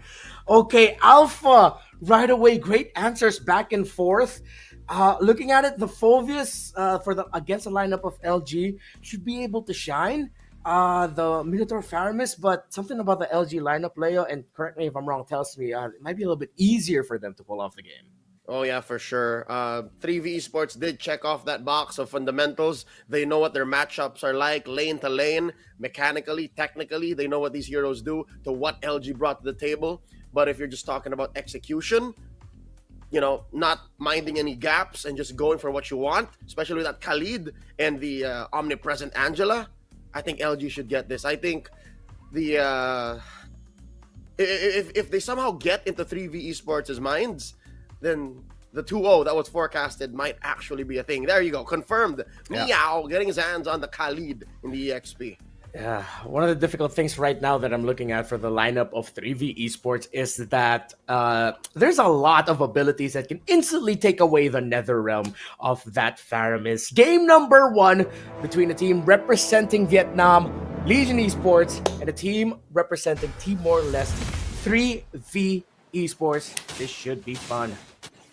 All right, you're seeing a impure rage on Ragnar in mid, and it's been a while since we've seen Minotaur, so he is rocking. Oh, here we go. Nart. Ragnar has to be very careful with those pokes, but Nart feels it back just a little bit. So LG threatening the jungle for Luki. However, it doesn't look like they're going to be able to get anything out of that. Leo, it is an EXP Angela, by the way. It's bruisers in the mid as Yu takes a lot of damage from the Khalid and the Gatot. Mad swerve by Legion. They understand the situation. They gotta get a level 4 early on Hehe. So they're gonna put him, plan him in EXP, and then from there on, like, those two bruisers can just rotate however they want. Yeah, quick level 3 already on this Angela. That was a great read there. Deciding to put it in the EXP lane first so that it can get it heart guard quick. And then eventually maybe Meow would be going back into the EXP lane. But now this changes the dynamics of the fighting around the mid because, again, bruiser weights could be difficult here for this Faramis to deal with. Yeah, already you saw how Ragnar was forced to use a Purify early. New Catch Republic almost got him down. First Blood.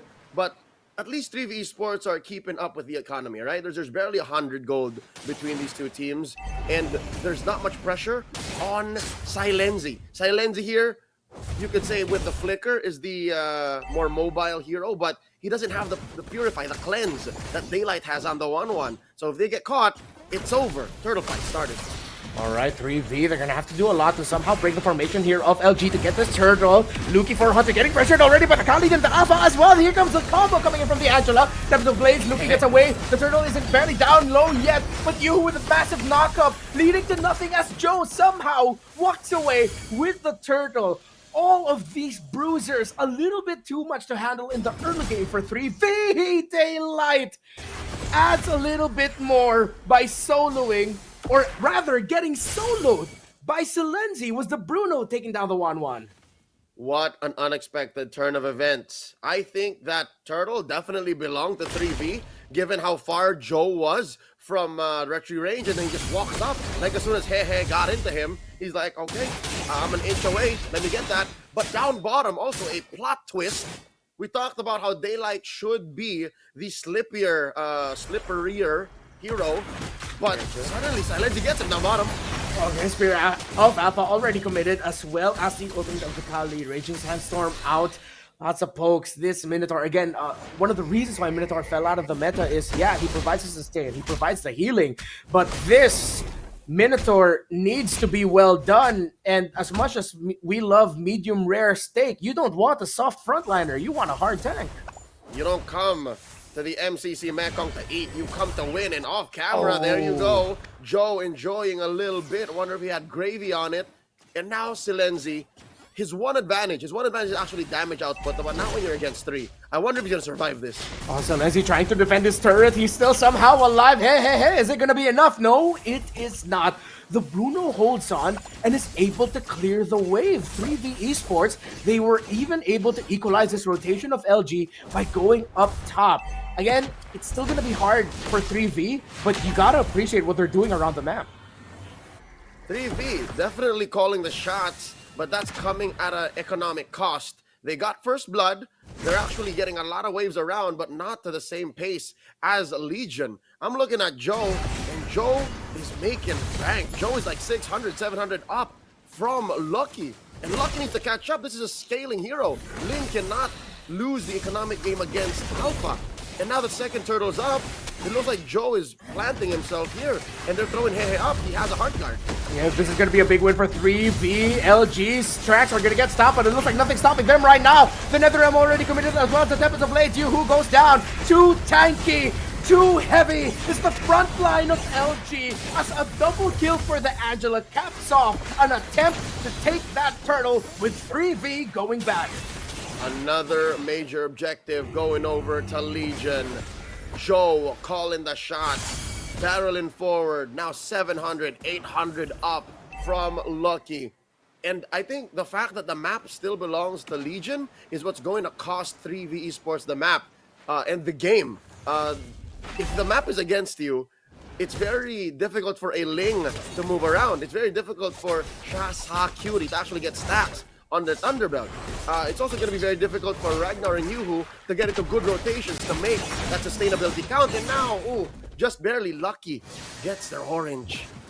And as expected, with a lineup such as this, LG is now bullying into the jungle of 3v, and they're gonna be having to play from behind and force a comeback. Just the Berserker's Fury was just built just now by this lane. Already 1,000 is the gold lead of Joe, while Daylight now has 2 core items on him. Saving Grace is, I guess the Bruno is relatively close.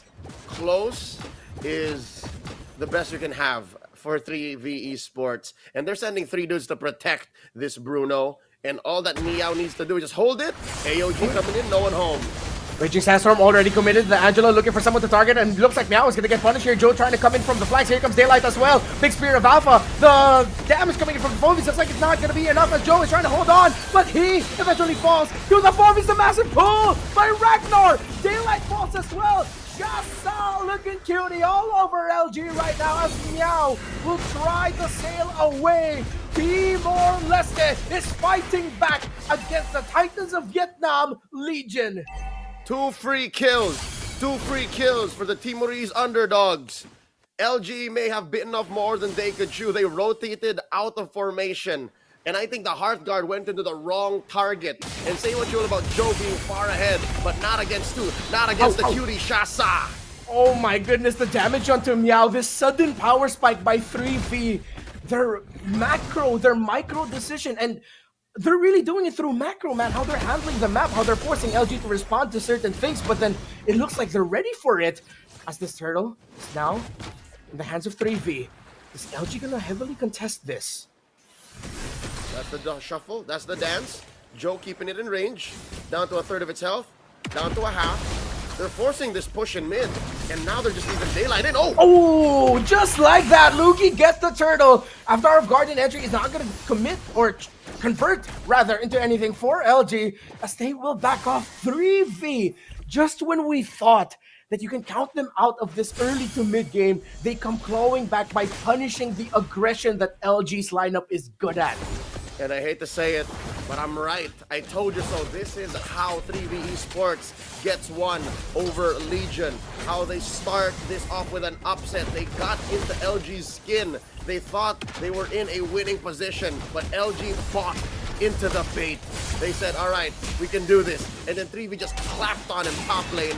And now suddenly the map is blue. Down bottom, ooh, what is this? I don't think Luki can deal with that. Yeah, big carry counter rotate by LG. Decide to commit the Alpha and the 1-1 into pushing down into the bottom lane. Great macro, I have to admit, that we're seeing from these two teams. Anything standing out in terms of the items? Oh yeah, for sure. There's a Haas Claws now onto Luki. And over on the other side, Daylight, he is still up ahead of Silenzi. But here's the thing. LG, they had a very strong early to mid. Now that we're going into late, and Luke is getting his items, Silenzi has 2 core items. I think it's a matter of time before 3v are the ones who start hunting for fights. When it's 3v Esports who's hunting for fights, and they send over Luki for the 1-in-4 split, it'll be more powerful than LG's 1-in-4 split. Because yeah, LG can still do it. Hehe is an Angela. But once 3v get their mojo like this. Oh, Dart initiating already. The Netherrealm obviously committed, and the Raging Sandstorm into the back. Joe is trying to hold on here. The Gatakacha falls. Yuhu falls as well. Ragnar will be able to go back, but the damage coming in from Luke. Hey, takes down Joe. Silenzi gets taken out by that 1-1, but it's a double kill for the Ling. Make it a triple. Triple for 3v on the hands of Luki. Skywalking right now. Meow, meow, meow. Meow is the only one left. I don't think there's a Khalid can do to steal this Lord. I'll take that trade any day. 2 for 3, 2 for 4. Doesn't matter. 3v Esports got there. I was gonna say, what the hell is Silenzi doing that deep into mid? But he was pushing them all away, pulling these bruisers, pulling what's left of LG away from Luki so that he could clean up. And Luki held on to that Tempest of Blades to the very last moment that punished Daylight. The damnedest thing I've ever seen, that Luki didn't die from the bruiserweights up front. Luki telling Yuhu, Luki at me, I can save us here even though you're gone. And Yuhu, this Minotaur was able to dish out a massive ultimate as well. The Minoan Fury, it's been a while since we called a Minotaur game. And Shasa Cutie, weirdly enough, this lineup that is strong with invading and bullying in the early to mid, again for LG. The mid-game power spike of 3v apparently is just stronger. These frontliners, the sustain is getting melted. That's right. The mid-game to the late game is where 3v Esports lives. And the map being blue is the natural progression of this game, especially since 3v Esports found that window in mid, found that fight near the Lord down bottom, and then are now forcing their entry into Legion's base. Holy Shield's still standing. That means Legion are still in this game. Legion understand how to manage this defense. And they're gonna have to, because I'll tell you now, looking at their wave clear, this is one of the worst wave clearing drafts I've ever seen. And that's nothing against LGs because they expected to win in the early to mid. But now that they're on the defense, what are they gonna do? Manually punch every single minion? There's very little they can do here. And now we're starting to see also their wave clear. As you mentioned, it is risky. For the people asking 3v Esports, they are a team from Timor-Leste with the help of Indonesian players and an Indonesian coach in their squad as well. They are representing the Timorese and they are putting on a show. Macro, micro decision making, the belief in their lineup. LG need to change their approach. Their targeting needs to change. But who do they target first? Well, number one, I think it would be best to force out another round. So that means targeting Ragnar. Second, target Silenzi Z.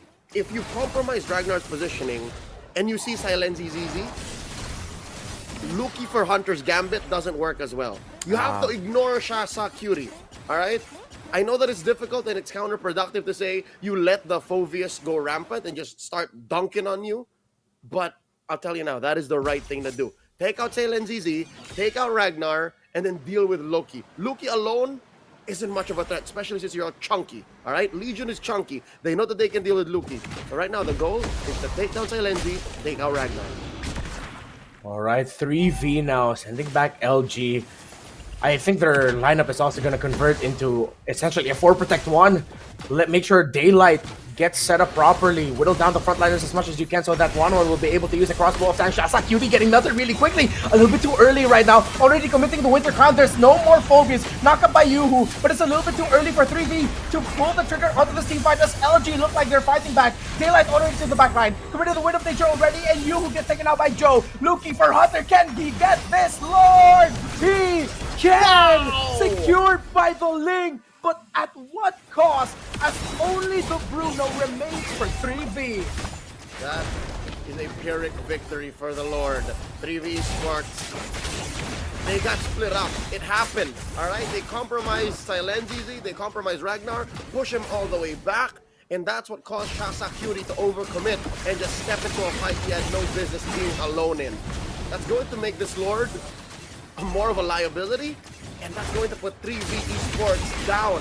200, 300 gold. Their lead kaput, taken away from them. And now they have to consider, how do we approach? How do we recover from this? Because right now, the map has equalized. They need to work out the timing of the front lining from Shasa, from Yuhu. Need to work that out. The Phobies going out there a little bit too early. I agree with you. That cost them. We talked about LG and how risky their minion wave clearing is. I feel like it's the same for 3v, or is it just a little bit better for them? Oh yeah, no, 3v Esports is so much better. I'll tell you now, they have the cross-map play. Between a Ling and an Angela, the Ling will clear the waves much, much faster. You're talking about, again, technically their mid laner is the Khalid versus the Pyramid. Oh wait, bring it out. Oh, from out of nowhere, Yuhu gets jumped on. There goes the cow. As 2 fall for 3v, and it has turned into a disaster. But LG need to go back as there is a Ling pushing in the mid, just trying to get a win out of a disastrous attempt to control the jungle by 3v, but it's more of a credit to the efforts of LG. This is what Coach Nizanav would call Ini Binchana. It's a disaster. 3v Esports were still recovering. 3v Esports were still looking for rotations on the map to try and equalize, make it a little more blue, make it safe for fights, but LG caught him. LG ran through him. 4v5, 3v4 is what happened, and now Luki fighting for his life! He tried to get the Angela, but he needed to get on out of there. The Angela is low, is able to heal through it. Luki is doing everything he can. A great stop, a great hold, and a great escape. Make sure that 3V can fight another day. And I gotta agree with you, man. I feel like Ranger M has felt a tingle in the back of his neck wherever he is right now. Probably on the way to Bandung and just going, Ini Bencana? Something disastrous has happened. But here we are. It is still close in terms of the gold. How are we in the core items?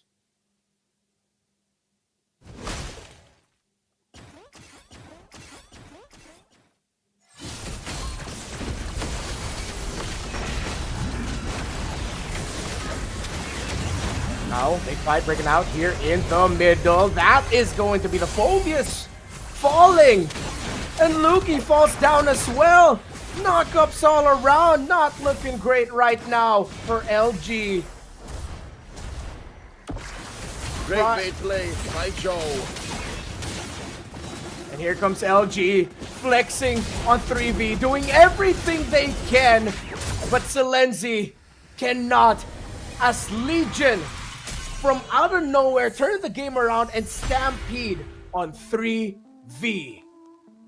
All it took was one moment, catching Shasakuri from the back, punishing that auto formation engagement, and then the rest just followed. I think this is where you can never count out Legion, even if you see that they are a little more confident, a little bit more experimental in their drafts and their gameplay. They know when to strike, they know when it's punishable, they know when they can win. Yeah. You gotta admit also that Timor-Leste, they gave Legion Esports a darn good fight. It looked like at one point they were controlling and already pressuring onto Legion Esports, but I think similar to the matches we saw yesterday, especially with Niightmare versus Vampire, Husky put it best. It looks like experience really came in here and became a big factor. The sudden shift of, okay, what play are we going to do and where are we going to tackle to suddenly turn things around? That is something only experience can teach. Rennie, that was just earlier today, and I understand, I get it, how these events and these happenings, these drafts, these strategies are just changing our understanding and perspective in time and space. But I think that's the one thing that LG used to their advantage. Space. They understood that even if 3V Esports are in our vicinity, in our jungle, on our side of the map, there's still space to work out.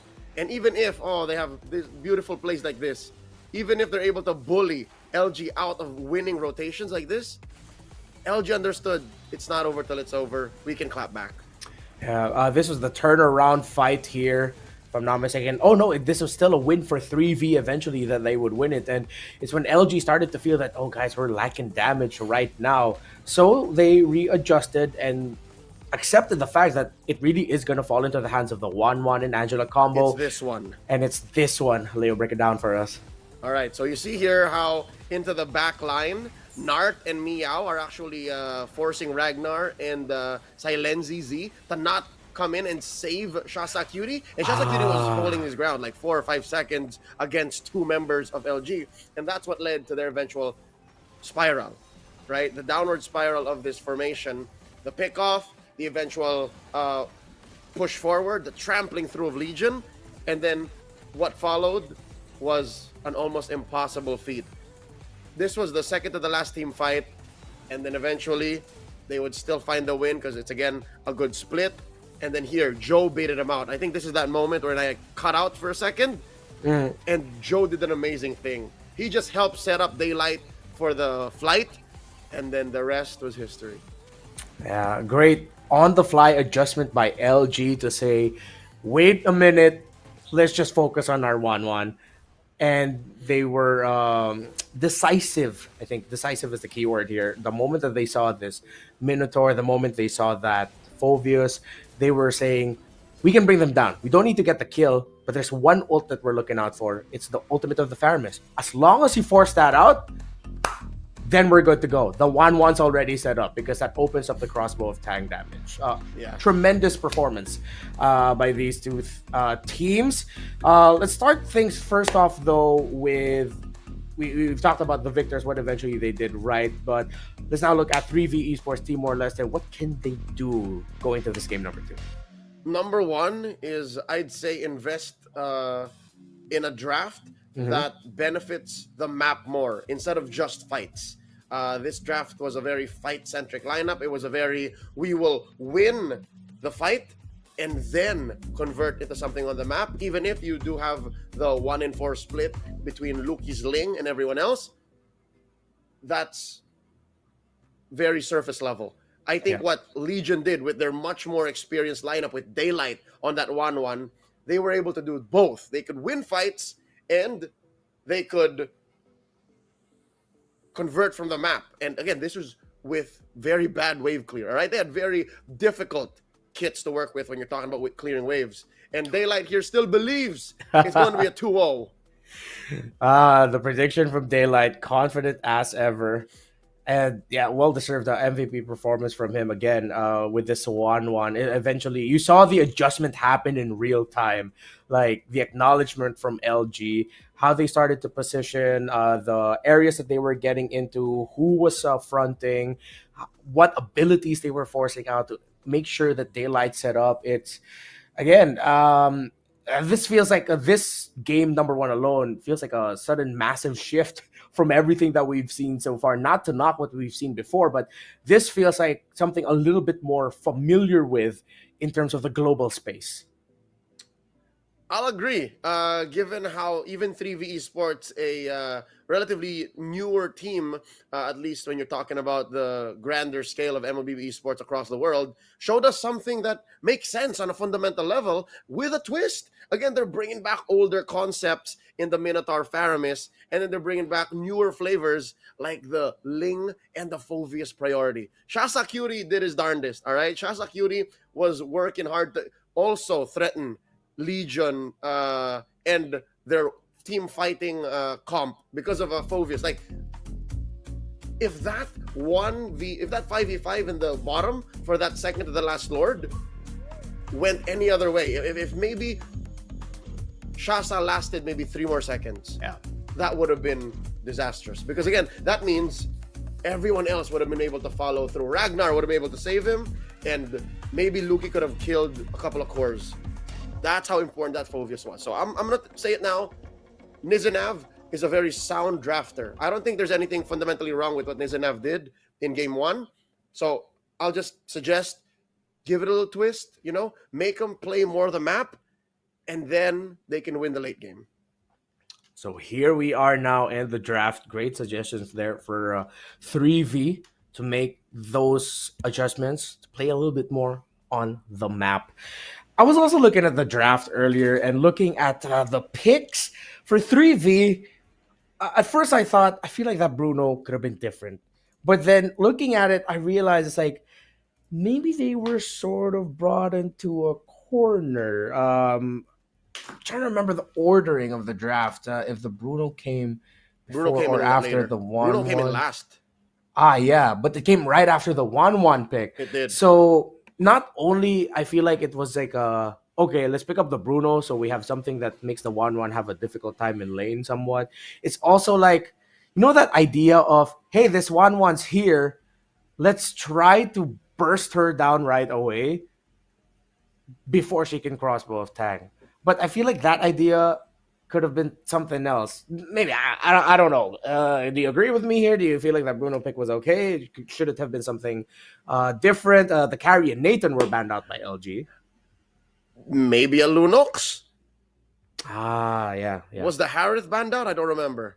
The Harith was banned out by them, on the blue side. There you go. See, so they took out the Harith, so they understood. They were going into this knowing, this is what's left. But I think if that is one solid adjustment, like a tangible suggestion, maybe the Lunox, right? Maybe a Mage would have been cool too, so that if ever they got to that point, they can still get rid of the Bruisers. Oh yeah, now come to think of it, the Bruisers would have really hurt from a Lunox. Yeah. So let's see if that's going to be in the pool for 3v as we do get a side switch. Now, again, very different meta. Chip. Don't tell me for the first time in the... Nope. Oh, come on. There it is. I was already excited to cast a Chip game, man. We do miss it. that took away all the spirit I have to do anything anymore. No, but okay, no. In all seriousness, I think Assassins are a worthy rush here for LG. Yep, Ling's open. Alpha's open. Again, that Alpha came in clutch, but they're taking away Shasa's Phovius. All right, respect. So with the Phovius there, now you're really gonna have to put importance into the marksman pick that I really feel like should come in the third now, if it's possible. Ling gets picked up by 3V, still taking away it from Joe. And I gotta admit, man, Luki is a damn good Ling. Luki knows what he's doing. Luki is a consummate professional. There's a reason why he's flown out to Vietnam to try and represent Timor-Leste and his squad, 3V Esports. But as good as he is on the Ling, right? I think there definitely was room here in this draft for an Alpha. The Alpha kind of blocks out a lot of the Assassins, and also it blocks out the Phovius, but it looks like this is comfort. 3V Esports are just playing what they know. Yeah, go for comfort. I mean, why not? That is what they said earlier in the interview, that 3V just wants to focus on their game. So LG, this is dangerous for a team that is experienced, has international playtime, to give them a lineup that handles the map so well. LG, great first 3 picks. And Leo, your suggestion for 3V earlier was that they play the map a little bit more, but it seems like they might actually get out-rotated with this Matilda. Yeah, I think they gave too much in the draft over to Legion here. Being in the red side, that is one of the main weaknesses of having the swing pick.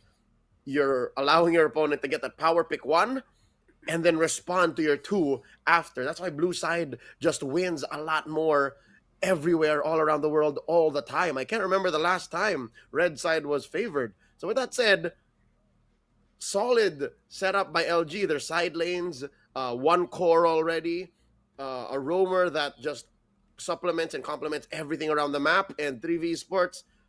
There's that Minotaur. Are we going to see another Bruno? Or are we going to see, a very similar draft to what happened in game 1? Just might be. Alpha gets a respect ban here by 3V. Great call. But LG this time will take away the 1-1. I feel like this is also the knowledge of LG and comfort, or because they have the Phovius. Even though you won't be able to hit the Phovius, hit the 1-1 as a Phovius, she at some point her basic attack is way too fast to get hit, that actually you're gonna end up helping the Phovius out. So interesting choice there. I think it's more of a block for Daylight. Daylight says, I don't want to fight the 1-1, coach. Get rid of it. Okay, all right. So the Harith will be open for 3V, but that falls too much into the team fighting territory. I agree with you. They gotta have something to play the map more, and it can't just be the Ling. Do they have the room for the Claude? I hope Silenzi has a Claude. Would definitely help. Again, you are going to be playing the map with the double laning early on, so early, mid to late, great scaling. They ban out the Bruno, so they're definitely forcing something new from Silenzi. Claude, if it's not that, they might fall into the carry, but that makes them ultra team fighting comp already. And if they're ever going to go for a 4-1 split, it's a week 4, so they don't show their gold yet. They go Khalid. Oh, could there be a surprise from 3V at the last pick? It's their turn to play the bruisers. It's their turn to play all the chunky, stout heroes in MOBB. What's missing from LG? A jungler and a mage. Yeah. Valentina? Oh, I love the Valentina pickup here. It would be so good right now for LG. Let's go here. Does he get his Valen or will he go burst? Oh, great call, Valen. It's the roam. No, it's already the Matilda. It's the jungle. Yeah, you're right. Nolan. Okay. Well drafted lineup to counter a lineup that has a Faramis. Last pick here for 3V. I feel like they can take their time. Yep, Silenzi, it's all up to you. Not only can LG steal the Netherrealm, they can also pop the Netherrealm real quick. Sir, I have a question. Seems to be calling something right now. Just double checking on things. The Nathan. Does this come in large? Yes, it does. All right, so the name does make it through. It's still a team fighting comp, Ranmar. Yeah, team fighting is the focus, but with the Nathan and the draft picks that 3V had, I feel like that Nathan pick was more of there's a chance we might have to make a comeback from this. So let's draft the best hero to make comebacks. So that means they're accepting the fact that Shasa will be playing to, reinforce the map and not to bully Joe. Because again, you have a Matilda. You can just easily pull someone out of the Scimitar's range. Oh man, 3v Esports, you're going to want to take this to like 15, 16 minutes. Could be a long game in our hands. Legion versus 3v Esport. Legion are 1 point ahead. Whoever wins this will face T final, which means we could possibly have a Vietnam versus Vietnam Group B semifinal, while on the Group A side, it's actually the two teams from Lao with Nightmare and Leon. We're going to be heading into game 2 in just a bit. Leo, any other thoughts about the draft we've seen so far? I'd like to see 3v Esports take it the distance. I want to see them protect themselves in the early game. Like, nothing too heavy in terms of casualties and losses on the map until the 8th or 9th minute. And for Legion Esports, again, I think it's safe to say they won the draft already. All right, seeing what 3v Esports is capable of in game 1, and how Legion Esports is always just so aware, their game sense, their IQ. This explains why they are, top dog in Mekong. It's really all on 3v Esports now. Like, the ball is in their court. And you mentioned how the semifinals, those matches might look. How a Vietnam versus Vietnam match is very possible now, given that Legion is in match point. I think that single-handedly gets rid of the whole interesting rule we have for our playoffs, right? For our finals. It's confirmed that we're having two countries go up to represent Mekong in the wild card. If that is the case. If that is the case, we'll confirm that even more as the day goes on. Again, by the end of this day, we're going to be seeing the two teams that will go on over to the grand finals tomorrow. And in case you missed it, what Husky and LaFell mentioned earlier in the day was we do have that special rule that if the champion and runner-up are from the same country, the second MCCM representative at M6 wildcard will be the third place team. So we'll keep you updated in terms of what the matchups might look like in the semis and in the grand finals. We're just sorting a few things out. We did see the members of Legion raise their hand just like that. Leo's doing a perfect impression of what happened earlier. So we're gonna head into the game once it's ready for all of us. But if you're coming back, Legion Esports are packing a lineup that has a Phobius, a Nolan, Valentina, Moskov, and Matilda. It's a lineup that doesn't have a, dare I say, traditional hard front other than the Phobius somewhat. Yeah. But actually, no, he's not even traditional. He's a unique frontliner pick.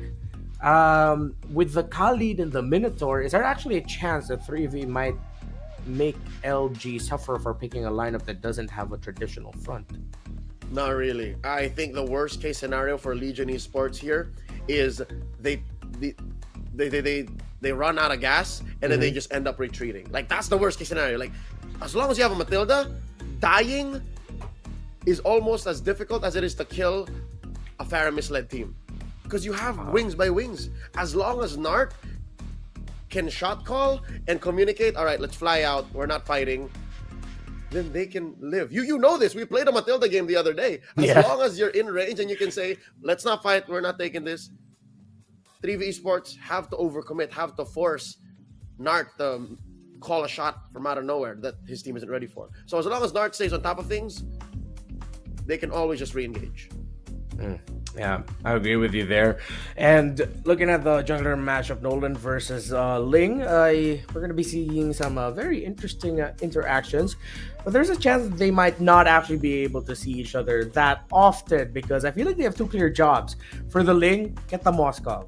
For the Nolan, it's get that Faramis out, ult out, more so than the Nathan. Or am I going crazy here? If you're the Nolan, who would you rather go for, the Faramis or the Nathan? I think if you want to serve the greater good, you deal with the Faramis. Like you force out an early Netherrealm, or when the Netherrealm pops, you come in at the right time, stun everyone, and then let Daylight take care of business. Because again, that's also possible, right? When the HP bars go, you're just... Yeah. And then Daylight goes... Yeah. That's the perfect impression of what happens once the Netherrealm is gone from you early. Not to mention Hehe, right? Hehe can also just be easily a threat. We're forgetting they drafted the Valentina. She has solid damage. Yeah, and I think that's where the kicker lies in the draft for game number 2, wherein, again, it's Phoveus Nolan, Valentina, Moskov, and the Matilda, wherein the Valentina is going up against a lineup that has a Khalid, Raging Sandstorm, okay, Netherrealm, Faramis, the Minoan Fury, the Minotaur. I wouldn't even be surprised if Hehe just wants to go ahead and pick up the Tempest of Blade so he can also access the back line. We've seen that before. Although most of the time it should be the Faramis that should go through the Faramis ult going into the Valentina. So it seems like the more we break down this draft, LG from every position should give 3V a lot of difficulty. But after what I saw in game number 1, I feel like 3V can pull off some macro moves that might actually make it a little bit harder for LG to continue fighting if their long lane isn't taken care of. Yeah, that's the one thing that I think a Matilda lineup can't take care of. Or once that, how do I say, get out of jail free button, the wing, the guiding wind, yeah, the guiding wind is already expended. You have to rely on your macro. So I think, luckily, they also have that in their back pocket. They are some of the most macro-wise players in Mekong region. This is Legion we're talking about. This is the former Xeno Zenith we're talking about. They've sent out teams for every major international championship for MLBB from Mekong for the past 2 or 3 years. So they know when to get out. They know when a fight is not worth fighting. But that's the thing. What if hubris gets the best of them? What if they ego check into certain fights, which we've seen them done once or twice in game 1 alone? So maybe there's a chance. Yeah, I agree with you. And the lineup of 3V is great at punishing. That's one thing that they can that they have going for themselves. Again, welcome to the M Challenge Cup Mekong Season 4. If you're just joining us, we are in the middle of the matchup between Legion Esports of Vietnam and 3V Esports of Timor-Leste. We are about to head into game number 2. However, we are just sorting some things out from the players' ends. The last thing we saw was the members of Legion Esports. Looks like they had a little issue just to troubleshoot. So thank you for being patient.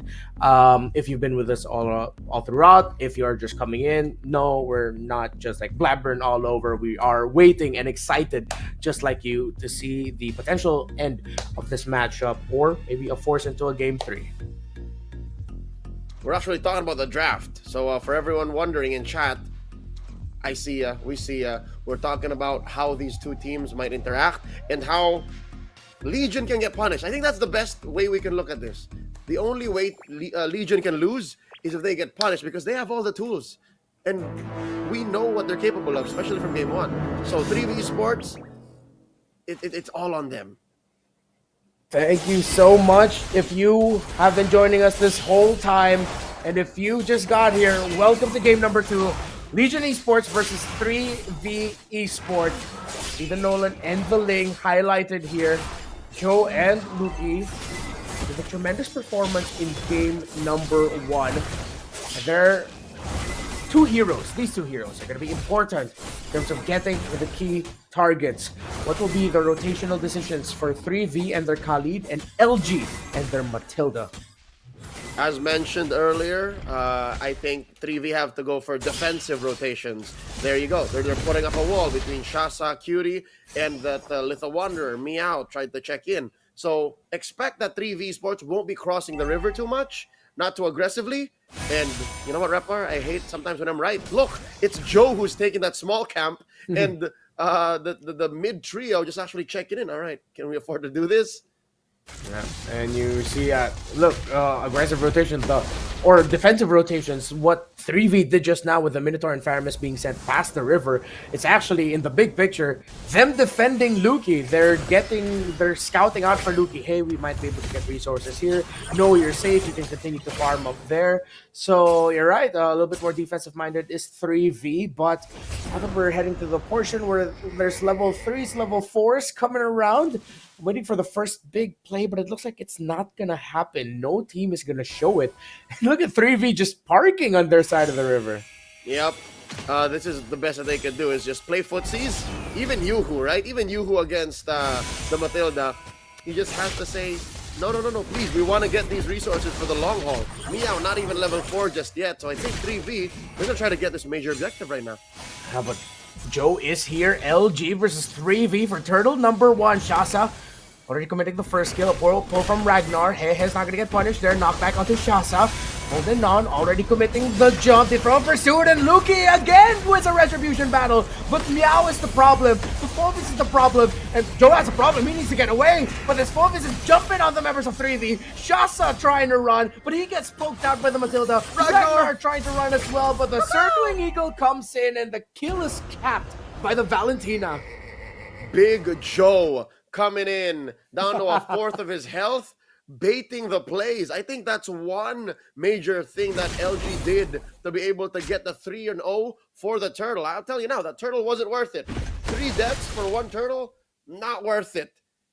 And what Joe did was amazing. He put himself down very low, forced everyone else from 3v to chase him. Like, oh, we can kill the core. We can kill Joe. And then that split him up. That split him up to the point where, again, Hehe can punish. And this is what we were talking about earlier. Hehe has solid damage. Hehe is a Valentina from early to mid. I don't think there's much Ragnar can do besides Netherrealm to threaten Hehe here. And now Meow, after suffering a little bit of a poke bullying in the top lane from, I believe it was Shasa and Yuhu giving him problems.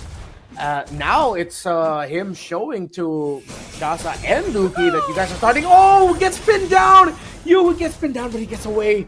Forced to use the flicker, the motivation roar, but that was too darn close for the Minotaur. That's what we call in the business a TKO.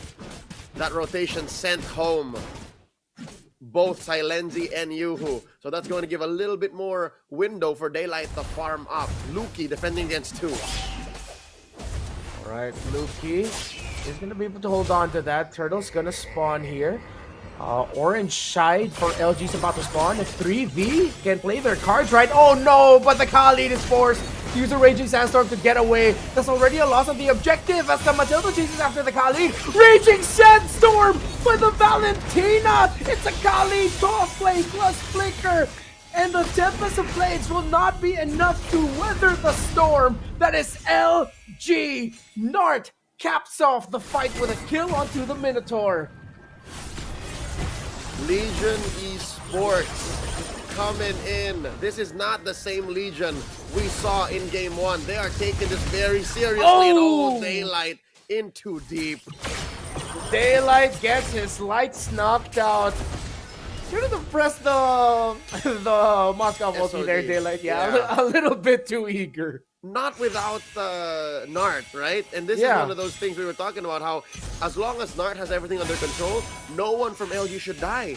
There should be no punish from 3v Esports, but I guess Daylight had it on him. And if I'm not mistaken, Daylight's a relatively newer member of Legion Esports, or at least this 5-man squad. So I understand where they're coming from here. I understand how Daylight may have gotten a little too eager to get more kills. It's the veterans with that one young gun. That's what we're seeing in this lineup for LG. 3v are going to try to hold to their tower up top. No outer turrets have been taken down yet. Wait, Gang and Spank. Oh, that Nathan already hurts. Nart a little bit too deep. That's going to be the Raging Sandstorm committed, but the knockup for the Minotaur gets to the ultimate of the Faramis gets committed, but at this point I don't know which Faramis that was. But that's a kill for the members of 3v. They get the Phobias, they stop the rotation, they punish. So the mid lane needs to get handled right now by 3v. Luki trying to defend, but Joe and Hehe threatening. Are they going to be able to break this? Shasa, the damage! Disgusting output by LG. All right, I'll tell you now, since we have a second to actually comprehend what went down. It wasn't a double Paramis, it was a double Minotaur. It was Hehe who stole the Minoan Fury. Hence why there was so much CC, so many heroes getting knocked up, trampoline. And I think the right call was to actually get the Netherrealm. But in the heat of battle, Hehe pressed the IMU, got his hands on the Minoan Fury, and that's what happened. Still though, great recovery by LG. Again, because of the veteran wilds of Joe, they were able to punish in mid. And as long as Hehe and Joe and Hehe, they're in control, and they can make these big plays, then LG should still be in good shape. Shasa already committing the Raging Sandstorm, not gonna land onto anyone. The Minotaur gets taken down quickly, bursted down by LG. And there is the Netherrealm committed just to save the members of 3v. 7 minutes.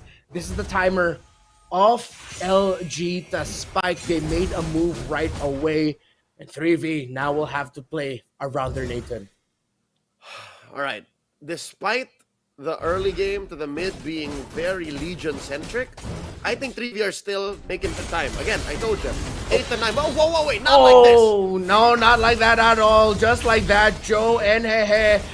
Joe gets punished, but it's the Nathan, the centerpiece of 3v, that gets taken out.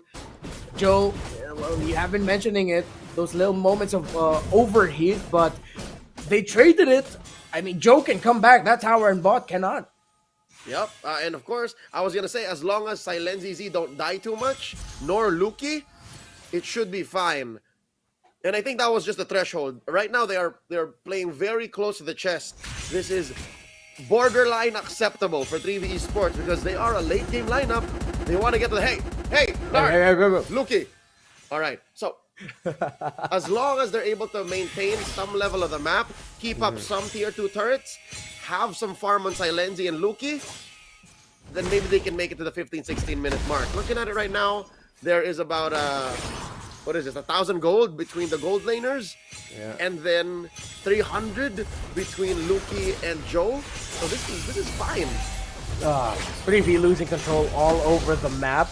Yeah, I agree with you in terms of the gold. Still within we can claw back reach, but if LG win another big fight and bump the lead to them going above 30,000 while 3v is still scratching at around 25, might be a little bit harder. You see, they almost lost the tower in mid because they were trying to get that tower in bot, which they did, but that means the positioning for LG is in favor of them for this Lord. And key here right now, especially in this Lord take, is to understand that you are on the back foot. Don't force anything. Concede it if you must. Oh, look at the back. If they gotta concede, North not finding the angle. Again, that's the Khalid with a Raging Sandstorm, but the knock up in the pull. Ragnar's able to take down North. Luki trying his best. He gets 2. Valentina falls. It's just the jungle down for 3v, but Ragnar is there as well. But it's gonna be a quick comeback for 3v, who actually got a 3k. That was a good exchange for 3v, but in the better picture, it's I'd say a macro mistake to turn like that. I don't think it was worth it to sacrifice Luki because look, the gold lead actually grew bigger. You're gonna lose more turrets on the back foot. Oh yeah. Compared to if you just conceded the Lord. I in my personal opinion, they should have just backed off. Yeah, we see it now with this. Even though it is the first Lord, again, we have been told in the past that teams are willing to give up the first Lord because it's just the first Lord. However, you just have to make sure that you are going to be able to get a few stops on it or just trade it out eventually. Oh, marks already from the Valentina. Daylight already has a winner nature. You see the Link cutting that lane in mid, trying to delay the push. It's going to be successful. A bit of a scrap here. Shasa gets brought back, and the Netherrealm of the Paramis saves the Khalid, but that's a big ticket ultimate out as the Link continues to cut minion waves. That is a major objective that LG have pulled out. Again, I'm going to call that Netherrealm an objective now is because it's technically an extra HP bar for everyone. So that's a green light for Legion Esports to actually force a fight underneath these turrets. They might even go for the GG push. Is it really endable? Is that the call for LG? 3v are pulling the minion waves off to the side to buy themselves a little bit more time. Minion waves in the bottom lane. Tower gone. Are they gonna just focus on the towers, or do they want more? The Ling is here, 1v1, assassin battle. Joe gets solo killed by Luki, but he gets split from the rest of the party. This Ling needs to run. He's getting hunted down, but that looks like it's mission accomplished for now. But the Matilda and the Moskov, are they gonna be able to get to him? Oh, they get to him! They get to Luki! And Luki bites it. That is 10 seconds between Luki's death and Joe's. And wait, they're not done. Gaza, you look a little bit tilted, bro. Not like this. And he is able to sail on out. 3v. What a read to say that, hey, we can get this Ling. 3v. Well, they got the Nolan, right? But the Ling on Luki, I think he's playing very risky right now. They didn't have to kill Joe. I think Joe was just about to back off anyways, and they could have defended. And now, again, another macro step forward for Legion. That exchange and that whole sequence is going to allow Legion to get another Lord for free. Unless, wait, oh no. 3v's gonna do it again. Renmar, 3v's gonna try to force him. No. Don't. I think they're letting it go now. Yeah. Good call to not force and not try to get that Lord. Again, they have the Nathan, they have the Faramis. Yuhu and Shasa can time their entries. But really, as I say that, at the same time, it's like they need someone to peel for the Nathan, which can be reached. 13 minutes in. The Lord already in mid. I can smell it. It's got to be this. It's got to be the GG push. And the bull is the call for LG. As they collapse, they go onto Ragnar. The ultimate is now being held on by the Faramis, but everyone's just throwing bodies straight into the base. But Meow a little bit too eager to end it. But Daylight's able to free it. This Moskov, the damage, a double, the base, a kill, and the win will go to Legion, but not yet. I spoke too soon. The Matilda, North, can he end it? This Nathan holding on. No way. No way, Salenzi. Oh, wow. The miracle defense. 3v Minions, Esports still breathing. They're able to defend. Oh no, this is cinema. They're making us look at North and not at the base. And just like that, 3v defend and hold on. We were talking about this. It's a Nathan, man. It's the Nathan, it's the Faramis. And again, you can only get one or the other. And it's just as clean a take. Ragnar or Salenzi.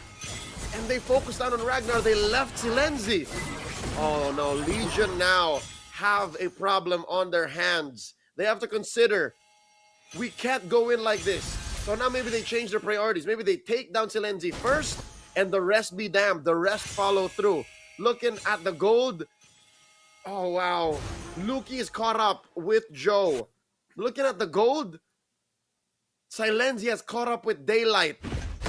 And it seems like Salenzi is too much of a core. Luki doesn't even look like a core right now. Luki looks like cleanup. Luki looks like a way to take care of the map. This is all about Salenzi. 3v Esports, their backs on Salenzi. If in game number 1, Legion Esports changed their approach to the game and said, hey, let's focus on the Angela and 1-1 combo that we have. Farm up and focus on helping out our 1-1. Now 3v understands all is in the hands of Salenzi on that Nathan, pulling off that defense. And I've seen this before, MDL Philippines Season 3 Grand Finals. 2 great defenses on the back of a lineup with a Nathan. It is very possible that 3v can hold and punish. Again, this was part of what we could be looking out for LG, where they might overheat and overcommit and get a little bit too desperate. And all the more, 3v should maybe contest this one. This is the Lord that they had to contest. This very one right here. It looks like they're going to try. Shasha already going to be going in, but the stop by the Phobius Mao. Meow and his second skill single-handedly stopping the flow of 3v, and they will have to defend again against another Lord. Of the 3 Lords that have commenced, that have spawned and been taken in this 16-minute game, Renmar, that was the one I was expecting 3v to actually come in. That was the one that I were expecting for them to dance for, because number 1, This is the closest net they've ever been to Legion, right? Number two, they need more time for that base to recover. There's like what, a fifth of the health left still recovering? And now that the Lord is marching in, it's gonna be left at that. That's what we're 3-4 basic attacks.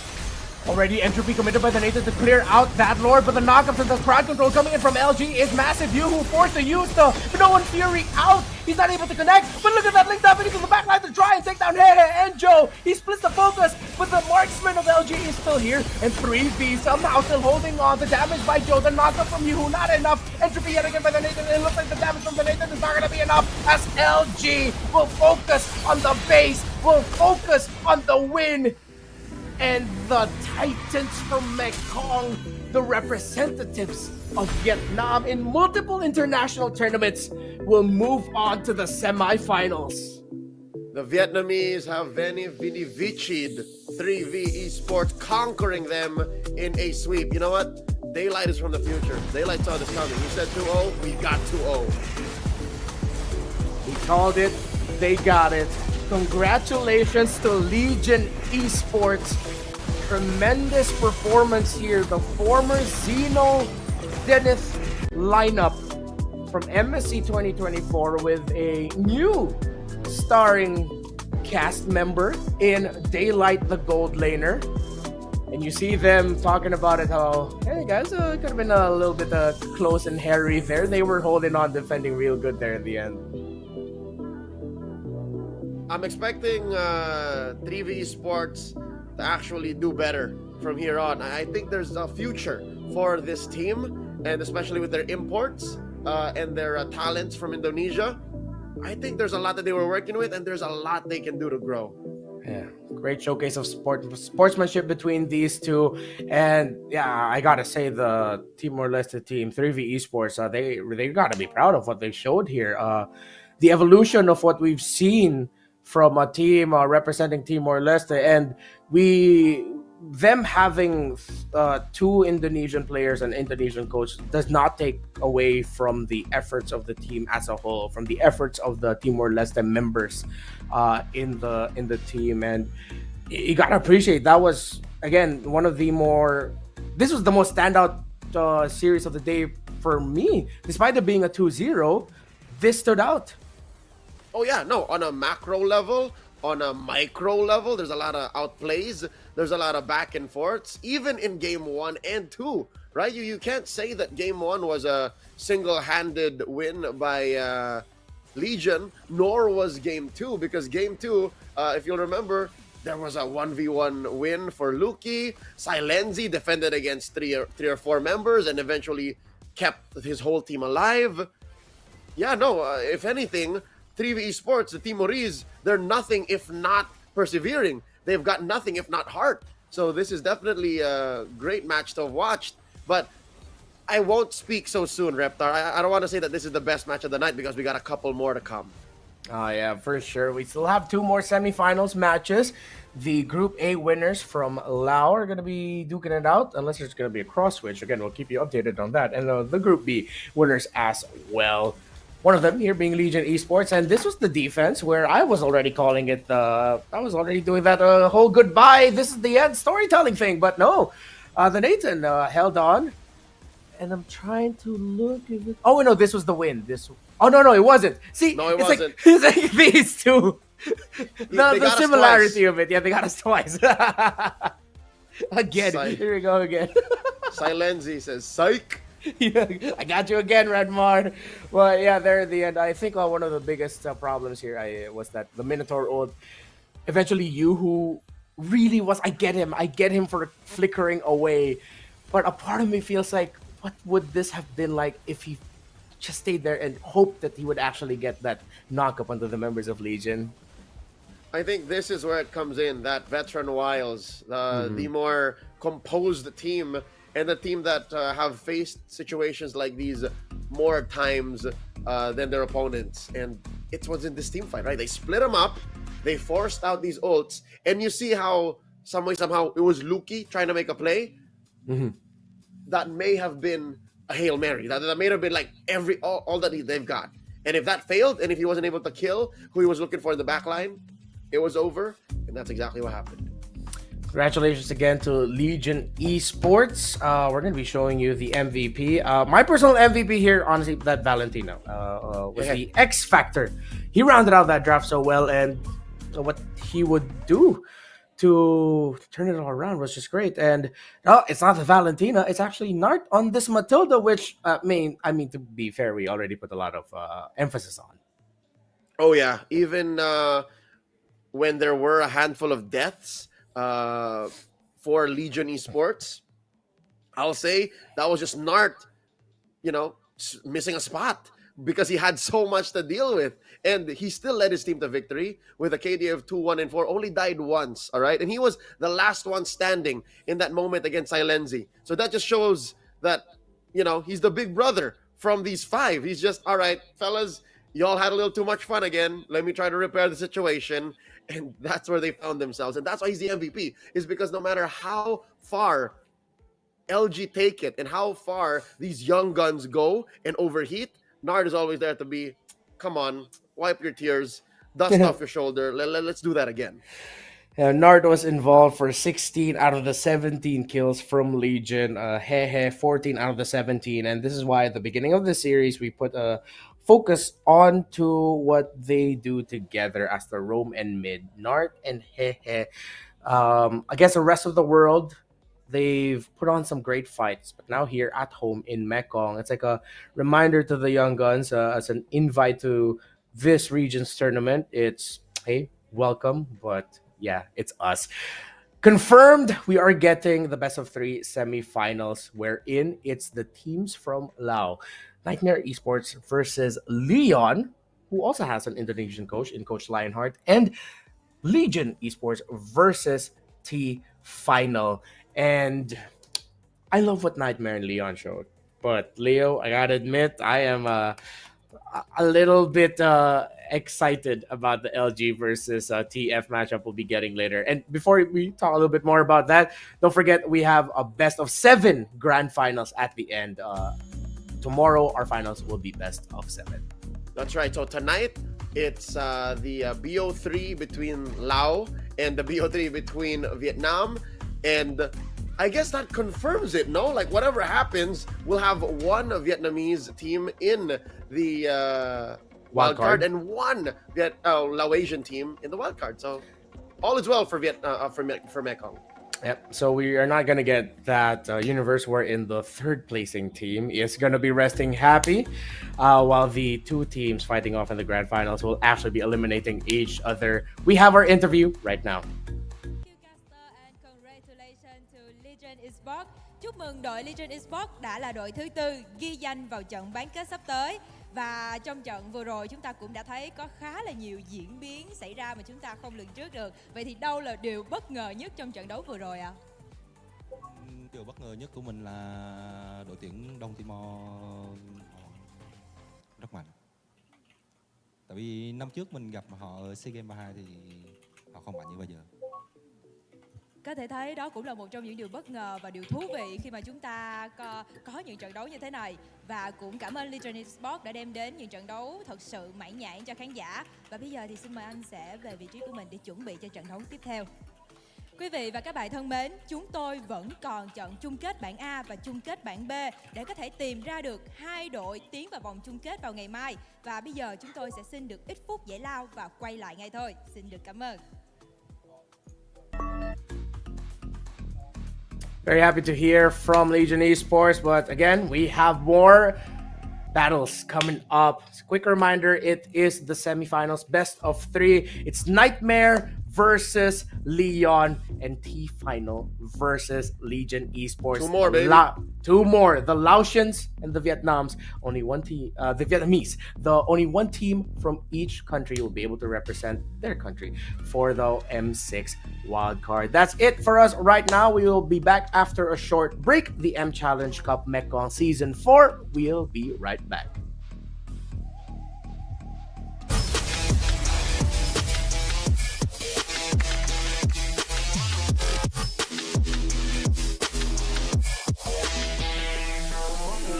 Với công nghệ Wi-Fi 6 tối tân, Gói cước Lux của FPT Telecom giúp gia tăng tốc độ vượt trội, mở rộng vùng phủ sóng thêm 50%, mang đến những trải nghiệm trực tuyến hoàn hảo. Từ làm việc, học tập cho tới xem video 8K, livestream, chơi game và hơn thế nữa, tận hưởng cuộc sống đẳng cấp với những giá trị xứng tầm từ Lux.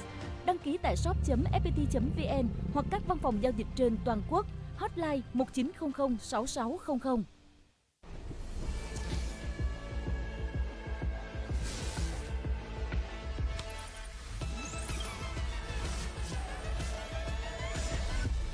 Realme 13 Plus.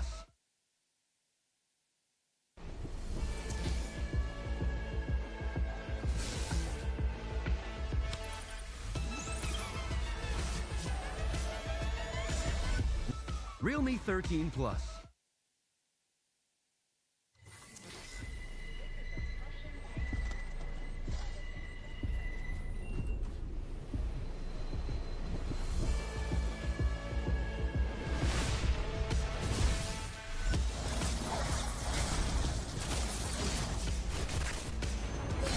Eliminated.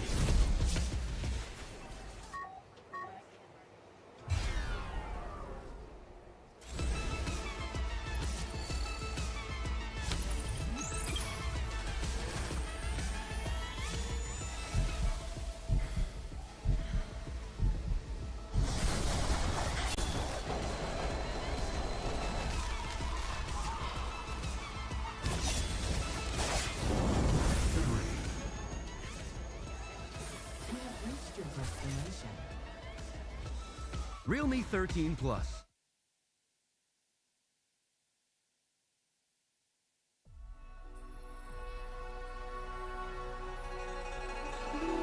Among the legends of Zhuan, there exists a woman only known as Zhuxin.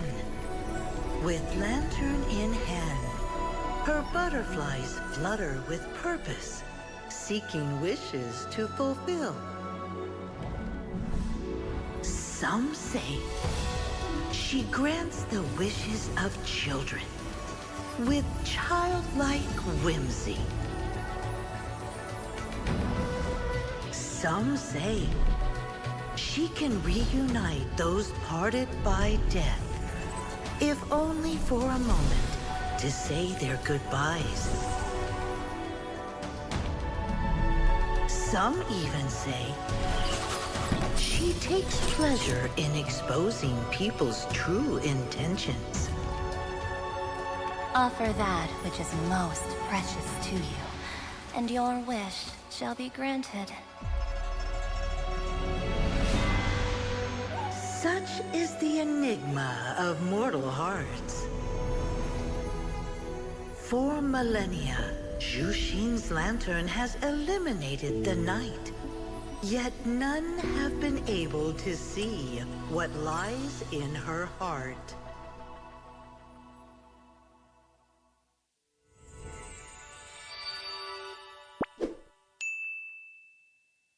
Nước cốt gà Friends giúp giảm mệt mỏi. Nghĩ thôi, làm việc cả ngày rồi.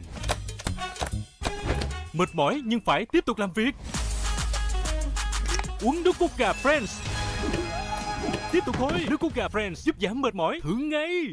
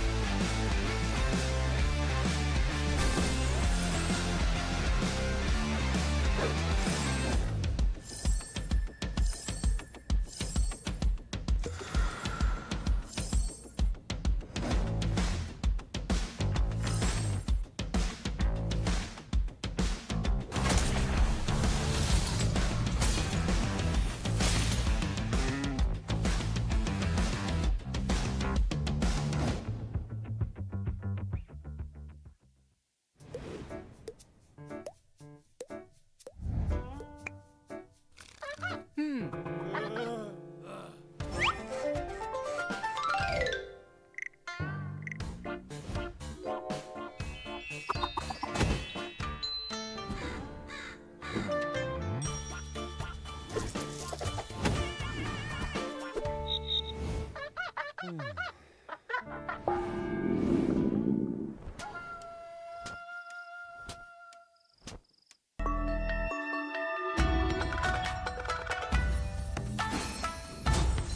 butterflies aren't so gentle.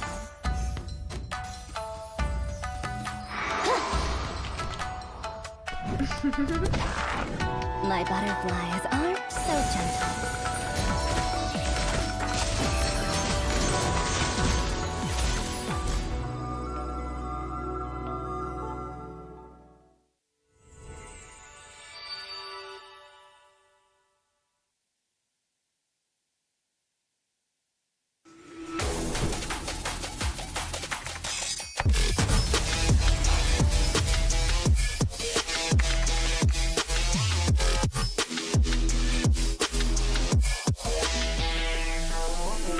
Với công nghệ Wi-Fi 6 tối tân, gói cước Lux của FPT Telecom giúp gia tăng tốc độ vượt trội, mở rộng vùng phủ sóng thêm 50%, mang đến những trải nghiệm trực tuyến hoàn hảo. Từ làm việc, học tập cho tới xem video 8K, livestream, chơi game và hơn thế nữa, tận hưởng cuộc sống đẳng cấp với những giá trị xứng tầm từ Lux. Đăng ký tại shop.fpt.vn hoặc các văn phòng giao dịch trên toàn quốc. Hotline 1900 6600.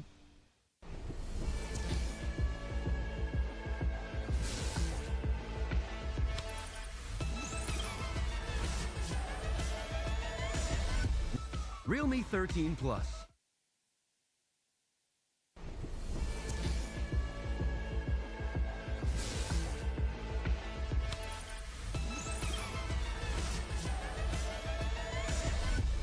Realme 13 Plus.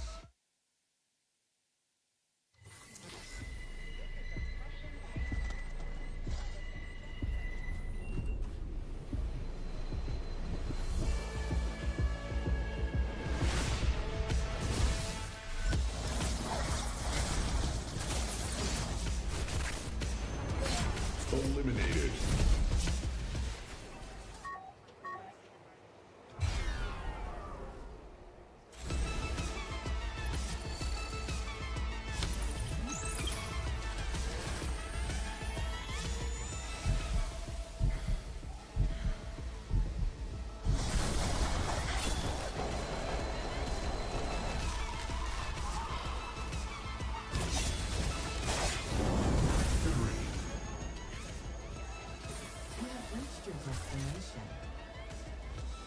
Realme 13 Plus.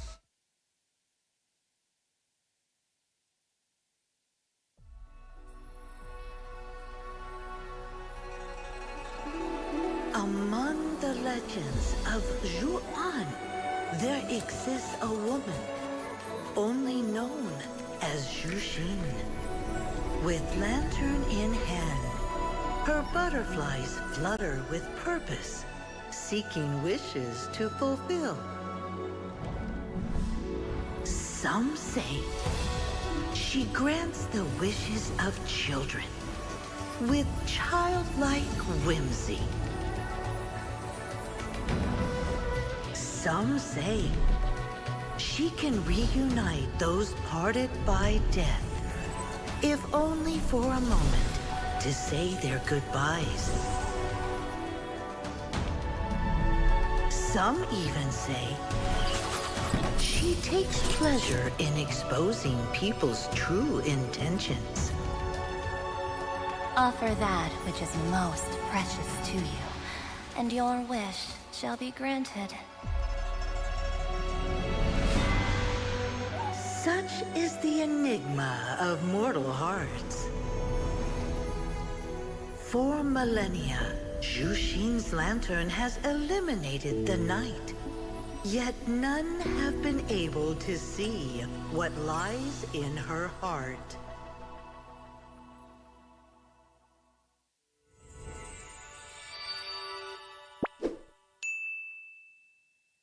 Nước cốt gà Friends giúp giảm mệt mỏi. Nghĩ thôi, làm việc cả ngày rồi. Mệt mỏi nhưng phải tiếp tục làm việc. Uống nước cốt gà Friends. Tiếp tục thôi, nước cốt gà Friends giúp giảm mệt mỏi. Thử ngay.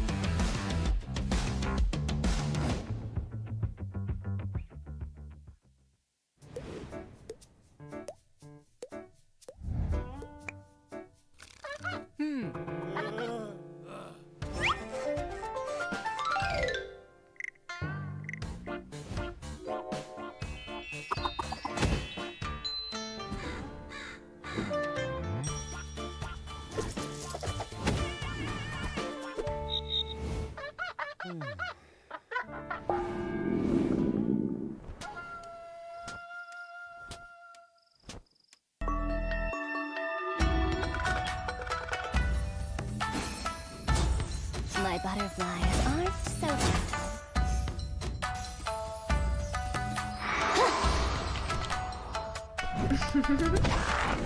My butterflies are so gentle.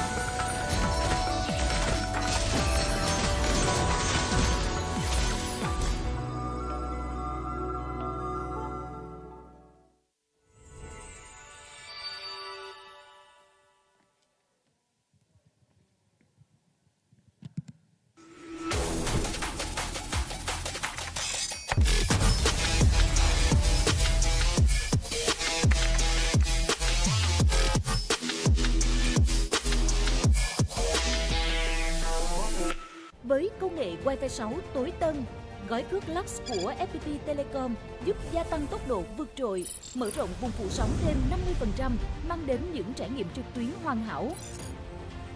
Từ làm việc, học tập cho tới xem video 8K, livestream, chơi game và hơn thế nữa, tận hưởng cuộc sống đẳng cấp với những giá trị xứng tầm từ Lux. Đăng ký tại shop.fpt.vn. Chào mừng quý vị và các bạn đã đến với vòng bán kết của giải Mccm. Quý vị và các bạn thân mến, chúng ta vừa trải qua những trận đấu vòng loại vô cùng kịch tính và cuối cùng đã tìm ra được 4 đội tuyển xuất sắc nhất để tiến vào vòng bán kết. Ladies and gentlemen, we have now identified the 4 exceptional teams that will compete in the semi-final. Once again, congratulations to Niightmare and Leon from Laos. The final and Legion Esports from Vietnam. We look forward to seeing their performances in the semi-final. Quý vị và các bạn thân mến, chúng ta chuẩn bị bước vào những màn đấu kịch tính và hấp dẫn, hứa hẹn sẽ tạo nên nhiều bất ngờ. Trong loạt trận đấu quyết định để tranh vé vào top 2, bước gần hơn đến với ngôi vô địch, 4 đội tuyển sẽ thi đấu theo thể thức Best of 3, đồng nghĩa với việc đội nào thắng 2 trận trước trong tổng số 3 trận sẽ là đội chiến thắng chung cuộc và ghi danh mình vào top 2 trận chung kết. Ladies and gentlemen, we are about to witness some exciting and intense matches with plenty of surprises from our players. In this crucial round, to determine the top 2 teams, all 4 teams will compete in a best of 3 format. This means that the first team to win 2 matches will secure their spot in the grand finale. Và ngay bây giờ chúng ta sẽ cùng nhau đến với trận đấu đầu tiên của vòng bán kết đến từ 2 đội tuyển Leon Esports và Niightmare đến từ Lào. Và ngay bây giờ xin mời đường truyền tín hiệu sẽ chuyển đến bàn caster để trận đấu có thể được bắt đầu.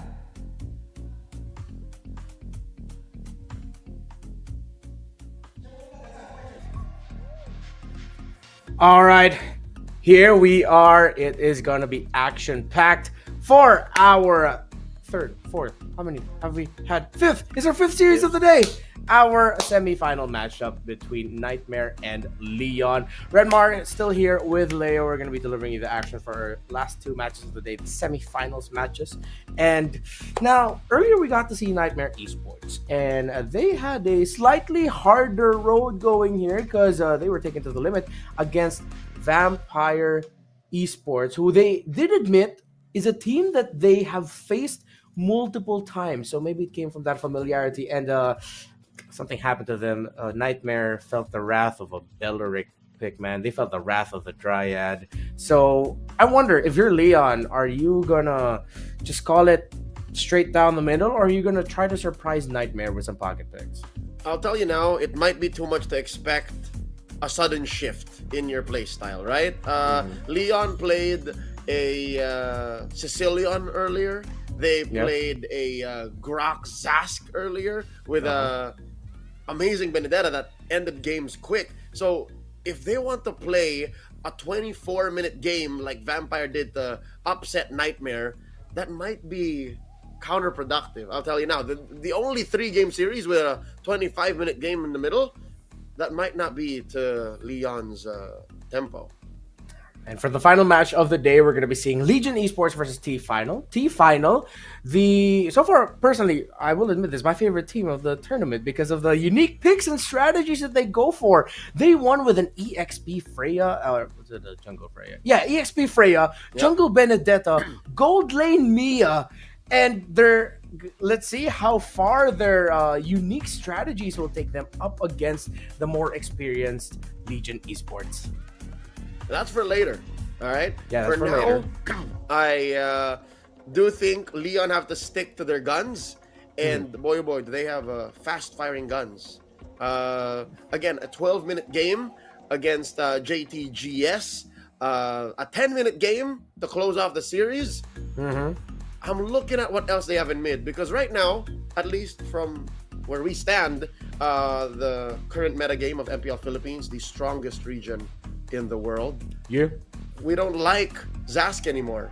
And Sicilian will pop up here and there, but it's still a acquired taste. So if Leon Esports can play to those strengths, if they can play to activate a fast game that scales their mid game just out of control, then definitely Juk is going to lead his team to shutting down Niightmare, because Niightmare is also a known element. Niightmare has represented Mekong and has represented Lao a couple of times in the past in major international events. So Leon here can definitely make a name for themselves. Yeah, definitely. And you mentioned the Zask pickup, the Sicilian. Those two heroes fall susceptible to lineups that can easily break formations. I think one thing they have to respect here definitely has to be the Matilda of Jasmine. As we look at the draft, Chip gets taken out here by Leon. So far, so good. Our lot has risen up as a first two picks on the red side type of pickup that does really well. So I would understand why they would want to ban that hero. Trying to look at the respects. Assassins are still on the board. Wait. Something tells me they might actually be setting up for something. Because Niightmare might also want to play... I don't know if they have it in them. They might want to play a low Yi. Ooh. Because the R-low actually kind of stops the low Yi, right? Also, the R-low can help put up a wall between the Sicilian, the Zask, against whoever might try to catch him. So I think Niightmare are just proactively banning that out. I get you. Okay. Let's see. Let's wait out for that. And again, I feel like these two teams, considering that Leon is coached by Coach Lionheart, that they might look more into picks that do well in the macro, that do well with pressuring the rest of the map. I think that's also why Leon is respecting the chip. I mean, who wouldn't at this point? But something about it just tells me we're going to be seeing a lot of 4-1 splits or cross-map trades for towers. What do you think? I reckon Leon wants to make that decision early on. All right, they want to be able to play as quickly as they did against JTGS and say, all right, in the first half of the draft, if we know we're playing the map, we're going to play the map and we're going to end quick. If we're going to play the field and go fight you, we have to draft that quickly. And I think on red, they're able to react quickly. So they're going to play a version of their game that allows for them to think on their feet. They're going to be able to draft to enable Jock. They're going to be able to draft to enable their XP lane, because I think Juviana plays a very specific role in activating Leon and activating them quick. I agree with you. So for Leon here, do you ban the Suyo? Because with the Alpha getting taken out, you already have one less good counter for the Suyo. You're just going to have to hope that you can outplay that hero. But yeah, Leon says, nah, we're not going to give that to you. Is Niightmare going to chase Assassins, or is he going to go for the off-kilter power picks such as the Edith, things like that? Lots of options available. There's a Gatot. Gatot and Phovius are open. Huh. Interesting to me that they would actually pick up the... I was thinking Phovius first pick too. But then when they saw them ban the R-Lot, or realized that they banned the R-Lot and thought about it, it's like, yeah, they're probably not going to pick up the Phovius. But then nope, they still go ahead and pick it up, and there's like a thought for Leon. In terms of the big macro, quite there, yeah. But it's just how strong Agata Gacha splits team fights that I feel like it's, considering that they played the Sicilian and the Zask, I know that's where we're basing a lot of our takes on them are. It's a great pick for their playstyle. Yeah, but I don't think they should pick it this early. They can keep that Sicilian pocket pick for later. Leon Esports know that, and they might actually go for a No. marksman soon. Oh, not if you pick your mid early. Wow. Aurora out of nowhere. Ooh, right out of the gate. So they want the post punish that's stronger than Aurora. Let's say Nightmare already commits. You have the Phoveus jumping around. If the Phoveus mistimes his jump, he's gonna land into the frigid glacier. So makes sense. Nightmare Esports. Hey, this drafting pattern a little bit more closer to home. It's the Cho and the Hayabusa. This was a pick from earlier in Nightmare's first opening. Well, save for the Aurora that's on the other side now. But yeah, they played the very same Cho and Hayabusa. This was also a very quick game. This was a 10-minute game against Vampire Esports. How does Leon answer back? They pick up the Khalid. Oh, all right. This Khalid is. I expect this Khalid to be in the hands of Juviana. It's just gonna rotate out faster than Oper can say stop, and then he's just gonna bother too easy. He's gonna bother Lexi. I agree with you. It's gonna be pressure the jungle lineup for Leon, and maybe that's why they packed early Aurora pick for the control, so that if the Gatotkacha and the Kali get caught into quite a hairy situation, at least they'll have the Aurora to dish the crowd control to buy time for those two to get away. I am liking the drafts that we're seeing from these two teams right now. Nightmare, gold laners actually still on the board. What would you want to pick of your Leon? Yeah, for both of them. Leon might want to get their hands on the Nolan. Played great today alone. Nolan Nathan is doing great things. Nathan. I'm weirded out that the Harith isn't banned yet. Yeah, quite snubbed. But with the interesting thing is, not all teams are willing to play the Harith into the Phoveus, right? Something about the idea of the Gatot, Aurora, and Harith makes me think that you're giving stuff to the Phoveus to help reset his cooldown, so get it back a little bit faster. But the Harith might actually slot well in here, right? What was that? The Harith might actually slot well in here for Leon. I think Leon can play it. Maybe even Nightmare can play it. So that's the thing is, if you're willing to risk it, Leon can. It's a safe pick still for Nightmare. But Leon's going to attack mid. So they take out the Eve, they take out the Paramis. Ooh. Vexana's left. Yeah, you're right. Would you Valentina into this? Valentina, I don't see enough. The Vexana. There is already an Aurora on their side. But for Nightmare, Vexana looks good actually. Considering that you're up against a Kali, the Gatot, those can get punished. Their entries can get punished by an Eternal Guard for Nightmare. So Vexana would do good for them. So now we see what's left out, the swing, after Nightmare takes out a couple of junglers. Still nothing in the hands of your mine. What'll be something he can call mine? Ling's still out there. Would you Ling? Ooh, Bruno. That is a very unique take. Okay. No Harith. Yeah, no Harith. They go for the burst. I think they're just thinking that it could be a 1-1 for Nightmare. Again, that might be one of the things people are thinking about. This might be a double marksman again for Leon? Would you? Let's see. Because there's a good amount of assassins. One gets taken out. Oh, there's Val. Valen. Interesting choice in my book. But let's see how they'll be able to make it work. They don't see a big ticket ultimate yet. I mean, they have the Avatar of Guardian Raging Sun. You know what? I take it back. Okay. But I wish they had more range. This last pick needs to be ranged, I feel like. There we go. Oh, they take away the Nathan. Alright, they deny that. I like it. That's good. So I think this has got to be a real jungler. Oh no, the Alpha got banned out. You have Ling. Left? Is it just the Ling? But up against those, I'm scared for the Ling. Would you do a boy a solid? Would you Bane? Would you Bane for me? Oh, Bruno Bane. Oh, but there's a Valentina. They're gonna be giving the deadly catch. That's what sucks. That's deadly. Yeah. Come on, coach, say it. Coach, it's worth it. Are they gonna pick up favorite hero? No, the Ling is better. The Ling is better. The Ling will more likely find the back line. Yeah, but it's also like both will struggle in different forms. Oh, I see. They dig deep. They dig deep, good sir. Yeah, that's a deep dive. There is a Cho on the other side, and there is that interesting relationship between the Valentina and Joy, with Valentina taking away the Joy ultimate for damage and even for escape and backline access. I don't know how to feel about this. I'm kind of torn.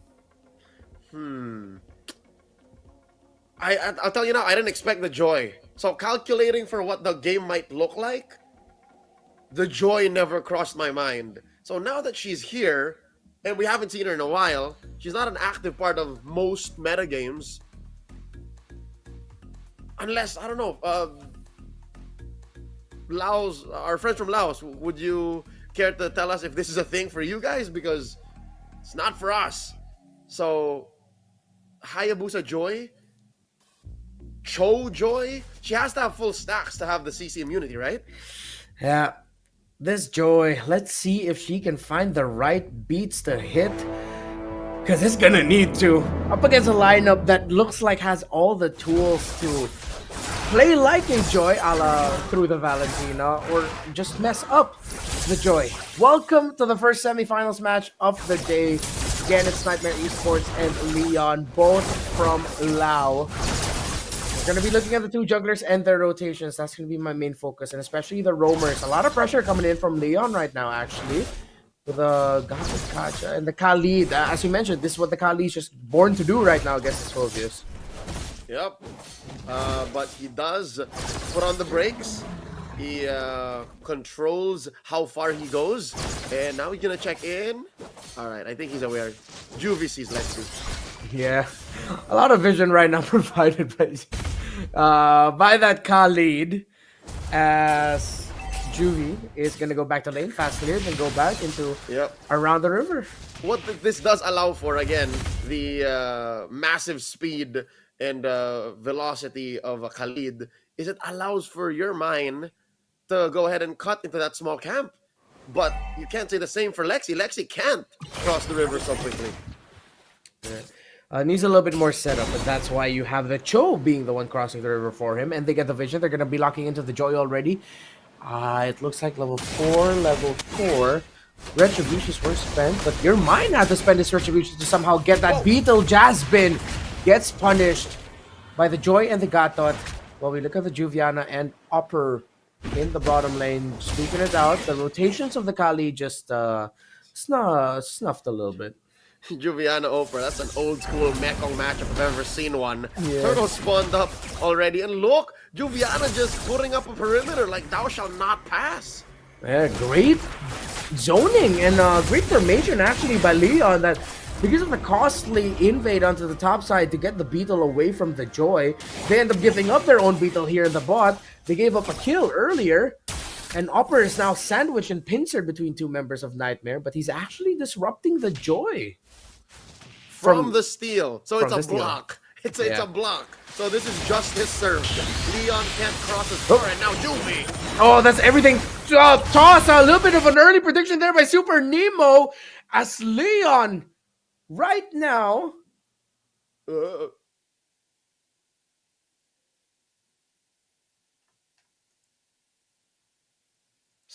Thing that we saw was that Super Nemo overshot, bro. Yeah. Super Nemo just shot for the moon. Yeah. Overshot. I feel like with what's gonna happen there, I think Super Nemo's done for. I don't see him getting away. For sure. Super Nemo bites it. But what else? Like, what is the follow through? Because I think they lose more than just that, and this might be an early case of overheating. Because with a lineup as mobile and as in your face as Leon has, I don't blame him, because that's what you do with a lineup that goes this fast, that goes this hard. Yeah, they went speed. The last thing we saw, the last snapshot, was miraculously, believe it or not, Jasmine was able to get away. He was like the target of all of that. He flickered out, and with just I think the equivalent of no clothes, just a little bit of hair left as health, and a little bit of a shield from the Shunpo, And yeah, it looks like Finding Nemo was gonna get punished as too easy for Lexi.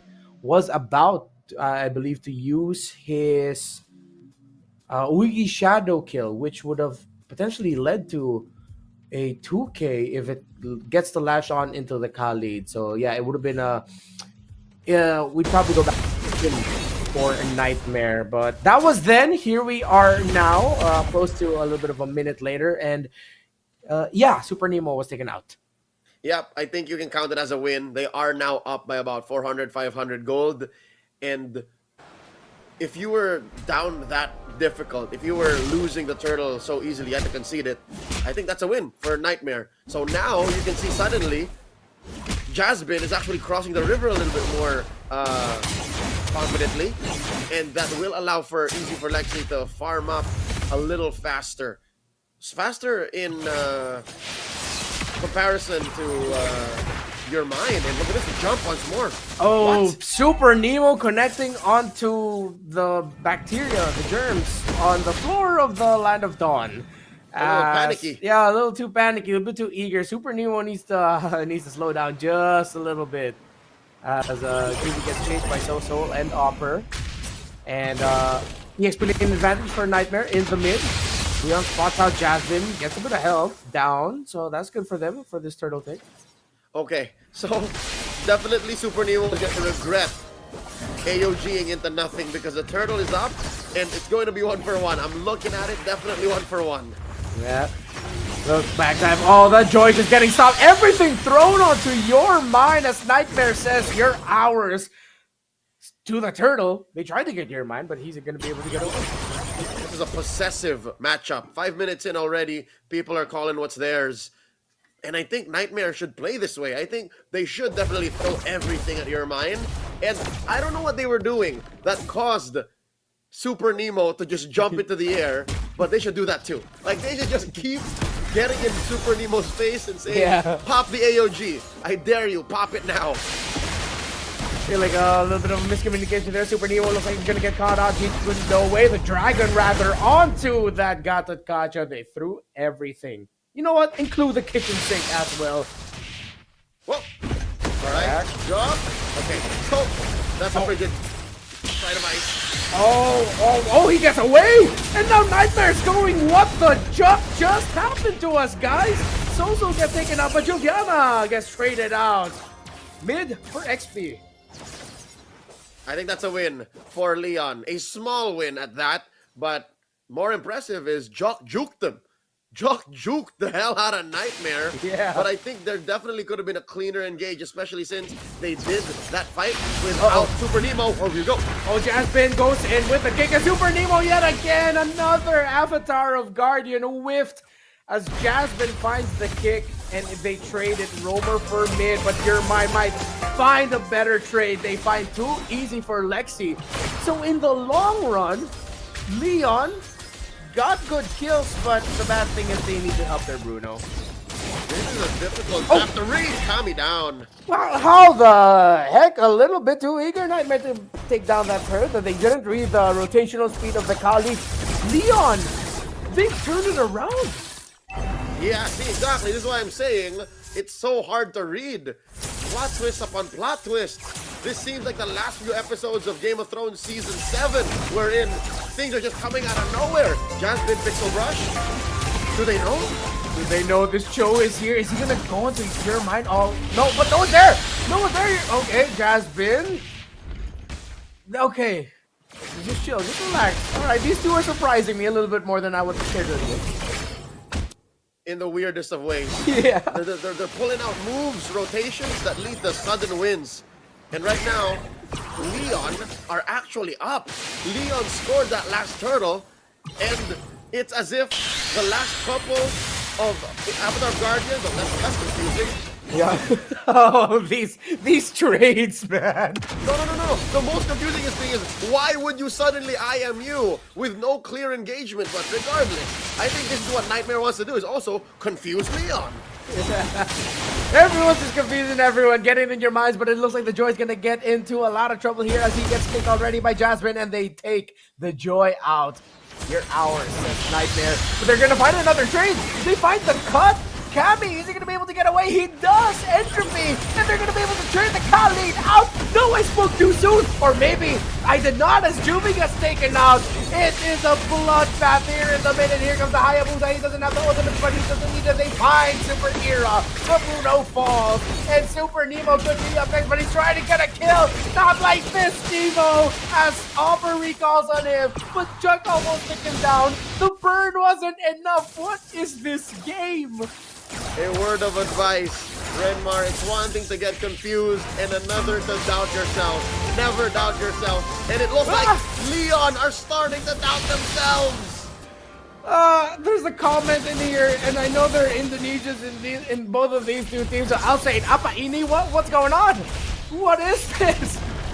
As Niightmare, trade after trade, Leon finding wins, but Niightmare winning more of them.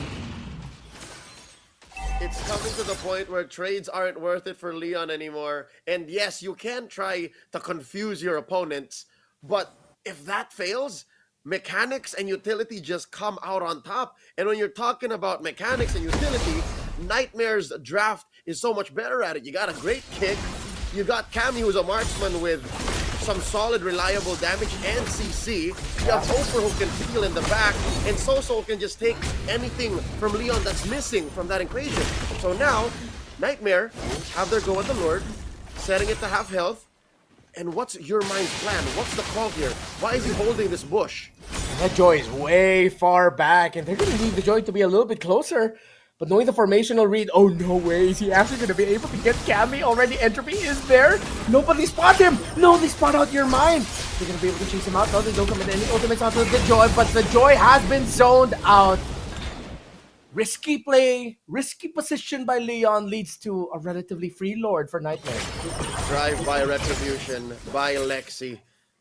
And luckily, and I'm happy for Niightmare, they decided to check that bush. The bottom part of the map was a little too quiet, and they didn't know where your mine was. So here, suspicion led to success. They were like, hey, this can't be, this is too good to be true. And they sussed him out, flushed him out, and scored that major objective, which led to more wins. Look at this, a push down bottom and possibly a kill. Oh wow, look at this burst damage onto this Cal lead, already forcing out the Raging Sandstorm. The basic attack of the Phobius rather, locked in, almost put him in a hairy situation, but he's able to get away. Little by little, this has gotten out of the hands of Leon. However, they're within the threshold of a comeback, despite it being close to a 4K lead. But this chill has been a problem. You can say that again. This show has been a problem. Jasmine, despite having a 1-2 and 7 KDA and just a bare hit, is forcing so much from Leon. They can't hold a solid formation with Jasmine here. Yeah, and he's trying. A lot of damage dished out already. Big ticket ultimates, the IMU version of the Aurora of use. Jug had to use his earlier to clear the minion waves. Second skill onto Juviana, little by little. Okay, a little bit more control now. Things have slowed down in terms of the total non-stop action. Now it's objectives, the name of the game for Niightmare, and I like this more calculated approach because, to be fair, it's a little bit easier to cast. See? I'm talking about Jasmine here and how he walks in, relatively low cost, relatively easy execution for bush checks and even a pick-off if you wanted to. You can definitely feel his impact here. Okay, Niightmare now. Jasmine, yeah, you're right. His impact non-stop. Well, it's not like they have a hard control right away, save for using what, the friggin' Glacier the moment they see the chill, but that's not enough. You want to save that. A little bit of a taunt, a little bit of a poke. You won't have enough damage unless you commit an ultimate. So, yeah, this Joe will just be non-stop against Leon. Yeah. The main difference is, Niightmare, they have the non-stop approach, right? But Leon, they are down 5,000, but one thing I'm looking for them is when we see a full collision, right? When we see a full 5-man versus a 5-man lineup, they have dynamite. They have the explosion from Jock. They have the Worldy from Super Era, and then your mind to clean up. So it's not like it's over just yet. They just have to take care of that frigid Glacier and that AOG. That's the dynamite I'm talking about. Now let's see if that dynamite will be enough. Again, it's this positioning by Leon. Clear up top, hold the top. How are you reading this, Lord? Is this something that Leon needs to full commit? I think they're capable of contesting, actually. And the map will tell you that as well. Like, they got waves pushed up, they have bushes in control, they have angles. And even if they are, again, down 5,000, I'd say it's a fair fight. Niightmare are respecting that. Leon doesn't know that the Hayabusa is already getting his orange buff. Could have been an opening for them to make a play here, but to be safe, they don't see anything just yet. Buff resets for both junglers, actually. That should be a sign that they know what the other one is up to, and they're just both positioning the Lord and playing the map. It is the Lord dance with Macro. It's not as big a dance as we expect because they are weaving in and out. Yeah. And Lord is sitting at a, 3/4? And see, they leave, they soft reset him, they leave him waiting, they leave him wanting, and they let him go completely. Look how deep Jasmine is with finding the targets. I mean, Leon knows where he is right now. So they're going to shove out bot. But since they saw the Joy, that's good. It's a turn, I think. The call for Niightmare. Entropy already committed. They're going to be bursting down the Lord right away, just rushing it, knowing that the Joy isn't here. AOG entry. And just like that, the frontliners make that the gold laner taken out as well. 3 down, gone in an instant. Renmar, I didn't even see if the AOG hit anybody. Yeah. But safe to say it doesn't matter because there's 3 down for free and a Lord for Niightmare. Look at the confidence of Cammy. Despite almost getting taken out, he was thinking, what do you have, Jack? You've already used your abilities. Don't have enough to basic me. You're not going to flicker into this. The confidence of this Nathan. And what a call by Niightmare. This doesn't look good for Leon. And look, he's life stealing out of the camp. I think he can join this push. They'll be able to join him. They got minion waves in the bot and the top pushing as well. Electrifying beats already used by the Joy. Little by little, Niightmare. Oh, they find the Bruno. Is the Bruno going to be able to get away? No, he's not. Super Era gets dived upon by Niightmare for the Valentina and the Hayabusa offer. Pushing back Juviana. No more towers here for Leon. And it looks like the dream slips further and further away as Niightmare continues to fight into the base of Leon. Electrifying beats is up once again. It looks like Niightmare needs to back up just a little bit, but no, too easy for Lexi. As they find the Joy with the Nathan, they focus on the base. Minion waves still here. Leon holding on, but it's not enough. Game 1 goes to Niightmare. And they are 1 game away, match point from claiming their kingdom, their rightful place in the grand finals of the MCC Mekong Season 4. And all it took was a mid-game swing. At some point, Renmar was too much for your mind to try and hold those bushes and for Juviana to keep crossing the threshold and forcing something. And not to mention Super Nemo's AOGs. They gotta work that out. Yeah, I gotta work out the timing with the Avatar of Guardians, their entries. You know what that felt like? That felt like a team thinking, or maybe sort of controlled by the emotion of, guys, we're just get 2 wins. 2 game wins, and we're going to Malaysia for M6. Against the veterancy of Niightmare of like, guys, we've been in M6 in an M series or MSC before. So let's just chill out. You know what? We should be okay. And it got so scrappy, and you know, I'm gonna say, man, it was messy. It was straight up messy.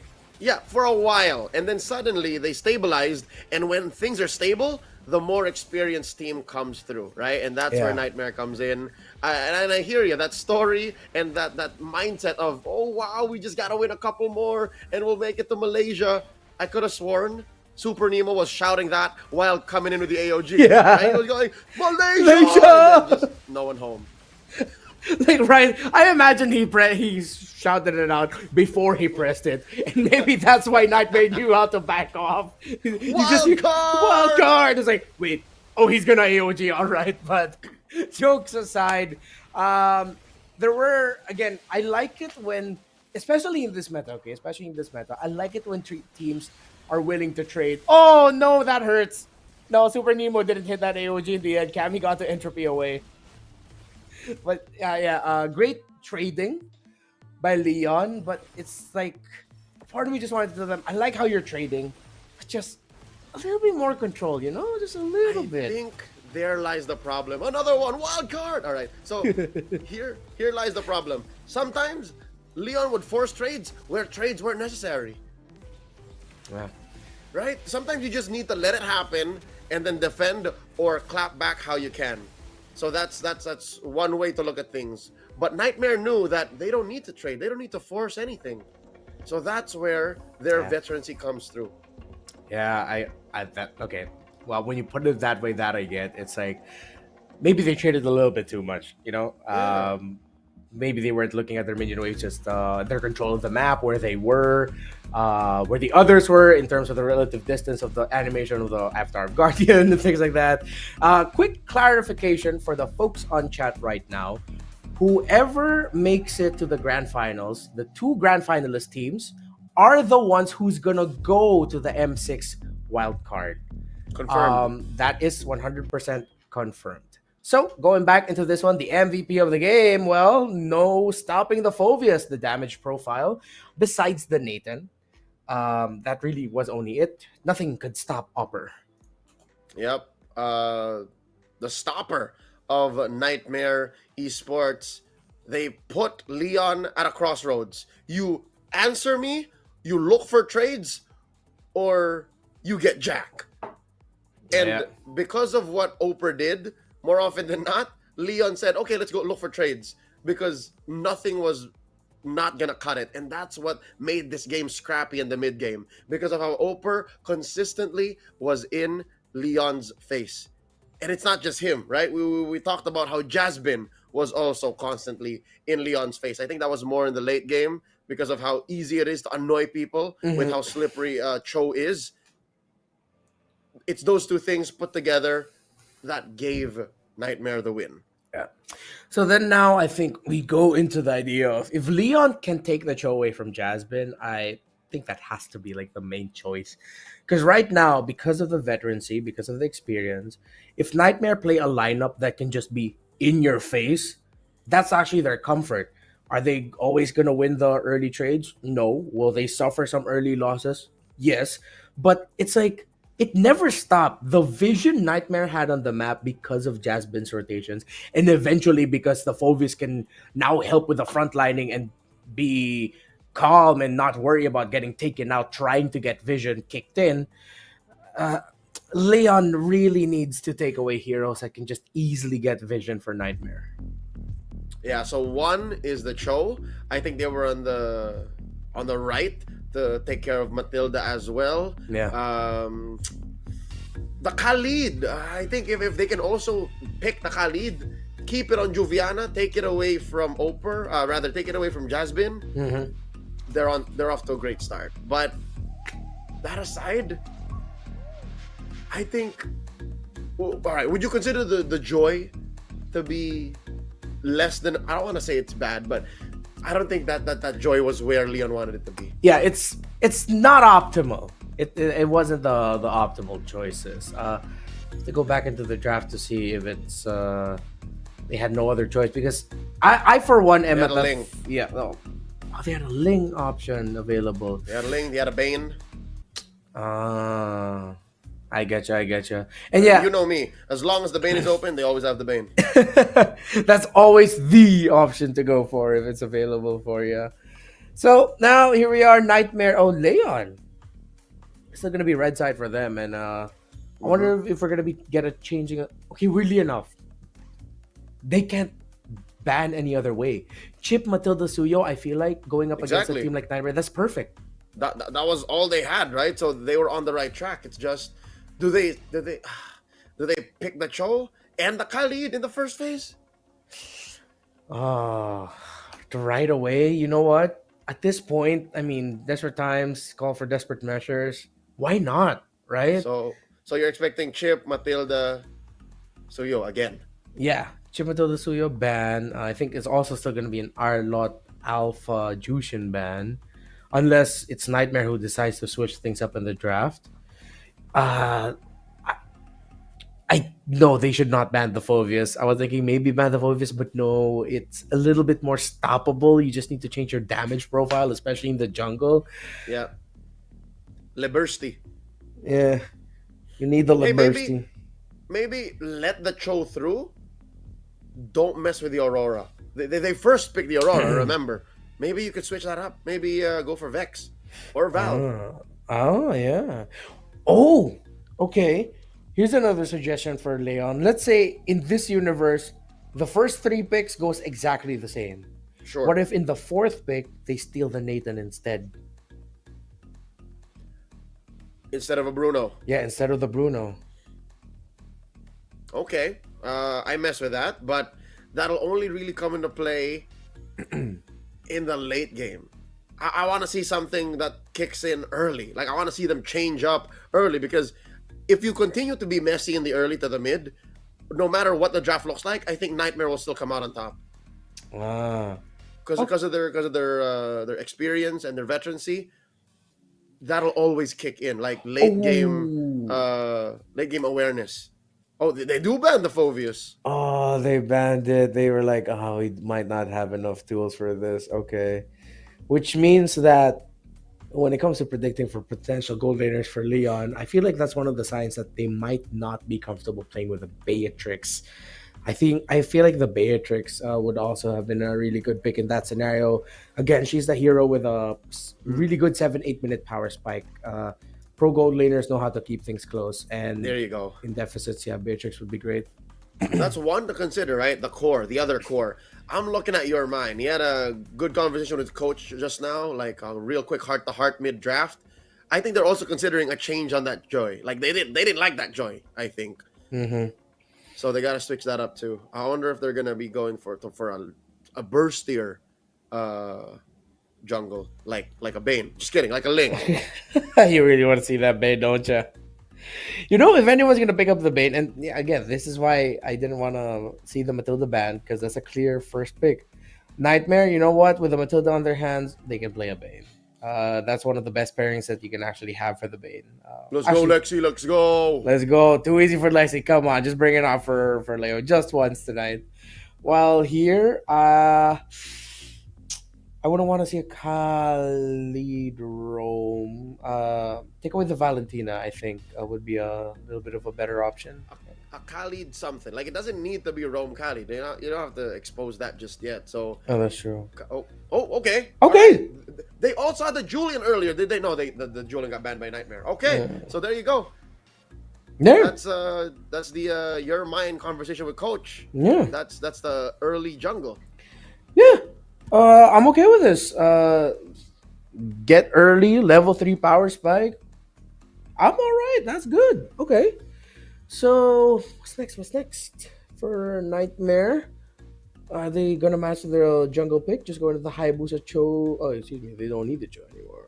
They can get a mid and go Hayabusa Valen or Hayabusa Vexana, maybe even.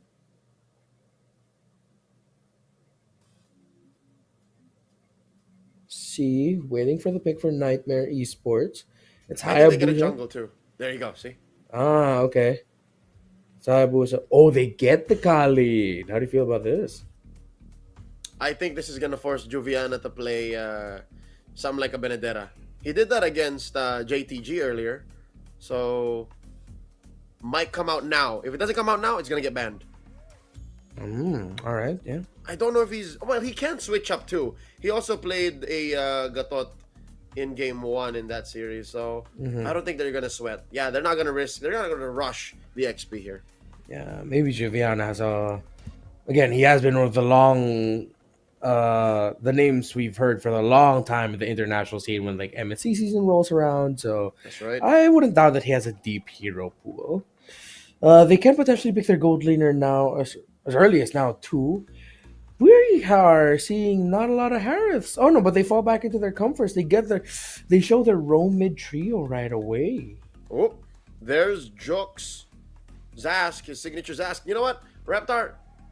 I don't think this is a mid trio confirmed. Like, they still could go into the hands of Joviana, this Gatot. Yeah, okay, yeah, you're right. So we don't know. You don't know. I like this Nathan ban. So magic, they don't need any more magic damage. So for sure, lots of physical. I really wish Leon had a Beatrix in their books. The Beatrix would be a great pickup right now if they want that physical damage, basic attack lockdown type. Yeah. What if they do? They are first on the swing back, right? So they ban out the Nathan. Harith is still. What is up with Harith? Is old. What? Pick the Harith. Come on. Why is Harith snubbed so far today? No wait, Leon can't pick Harith. That's way too much magic damage. All right, yes, that's what we just discussed. Yeah, Nightmare can pick Harith. Yeah. Harith slots in very well for them. Yeah. They'll be fighting under a lot of things, but I think should be enough. You have the extra guiding wind to give the Harith a little bit of an extra dash if he wants to get away from the AOG, the Dominator's Descent area. You got solid zone with the Zaman Force and the Raging Sandstorm and the potential to still pick the Eve. Look, they can pick the Eve. Leon didn't ban it out. Oh, you're right. Oh, yeah. You know what? I'm sold. I am sold on the idea. Eve Harith, last two picks. Eve Harith. For Nightmare, which means it's a Matilda, XP Khalid. So Matilda E together. Oh, they respected the Benedetta. There you go. They're making Juvie honest. Hey, that better go into the Rome. Or that better go into the XP. Unless you got something else. I wonder if Leon has a Ruby available for them. Because I feel like the Ruby would actually be a great answer to what Nightmare can do. A Ruby Rome? Ruby Rome, or I would rather place it in the EXP.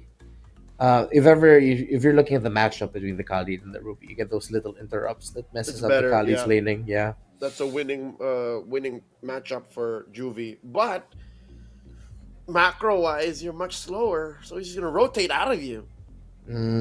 Let's see what poison Leon is gonna pick with his fourth pick.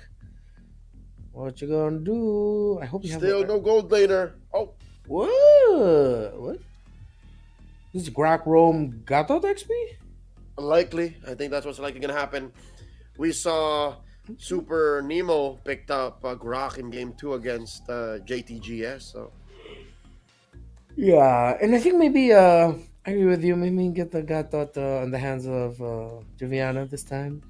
Let Super Nemo reset a little bit from the Gatot Gacha. Give him some time, to move on. Yep. I'm hoping that this is Eve Harith. If it is, Nightmare knows what's up. Yeah, it's a great draft. Eve. Boom! Oh, please come on, pick up the Harith. That'd be such a great call. Harith. Boom! Ah, great prediction there, Leo. Papa Wolf, are you proud of me? Perfect. And yeah, overall, again, this rounds out the draft of Nightmare really well. Macro, team fighting. What could be the last pick for Leon? It's their gold laner. I'm pretty good at this. I think I should do this as my job now. I think so. Is there a caster search we can join?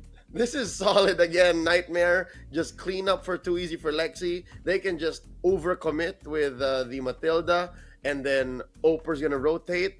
Leon now have to show us something new out of the gold lane. You're the one looking for the Beatrix. Do they have it? Because I feel like Moscow just might not be a little bit enough. Yeah, it handles the map a little bit better, but ooh. Yeah, this is Super Era played a 1-1 earlier today, but I think it gets outranged. I think she's not going to be able to fly. Yeah, the presence of the Eve. The biggest thing is she might actually get bursted down before she can even consider or mark enough people, find those weakness points fast enough to actually fly. But who knows? Maybe there's a Super in Era's name for a reason. Maybe he's a darn good 1-1 that would impress even the likes of Benny Cutie. If this works out for Leon, it would be an impressive victory. If this works out for Nightmare, it's expected with the lineup that they drafted. It's game number 2 between them and Nightmare. Only one Laotian team will secure their slot in the M6 wildcard. And chat, go ahead and comment away what you think about the drafts that we saw. Again, Leon and Nightmare, both of these two teams are from Lao. This is game number 2. This is the Laotian Grand Finals, and the Nightmare is at match point. This could be a new era in Laotian MLBB if they send someone new. If they send out Leon, how crazy would that be? And against all odds too, Renmar, against a lineup that a 1-1 shouldn't fly up for. A lineup wherein they forced Juviana and Super Nemo to actually extend their hero pool, and for your mind to prioritize this Julian. That'd be crazy. That'd be a true underdog story. Yeah. And let's see if we're actually going to see that story unfold before our eyes. Okay, Dow, interesting. It's Dire. No, not Dire hit. It's the one that gives attack speed. Roam boots for the Grok, if I'm not mistaken, right? The red ones? That's encourage. That gives extra attack speed and damage when you're in a fight. It's weird that it's not conceal. Yeah, I think they're thinking more about like supplementing their Zask in 1-1. That's all I can think of, because usually that's a conceal in terms of making the play around the map. But he's a play right now by Leon. Jasmine, no, that hurts. Big wall almost taking him down. Okay, right now Leon handling this early game a little bit more cleaner. Mucho agresivo. And look at this rotation, the attempt on Juvie. Oh, Juviana looks like he's going to get caught out here. 2v1. Leon is going to be able to get here in time to respond. Too easy for Lexi. Doesn't commit his ultimate. Under the tower, might have been too risky against Agato Kacha. Reset. Alright, Turtle up already. And it looks like Nightmare have a better position. Leon making a move. Your mind doesn't have his retribution just yet. The threshold is there. Too easy for Lexi. He's able to secure it, but it looks like Opera's going to get punished. But no, it's actually the Grok that gets taken out. Your mind forced to get away. Back into the thick of things here. This Zask, problematic for Nightmare, but not a problem that they can't solve just yet. You know, my dad always had a saying, it's a blessing to know what your true problem is, because you can come up with a solution. Coming in! Oh, too easy for Lexi. He's going to be able to find it. Jasmine helps find and seal the deal. Roamer for mid.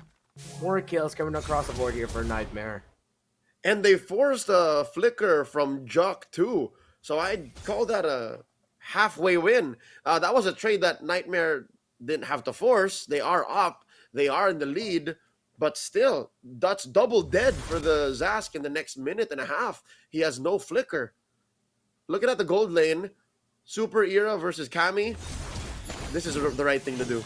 These roamers need to babysit their gold laners, because again, already Super Era is not having a good time, not even in the next few team fights. And look at how hard they're bearing on him. Again, this Matilda, that's one of the reasons why I said, don't get the Nightmare with how they play, with how they want to play. Super Nemo can barely hold on here, this Grok. Supposed frontliner for Leon, but it looks like at the top side, too easy for Lexi. Caught being way too aggressive. If I'm not mistaken, this time Juliana will land the Avatar of Guardian, helping secure the kill alongside your mind. Punitive action against a trespasser. He was attempting Grand Theft Orange all by his lonesome. So, something he had it coming, all right? He didn't have the shadow in the right place, I would assume. But I think that's worth it, given how disgusting that 4-man rotation was in the bottom lane. Kami got about 4/5 of that energy shield, Reptar. 4/5. That's a lot of money. So much resources for them, and now Nightmare looks like they will be able to extend this gold gap. Will be a bit too risky if Leon decides to commit it, but that's a good Guardian's Barrier. That increases their chances. Jasmine, oh, your mind gets spotted out by Opera, but Opera takes a lot of damage. Looks a little bit better here for Leon, as Juviana just jumping straight onto Too Easy for Lexi, forcing the shadow out. Too Easy still dancing. Your mind getting pressured. They can't get the turtle down fast enough, and finally they do. The knockup coming in from that Grok is perfect. Jasmine gets taken out, and Leon, great call by Juviana to zone out Too Easy for Lexi. Juvie MVP in that play. His veteran wild showing. He knows that with his Thunder Belt, he can actually just live in Lexi's personal space. Like, I'm gonna get in your face, son. I'm forcing you to use a shadow kill. I dare you. But Lexi couldn't pull the trigger, rightfully so. And that's what allowed Leon enough space to give your mind that turtle free. So now they're going to close the gap, putting them within, what, 500, 600 gold of Nightmare. They've closed it. Take a pause to sort out and make sure that the competitive landscape for both of these two teams are fair and that they can play to their to the best of their abilities smoothly. Things have leveled out and balanced out. Now I feel like we're seeing more of the Leon that, yeah, even though up against Jack the Giant, you could say, as LaFell and Husky put it together, the Jack the Giant Slayer team that Leon faced off to get to the semifinals just aren't quite there yet, but they showed potential. But the fundamentals and the principles that Leon showed in that game, I feel like we're seeing it more now. Oh yeah, for sure. I don't think it's wrong to understand what LaFell and Husky said about Leon Esports. They got the moves. No matter who they're facing off against, Jack the Giant Slayer, Nightmare Esports, they have the moves from micro moments like that, where Juviana was denying Lexi any space, Yes. or even cross-map trades, right? How to recover from that early gold lane barrage, that assault on Super Era. I think Leon know exactly what to do now in the next few minutes. Yeah, and I think too easy for Lexi in some of the sequences that we saw. Need to really time out the shadow kill a little bit better, because if the Nightmare spawn is up, that's an extra thing for the shadow kill to actually proc on. So if Juck can just time things properly, that Hayabusa might get shut down. Speaking of, Nightmare trying to shut down the gold laner, but good rotation to protect by Leon, while it's a 4-1 split, while the EXP laner is what's managing it for Leon, while it's the Hayabusa, the jungler, for Nightmare. Another sign, Rennie, that I am seeing that makes me think Leon is on a league of their own and are deserving of being a wildcard team too, is the fact that they've denied Soul any good real-world manipulation. 6 minutes in, can you recall a good play here where in the real-world manipulation came out? Leon are denying that just by being scattered all over. You're right. We actually have not seen that just yet. And I feel like that's also one of the problems for Nightmare in this Eve, that when they're going up against something like a Gatot, when they're going up against the Zask, the Julian, you have so many heroes that can easily get out of your box, or actually initiate and team fight outside of your box majority of the time. So now Leon just gets spotted out there, stops Opper. Good chance for Nightmare to build the lead, but their gold laner not quite the healthiest. With Super Era fighting under it, and look at that, they're fighting under the real good manipulation. But just like that, they get out, but Super Era gets caught by Opper. Miscommunication, it looks like it, by Leon in terms of how to handle that team fight. They weren't exactly all in the right sides, in the right areas. Opper finding the kill to make sure that they have a good advantage here, but too easy for Lexi. Joined the wrong party. He said, hey, what's happening here? No, never mind, I'm out. As your mine and Leon actually get the turtle. All right. I'm feeling it now. Renmar, do you see it too? Is there performance anxiety for Lexi? We haven't seen a good real-world manipulation, well, save for one now, just about a second ago. But Lexi hasn't been pressing Shadow Kill.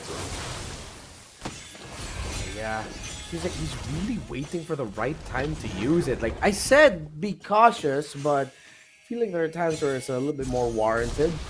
However, the timing of Nightmare and the thick of things, yes, because of what Too Easy for Lexi was doing in the map, they were able to push top.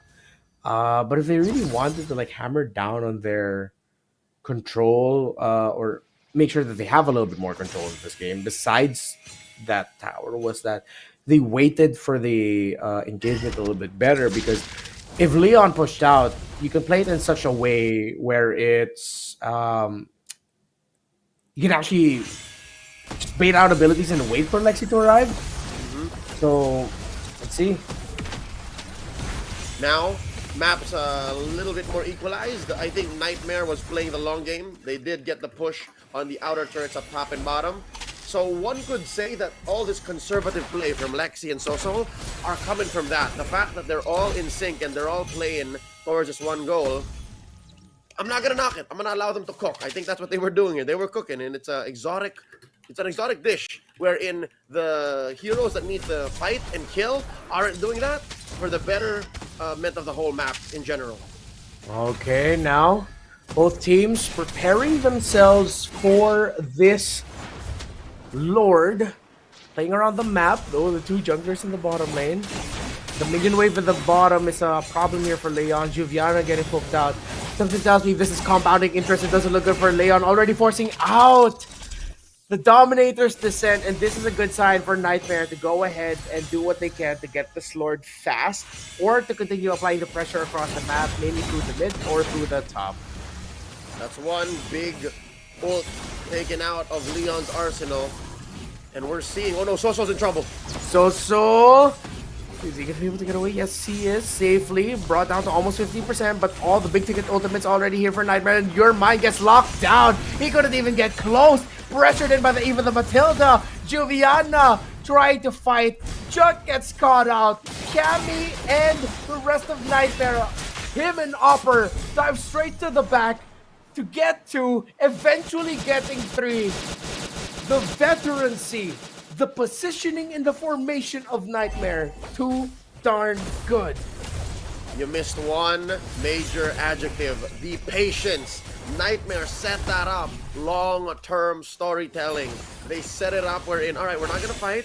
All right, Lexi might not even press the shadow kill. And look, he's still sitting at 0, 1, and 2.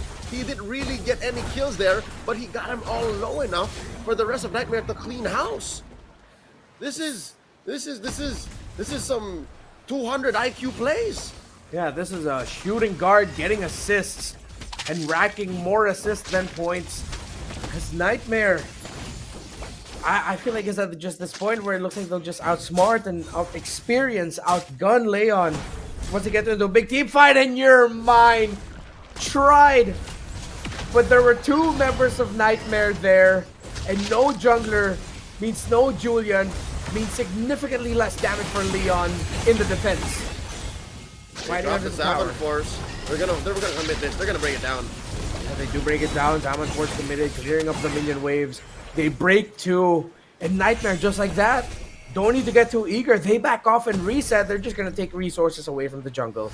They got so much out of that sequence, back to back to back. Now they see themselves, what, 7,000 gold ahead from Leon. And that's coming from, again, their superhuman patience and their, what, super villain levels of planning. Oh no! Super Nemo put down a half health just from pokes. Still too much pokes. Oh, right at the tip of the real world manipulation. Niightmare trapped him in the Starfield after Guardian gets dodged perfectly by Niightmare. But it looks like they're going to be able to take one. Opper healing through it. No way. Disgusting heals, and from out of nowhere, too easy for Lexi. Reads the position of the Zast.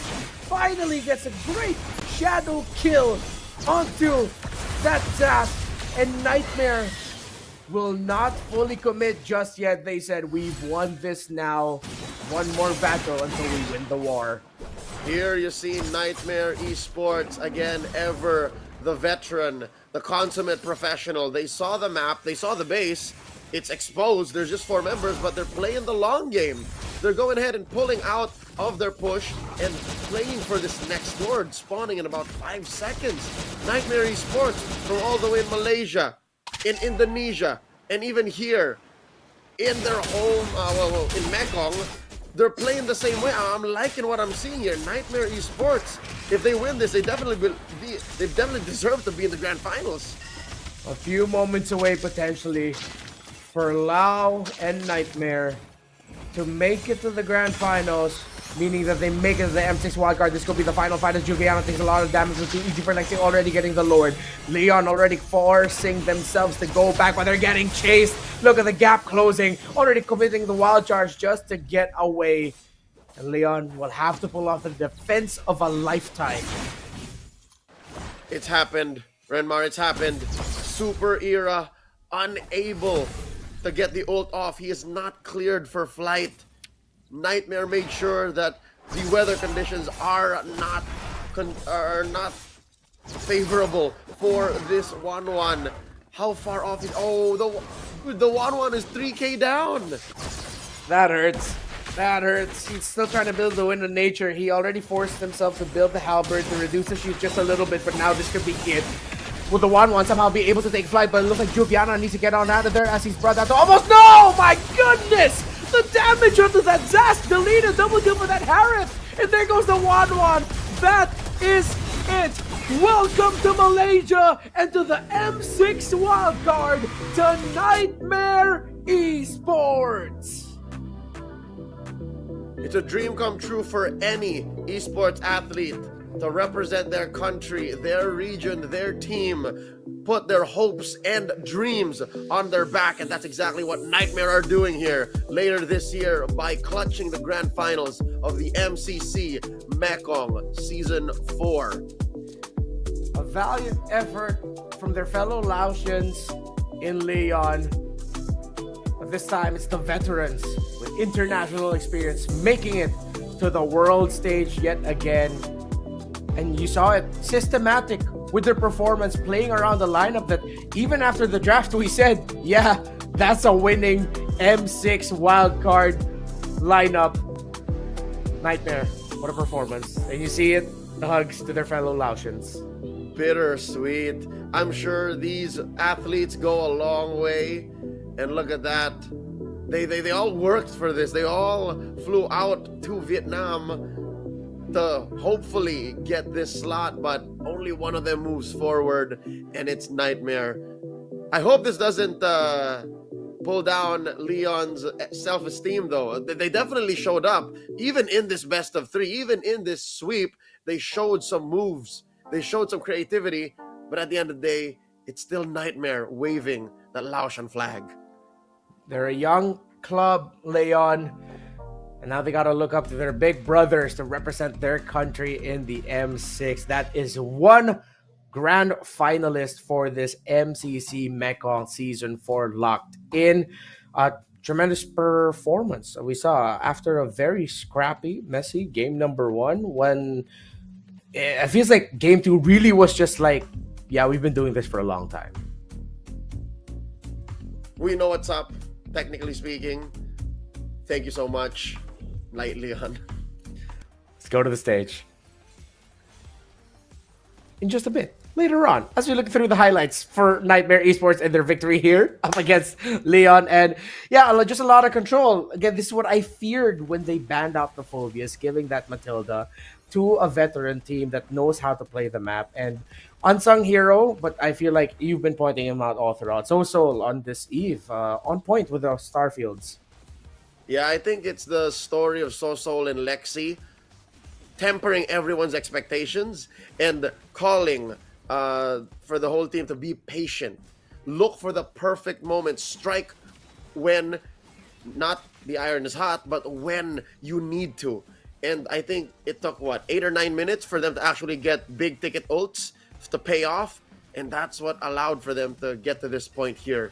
The point of inevitability, of sure victory, and taking down the base. Pure dominance all throughout, from the draft to the game. Leon, hopefully we get to see them and they get other opportunities to show off their abilities and get more experience in the Mekong region. But now it's going to be Niightmare, seeing the rest of the world for a date with Destiny in Kuala Lumpur, Malaysia for the M6 wildcard, with very a stellar cast of competitors there. They have to go up against the likes of RRQ, Akira, and Fireflux Esports in that wildcard. And only one slot. Remember, it's a huge honor to be part of that wild card, but only one of those 8 hopeful teams will make it to the main stage of M6. Now we look at the MVP of the game. It's Cammy on that Harith, and yeah, I couldn't believe it. The rate, especially near the end, last few team fights, just the sheer damage that this Harith had. But part of me feels like, yeah, you sort of expect the Harith to be the MVP because it had the perfect partner with it in the Eve. Yep, everything was set up for him, and he just needed to be the perfect payoff. A nice kill participation here, 69%. That means the other 30%, the other kills that weren't happening, he was pushing. I'm sure he was pushing. I think Cammy is the kind of player that is always looking for something to do. Cammy is our most farmed hero, the most damage dealt player, and that's why he's the MVP. And I can't believe Super Nemo took 100 and almost 111 and 700 or 111 700,000. I cannot find the words to say that. Almost 112,000 damage he took, just to show you how insane this lead of Nightmare Esports has gotten. And yeah, it was just not the right setup for the 1-1. The right tools from Nightmare to melt down the frontliners. And besides the performance of Cammy, Soul, Too Easy, Jasmine, I like their. I really like their ability to, how do I say this, mesh together who fronts, who dives, when do you use a circling eagle, when do you use when do you use the raging sandstorm. And now, just a bit, we are going to be hearing from Nightmare Esports of Lao on stage with our hosts. Thank you so much, our caster. That's amazing. And your team is the first team in the grand finale. How do you feel right now? Yeah, I feel so happy, especially for the winning moment. I feel so relieved. Yeah. Personally, I think the name of your team is very interesting. Do you think you will be the nightmare for your opponents in the grand finale? Yeah, of course. Because every time I lose and I wake back and have a sleep, I always think about the lose moments. And of course, if we win, they're gonna think about that lose moment. Yeah, thank you for your sharing, and I wish you the best with the upcoming matches in the grand finale. Yeah, thank you. And now you can come back your position and keep watching the upcoming matches. Quý vị khán giả thân mến, và chúng ta sẽ tiếp tục đến với những trận thi đấu tiếp theo. Và ngay bây giờ chúng ta sẽ cùng nghe nghỉ giải lao rồi lát.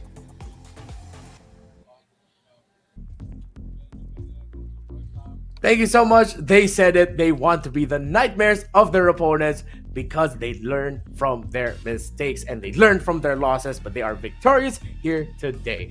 My name is Renmar, joined here by Leo. We will be back for the final match of the day to determine the next grand finalist. The second, it's T Final versus Legion Esports. We'll see you when we come back after a short break. Video 8K, livestream, chơi game và hơn thế nữa, tận hưởng cuộc sống đẳng cấp với những giá trị xứng tầm từ Lux. Đăng ký tại shop.fpt.vn hoặc các văn phòng giao dịch trên toàn quốc. Hotline 1900 6600.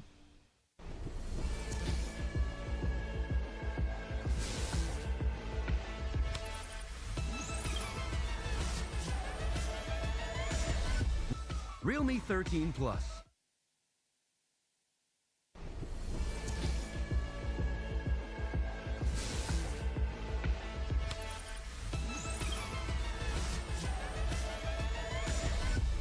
Realme 13 Plus.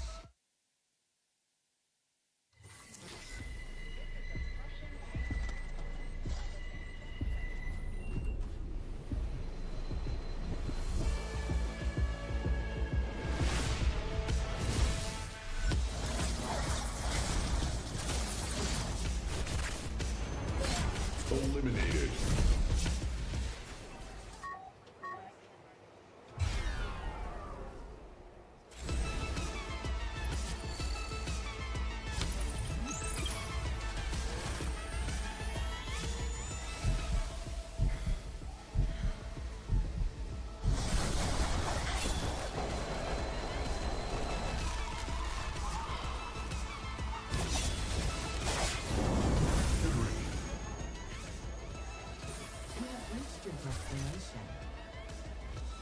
Realme 13 Plus.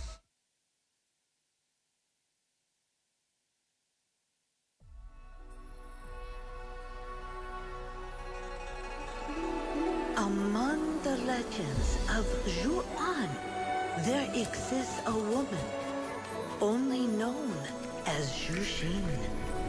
With lantern in hand, her butterflies flutter with purpose, seeking wishes to fulfill. Some say she grants the wishes of children with childlike whimsy. Some say she can reunite those parted by death, if only for a moment, to say their goodbyes. Some even say she takes pleasure in exposing people's true intentions. Offer that which is most precious to you, and your wish shall be granted. Such is the enigma of mortal hearts. For millennia, Jushin's lantern has eliminated the night. Yet none have been able to see what lies in her heart.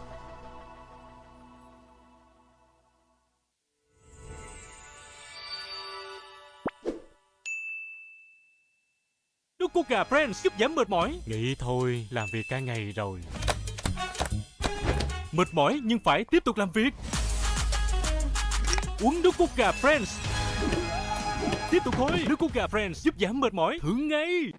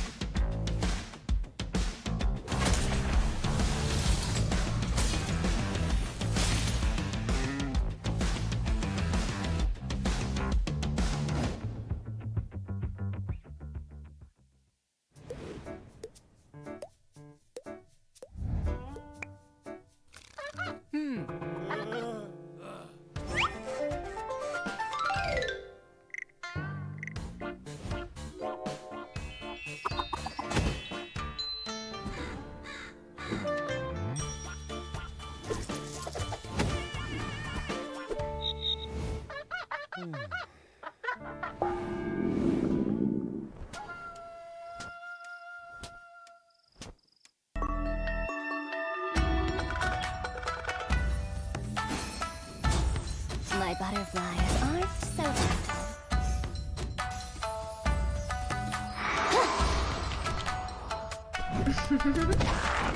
My butterflies are so gentle.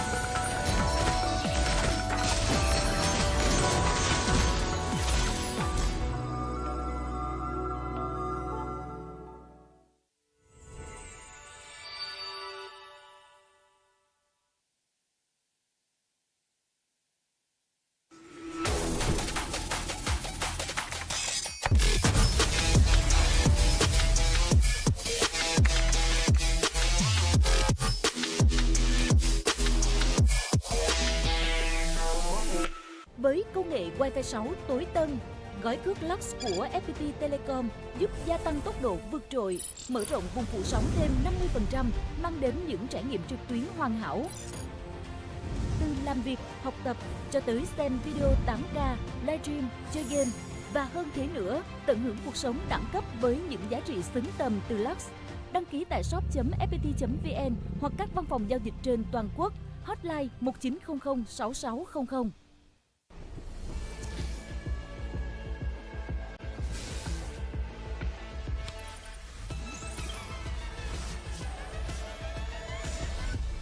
Realme 13 Plus.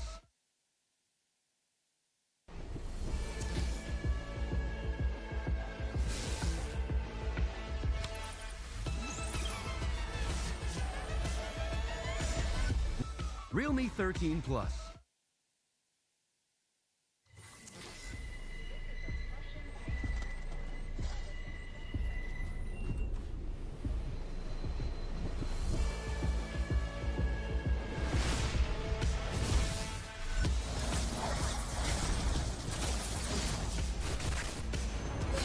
Eliminated.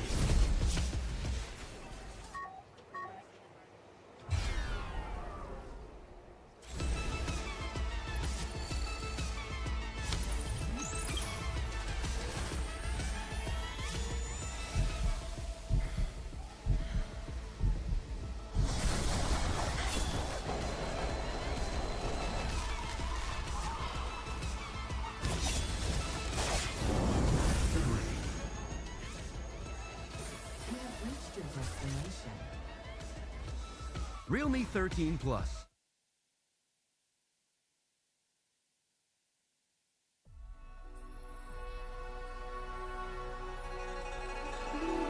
Among the legends of Zhuan, there exists a woman only known as Zhu Xin. With lantern in hand, her butterflies flutter with purpose, seeking wishes to fulfill. Some say she grants the wishes of children with childlike whimsy. Some say she can reunite those parted by death, if only for a moment to say their goodbyes. Some even say she takes pleasure in exposing people's true intentions. Offer that which is most precious to you, and your wish shall be granted. Such is the enigma of mortal hearts. For millennia, Zhu Xin's lantern has eliminated the night. Yet none have been able to see what lies in her heart.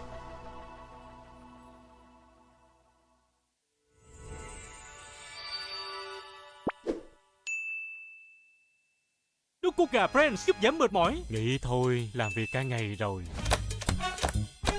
Mệt mỏi nhưng phải tiếp tục làm việc. Uống nước cốt gà Friends. Tiếp tục thôi, nước cốt gà Friends giúp giảm mệt mỏi. Thử ngay.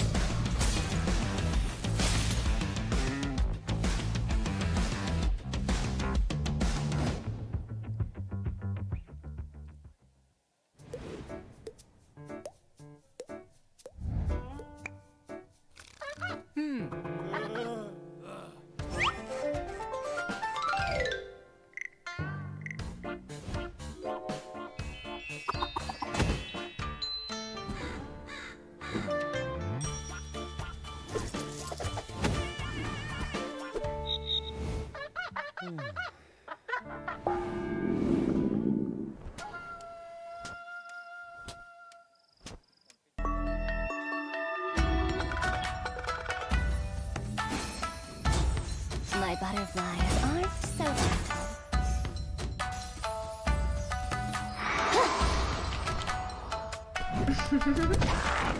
My butterflies aren't so gentle.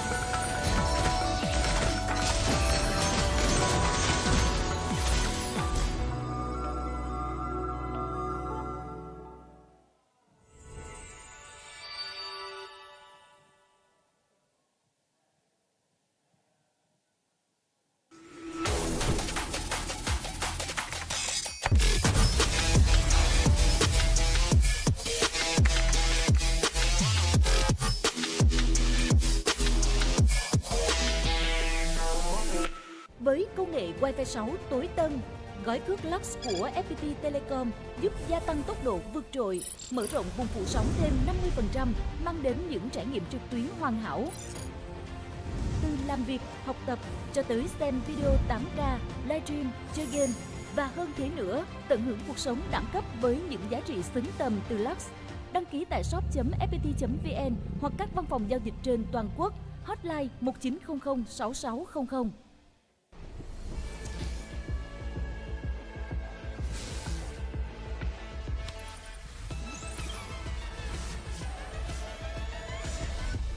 Realme 13 Plus.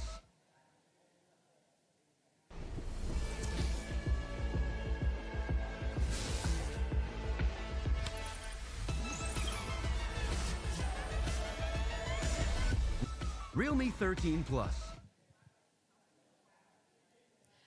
Chào mừng quý vị đã trở lại với vòng bán kết của giải MCCM. Ladies and gentlemen, welcome back to the Mekong Regional Semifinal of the M Challenge Cup Mekong MCCM. Ngay bây giờ chúng ta sẽ cùng nhau trở lại với vòng bán kết ở trận đấu thứ hai, cũng chính là trận đấu của đội tuyển Việt Nam với hai đội tuyển tham dự, đó chính là Legion Esports và T-Final. And now it is time for the second match in the semi-final with the two teams, T-Final and Legion Esports. Và để trận đấu được bắt đầu, xin mời đường truyền tín hiệu sẽ chuyển về bàn caster.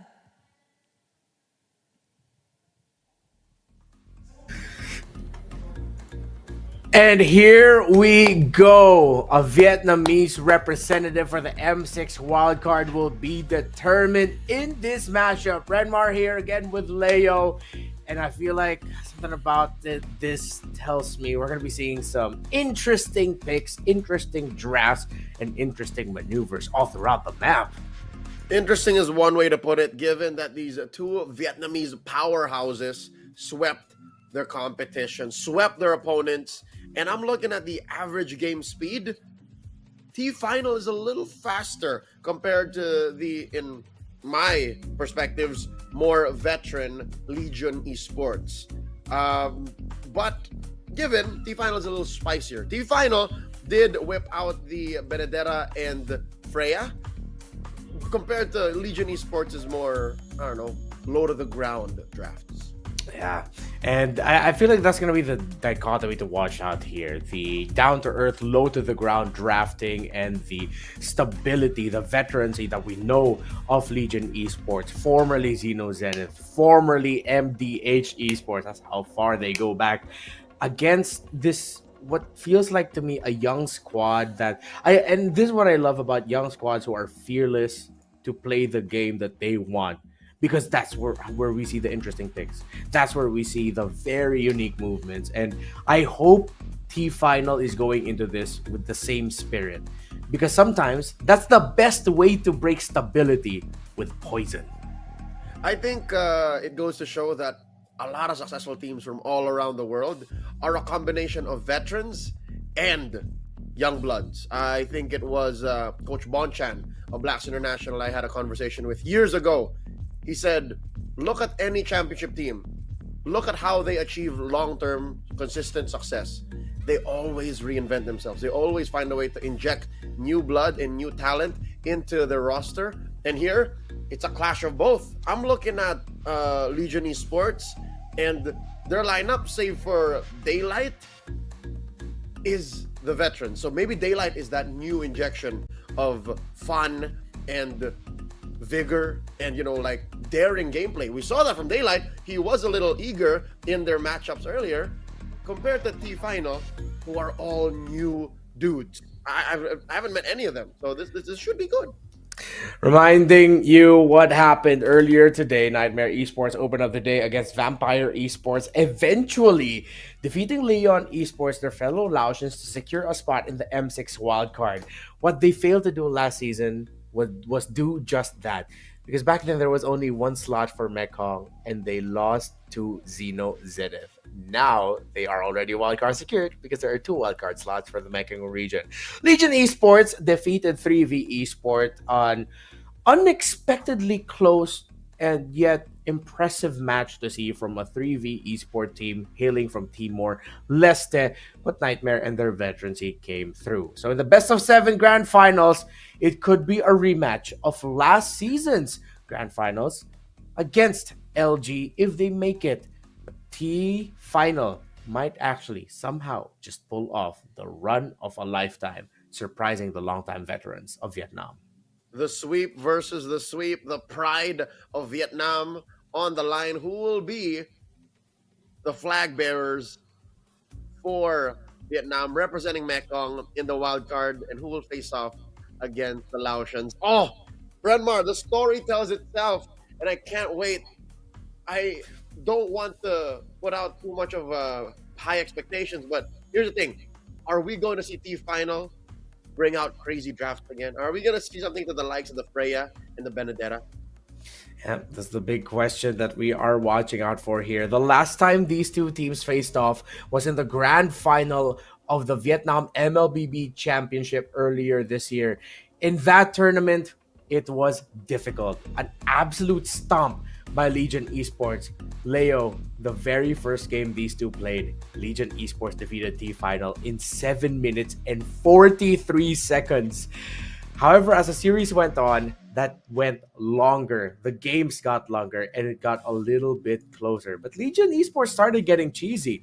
In that game 4, I think you're seeing what I'm seeing. That's a Johnson, a Lunox, a Leslie, a Isan Shin, and a Cho.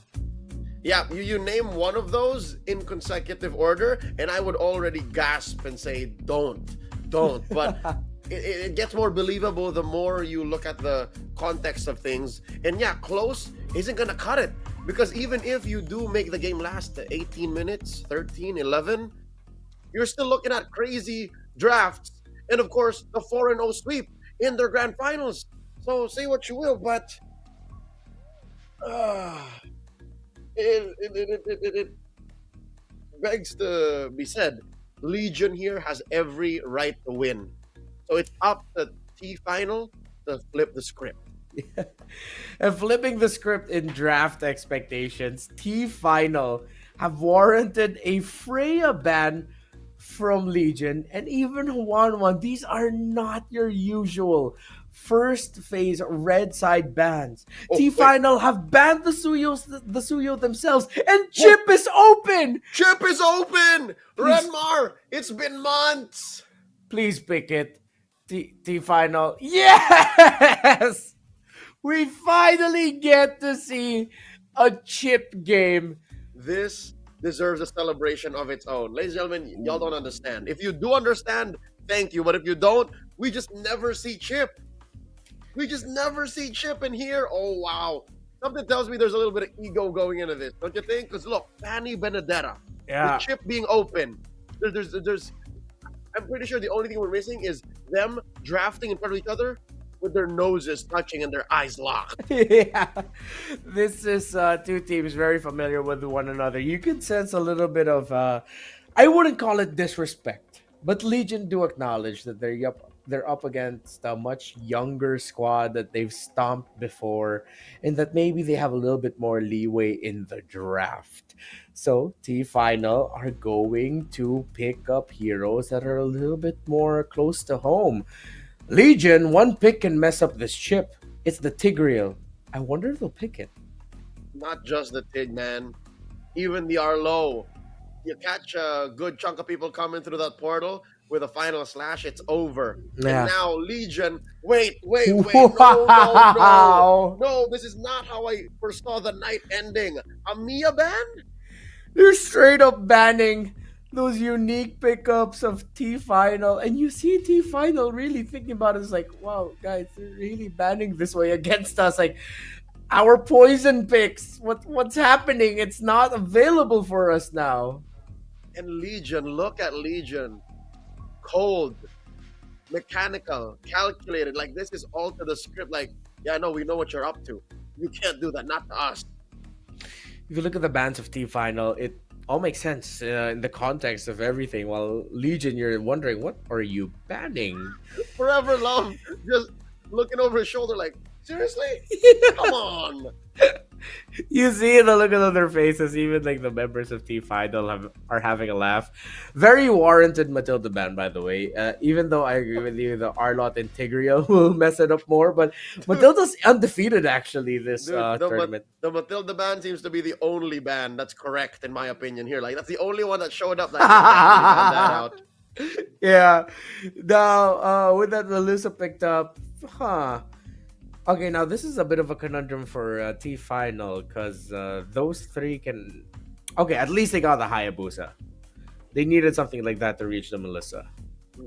Although it does still get popped out of the go away, it's what you gotta do. It's what you gotta pick to even go toe-to-toe with Joe's... Well, I'm assuming Joe's Fanny, right? It's gotta be Joe's Fanny. Yeah, nah, this isn't gonna be like a... No, don't do that to us. Not like a hey Fanny? No. Okay. I mean, we already see the Jushin, unless they're thinking of an EXP Jushin and then a mid lane Fanny. Worse, like a Rome Fanny a la Shark? Come on. Yeah. T-Final, wow. Beatrix. See, when you look at the draft of T-Final, it's like, especially the ordering, the sequencing, it's like, you can see that. It's so good. It's so fundamentally sound. But then when you add the context of Legion and everything around this mashup, you're just like, let's see. Right? It's what you need to have a little bit of hope. It's what you need to make things spicier. To make you think that the best of three is gonna last. And they close it up with a Belleric. Not gonna lie, that's a really good pick. I've experienced that before. It's quite difficult for a Beatrix to go up against the Belleric. However, I think we might see some weapon selection changes. I'd want to see Forever Love actually backing in the big team fights. Have the Bennett more with him. I think that's gonna come into play given how the map doesn't exactly favor LG, given that the chip has been picked up. So yeah, clear the ways fast. Boom, boom, boom. Ruin towers before Joe can get you. Interesting draft. And it's not actually from the side of T-Final. The draft choices overall, it's a surprise from Legion Esports going up against a team that played the Mia and the Freya earlier today. Legion banned those heroes. And now it's the rematch of the grand finals of the Vietnam MLBB Championship 2024, game number 1. And I cannot even begin to predict what we might end up seeing. Jury's still out on if what LG did was worth it, because they were definitely ego checking, right? This was a draft that most teams would never touch, like the way that they did it and what they allowed for. Again, the chip went through, but que sera, here we are. Something else to note. Is that a... Yeah, it is. That's a tank Benedetta. So it's gonna be the same kind of Benedetta we've been seeing the past month. EXP lane tank Benedetta makes sense. Here comes the invade already. It looks like T-Final might actually lose an early game as the Hayabusa gets taken out. Joe gets the kill early on, but Nart gets punished. Can the Fanny be traded out? No, it cannot. And this is pure confidence from LG. And they're making it work. I think this is one of the few ways you can get away with that kind of draft, is if you play like your life depended on it and you played like your opponent's jungle was yours. They park the Jushin and the Vexana and the EXP lane to get EXP a little bit faster. No, oh, Joe! Just like that, but it looks like he might get punished. No level 4 yet for the Hayabusa. That's what hurts. If he had the shadow kill, it would have been such a good trade. And I don't blame Hoghaini. Hoghaini had his purple invaded on him. He died, and now he's trying to clap back. Not without a shadow kill. He can't. LG thinks it's slowing down a little bit. How we're gonna start seeing the mid laners get parked away unless no. Oh, they're parking this Jushin to really mess with this Phobius. Yep, to get that level 4. So this is the dirtiest of lane swaps. And Meow happy to serve, happy to help. Invade and push Hoghaini out of his jungle. It's happening again. Daylight. Oh, they almost got him, but I think no, not level 4 yet, so he cannot use apathy. Hey, Joe, it's just dancing and swinging all around LG, and this Jushin is a menace, repositioning the Phobius. This is why they park Hehe in the EXP lane. It's not just for XP, it's to mess with the foam. This is akin to those rotations in 2021 wherein you would switch up legit your XP laner and gold laner because you have a winning lineup, you have a winning matchup. And that's what they got here. First turtle, as delayed as it may be, about a minute, goes to LG. They're up now more than 2,000 gold, Renmar. And it looks like they might be able to push the envelope with the lead as they're taking side of the jungle resources away from the Hayabusa. Forever Love gets the last hit, but Joe, my goodness! Where did that Beatrix go? But here comes the shadow kill coming in for T-Final to somehow change things out. They take down Nard. Daylight has to go away set up. They're not going to be able to get close enough, but finally the reach of the crash course plus the basic attack locks in. T-Final are starting to fight back, but here comes Joe. Hey, gets a kill there, make it a double. He gets the Phobius and the Beatrix. Speaking of, the Beatrix actually got taken out by the Fanny. That Jushin took down the chip. That's Big Joe play right there. Oh, he got it! Ring the bell, Leo, ring the bell. Moment of silence for Hoghaini. Oh, man. I mean, give everything you need to, do everything you need to, but at the end of the day, if more bodies drop for T-Final and Joe continues to snowball out of control like this, mission accomplished for Legion. This chip cannot seem to slow down the rotation. T-Final are getting the trades because of LG being a little bit too eager, overconfident, but they know they have a Fanny to sweep things up as Trey looking desperately trying to take down Nard, but here comes the Fanny yet again! Poor guy D gets taken out. Big Joe. T-Final has their jaws on the floor as they are getting their jaws broken, but he gets broken himself as it's a double kill for this Phobius that spent, how long was that? 30 seconds just jumping on everyone? For sure. It led to a shutdown, taking Joe down with 7 kills. So that means a lot of money for Gatre. And he built his Thunderbelt off of that bank. I still wish Joe had a God at the end of his name so I can say he's making the big plays. But you know what? He doesn't need the God at the end of his name. He is making the big plays right now. Sea Halberd rushed for the Fanny. No wonder. Renmar, even if he died, even if he did get shut down, I'll say it now, he's in Ga mode. Alright?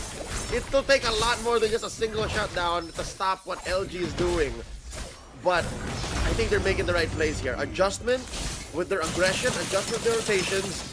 Because if another shutdown happens like that, should be it. Pure absolute chaos for T-Final to handle right now. That's the Benedetto with the entry. Gatra trying to hold on as well. Holding down the front. They're trying to take what resources they can get from the jungle of LG. Sky Piercer onto that Fanny. This looks dire for T-Final. But it looks like they're going to go for the push. No, they back off. Overtime already coming in. Crash course not just yet. Go away. Used. Echo Overlord in here. Daylight almost gets taken down. No, but he's alive. Daylight gets away. All of that effort pushes back Daylight, almost killing him. Takes out his tower, but here comes Joe! Chasing after the Vexana, gets taken down. Forever Love tried to get big kills, but could not. Double kill for Nard, and 4 down for T-Final. Amazing sequence by Legion, but I gotta mention the elephant in the room. They ain't pushing no towers. That's just up the top that they're about to push, But bottom lane, Daylight needs to catch up, and mid too. So I think that's what Meow is fixing, and he's not gonna get it done, not quite yet. This has gotten way out of hand. But with all the kills on the board, I expected the goal lead to be much bigger. But it's still relatively close. It's the shutdown. Redmar. That's it. The shutdown and the couple of trades that T-Final have gotten out of Legion. And I'm hoping that Legion don't get impatient, because again, I'm impressed by how they're making this draft work and how they're getting away with it. But now, Echo Overlord with the poke already utilizing the Crimson Beacon did that. Jushin knockups. No, the Eternal Guard's not going to connect it to anyone. So it's just going to be there to deal some kind of damage. Dart already popping up the Vengeance, so the Hayabusa will not be able to continue his attack. He tried. He trades it out. The Hayabusa is able to take down this Bellering, but he's not. Look like he does though. He gets away. Meow and the Hayabusa see each other, but said see ya later.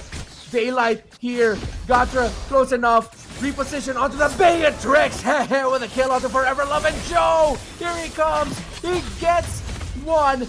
Daylight still holding on. My goodness, what a scrappy team fight. and to think this all started with a single dive from Hog high knee into the orange side of LG's jungle, and it cascaded and came to a head and ended all the way down in mid. That's how ridiculous this 8-minute game is. 8-18, 4,000 gold, up for Legion, and that last turtle, forget about it. Turned into a lord. He got impatient with all of y'all. But now in this Lord Dance in the bottom lane, another solo kill from Joe. 10, 1, and 4. Dear God. Wow. He's unbreakable right now, and his name isn't even Kimmy Schmidt. Meow gets knocked up. Joe straight to the backline, finds the mage. Will he find the marksman? He's looking at him. He's looking at Forever Love, and he does find him under the tower. Double kill, make that 12. Double kill, make that 2. Make that 4. Gone from TF. And that'll leave a lot of space on the map for Daylight to push turrets. The rest of Legion to take Lord. And the map to turn red. This is just way too much pressure. Something about Legion and how they live in TF's heads rent-free is making this match as entertaining and as, dare I say, one-sided as it could be. Crazy. What we are witnessing right now is crazy. Insane. I am Insanity. out of adjectives, and Meow is out of his life. Okay, a little bit too deep. More shutdown gold. T-Final's gonna take that. And T-Final, that's exactly what they gotta do. Take everything that's left for them on the map, because they're gonna need it to catch up to the 7,000 gold lead LG has. LG pushing up top. A snowballed Fanny just waiting to buy this time, and yup, no. Oh, Joe's starting to feel the pain. He's trying to reach it. Gotcha. Trying to hold on. The damage of the Phobius not gonna be enough. Phobius goes down. Fanny barely scratched. Echo Overlord taken down as well, and it's non-stop from Legion. They just know. They just know that they hold the minion over T-Final. Oh. At some point, you gotta say, they know. And they're not even gonna try, but these turrets still stand. Oh. Joe coming in. That is a Fanny God, if I've ever seen one. Correction, it's Joe God. 14-1 and 5, Renmar. Everything collapses beneath his blade. Joe God. Doing it for LG. T-Final. I don't know if they've ever seen God straight before their eyes, but now they're seeing a deity in front of them in Joe God. This is just game one, but in a best of 3, game 1 is the momentum setter. Game 1 is what allows you to get at the match point, that position of privilege, that position of power so quickly. And watching what Joe has done here in this 11-minute game, 9-27, Joe Mama must be happy, must be proud. Joe is biding his time right now, trying to find the right angle. He's going straight for the chip. He was aiming for that Beatrix, but the damage of the chip's almost 50%. But look at the damage coming out from T-Final. But look at the damage coming out from Joe. He's actually able to single-handedly out-damage the T-Final squad. And with just Forever Love and Qua left, I don't think they can do it. There's a lot of damage between the both of them, but not while Joe is here. And here he comes with a nature pop. The minions are in. The Beatrix will try to live and hope, but LG takes game 1. Dominant. Merciless. Brutal. This is the best of Vietnam performing before a hometown crowd. To be fair, T-Final is also a Vietnamese team, but not to the degree, not to the caliber of Legion. Holy sheesh. If memory serves me right, the big man in the black shirt, that's Joe, right? We'll see later, we'll confirm, but it doesn't matter what he looks like. It doesn't matter what people call him, what his name is, how long it is. What matters is what he does in the Land of Dawn. And did he take us for a trip? I can't believe what I just saw, man. That is something else. Okay, my goodness, that Fanny. There's a comment here. I'm being honest, the Fanny is good. Yeah, say more than that. Again, he's Joe God for a reason. Joe God. Let's look at the highlights. It really began from the early invades and pressure that LG was applying. They did it from minute 1, minute 0 even, because they were already crowding Hog Hai Ni in his orange like for the first spawn. So you'll see here a couple of clapbacks from T-Final, but they were all just little speed bumps. At the end of the day, besides that one shutdown kill by Gatre on Joe, they got nothing else. They were getting some shutdown trades, but the map was not safe. The map was not safe at all. The repositions, the mobility, too much. They tried, but you couldn't stop the Juggernaut, all right? Or he's just gonna keep coming up with a new name for him. The Juggernaut. The Juggernaut. Not the Juggernaut. That's something else. That's something else. And LG, this I feel like was the best chance T-Final had. But it's just unfortunate that the Nibiru's passion coming up from that Beatrix just wasn't exactly at the right angle. It was for like a second, but then with those quick repositions from LG, they avoided most of the damage. I can't believe it, man. I just can't believe it. Okay, here's the thing. That finals in the Vietnam MLB Championship, that was a best of 7, all right? That's a couple of degrees away from what we're trying to do now. This is a best of 3. With Legion at match point, and they already got their crazy draft bug out. Yeah. What are they going to do in game 2? Like, they're at match point. What else do they have to do? What else can they do? I don't know. At this point, looking at their bans, maybe they can let go of the Angela ban. If they want to go hard focus onto the jungles, then I'm okay with banning out Suyo, ban the Fanny, and then ban the Ling. And yeah, the big man in the black shirt, that's Joe. If there was ever a perfect time for Joe Mama to come watch her son live, it will be today, here. Because number one, it's on hometown soil, you know, like it's just, I'm pretty sure a couple of hours drive away at worst. And then tonight, her son may qualify for the wild card. They're just one game away. One game for that young man to make it to the world stage. Yet again, he did it last season with Xeno Zenith, flew to Riyadh. He's close to flying to Malaysia. Times in the past couple of years, man. This is that's true. God. That man has a lot of international experience. I believe, if I'm not mistaken, one of the most well-known players in Vietnam. His sure. Passport is stamped, son. It's filled with a lot of countries that he's been to all throughout. Very clear, folks, what we just witnessed. It was one Fanny one Joe, and one Hehehehe. Hehe didn't die. I didn't even notice he didn't die. Yeah, a lot All of right, Continue. to be Please. fair, like who could jump him, right? Mhm. Mameko Overlord, maybe from an angle. Gatre, but Gatre's too busy trying to stop Meow and Joe. It's just the times that we thought T Final would finally be able to get a kill. We actually got to see it.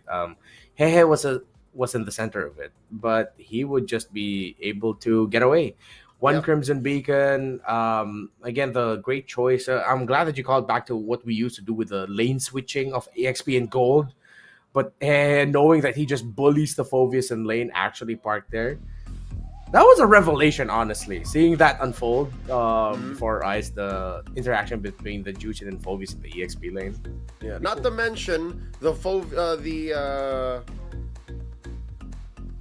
the Benedetta would have been fine either way. Like the Benedetta was working. The Benedetta was productive. Like Meow would be in the mid, and then Meow would be in the jungler's face, would be everywhere because again you can rotate quick. So folks, if you plan to do that in your own ranked games, like a local tournament, or hell, we might even see it in some major tournaments in the future, you can put that mage in the XP lane or wherever you need to put it. If it wins that lane, make sure that whoever you're swapping out rotates fast and is productive elsewhere on the map, and you end up with this. Yeah, I remember during the course of MPL Philippines Season 14, that's one of the ideas we would float in the panel from time to time, the idea of putting the Jushin in the EXP lane. I believe it would be the well-known coach Zace, formerly of EVOS, who would frequently talk about how for him, Jushin is actually one of the top-tier EXP laners with how crafty it is and how difficult it is actually to lane against it if you're a slow-moving EXP laner. So, second game, Legion gets first pick, and T-Final really don't want to give the Angela. I feel like they felt the wrath of hey multiple times throughout their lives that they just don't want to face it. And they know. I think it's likely that it's Nart who plays a mean Angela. And imagine what he would do if Joe had an Angela in him. Already a nightmare, right? Already a nightmare for that Fanny to go around. Would they ban the Fanny? Do you think that's what they do here? Do they ban the Fanny? I hope to goodness that they do. But if they don't ban the Fanny, they can just go ahead. They have to rush the Cho. They have to rush the Cho. Oh, there it is. Yeah, thank goodness. All right. Respect for Joe God. What is oh no, that means Legion has the chip open. Oh no. And you were afraid of the Angela. What now? This rabid animal in chip. He's not a Wolverine, right? He's a fox. He's a fox? He's a little fox, but might as well. The rabid Wolverine. In my head canon, he has rabies. That's why he keeps getting banned. That's why he's just in that chair. That chair is actually a containment unit. Yeah, he's not safe to be deployed to interact with other animals or beings. So now, let's see. What is going on through T-Finals' minds? Like, they weighed the options, and the chip was the lesser evil. I don't know. This region just continues to surprise me. Chip, Hayabusa, Harith.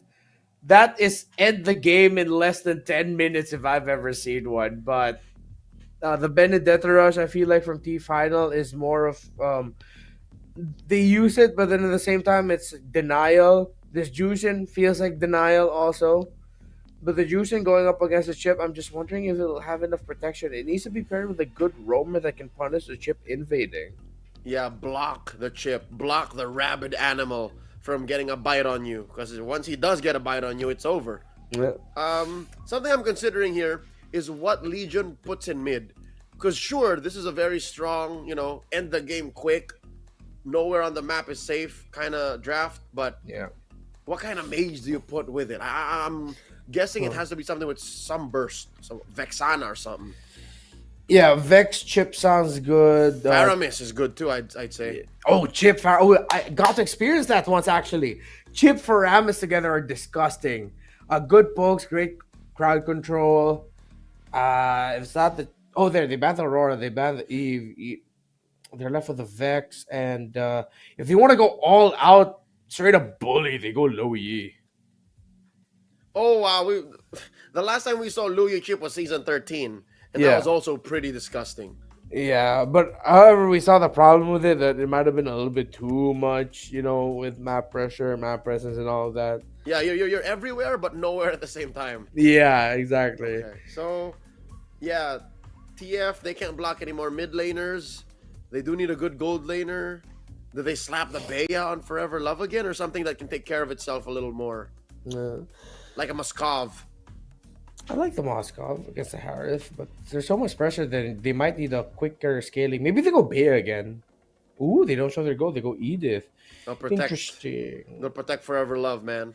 Yeah. Is this a roam Edith, or is it because it's a jungle Bene? EXP Edith. Oh, wait, no. They'll need the gold.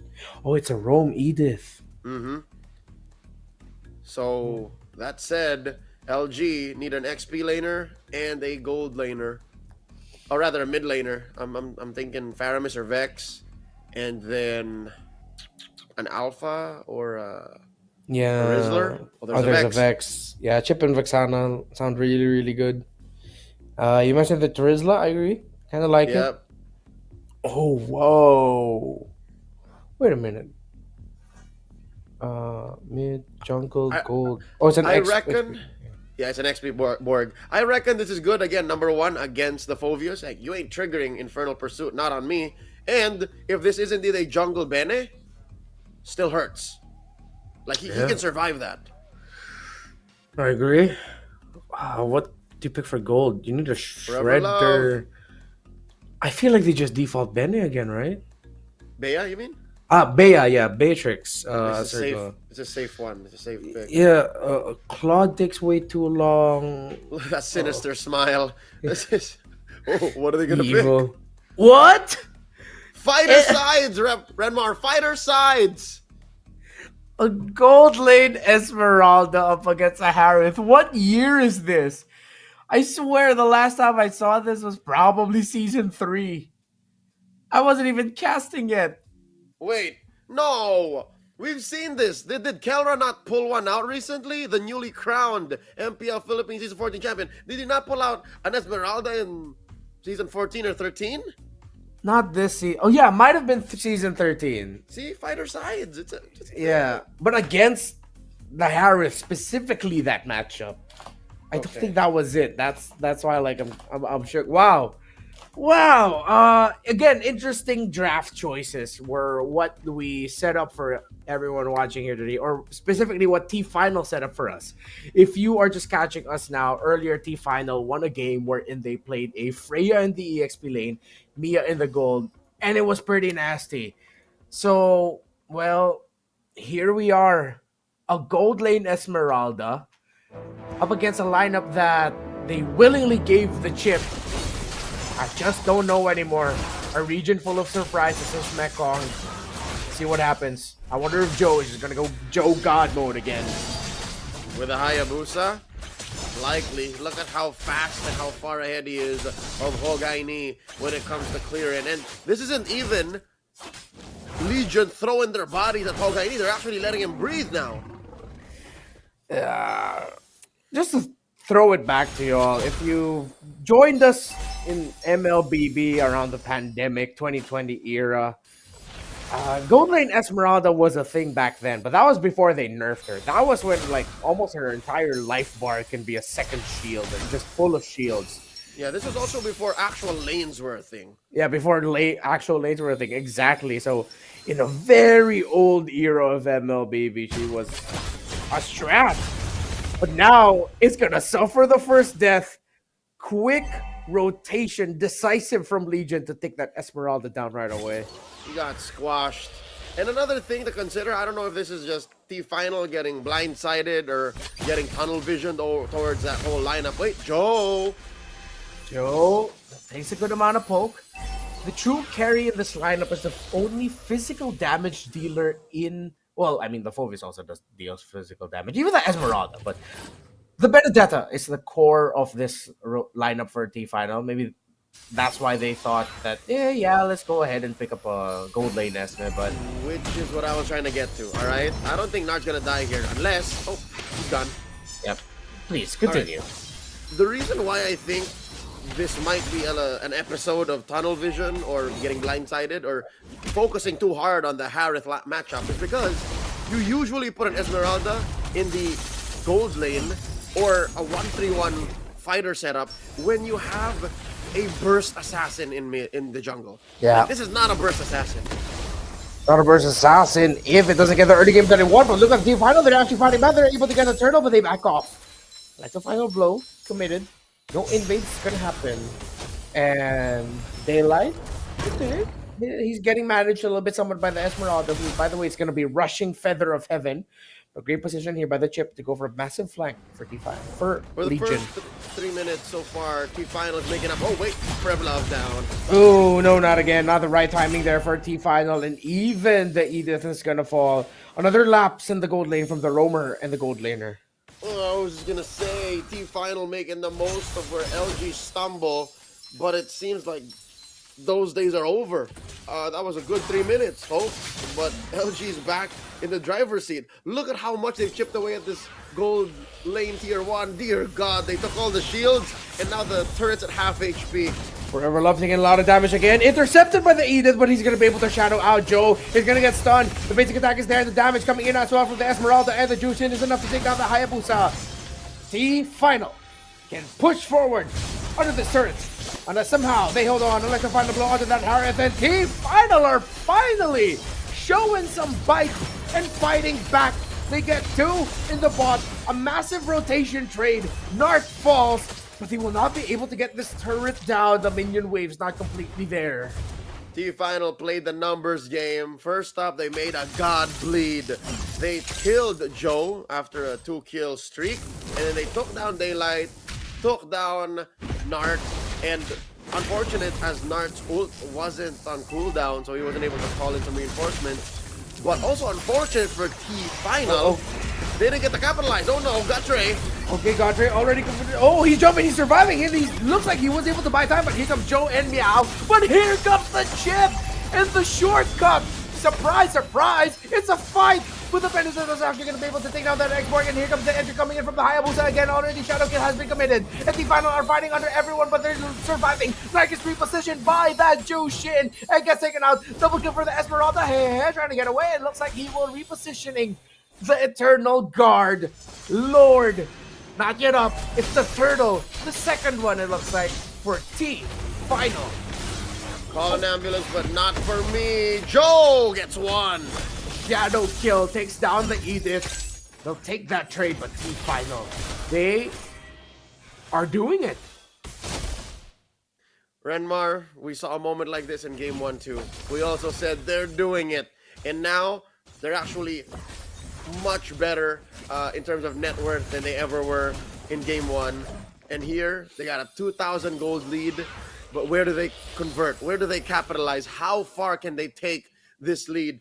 Because looking at their draft, again, you can only really fight for so long. As long as Gatre can keep hopping, can keep jumping. And if Mamek... Oh, wait. Gathre's very low. Okay, you got to get there. There's a bad position for the Esmeralda, but that's a lot of damage onto that Harith as well. Knock up from the Eternal Guard. And here comes the last Insanity taking down that Esme. Here comes the rest of T-Final. Let's see if they're going to be able to get out of the trade. The reposition by the Jushin. Electrifying blow gets stopped. It gets stopped just in time by the chipper right under the turret. The Benedict is going after the Harith, but safely under the turret, the Harith lives. Here comes Joe as well, repositioned by that Jushin. Joe not going to be able to get the kill, but a double kill for Hongaini, the Benedetta. 4-0-4, willing and doing everything he can. Nora trying to help out Joe. Hongaini goes back and he gets taken out. Overheat from the Benedetta.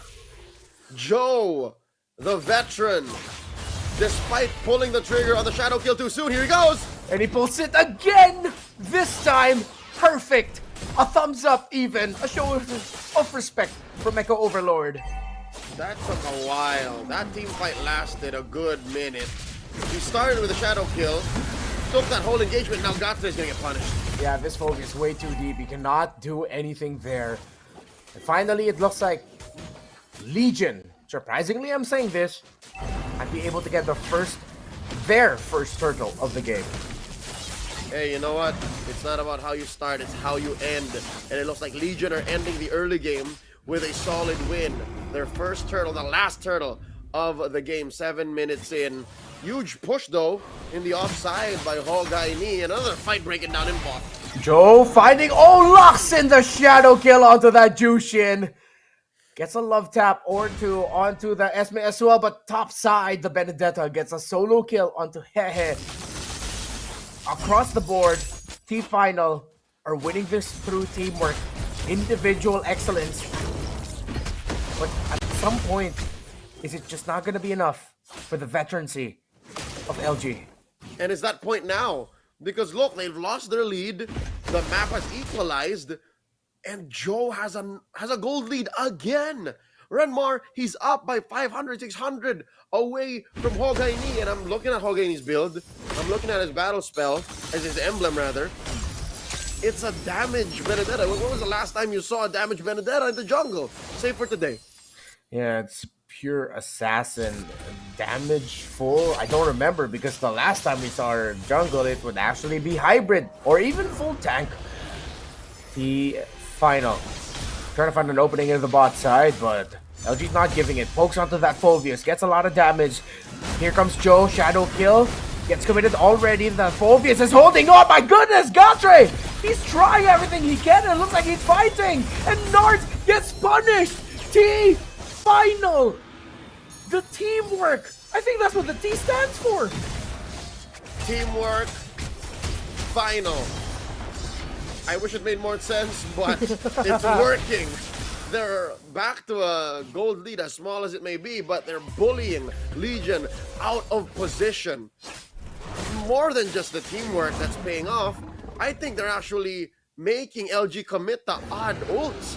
Like we saw their Hehe not having the Eternal Guard. They needed it in that little bush over there. They needed to knock up TF, but he didn't have it. And I think also another one of their problems is that Jushin, weirdly enough, I thought the damage output from LG would actually make it so that the Jushin just feels like nothing.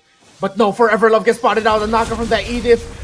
Horrible timing. Spotted out, but here comes Hogaini. The Benedetta going after straight to the back line. The Vexana able to figure away the Gatre. Phoveus gets taken out. He tried to hold on, but finally, Legion have broken the formation. And have they broken the spirits of T-Final? Because it's the first massive win of Legion. They will get this Lord. To some extent, deep inside, you watch that team fight. A part of me says, that's not fair. A part of me says, TF had it under control. And as if seemingly, effortlessly, LG just comes in and takes out 3 for free. And a Lord. In what world does that make sense? In what world is that justice? It hurts. It hurts to watch if you were looking for a damn good underdog story. But maybe at the end of the day, the underdog will just really have to bite the bone and accept the fact that their veterans, their betters, their seniors are just that damn good. But it's only 10 minutes in. 25 kills already. And a gold lead that is quite nothing. Still very close are these two. The gold laners are close.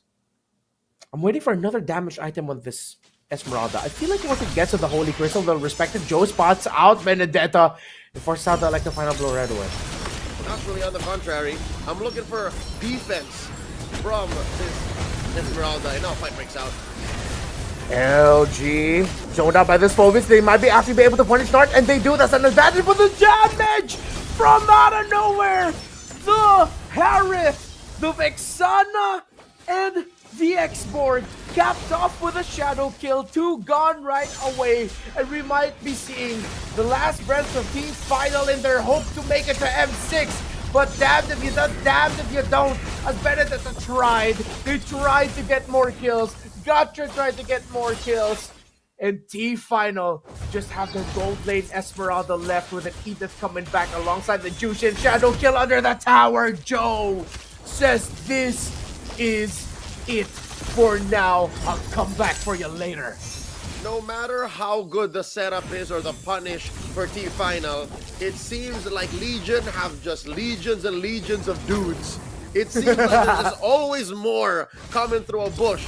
It seems like there's just always one more ult they haven't spent. And that's what's led to another turnaround. Bigger payoffs for Legion now in the late game. 12 minutes in, they're up by almost 7,000 gold. And that's exactly why I want Forever Love to build defense items. When you're looking for damage, you have Gatre, you have Hog High Knee, and then you have Koa dealing the DOT. You need Forever Love to stand up and start taking away the shields from Daylight, from Nart.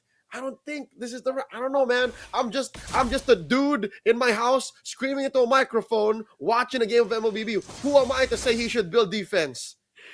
You're seeing the legion of dudes just overpowering T-Final.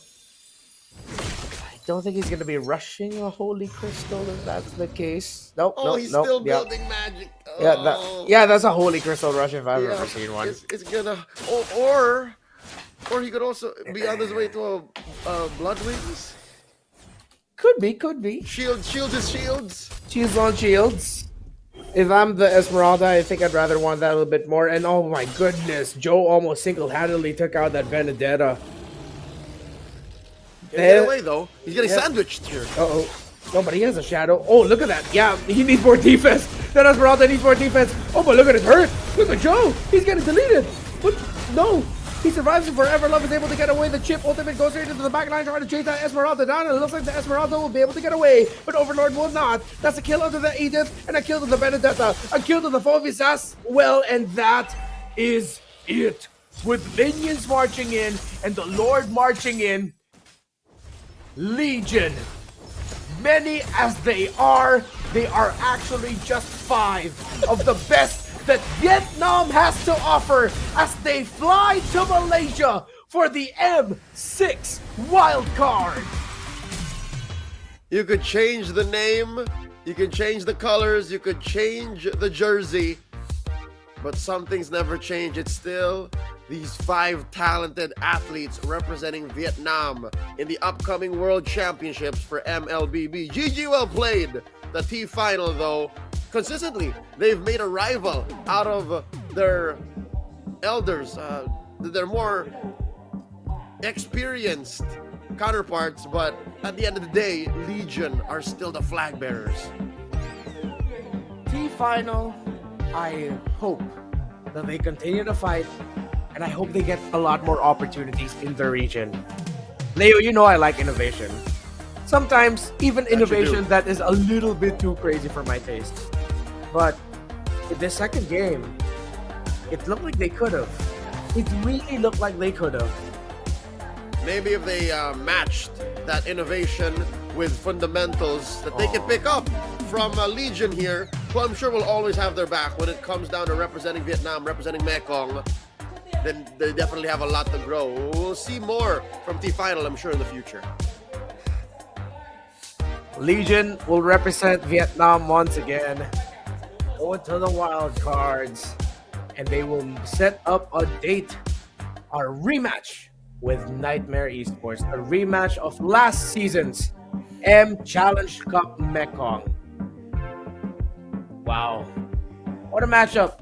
For a second there, actually not even for a second, for a good amount of minutes, I believed, Leo. I was believing. They had us, and if not only for these obvious and clear things that they needed to improve on and fix, it would have been possible. But que sera, here we are. The Joe God strikes again, and I wouldn't have figured it, but Joe God's a hugger. Yeah.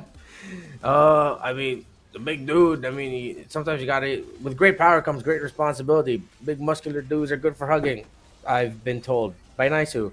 So yeah, you would know. T-Final, teamwork is the T in their name, and great macro. I I gotta admit, for a team going up against for a chip, at some points it really looked like they were out macroing LG. Yeah, again, that was, I mean, not just for this matchup, but a story throughout the day here at the MCC Mekong Season 4 group stage. Teams would like to trade. Like, that's the name of the game for them, trading. And even against the best in Vietnam, even the best in Mekong, sometimes you can somehow get away with more and then you end up with value. It's basically saving up, and eventually you notice, hey, look, I got enough money to buy something good. That's what the story of the mid-game of this game 2 was. And as the game got longer, though, and the fact that T-Final couldn't find the Hayabusa, couldn't shut him down, they were just zoned out by one ninja who was more than happy to find two shadow kill. If Joe went down here, the story of the game might have been a little bit different. But we might have added like 2 or 3 chapters. Yeah. Maybe one more Lord. Maybe one more Lord, definitely. And then ultimately, we're also reminded as to why Chip was banned for the entirety of MPL Philippines Season 14 and wasn't seen in this tournament up until this series. 2 games in a row where we saw Chip, and we're reminded just exactly why. Yep. Nobody wants a rabies-ridden fox. I'm good. See what I tell you. He has rabies, and I'm good. I don't ever want to see Chip again for the rest of 2024. I'm good. Yeah, that's it. It just in his cage. Yeah, it shatters a lot of like the expectations of teams, and if I see this go through the wild card and it loses, I'm already gonna be thinking, yeah, something went wrong because that's not supposed to lose. I wonder who the MVP is again, although there's probably a clear-cut contender cut amongst the rest with another monster game as an assassin. And here he is, the MVP of the game is Joe. Is no secret. This is Joe God, ladies and gentlemen. I think that's gonna go in the M6 bucket list. Get a big hug from Joe God. 11-1-4. I hope we get to experience that in Malaysia. No context. Just come up. Hey, Joe. Get in here. Go here. Like, first they'll be like, who the hell are you guys? But if I'm not mistaken, I think we heard Joe have in an interview like speak English, and I think he may actually be of mixed descent. I just forgot. Like he explained that to us before. Hopefully, we get to learn more about him in the M6 wild card. But yeah, in this game, so much pressure on the Benedetta. But I gotta give it to Hogaini. He carried that pressure with grace. Yeah, he made an assassin Benedetta work even in the face of his greatest rivals and capital greatest there. Definitely gave Joe something to think about. He was hunting him down constantly. Even Daylight had to consider where the Electo final blow was going to drop and put down the Zaman Force away from that. Yeah. And despite everything, I think another thing that allowed the Benedetta to shine as well as it did is that Phoveus to buy time to really set everything up. But that's it to set up the story for tomorrow. Again, folks, it's best of 7. Fighting for the ultimate prize of $3,000 going to the championship winning team and $1,000 going to the second placer. And remember, these two are locked in for M6. M6 locked in our Legion NT final. I guess that's what they're fighting for tomorrow, Renmar, in that best of 7. The difference of $2,000. That's a good chunk of pocket money to spend in Malaysia. Kuala Lumpur is a beautiful city. And it's going to be a rematch. The last time these two faced off in Season 3 for the right to represent Mekong in MSC, it was Xeno Zenith. Now, Legion, with being able to get that right, it ended in a sweep. And I wonder if history will repeat itself. There's a long series, though. I'm happy to see that it's 2 previous standard bearers for Mekong facing in the grand finals now. Legion knows too well the 4-0 experience. I don't think Niightmare is going to allow that. Let's see what the members of Legion have to say. Thank you so much, caster. And after a thrilling match, Legend Esports is the representative of Vietnam in the grand finale. Với chiến thắng vừa rồi thì Legion Esports đã chính thức ghi tên vào top 2 để có mặt vào trận chung kết ngày mai. Và bên cạnh Vi hiện tại chính là anh chàng đảo đường đến từ đội Legion Esports. Thì ngày mai mình đã bước vào trận chung kết cùng với Niightmare Esports. Thì anh cảm thấy đối thủ của mình như thế nào và anh có điều gì muốn nhắn gửi tới đối thủ của mình hay không? Mình nghĩ ngày mai thì đối thủ của mình là Niightmare Esports. Niightmare là đội tuyển rất là mạnh của Lào. Nhưng mà Mekong Mekong MSC vừa rồi là bọn mình đã thắng chính Niightmare 4-0 ở trận chung kết rồi, nên là ngày mai mình cũng sẽ thắng 4-0 tiếp. Xin được cảm ơn đội trưởng của đội Legion Esports. Và bây giờ thì có lẽ là xin mời anh sẽ về nghỉ ngơi để mình chuẩn bị tinh thần cho trận chiến ngày mai nhé. Cảm ơn anh. Quý vị và các bạn thân mến, vòng loại khu vực Mekong Challenge Cup Mekong Mccm đã chính thức khép lại. Vòng đấu quan trọng nhất cũng như là vòng chung kết toàn giải sẽ chính thức được diễn ra vào ngày mai với cuộc tranh tài của hai đội là Niightmare Esports và Legion Esports. Thay mặt ban tổ chức, chúng tôi xin được gửi lời cảm ơn chân thành đến tất cả các bạn đang theo dõi trận đấu ngày hôm nay. Hy vọng rằng những màn thi đấu vừa rồi đã đem lại cho quý vị những phút giây giải trí cũng như là mãn nhãn. Ladies and gentlemen, the Mekong Regional Semifinal of the M Challenge Cup Mekong MCCM have officially come to the end. The most important round, the grand finale, will take place tomorrow, featuring the two winning teams from today. On behalf of the organizing committee, we would love to extend a huge thank to everyone for watching today's matches. We hope you had an exciting and entertaining experience. Và để giải đấu được diễn ra, chúng tôi vô cùng muốn gửi lời cảm ơn đến các đơn vị tài trợ. Realme, đơn vị tài trợ thiết bị thi đấu với điện thoại Realme 13+5G, sở hữu chip Dimensity 7300, tiến trình 4 nanomet, trải nghiệm chơi game mượt mà ở mức 90 FPS với màn hình OLED tần số quét 120Hz. We are honored to say thanks to our sponsor, Realme, the sponsor providing competition devices with the Realme 13 Plus 5G, equipped with the Dimensity 7300 chip built on 4nm process. It's the first smooth gaming experience at 90 FPS on an OLED display with a 120Hz refresh rate. Công ty cổ phần viễn thông FPT, đối tác cung cấp đường truyền Internet chính thức của sự kiện. FPT Telecom cam kết mang đến trải nghiệm kết nối ổn định, phủ sóng rộng khắp và bảo mật cao, giúp các tuyển thủ thi đấu thăng hoa. Partner FPT Telecommunication Joint Stock Company provides the official internet connection. For the event, FPT Telecom is committed to experiencing stable connection, widespread coverage everywhere, and high security, helping players flourish. Nước cốt gà Brez có chứa kerosene được chứng minh khoa học, hỗ trợ sự tập trung, tăng cường sức khỏe trí não. Brain chicken essence containing carnosine is scientifically proven to support focus and enhance brain health. Vian Travel, công ty lữ hành top đầu Việt Nam, đưa bạn đi muôn nơi, khám phá thế giới theo cách của riêng bạn. Vian Travel is the top of travel company in Vietnam, taking you everywhere, exploring the world in your own way.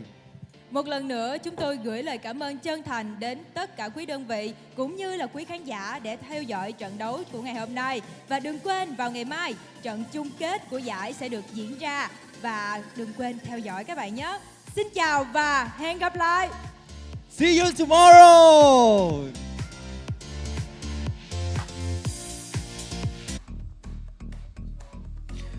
All right, that is it. We have one more final day tomorrow, the best of 7 grand finals. Once again, my name is Redmar. Leo, any last things you want to say before we head out? Congratulations to our grand finalists. An amazing day of MLBB. On behalf of LaFell and Husky, it's been amazing. And correct me if I'm wrong, all right? My pronunciation might be off. Come on, everyone who watched. That's some Vietnamese for you. Thank you so much on behalf of our wonderful production team and everyone on site over there in Vietnam. Thank you. We'll see you tomorrow for the grand finals of the M Challenge Cup Mekong Season 4. Good night.